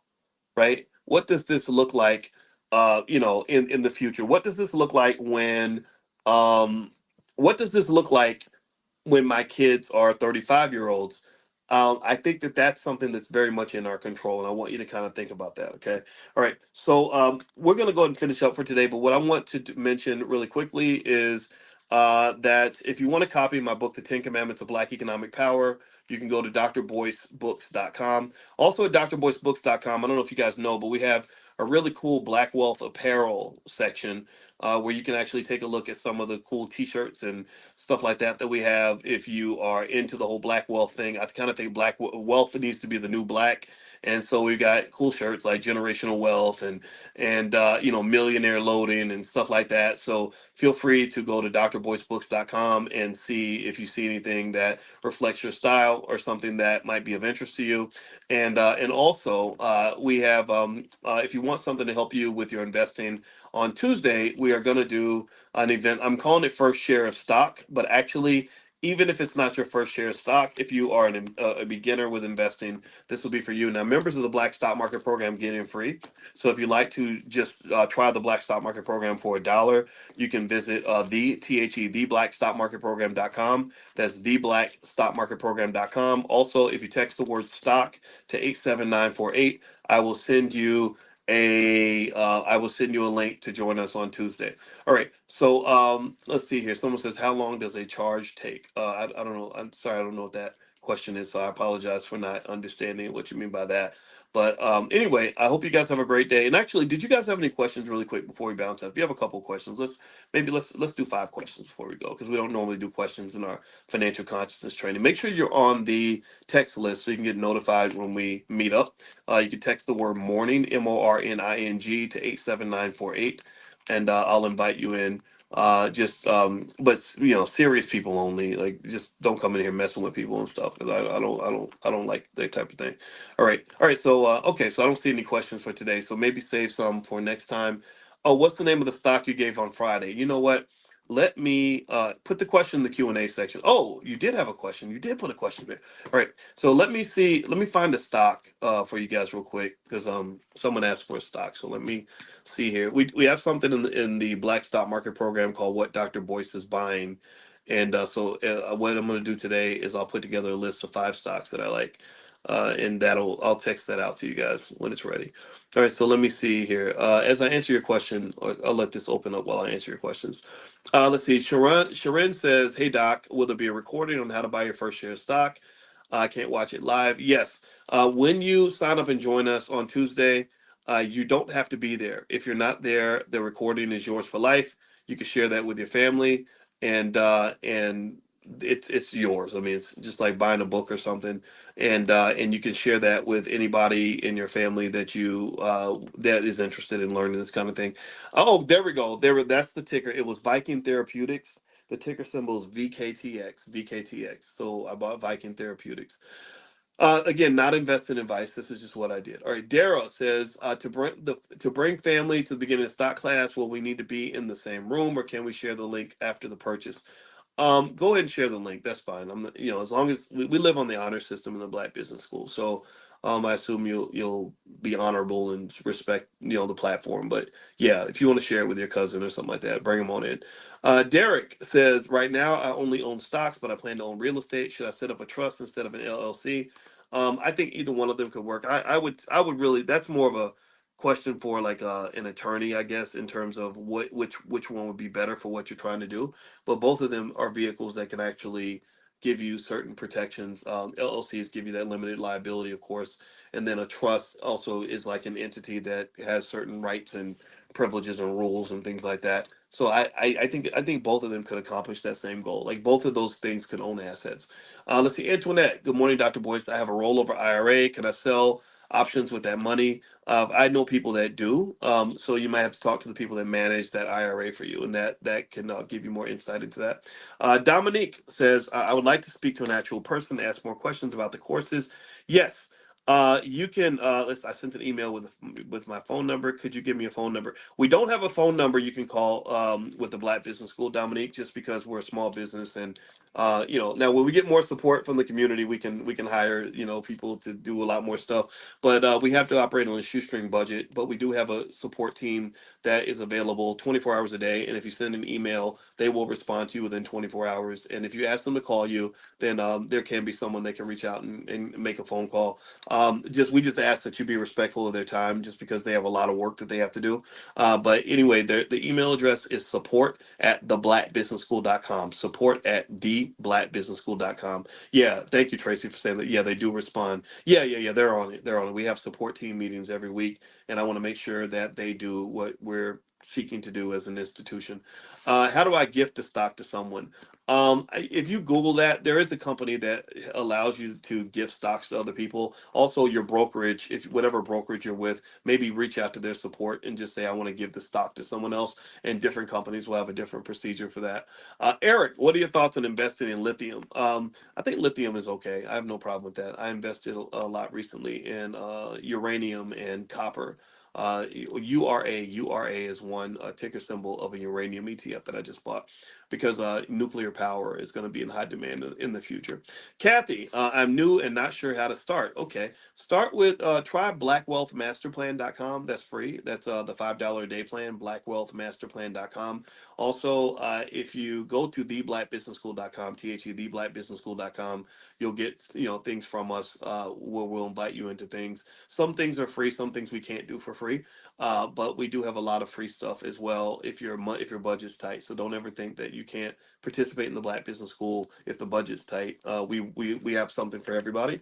But things like the Prime program, which is very effective, by the way, it's been very extremely effective for those that have a little bit of capital to invest for themselves and are looking to make extra income. Like, that's really been extremely successful. So if you want to take a look at the Prime program, just go to drboyceprime.com, drboyceprime.com. And Prime stands for Passive Recurring Income Machine. And it's where I basically show my students what I'm doing when it comes to making my money selling stock options. That's where I make most of my money, selling stock options.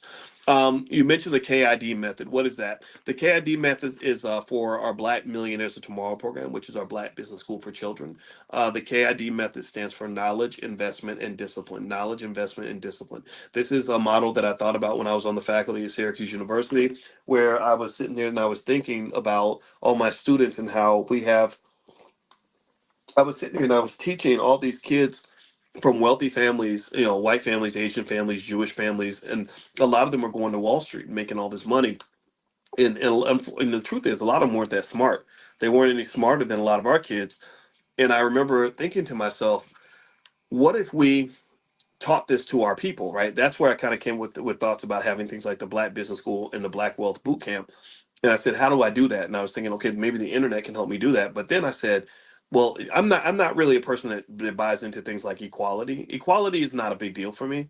I'm not trying to be equal to anything. Like, what are you trying to be equal to? Like, I'm not a better man because I become equal to a white man. Maybe I'm supposed to be the leader. Maybe I have something that he doesn't have, right? We don't think about that, right? So equality doesn't matter to me as much as winning. I like to win. I like to succeed. I like to get on top of things.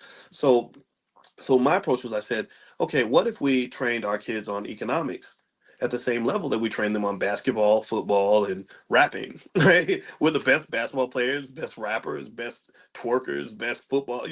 Like we're great at sports.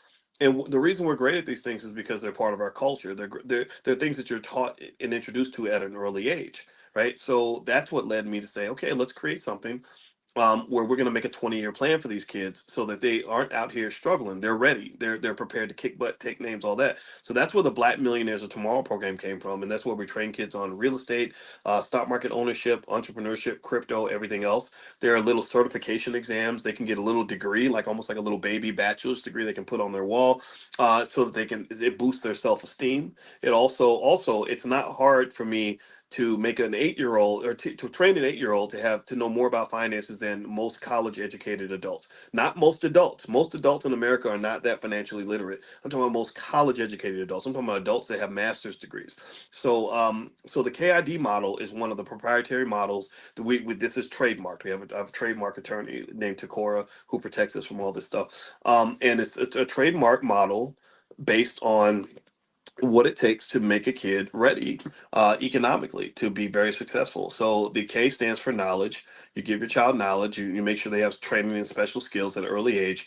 Investment means you're giving them capital to work with, right? It doesn't. It stinks to be good at something and have nothing to work with. If you, I don't know. It's like I would be a great husband, but I have nobody. No, I don't have a wife. Or I'm a great driver, but I don't have a car. That's what it feels like to be smart when it comes to economics and not have any money to practice with, right? So you give them the economics, because if you don't, what'll happen is that somebody else is going to suck them into corporate slavery and use their skill for their purposes and their benefit. They're going to say, I've got capital, I've got a business, come work for me and manage my capital and make my family wealthy with all the genius that you have. And that's what happens to our best and brightest, is they get sucked into other people's institutions and other people's agendas and other people's purposes, instead of pursuing the purpose that they should have for themselves. So investment's important, and then discipline. Discipline is extremely important, because that's when you have to confront some of the cultural norms that are anti-wealth. A lot of anti-wealth cultural values are pushed heavily in the community that are extremely destructive, extremely harmful, and it's so sad, because it's like somebody pouring spoiled milk all over the kitchen floor and then complaining that the kitchen stinks. But you just poured all this spoiled milk on the kitchen floor. You just did this. You created the problem, and now you're complaining about the problem. Well, maybe you wouldn't have a problem to complain about if you didn't create the problem in the first place. So we create the problem when we don't prepare, and then we complain about the problem. We say, "Oh, it's so hard to be black." Well, of course it is, because you make it hard. You're determined for it to be hard. It doesn't have to be hard. So discipline goes into a lot of areas, and that's part of what we do there, right? We have other models like Poise, producer, owner, investor, saver, entrepreneur. What was another one? Sturdy, building sturdy children, STERDY, systems technology, entrepreneurship, relationship management, and delegation for youth.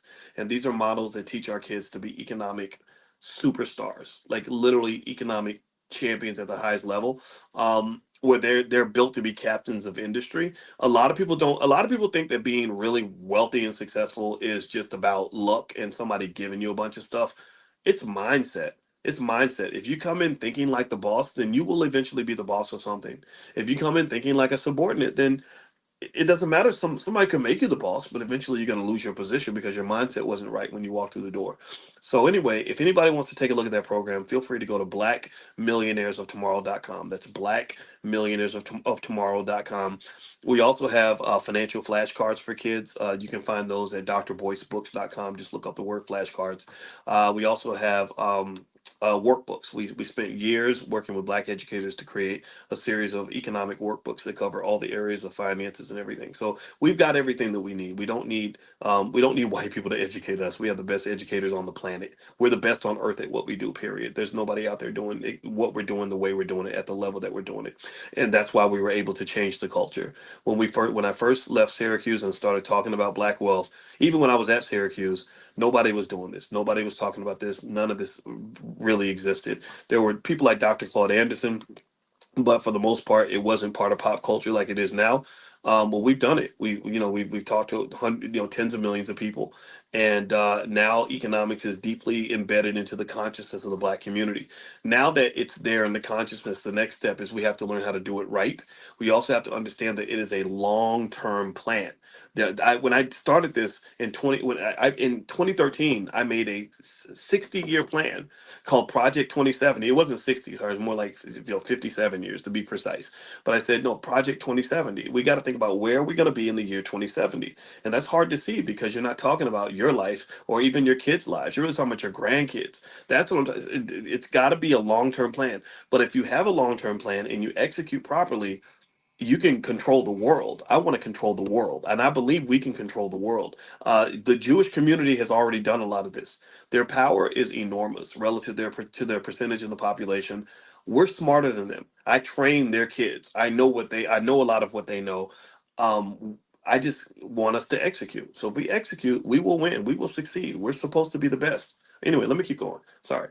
All right. Are we going to do another digital financial slumber party again? Great question, Sharif. I saw that on a list of things we've done before. Like one time we did a financial slumber party where we all got up at like midnight and had our pajamas on and had popcorn and like did financial stuff at like 1 o'clock in the morning. And so, yeah, that'll be fun. We'll do a financial slumber party at some point. So if y'all agree to show up, then I'll do one. All right. So next, let's see here. Travis said came in late overall. What was the topic today? Well, Travis, we started off talking about the fact that car notes are the half of all Americans can only afford a $400 car note, which is a problem because the average new car note is $730 and the average used car note is over $500. So that is kind of weird, right? And it kind of says America is becoming this country of haves and have-nots. And I think that as the world adjusts, you have to adjust with it. And we've talked about how your kids can be prepared to deal with the economy in a different way, right? To understand that that group economics is better than solo economics, and I want you to kind of approach things in that way as opposed to doing what I don't know who wants us to do this, but everybody's so individualistic, and I just think that that's just a bad habit to get into because it's really really hard to succeed as an individual in this society. All right, so let's see. Felicia Criswell, you may have answered it. Is there a discount for how to buy your first share stock for Prime students? You know what? There was a 48-hour discount. I don't know if the discount's still there. I think that discount ended. That ended. Um, if you're a Prime member, email support at theblackbusinessschool.com and see if they can hook you up. Prime members do get special treatment in a lot of areas. So we'll do our best. We'll work with you. If your money's tight, we can work with you. So email support at theblackbusinessschool.com. And if you tell them you're a Prime member, they'll take care of you. All right. So Deidre, how can I find the $5 a day plan for my children? It's at blackwealthmasterplan.com. That's blackwealthmasterplan.com. What are the numbers for Mara for 5,000? What are the numbers for Mara for 5,000? I'm sorry, Kim, you got to explain that question a little bit better. I apologize. I don't quite understand it. But if you rewrite it and put it in there again, I don't know what you mean. The numbers for Mara for 5,000. I'm not sure what that means exactly. Let's see, Eric, what are your thoughts about investing in lithium? I think we mentioned that earlier. I like copper, lithium. I like uranium, stuff like that. Ricky, how much would one need to start buying stock? You can start buying stock. You can buy stock with $5 in 5 minutes. So I say start where you are. There you go. Will you please provide the text links again? Yeah. Here's the link to the event coming up. The first share stock event that's in the chat. And And you guys, and also I'll text it out. If you want to be on the text list, make sure you're on the text list for Money in the Morning. Just text the word morning to 87948. If you text morning to 87948, I'll send it to you. And also you get invitations to Money in the Morning. By the way, if you want the archives for all the Money in the Morning sessions that we've done, they're available for a small fee, lifetime access at drboycedaily.com, drboycedaily.com. And we've probably done, it's April. We started January 1st. So that's January, February, March, April. So probably over 120 lectures on finance that you can find there. And again, you can share that with your family. You get lifetime access. So feel free to go to drboycedaily.com. All right, so let's see here. And if you get stuck, just email the support team and they can find it for you. All right, where do we find, where do we buy stocks outside of Cash App? You got E-Trade, let's see, E-Trade, Charles Schwab, Fidelity, Robinhood, was it Stash, Acorn? There's so much out there. Let's see. Mari Wilson says, how much capital base is needed to do stock options? If you're selling stock options, it's easier to do it if you have at least $5,000 to $10,000 in a capital base. If you are a person that maybe has access to a HELOC or maybe some money sitting in an investment account that isn't doing anything, and you can get a number that's like 50 or more, that really works. That, like, you can quit your job with a capital base like that. Again, not investing advice, not me telling you what to do, but I've seen it happen. I sat with a student. There's nothing more fun for me than to sit with somebody who's got access to $50,000 to $100,000 in investable capital and showing them exactly what I do with my portfolio, and then watching their face when they realize they can make an extra, $100,000 a year or 70,000 a year or whatever, literally with money that was already sitting there. This is not hocus pocus. This is very real. So feel free to go to drboyceprime.com if you want to take a look. This is really good stuff. And the key idea, though, is it's really about not just knowing where the money is, but also risk management. So in a way, I think of it like going to find money in the jungle. If you find money in the jungle and you have never been to the jungle, it's better to work with a guide that can take you to where the money's at and also help you minimize the risk and let you know, okay, these are some areas you have to avoid. These are areas that you can go to, but you have to bring your gun. And these areas are pretty safe. And then kind of knowing how to adjust based on the conditions. So like being in the jungle when it's raining might be different from being in the jungle when it's hot, right? Or being in the jungle during mating season when the elephants are all mating with each other might be different from being there during another season when the giraffes are all, fighting or whatever, right? So it's kind of like that's the part that sort of gets a little bit interesting, right? Because remember, investing always involves risk. There's a lot of risk that is always present. It never goes away. If you invest, just know that there are going to be times where you're not making as much money as you thought you might have made. Investors do not automatically make money. But what investing does is it positions you so that if good things are happening, you'll be right there in the middle of it and be able to really benefit from it in an extraordinary way.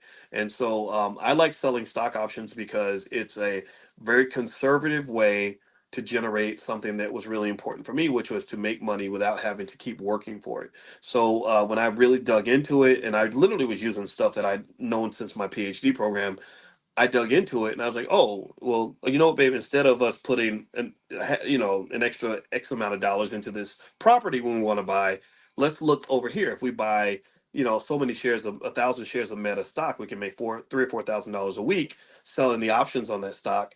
And we don't have to do any work, right? And what that does is it's not just a matter of making the money. Making the money is only the first part of investing. Making the money is only the first part. The bigger part is making money in a way that's consistent with the other parts of your life that matter more than money, right? So if you can make money in a way that's consistent with the amount of work that you want to do, or the amount of stress you want to have, or just the things that you want to be paying attention to, so for example, I don't like to make money in areas that either feel uncomfortable, unethical, or stressful. I just don't. I don't care. You can offer me another $10 million to do something stupid. If I think it's dumb or a waste of time or it gets on my nerves, I don't want to participate. You keep the money, right? But not everybody thinks that way. For some people, they'll do anything for money, right? And I just don't feel that way. It's not comfortable for me. So you have to figure out what works for you. and what stage in life you're at, right? So when you're in your 20s, you're like hustle grind mode. You're willing to just stay up all night, miss sleep and all that because you don't care about that stuff when you're 25 years old. But you get about 35, 45, 55, you're like, God, like, even if you're successful, your quality of life can still be low. I know a lot of high paid attorneys who make $500 an hour, who have an endless stream of clients, who can go on vacation anywhere in the world anytime they want, and their lives are really miserable. And a lot of times it's miserable because America, unfortunately, in our obsession with capitalism, we create this singular focus on how much money you make. And we assume that if somebody's making a lot of money, oh, well, of course you're happy. Look at how much money you have. People who talk like that honestly have never really been in a space where you've had like enough money. They because and the reason I say that is because when you don't have it, it seems like, okay, this is the one thing that'll solve all my problems. If I just get more money, then everything will be better. But then you get more money and everything's not better. Like Deion Sanders had all the money in the world. He was world famous. He had all the women. He had all the fame. He was super talented, but he wanted to kill himself. Like, why would you be suicidal if you have all this stuff going on for you? Well, because he learned that there are things more important than money, and that's when he became more spiritual and more conscious. From in his perspective, for him, consciousness was more related, maybe linked to his Christianity and stuff like that. But this is what I encourage you to consider, right? So make the money. Money is a tool. Money is a tool that is supposed to unlock the possibilities in all the areas of your life that are more valuable than money. Like spending time with your kids should definitely be more important than making another dollar, right? So if you get to the point, for example, in life where you say, I made enough dollars, but I have a shortage of time that I put into my son, and he's going to get older and forget all about me. I need to go ahead and catch up on that. I'm at a deficit in that. Then that's how I think you want to think about your investing strategy. I encourage you to consider that. All right. So what's the text number again to get information? I don't know which text number you're referring to, Sheila, but if you text the word stock to the number 87948, so write down that number 87948, and that's usually what I'll do is I'll give you a text word that links to that number 87948. So if you text the word stock to 87948, that's where you get the profit alerts. I'll also this afternoon send another link to join us on Tuesday for the event on how to buy your first share of stock or stock market investing for beginners. All right. So Agnes, is whole life insurance better than just putting money in the stock market? I don't think so, but some people do. Whole life insurance isn't terrible though. Whole life insurance to me is better than nothing. That's how I look at it. It's better than nothing.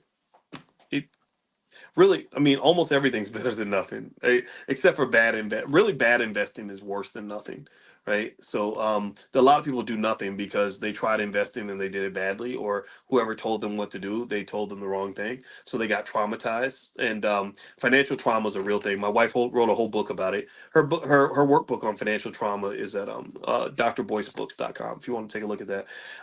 So they get traumatized, and once they get traumatized, they just walk away and they say, I'm never doing it again.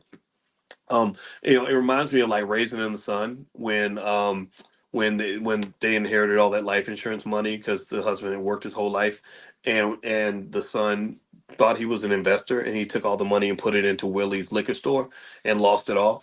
And then so people go through these traumas, and then they say, that's why I don't invest, or that's why I'm not putting money in the stock market, because I don't want that to happen to me. And I understand that. What is a good book for my teenage son? Rich Dad, Poor Dad, I'd say. Elaine, when dealerships contact auto owners to purchase your vehicle, is that a sign um, to keep the vehicle or sell due to economic conditions? I think it depends on your perspective. I've had people offer to buy our cars. We didn't sell just because we didn't need. We like our cars, and we didn't need the money. But used cars were in heavy demand, and I guess if you need the money, then I guess that would be a good thing, right? Kathy, I don't know what to log into or even start a name. May I have some help? Yes. Right now, Kathy, email support@theblackbusinessschool.com, support@theblackbusinessschool.com. They will show you everything you need to see, and they're very patient and very, very helpful. We have a great support team. Angel, what encouragement can you give today to those of us who haven't even started? Don't be scared. Don't overthink it. Remember the story I told you about the monkeys. They trained monkeys how to invest, and the monkeys made money. So it's not hard to invest, actually, if you don't overthink it. If you overthink it, then it's going to cause you some problems. Don't overthink it. Just jump in. Go to, you can start with blackwealthmasterplan.com. That's the $5 a day plan. Or you can join us on Tuesday. I will walk you step by step through the process, tell you everything you need to know. Literally, it's so clear that you could literally do the class on Tuesday, the $99 class, and never do another class ever again in investing and have more money than 90% of all Americans within a decade or two. Like, that's how straightforward it is. It's not, um, the world of finance is very complex. There's a lot of information, lots of definitions, lots of terminology and mathematics behind it. But the beauty of it is that all that stuff gets collapsed and sank into one simple thing. Think of it like looking at the Earth from space. If you look at the Earth from space, it looks simple. If you move far enough away, it looks like a little dot. It's just this little dot in space. That's all it is, right? But that little dot is a very complex little dot. If you start looking at it with a microscope, you'll find that there's thousands of creatures and all kinds of stuff, weather systems and all kinds of physics and everything that's kind of making that little dot operate, right? It's a very complex thing. So if you want to understand earth sciences, you could study that for 100 years and still not know everything there is to know. Do you understand? It can be very complicated if you want it to be that way. But if you back up, it can just be like this little dot. It's this little dot that's right there in space, right? So with finance, there are all these complicated ideas, very deep, ugly stuff. I can show you math equations that would make your head spin and scare you to half to death, but it can be simplified.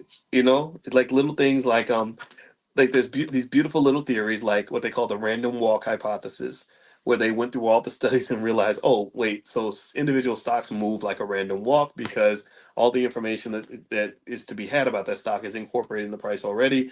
And then or things like the efficient markets hypothesis. The efficient markets hypothesis is what they were, and the random walk theory is what they were testing when they taught monkeys how to invest.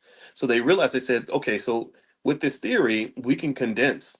Pay attention now. This is where I have to give them credit. This is where I have to give the scholars credit. I mean, when you got a bunch of super smart, genius level people sitting around obsessing over a problem for a long time, you get really interesting things.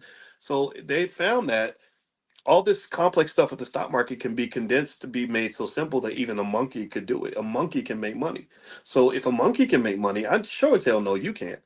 But if you allow things like fear or overthinking it or feeling like you have to understand every little piece of it to cause you to keep you from moving forward, then none of this will be yours. None of this will happen for you. Okay. So my number one job is to help you get over the fear, get you to do some safe investing, and to be consistent, and also to get over bad culture. There are so many people that I believe fill our brains up with bad, useless, worthless information. Look at what people are doing when they get on the internet. They're spending all their time consuming information that isn't going to make their lives better, that bad financial advice from people that never even taken a finance class. I don't know what to do. I don't know what to say to that. It's, okay, keep doing that. See how that works out for you. All right, so let's see. You want income from Marathon with options. Okay, so you want to figure out how many shares of Marathon you'd have to own in order to make $5,000. Well, let's just say it like this. Let's say you sell your Marathon options for a dollar per week, right? Which I don't think that's out of the question for Marathon. I don't know what the price is right now. Then you'd have to have 5,000 shares. I mean, it's that simple, right? 5,000 shares times $1. You sell them. You sell your options just like you sell eggs or shares or pairs of shoes. So if every unit is a dollar, and you got 5,000 units, then you make $5,000 a week. So the question then would become, how much does it cost me to get 5,000 shares of Marathon, and then still also make sure that I protect my portfolio, right? And we talk about ways to protect. If you log in at drboyceprime.com, there's ways to protect. But so if Marathon costs $20 a share, 5,000 shares will cost you $100,000. With margin, maybe you can buy that for like 60,000 or 55,000, right? So you put out that capital, 55, 60,000. You put out some more capital for your protection, for your insurance. So you put out a total of $75,000, and now you're making $5,000 a week, which is pretty good, right? $5,000 a week is $250,000 a year. I've seen people do this. It's not It's not. It doesn't. It's not really rocket science. It's just. It just. People just don't believe it. But you can go look in your phone and you'll see these real. These are real numbers, right? I don't know if marathon options sell for $1 though. They might sell for like 75 cents or 50 cents, but it depends on what strike price you pick. So there's some variables there. All right. So let's see. Travis, as a Prime member, is it okay to share the content across other social media platforms with our affiliate link and share? That is a proper way to credit you. Yeah, just within boundaries, right? Just it just if you're respectful with it, and that's fine. I don't usually give people a hard time about sharing stuff. Just again, just I think the boundaries of what's respectful and what's not. But yeah, I think and there is the affiliate link. If you're not sure how to be an affiliate, and tell people if you again only if you believe in what we're doing. If you're trying it and you love it, then we do have affiliate links where you can actually get a cut of the revenue if someone signs up. But again, I only want you to mention stuff that you actually believe in that's really benefited you. But if you're not sure where to find that, just email support@theblackbusinessschool.com. That's support@theblackbusinessschool.com. They can show it to you. Let's see. Kamisha says, are stocks under $10 great to earn income and cover call options? We do have, if you log into drboyceprime.com, there is a list of Dr. Boyce moneymakers, and I do have some that are under $10. So there are some that can earn income. Kathy, yes, it's very tight. I need help. Okay. All right. So yeah, email the support team, Kathy. They can take care of you. If you join the Black Business School, do you have access to everything? Not right away, Sharonda. No, there is a fee for certain things. If you want something that's more comprehensive, where you get access to a lot of things at once, again, email the support team. They can take care of you. Kamisha says, part A of my question. Okay, from the stocks under $10, you send us all these. Okay, you already asked that question. All right, great. Let's see, Agnes. Okay, she asked about whole life insurance. We already did that. Okay. Are you invested in REITs? Asked Pat. Yes. REITs are a great way to get into real estate. You don't actually have to buy real estate to be in real estate. You do know that, right? You don't actually have to go and buy you don't have to go to the bank and fill out a bunch of papers and all that. You can actually just buy shares of a real estate investment trust and get exposure to real estate. What was the text number again? It's 87948. 87948. So you can text the word stock to 87948. I'll send you the profit alerts and stuff like that. Or if you text morning to 87948, you can do both if you want to. You'll get invitations to our morning class. Just know though, if you're on multiple text lists, you might hear from me a lot. So just be prepared for that. So I'll be kind of like your bestie that's in your phone every day. I hope that's okay. I promise I'll be sending you things that add value to your life. And also know that if you don't answer the text for a while, then it takes you off the list automatically. So you may want to click on stuff periodically to make sure you remain on the list.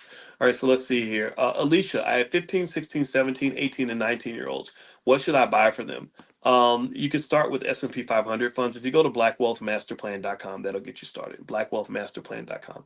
Okay, a couple more questions, and then we're going to bounce on out. But wow, you guys have a lot of questions. Okay, so we'll do this. We'll start doing this like once a week or something. Calvin, what are your thoughts on investing in Africa? I think it's great. I actually had a list of companies you can invest in to get exposure to Africa. I don't know if I have that list. I'm gonna try to find it and I can share it with you guys. But yeah, Africa's big. Africa and India are two of the places that are just booming economically. And actually, I'm gonna make a list of things you can invest in to get exposure to India. Um, I've been meaning to do that. I just hadn't had a chance to finish that yet. But yeah, I'm gonna try to find the list of African companies that you can invest into, and I'll tell you, China. I think part of the reason that China is able to do so well right now in the EV space is because of their extensive investments in Africa. I think that all that ownership of land and property and resources that they're engaged in Africa is part of the reason why they're taking over the EV space the way they are. I'm not sure 100%, but that's what I'm kind of guessing. So let me see here. Let me see if I can find um, the list of Africa stuff. I'll give you that. Here we go. Here's the link. All right. So I'm gonna put this link in the chat um, right now. Give me a second, guys. And yeah, so if you have an interest in investing in companies in Africa, this is something that can help you with that. So here is the list. Okay, Derek says I'm listening to. Oh, sorry, Natasha says I'm listening to it on Audible. Oh, Seven Habits of Highly Effective People. Yeah, I got that book a long time ago. It's a good book. All right, so let me see here. All right. So there we go. So there's that link to the companies in Africa. I hope that that helps you in your investing journey. Yeah, Africa and India. For the most part, what's really going on is the U.S. and Europe and Japan and stuff like that. These are like aging countries. Like right now in the U.S., the boomers are getting older, and right now you're in the middle of what is considered to be the greatest wealth transfer in American history. This is a multi-trillion-dollar wealth transfer that's occurring as the boomers get older, and it's not a transfer from boomers to millennials or Gen Z people. It's a transfer mostly. A lot of it is from men to women, because what's happened is a lot of the boomers that are married are getting old, and their wives are outliving them. So this is the greatest wealth transfer to women in American history. So this is just, just sort of a snapshot of the economic dynamics that are taking place in America right now that you may just want to kind of think about and be aware of as you start businesses and sort of just see how things are sort of happening here. And also the other thing about Africa and India is that Africa and India are kind of having their time in the sun, mainly because their populations are very young, and also India. The most shocking statistic about India that just floored me was was when I found out that half of all people in India are not even on the internet. I couldn't believe that. I was blown away when they said half of all. Think about how long it's been since only half of all Americans were on the internet. That was a long time ago. That was like maybe 1998. And you think about how much economic growth has occurred since 1998 in the U.S. Related to the .com companies and all that stuff. So India still has not experienced that, and I'm curious to just see what that looks like. And I know that one thing that's happening is you're seeing Mark Zuckerberg. He was over at the wedding of the son of an Indian billionaire. I don't have the guy's name in front of me, but he was there. And then you saw Jeff Bezos doing a tour of India and all that other stuff. So effectively, India and Africa are big investment havens. So I put that link to the African companies in there if you guys want to take a look at that. And also, if you text the word stock to 87948, I think the list will automatically go out to you at some point as well. All right, so let me answer a couple more questions and then I'm going to get out of here. And I've really enjoyed talking to you. Let's see. What do you know about fan based investment? I don't know much about fan based. I can look it up though, Garnell. Let's see. Angel, what words of encouragement can you give today for someone who's not even started? Just get started. Don't overthink it. You can do this. Just do a little bit every day. You are worthy. Your children are worthy. You are worthy. You have to prepare for your future. If you don't do it, nobody else will. So that's those are my words. I hope they are somewhat encouraging.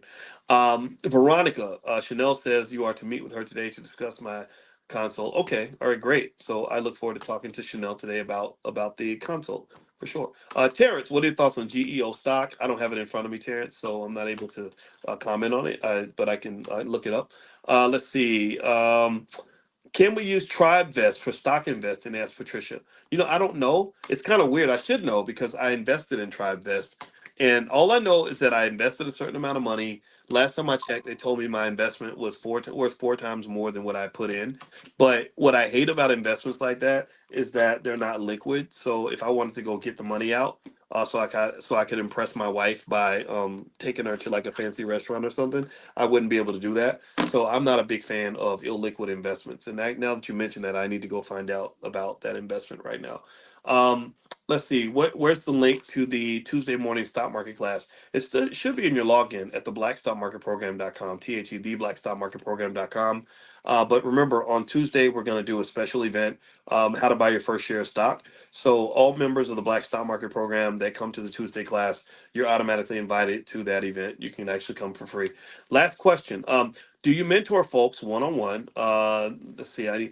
Yeah, you know what, Deirdre, I do have a limited number of one-on-ones. If you email support@theblackbusinessschool.com, they can schedule you for something like that. And also, I did actually, we do have a mastermind.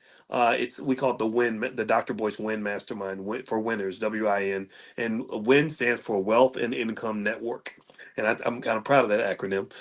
And wealth and income, those words are important because the goal of the mastermind is to help you increase your asset base, increase your income, and then also network with other people that are doing the same thing. And so this is something more so there are requirements you have to apply. And so if you'd like to apply, you can email support@theblackbusinessschool.com and they can let you sort of apply. But we can't let everybody in just because number one, it does have a higher price point, but then number two, there are capital requirements. I need to make sure every investor is qualified. I'm going to have everybody take an exam to make sure you understand what's going on. And also your capital base has to be at a certain level so that we can really do some things that are a little more advanced. Okay. All right. So last question is how much capital base do I need to start with the Prime program? You know what, Stuart? There are some people that have bigger capital bases than others.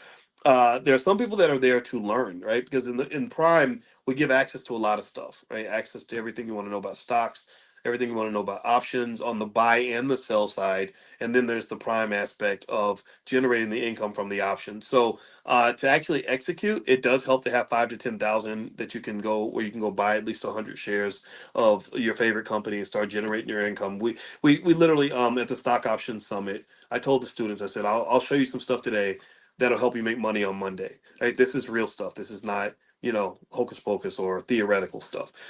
But the thing is, making money is easier when you have a capital base, because if you don't have the capital base, then you would have to be on more so of a speculatory side. So speculation means you might make money, you might not, right? But if you have a capital base, you can easily extract income from the capital base in a safe and efficient way. So some people are there more so in the learning stage, like, okay, I'm learning, and we give you ideas on how to build your capital base up. Like there's some ways to do that. And then there's some people who say, look, I've already spent 30 years working. I've been working in this factory all this time. I've been saving and investing the whole time. I'm looking for some more efficient ways to generate income from my money so that I can quit my job or replace my income or do things with my family. So LH, yeah, you can do stuff with $13,000. That's a reasonable amount. So feel free to go take a look. See if you like it. drboyceprime.com. drboyceprime.com is the URL. All right, I'm gonna go. I've overtalked. I've overstayed my welcome. I hope that this conversation has been beneficial to you. I hope that this has helped you. Again, if you want to get a copy of my book, The 10 Commandments of Black Economic Power, you can go to drboycebooks.com. If you want to take a look at the Prime program, you can go to drboyceprime.com. And also, if you want to get invitations to Money in the Morning, we do this every morning, 10 a.m. Eastern, every single day, 7 days a week. Just text the word morning, MORNING, morning. Pull out your phone, text the word morning to 87948. If you text morning to 87948, I will invite you for tomorrow. Have a good day, everybody. God bless you. I'll talk to you guys soon. Take care. Bye-bye.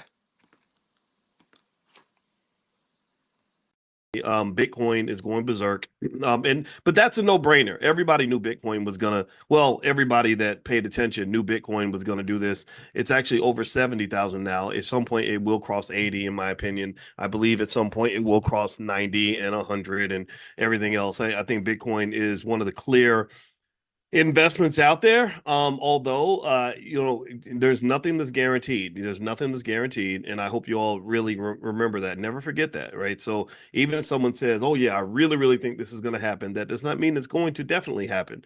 Even as a professor, I can't predict what the stock market's going to do. I can't predict what any asset's going to do. However, there is a lot of evidence to say that if something is going to explode, it's going to be Bitcoin. And also, most of the indicators in terms of where the market momentum is going is pushing Bitcoin upwards. So if you've been consistently buying, congratulations. You're probably seeing this right now. And so you're well on your way to wealth, in my opinion. And so anyway, the one thing I wanted to kind of hit on today too had to do with something that was crossing my mind. I put something on my Twitter, and I really believe this kind of thing. And I think I said something. Sometimes I say stuff in a way that irks people. I don't know, but I said, I really believe that every parent should set a high standard for their daughters so that some guy can't impress her by taking her on a weekend trip to Atlanta. And then of course people come in and say, well, what's wrong with going to Atlanta, and why do you hate poor people? And I don't hate poor people. That's not it. That's not it. I've been on many trips to Atlanta, but I really kind of I was just thinking about standards and how what you do with your kids financially really does set a standard. What they expect from you in terms of character and integrity goes a long way in terms of what they're going to expect from men that they interact with, especially your little girls. And a lot of times you just see, things that make me kind of sad as a father, like women kind of wanting, like really desiring men that just don't have good character. If you think about it, if you think about Diddy and Cassie, for example, which is kind of the talk of the town right now, there were a lot of women that were happy for Cassie to be dating Diddy. They thought she'd won the prize. They thought that she was looking good. She was in the driver's seat of her life. And girl, won the prize. You got the man everybody wanted. And that's just not the case. A lot of in economics we call that the winner's curse. There's something in economics called the winner's curse, and what the winner's curse is the winner's curse is where you think you won but really you lost. And it's when you compete for something that you're dreaming about, but actually you kind of have the wrong dream. And effectively, that is kind of what I see when it comes to the stuff with Diddy and Cassie and all that is like, I don't know. I mean, in hindsight, do you regret this relationship? And how would you have felt if I'd come from the future, if I'd gone into your life 15 years ago and said, don't do this, like don't date this guy, there's going to be bad things are going to happen? Would you have said thank you for protecting me from something that was going to harm me, or would you have just wanted to learn things the hard way? And I just hate to see that. It really makes me sad. And so actually what I wanted to do in terms of helping you understand how these financial standards can play a part in how your children see the world, let me pull up some data for you. Yeah, so because this is important. So when you're talking about setting financial standards for your daughters, let's talk about daughters in particular, right? So I know we have something similar when it comes to sons. I don't think the dynamic's the same because I don't believe boys and girls are the same. I know we have debates about, transgender and all that, but I just assume I believe that things are a little bit different. So when you talk about standards, here is some research that I found that kind of talks about what the standards actually mean and what they actually do when it comes to the quality of life, the ability of that little girl that you raised to have a healthy life. And I think about this, especially if you talk about, say, a guy like Diddy, I say, gosh, that's so interesting that this guy is known for beating up a woman and he has daughters. And I wonder how he feels. I wonder if you if you said, would you want your daughter to date a man like you? And I wonder if the answer would be yes or no. If the answer is yes, that would make you question, like, what kind of man are you? What you really would want some guy to, beat your daughter, kick her in the face right when she's trying to get on the elevator. Um, and then if he says no, it says, well, why would you want to be the kind of man that you wouldn't want your daughter to date? Because now your daughter is going to grow up, pay attention now. Your daughter's going to grow up looking up to men like you. She's going to grow up thinking my daddy's a great guy and I want a guy like my dad. And so, so the question becomes, are you perpetuating these curses? And I think money's behind all of this, right? I think that money distorted hip hop. Money made rappers and these black men, mostly black men, into something other, and women too now. I mean, some of the female rappers, unfortunately, have kind of fallen into this trap. And so there are these people that have billions of dollars, and it's not us. We don't have billions of dollars to invest in things like this. They invest billions of dollars into these image distorting false realities of black people, where for many years you had a whole culture around complete disrespect, disregard, and harm and assault toward women. If you go back and you look at things I was writing 20 years ago, you'll know that back in 2002, 2003, I was saying that, if all these, liberation movements and Me Too movements and all that, when they eventually start to reckon and really study what's happening in the world of hip hop, it's going to be really bad for these guys. These guys are going to be hiding in a closet because they're going to dig up stuff that they did back in the 90s and the 2000s that was just clearly inappropriate. And I remember, because I remember one time when I was a professor at Syracuse, and I remember listening to the rapper Exhibit, and he had a song with Snoop Dogg, and in the song they deliberately talked about, you know, assaulting a woman sexually and getting away with it because they were so rich and powerful. Right. And so this became the fantasy, the myth, the false reality that they were led to believe would be true. But they didn't know history. They didn't understand when Malcolm X used to say that the white man will sell you the liquor bottle and then he'll lock you up for being drunk. Shout out to Malcolm X. Yeah, his birthday was 2 days ago, and I should have said that during class, and I apologize for not bringing that up. And so really, I feel like in a way, you know, what's interesting about, you know, some of the hip hop culture is from a financial standpoint is that they kind of have this way of lulling you to sleep, you know, kind of have this way of making you think you're the boss, making you think you're in the driver's seat when really you're not the boss. You know, Clive Davis is the boss, or Universal Records or Sony Music is the boss. And but they want you to think you're the boss, you know, and then you go out and you operate like you think you're the boss, and then next thing you know, consequences come, and then you're held fully accountable for every single thing that happened under your watch. And that's what I sort of see when I see these things. So let me grab this research for you guys.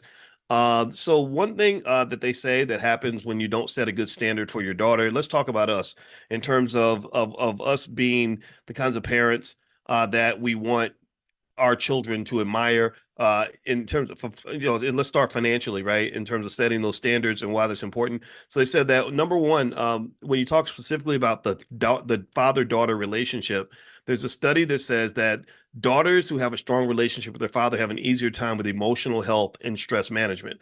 Daughters with strong supportive relationships with their fathers tend to have better emotional health and stress management skills. These daughters typically have higher cortisol levels, which buffer against stress, leading to healthier responses to stressors in adulthood. This emotional resilience translates into more stable and satisfying romantic relationships.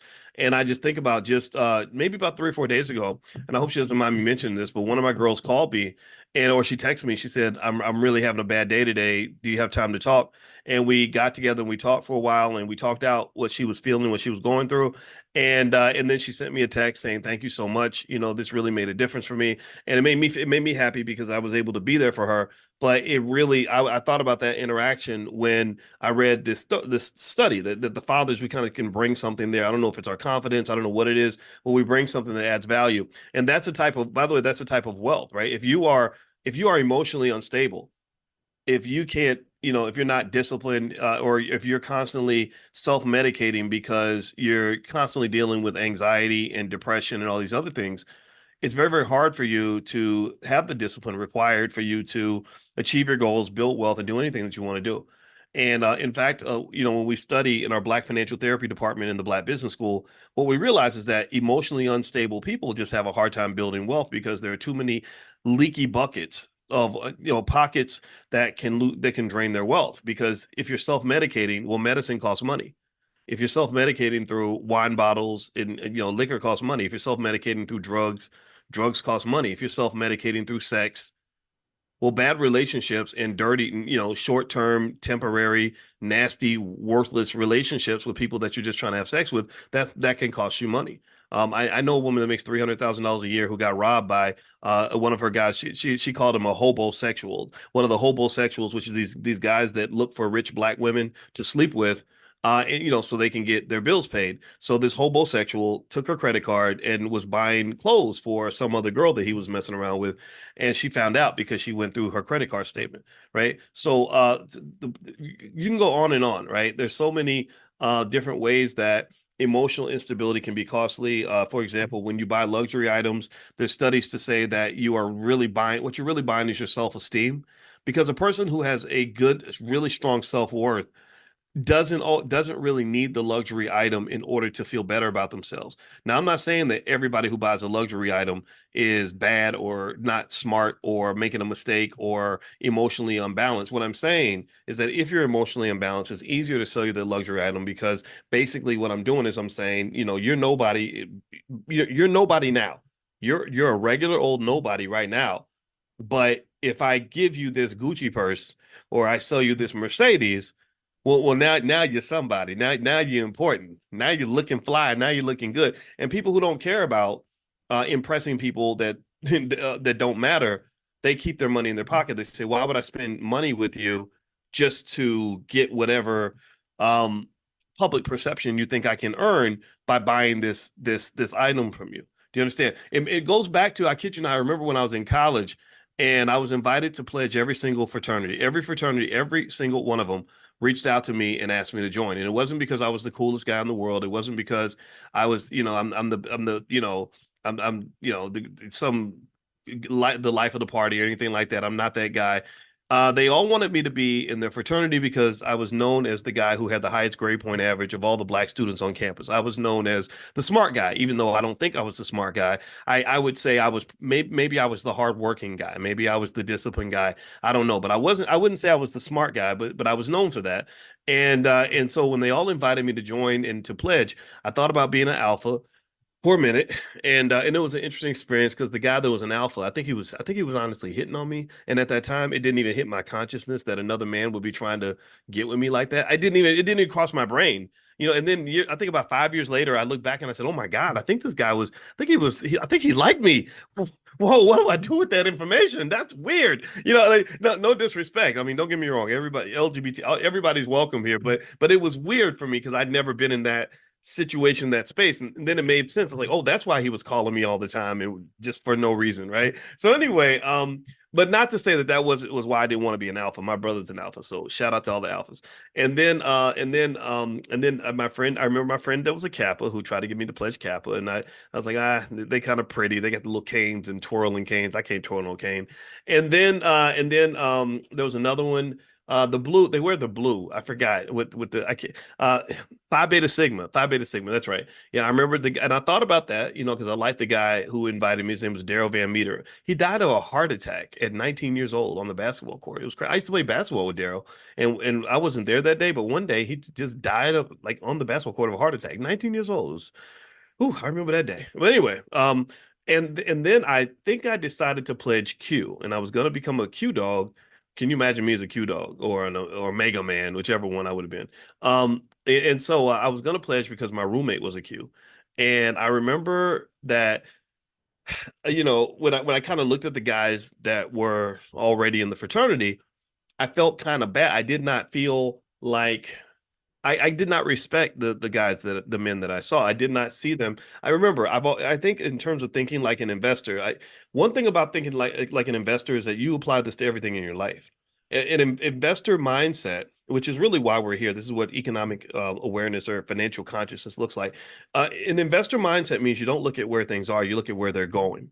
And the thing that a lot of young people don't understand is that who you are doesn't matter. What matters is what you're becoming. What you're doing every day determines what you're becoming. That tells me where you're going. That tells me what direction your car is headed. So if you're a person that, lays in the bed all day, smokes weed and plays video games and watches Netflix, well, you're becoming, that's what you're becoming. If you're a person who gets up every day, busts their butt, you're constantly learning, you're constantly growing, you're constantly saving and investing and all this other in building, well, then we know what you're going to be in 5 or 10 years, right? Because all your life really is this accumulation of thousands of little choices that you've made along the way.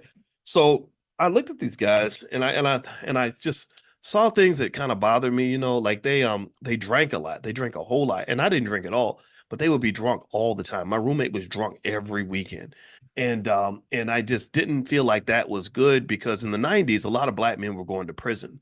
And I didn't want to get drunk and do something stupid and end up getting locked up because wasn't nobody gonna bail me out. I didn't have no plan B. And then also they did this weird thing where they had a party where they picked 2 girls up on the side of the road. This is the type of stuff in our culture that I think we got to just kind of talk about because it destroys people's lives. But they picked up these 2 girls on the side of the road, and they told them that if you want to ride home, you have to do things for us at our party, if you know what I mean. And so they had this party. I kid you not, this is a true story. One girl was in one room offering one service, if you know what I mean. The other girl was in the other room offering another service. And I remember thinking, back then, I mean, I'm 20. I'm trying to figure life out, and I was like, that doesn't seem right. That does not seem good. Because I was thinking about things like diseases and all that, but even criminality, right? Somebody can come back 10 years later and say, oh, well, you assaulted me and now you're going to prison for 30 years or now whatever, right? So long story short, I remember just thinking, I see a whole lot of drinking, a whole lot of whoring and a whole lot of partying, but I don't see a whole lot of studying. I don't see a whole lot of hard work. I don't see a whole lot of building here, right? And I remember, so that was the thing that kind of got me to say, I don't think this is the right move. And again, this is that part of the culture. I believe other people put this on us, and I think we have to address that because it's very anti-wealth, it's very anti-family. Remember, anti-family is anti-wealth.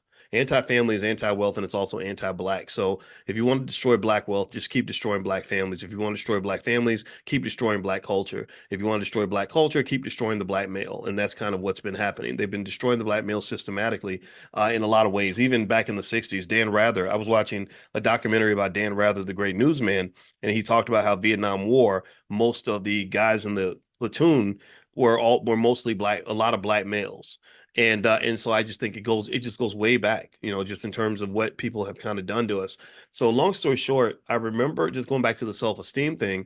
I remember the deal was like I was supposed to pay a bunch of money. Again, I'm a very logical thinker, right? I'm a mathematician. So 2 + 2 is always going to be 4 to me.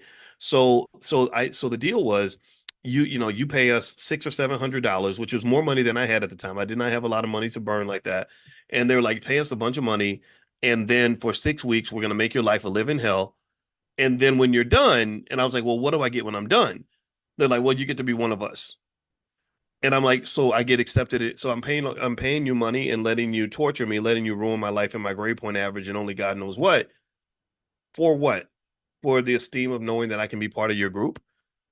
Well, yeah. You get to be one, you get to be a Q dog or an alpha or whatever, right? No disrespect to the fraternities, but it did not compute to me. And I was like, wait, so I get to be your friend, but I'm already your friend. I already know you. I see you. I say hi to you.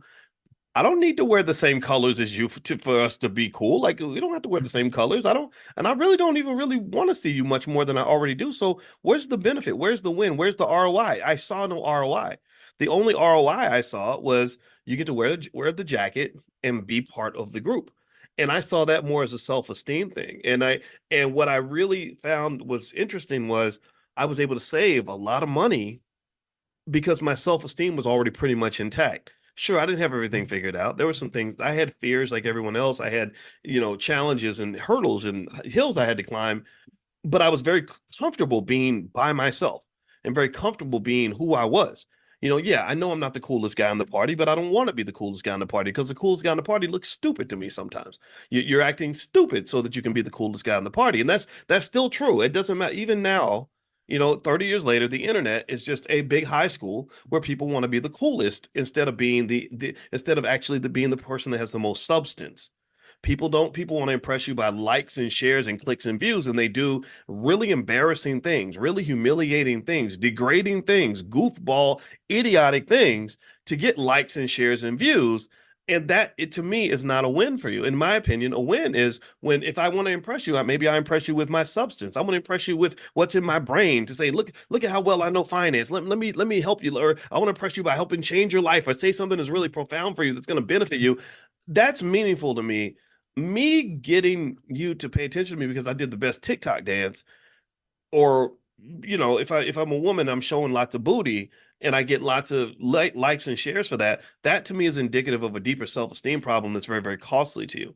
So what I'm saying to you is that going back and I'll finish up on those studies in terms of how it can affect our girls, but it affects our boys as well, is that people that have their self-esteem intact don't have to engage in these horrific exchanges with the world to get these false senses of validation from other people, right? Like a little girl who's raised with full confidence, full self-esteem is not going to keep investing her body into ratchet, disgusting, disease-ridden men just so that she can feel a little bit of love. She's already got love. She's got a big stock of, she's wealthy. She's wealthy. She's emotionally wealthy already. Let me know if you follow what I'm saying. I'm talking about wealth. Do y'all understand that I'm talking about wealth here? I hope you get what I'm saying, because I know I sound like I'm not talking about wealth, but I really am. If you're wealthy with love, then you're not love starved. If you're love starved, then you go and you are giving things away that are valuable so that you can get the thing that you need. Do you understand? So the children, here's the thing. I think that the best job we can do for our parents or sorry, as parents, not for our parents, as parents, is to make sure our children are not starved of the things that they need. So they don't have to go buy these things by giving away things that are very valuable, starting with money. People will give money away. Oh, I'll spend, I just made 300,000. And instead of using the 300,000 to build generational wealth, I want to spend 300,000 getting this dumbass European car from a bunch of white people who don't even like me, just so I can feel better about myself. Now I'm somebody because I'm driving this overpriced car that's declining, depreciating in value every single mile that I drive it. Right. Or I'm going to go and spend my money at the club and throw it around and put it in stripper thongs so I can be the coolest guy in the room, even though I look like Bozo the Clown right now. I look stupid because I'm throwing away my kids' generational wealth. Or you can just keep going on. Going back to the civil rights movement. No disrespect, but I never understood this idea that I'm going to go and get beat upside the head sitting at a white man's lunch counter, begging him to take my money. I saw this picture of the great James Baldwin, and he was standing in front of an ice cream shop that was owned by a white guy, and the white guy was peeking out the window like, who is this Negro in front of my ice cream shop, and why is he taking a picture here? And at the top of the ice cream shop door, it said, this is the colored entrance, right? So they had an entrance for colored people, an entrance for white people. And there's some white liberal guy who's doing commentary on the picture, and he talks about the contrast in the picture. And I got to put it on my Instagram, the video up, because I got to go find it. But he's basically saying, like, look at the contrast in this picture. He says, here we have James Baldwin, one of the great literary minds of his generation, who is being dehumanized because he's standing in front of this sign where they won't let him in because of the color of his skin. Right? It was something like that. Like here's this great man, this giant of a man, James Baldwin, and he's being dehumanized by the fact that this ice cream shop has a colored only door and a whites only door. And I was like, no, he's not being dehumanized. Why does he have to go eat the white man's ice cream anyway when he's probably going to spit in it? What would make you think, how in the hell if he's so powerful, what in the world makes us think that he would hand over his humanity, the right to dehumanize him to a person who clearly is not his friend? There is nothing beneficial about him being allowed to walk through the front door of another man's ice cream shop and give him all his money. In my view, the sign didn't dehumanize him. It only dehumanizes you if something inside of you makes you feel that in order for you to be a complete human being, you have to go inside this bigot's ice cream shop. I don't want to go in his ice cream shop. I don't. He can't take nothing away from me because I don't even want what he got. In order for somebody to take something from you, you have to give it to them in the first place. In order for them to take something from you, they have to at least have something that you desire. And when you desire things, you have to understand, why do I desire these things? And let me tell you, there's a trap. It's a trap. It's a trap. When you desire things, that makes you beholden to the people or the entities that control the thing that you desire. So that's why the Buddhists are among the smartest people on the planet, because if you know anything about Buddhism, which I don't know very much, but one thing I do know is that they do have one principle that pretty much says you should desire nothing. That desiring nothing is one of the keys to freedom. So I'm not saying you shouldn't desire anything. That's your choice, but you got to be real careful about falling in this trap of hungering for something, lusting for something, wanting something, especially when the thing that you want is coming from people who are going to extract a high rent in order for you to have that thing. So you either A, have to train yourself not to want it, or B, if you do want it, you better get your own supply. So that little girl, she either, if she feels like she needs to be loved by a thug in order to feel complete, in order for her self-esteem to be intact, I need to be one of Future's 18, the rapper Future. I need to be one of his 18 babies mamas in order for me to feel loved and complete. And Future says, sure, just let me inject my dirty penis in your body and give you every disease I have and then abandon you and your child and traumatize the both of you. Sure, I'll give you that in exchange for your self-esteem. If she feels that way, that's a problem. That's a deficit. That's a deficiency.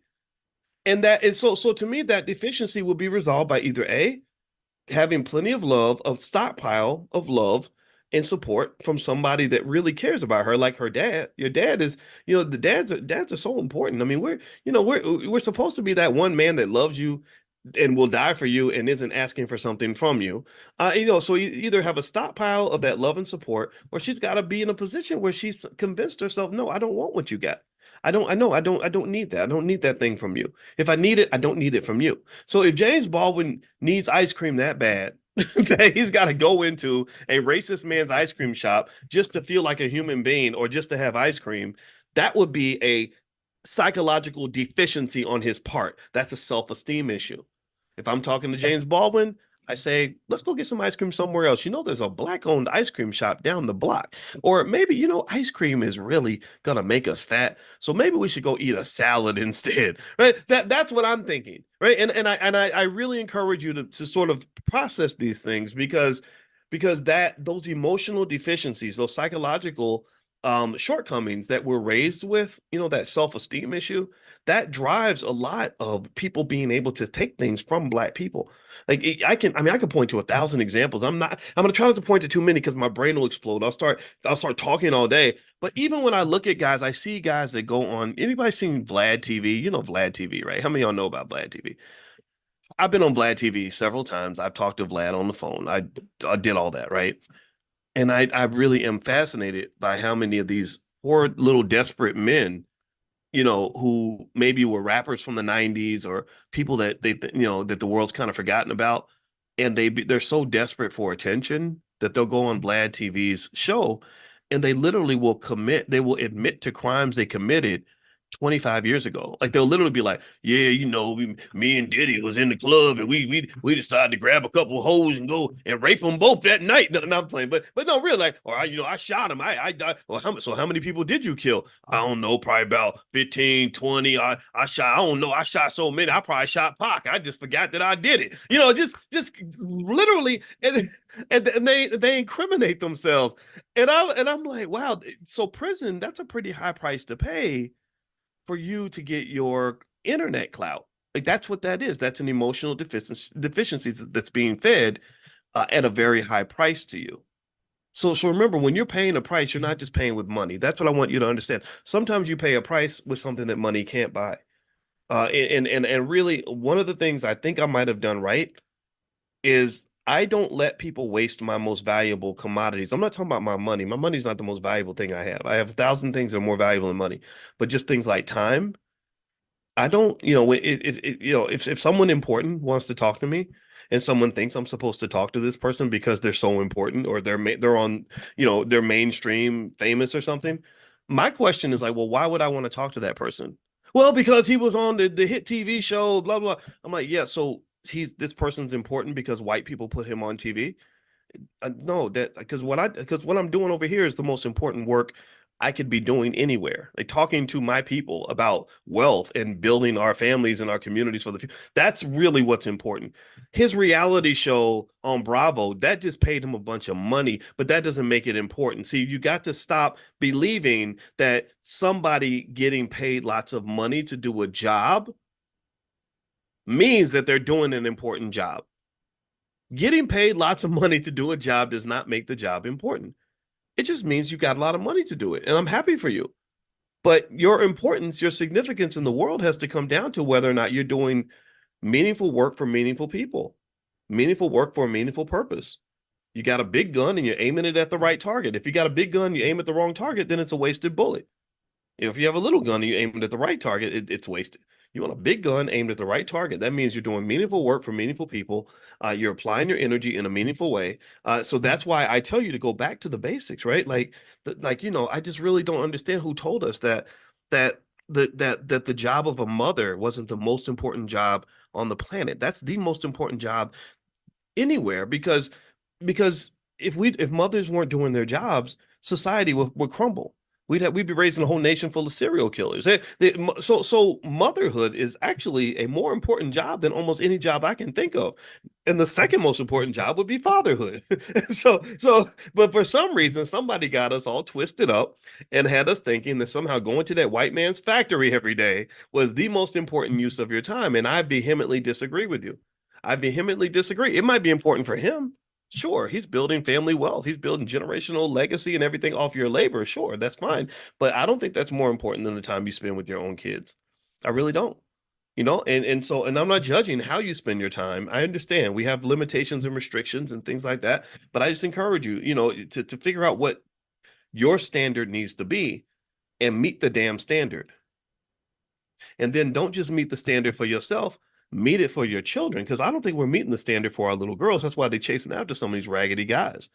I really do. I'm really fascinated in terms of learning how critical my role is as a father to the self-esteem of my girls. There's something that we give girls, and I think that we understate how important that is because we're so accustomed to the girls not having a father. But I say, well, what if so what if the majority of all the boys didn't have a mother? Are we saying that mothers wouldn't be important? Would we have a normal society if most boys did not have their mother in the house with them? I don't think we would. I really don't. So I think that when you see things happening that almost seem like bastardizations of Black culture, or just extreme disruptions in terms of Black society, Black relationships, choices, I'm the guy that would be curious, like Diddy or Cassie, what made you so attracted to Diddy? What made you think that this pretty gay rapper is an important man? Is it because he had lots of money? Is that all? Is that what it was? Like, what if Diddy made the same amount of money as a guy at Burger King? That he was still dancing and wearing shiny suits and still a great rapper. Well, he wasn't a great rapper, but still, but still like charisma and all that. But he was making like $5.95 an hour. Would that have been your man? Would you have really endured, all this? I'm not judging the choice. I agree. I think it was a scary situation that she was in, but I really wonder about these things, and I wonder like what's really happening here that will make us even think that that would be a good life for you. Is it just the money? And because I can tell you as a person who thinks about money all the time, and I can tell you when you do what I do, you end up as a professor thinking about money and on levels and layers that you can't even possibly imagine. It goes so much deeper than you think. I just want you to understand that money is not as important as you think sometimes. And money can be a massive distraction. Money really is a drug. The drug of money makes you high. And when you're high, you can end up doing things that don't make any sense. And in fact, I'm going to talk about that a little bit later in the portfolio power play, because right now you're in the middle of a booming stock market, which is going to create a lot of what they call irrational exuberance, which is a lot of greed. And so that is when the scammers come out. So people will be releasing the fake Bitcoins again and all that stuff, or the crappy cryptos. There's going to be a lot of IPOs of companies that are not worth what they're worth. During the previous boom, you had these things called SPACs, special purpose acquisition companies, which weren't worth what they were pretending to be, and people were paying money for these SPACs. So this changes the dynamics of the entire economy when everyone's sort of feeling excited, because right now everyone's getting FOMO because they're reading all the headlines about the Dow hitting record highs and Bitcoin hitting another record high and all these other things, and they don't want to miss out. So they jump in and they don't know what they're doing, and they end up getting burned. So that's what we're going to talk about later on today. If you want to join us for the portfolio power play, here is a link to the private Zoom. I'll put it inside here. And if you're not invited to Money in the Morning yet, our economic awareness training, just get on the text list, text the word morning to 87948. So you can text morning to the number 87948, and I'll send you an invitation. And the portfolio power play, I'm going to put the link right here in the chat if you guys want to join me later on today at 1 p.m. Eastern. So let me see here. Let me pop this in the chat really quick. And then what I'll do is I'm going to go ahead and finish this up in a second, because today's my anniversary and I shouldn't be like Mr. Workaholic on the day I got married. So, and then my wife's birthday is right after that. So I got Mother's Day, my daughter's birthday, my wife's birthday, and my wedding anniversary all in the same month. So, I got two daughter birthdays, right? So I got so much crap that happens in the month. It's in May. It's crazy. So it's really hard. I have a hard time keeping up with names and dates, or like anniversaries and stuff. So pray for me. All right. So anyway, let me finish reading these studies in terms of how that setting that standard can make a big difference. Okay. Yeah. Did I switch the portfolio power play to 1? Yeah, it's 1 p.m. Eastern, Natasha. I think I had to move it back to 1 because the other time, for whatever reason, didn't work. But there's the link right there. And you can click on that and you can join. All right. So a couple more things I want to mention before we bounce out. And again, we'll be back tomorrow morning at 10 a.m. Eastern. So feel free to join us. Just text the word morning to 87948. One thing that they say, surprise, surprise, is according to this study by the Institute for Family Studies, they said a father's involvement can set high standards for how a daughter expects to be treated in relationships. Research shows that daughters who have close communicative relationships with their fathers are less likely to engage in risky sexual behavior and are more likely to have fulfilling, long-lasting marriages. These daughters often have higher self-esteem and body image satisfaction, which are crucial for healthy relationships. Also, in terms of academic and career choices, fathers play a crucial role in their daughters' academic and career decisions. Studies indicate that daughters who receive mentoring and support from their fathers are more likely to pursue ambitious career paths and are often influenced positively by their father's career choices. This support fosters independence and confidence, which are beneficial in all areas of life, including relationships. Also, in terms of negative outcomes, they said the absence of a father figure or a poor father-daughter relationship can lead to adverse outcomes such as depression, anxiety, and early sexual activity. Conversely, daughters with positive father figures are less likely to face these issues and more likely to develop healthy, supportive relationships with their partners. So shout out to and by the way, if you don't see that link to join the Portfolio Power Play, one other way you can get access, I'll send this out in a little bit. Text the word stock, STOCK, to 87948. If you text stock to 87948, you'll get a link from me right after this class, and I'll invite you guys in. So text stock to 87948. I'll also mention a couple stocks I'm buying later on today when we talk. All right. So what I really see here is, first off, I want to applaud fathers that are setting a standard for their kids, period, and their daughters especially. I'm proud of you.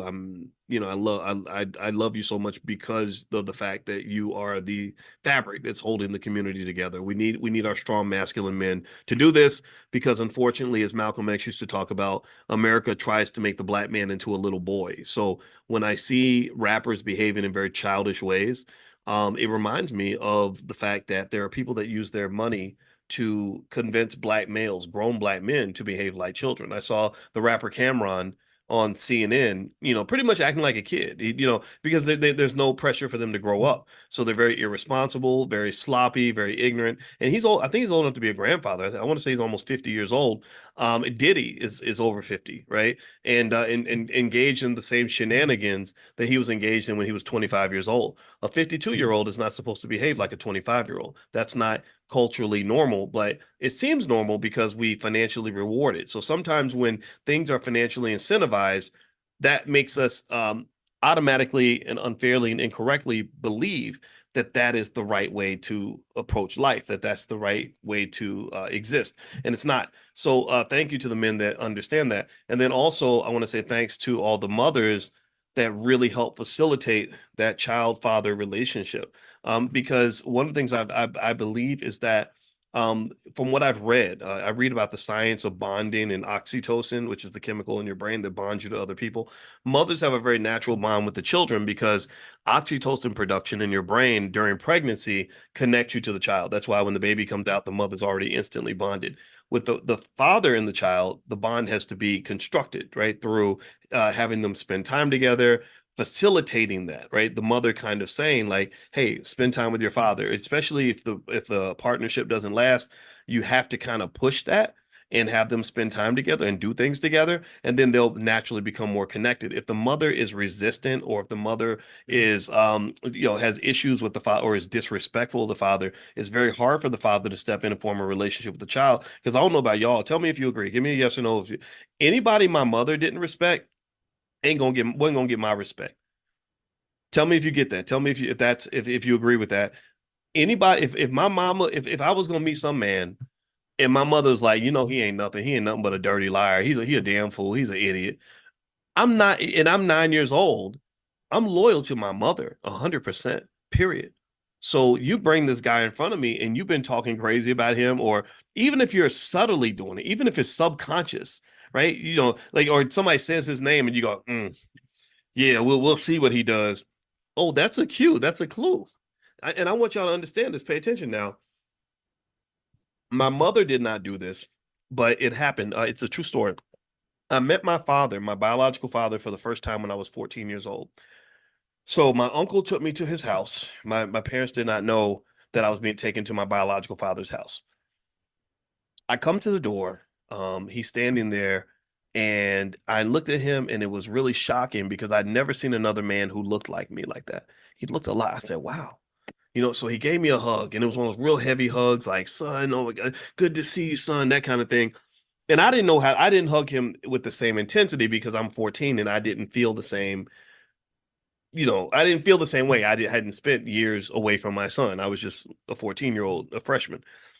So I'm sitting there in the living room and I'm talking to my grandmother, which was his mother, was sitting in there. I had an uncle sitting in there who was the brother of my father, and then my father sitting there. And this was actually, and now that I think about it, I think it was like, I think he got there like a little bit later. That's what, because when I first got there, I think he wasn't there.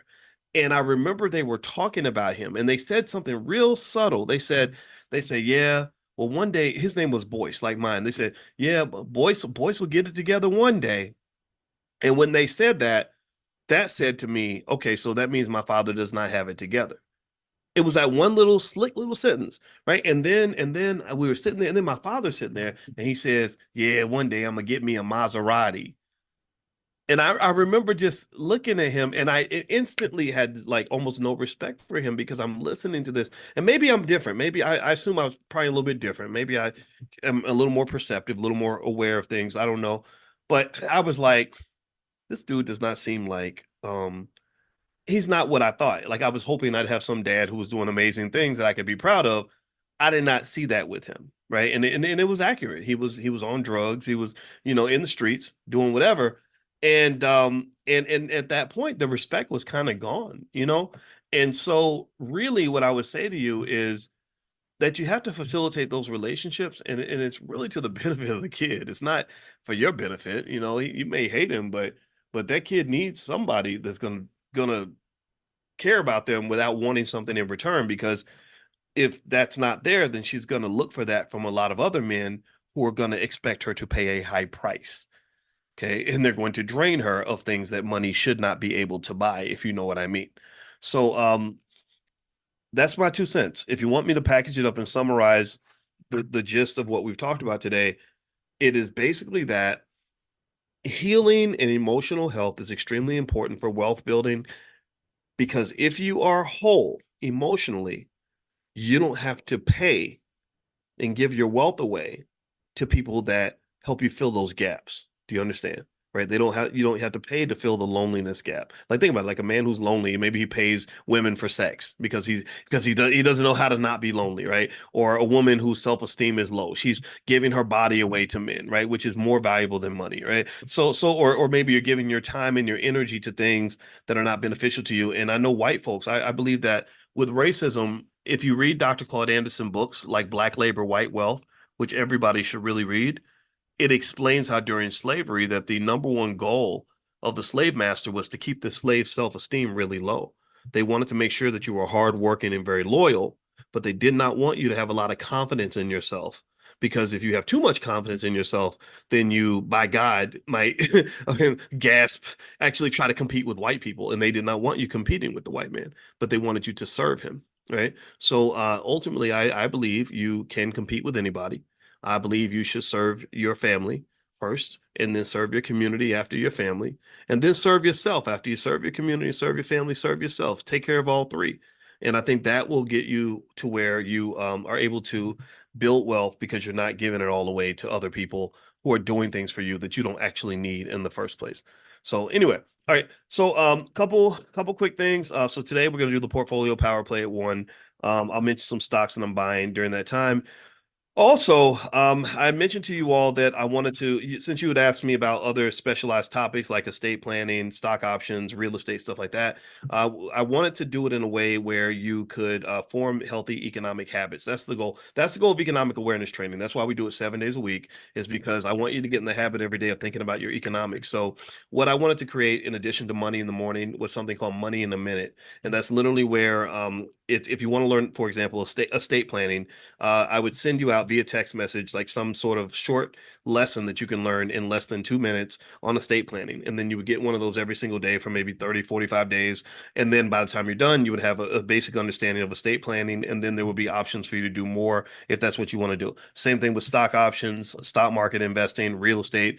We can go on and on and on and pretty much, sort of create whatever you want. So that's almost done. And I'll reach out to you guys about that. There will be a fee, but we'll discount it substantially for those of you that are in our economic awareness training. And that should be ready probably by the end of the week. Okay. So I'll let you guys know when that's ready. And if you're not already on the text list for Money in the Morning or economic awareness training, make sure you text the word morning, MORNING, to 87948. And also the book that we were covering for a big part of this class is my book, The 10 Commandments of Black Economic Power, which you can get a copy at our Black Wealth Mastery store, which is at drboycebooks.com. So it's drboycebooks.com. So take care, everybody. Have a good day. Thank you so much for hanging out. It was great. And maybe I'll see you guys later on this afternoon. And thank you for your well wishes on the anniversary. I appreciate that.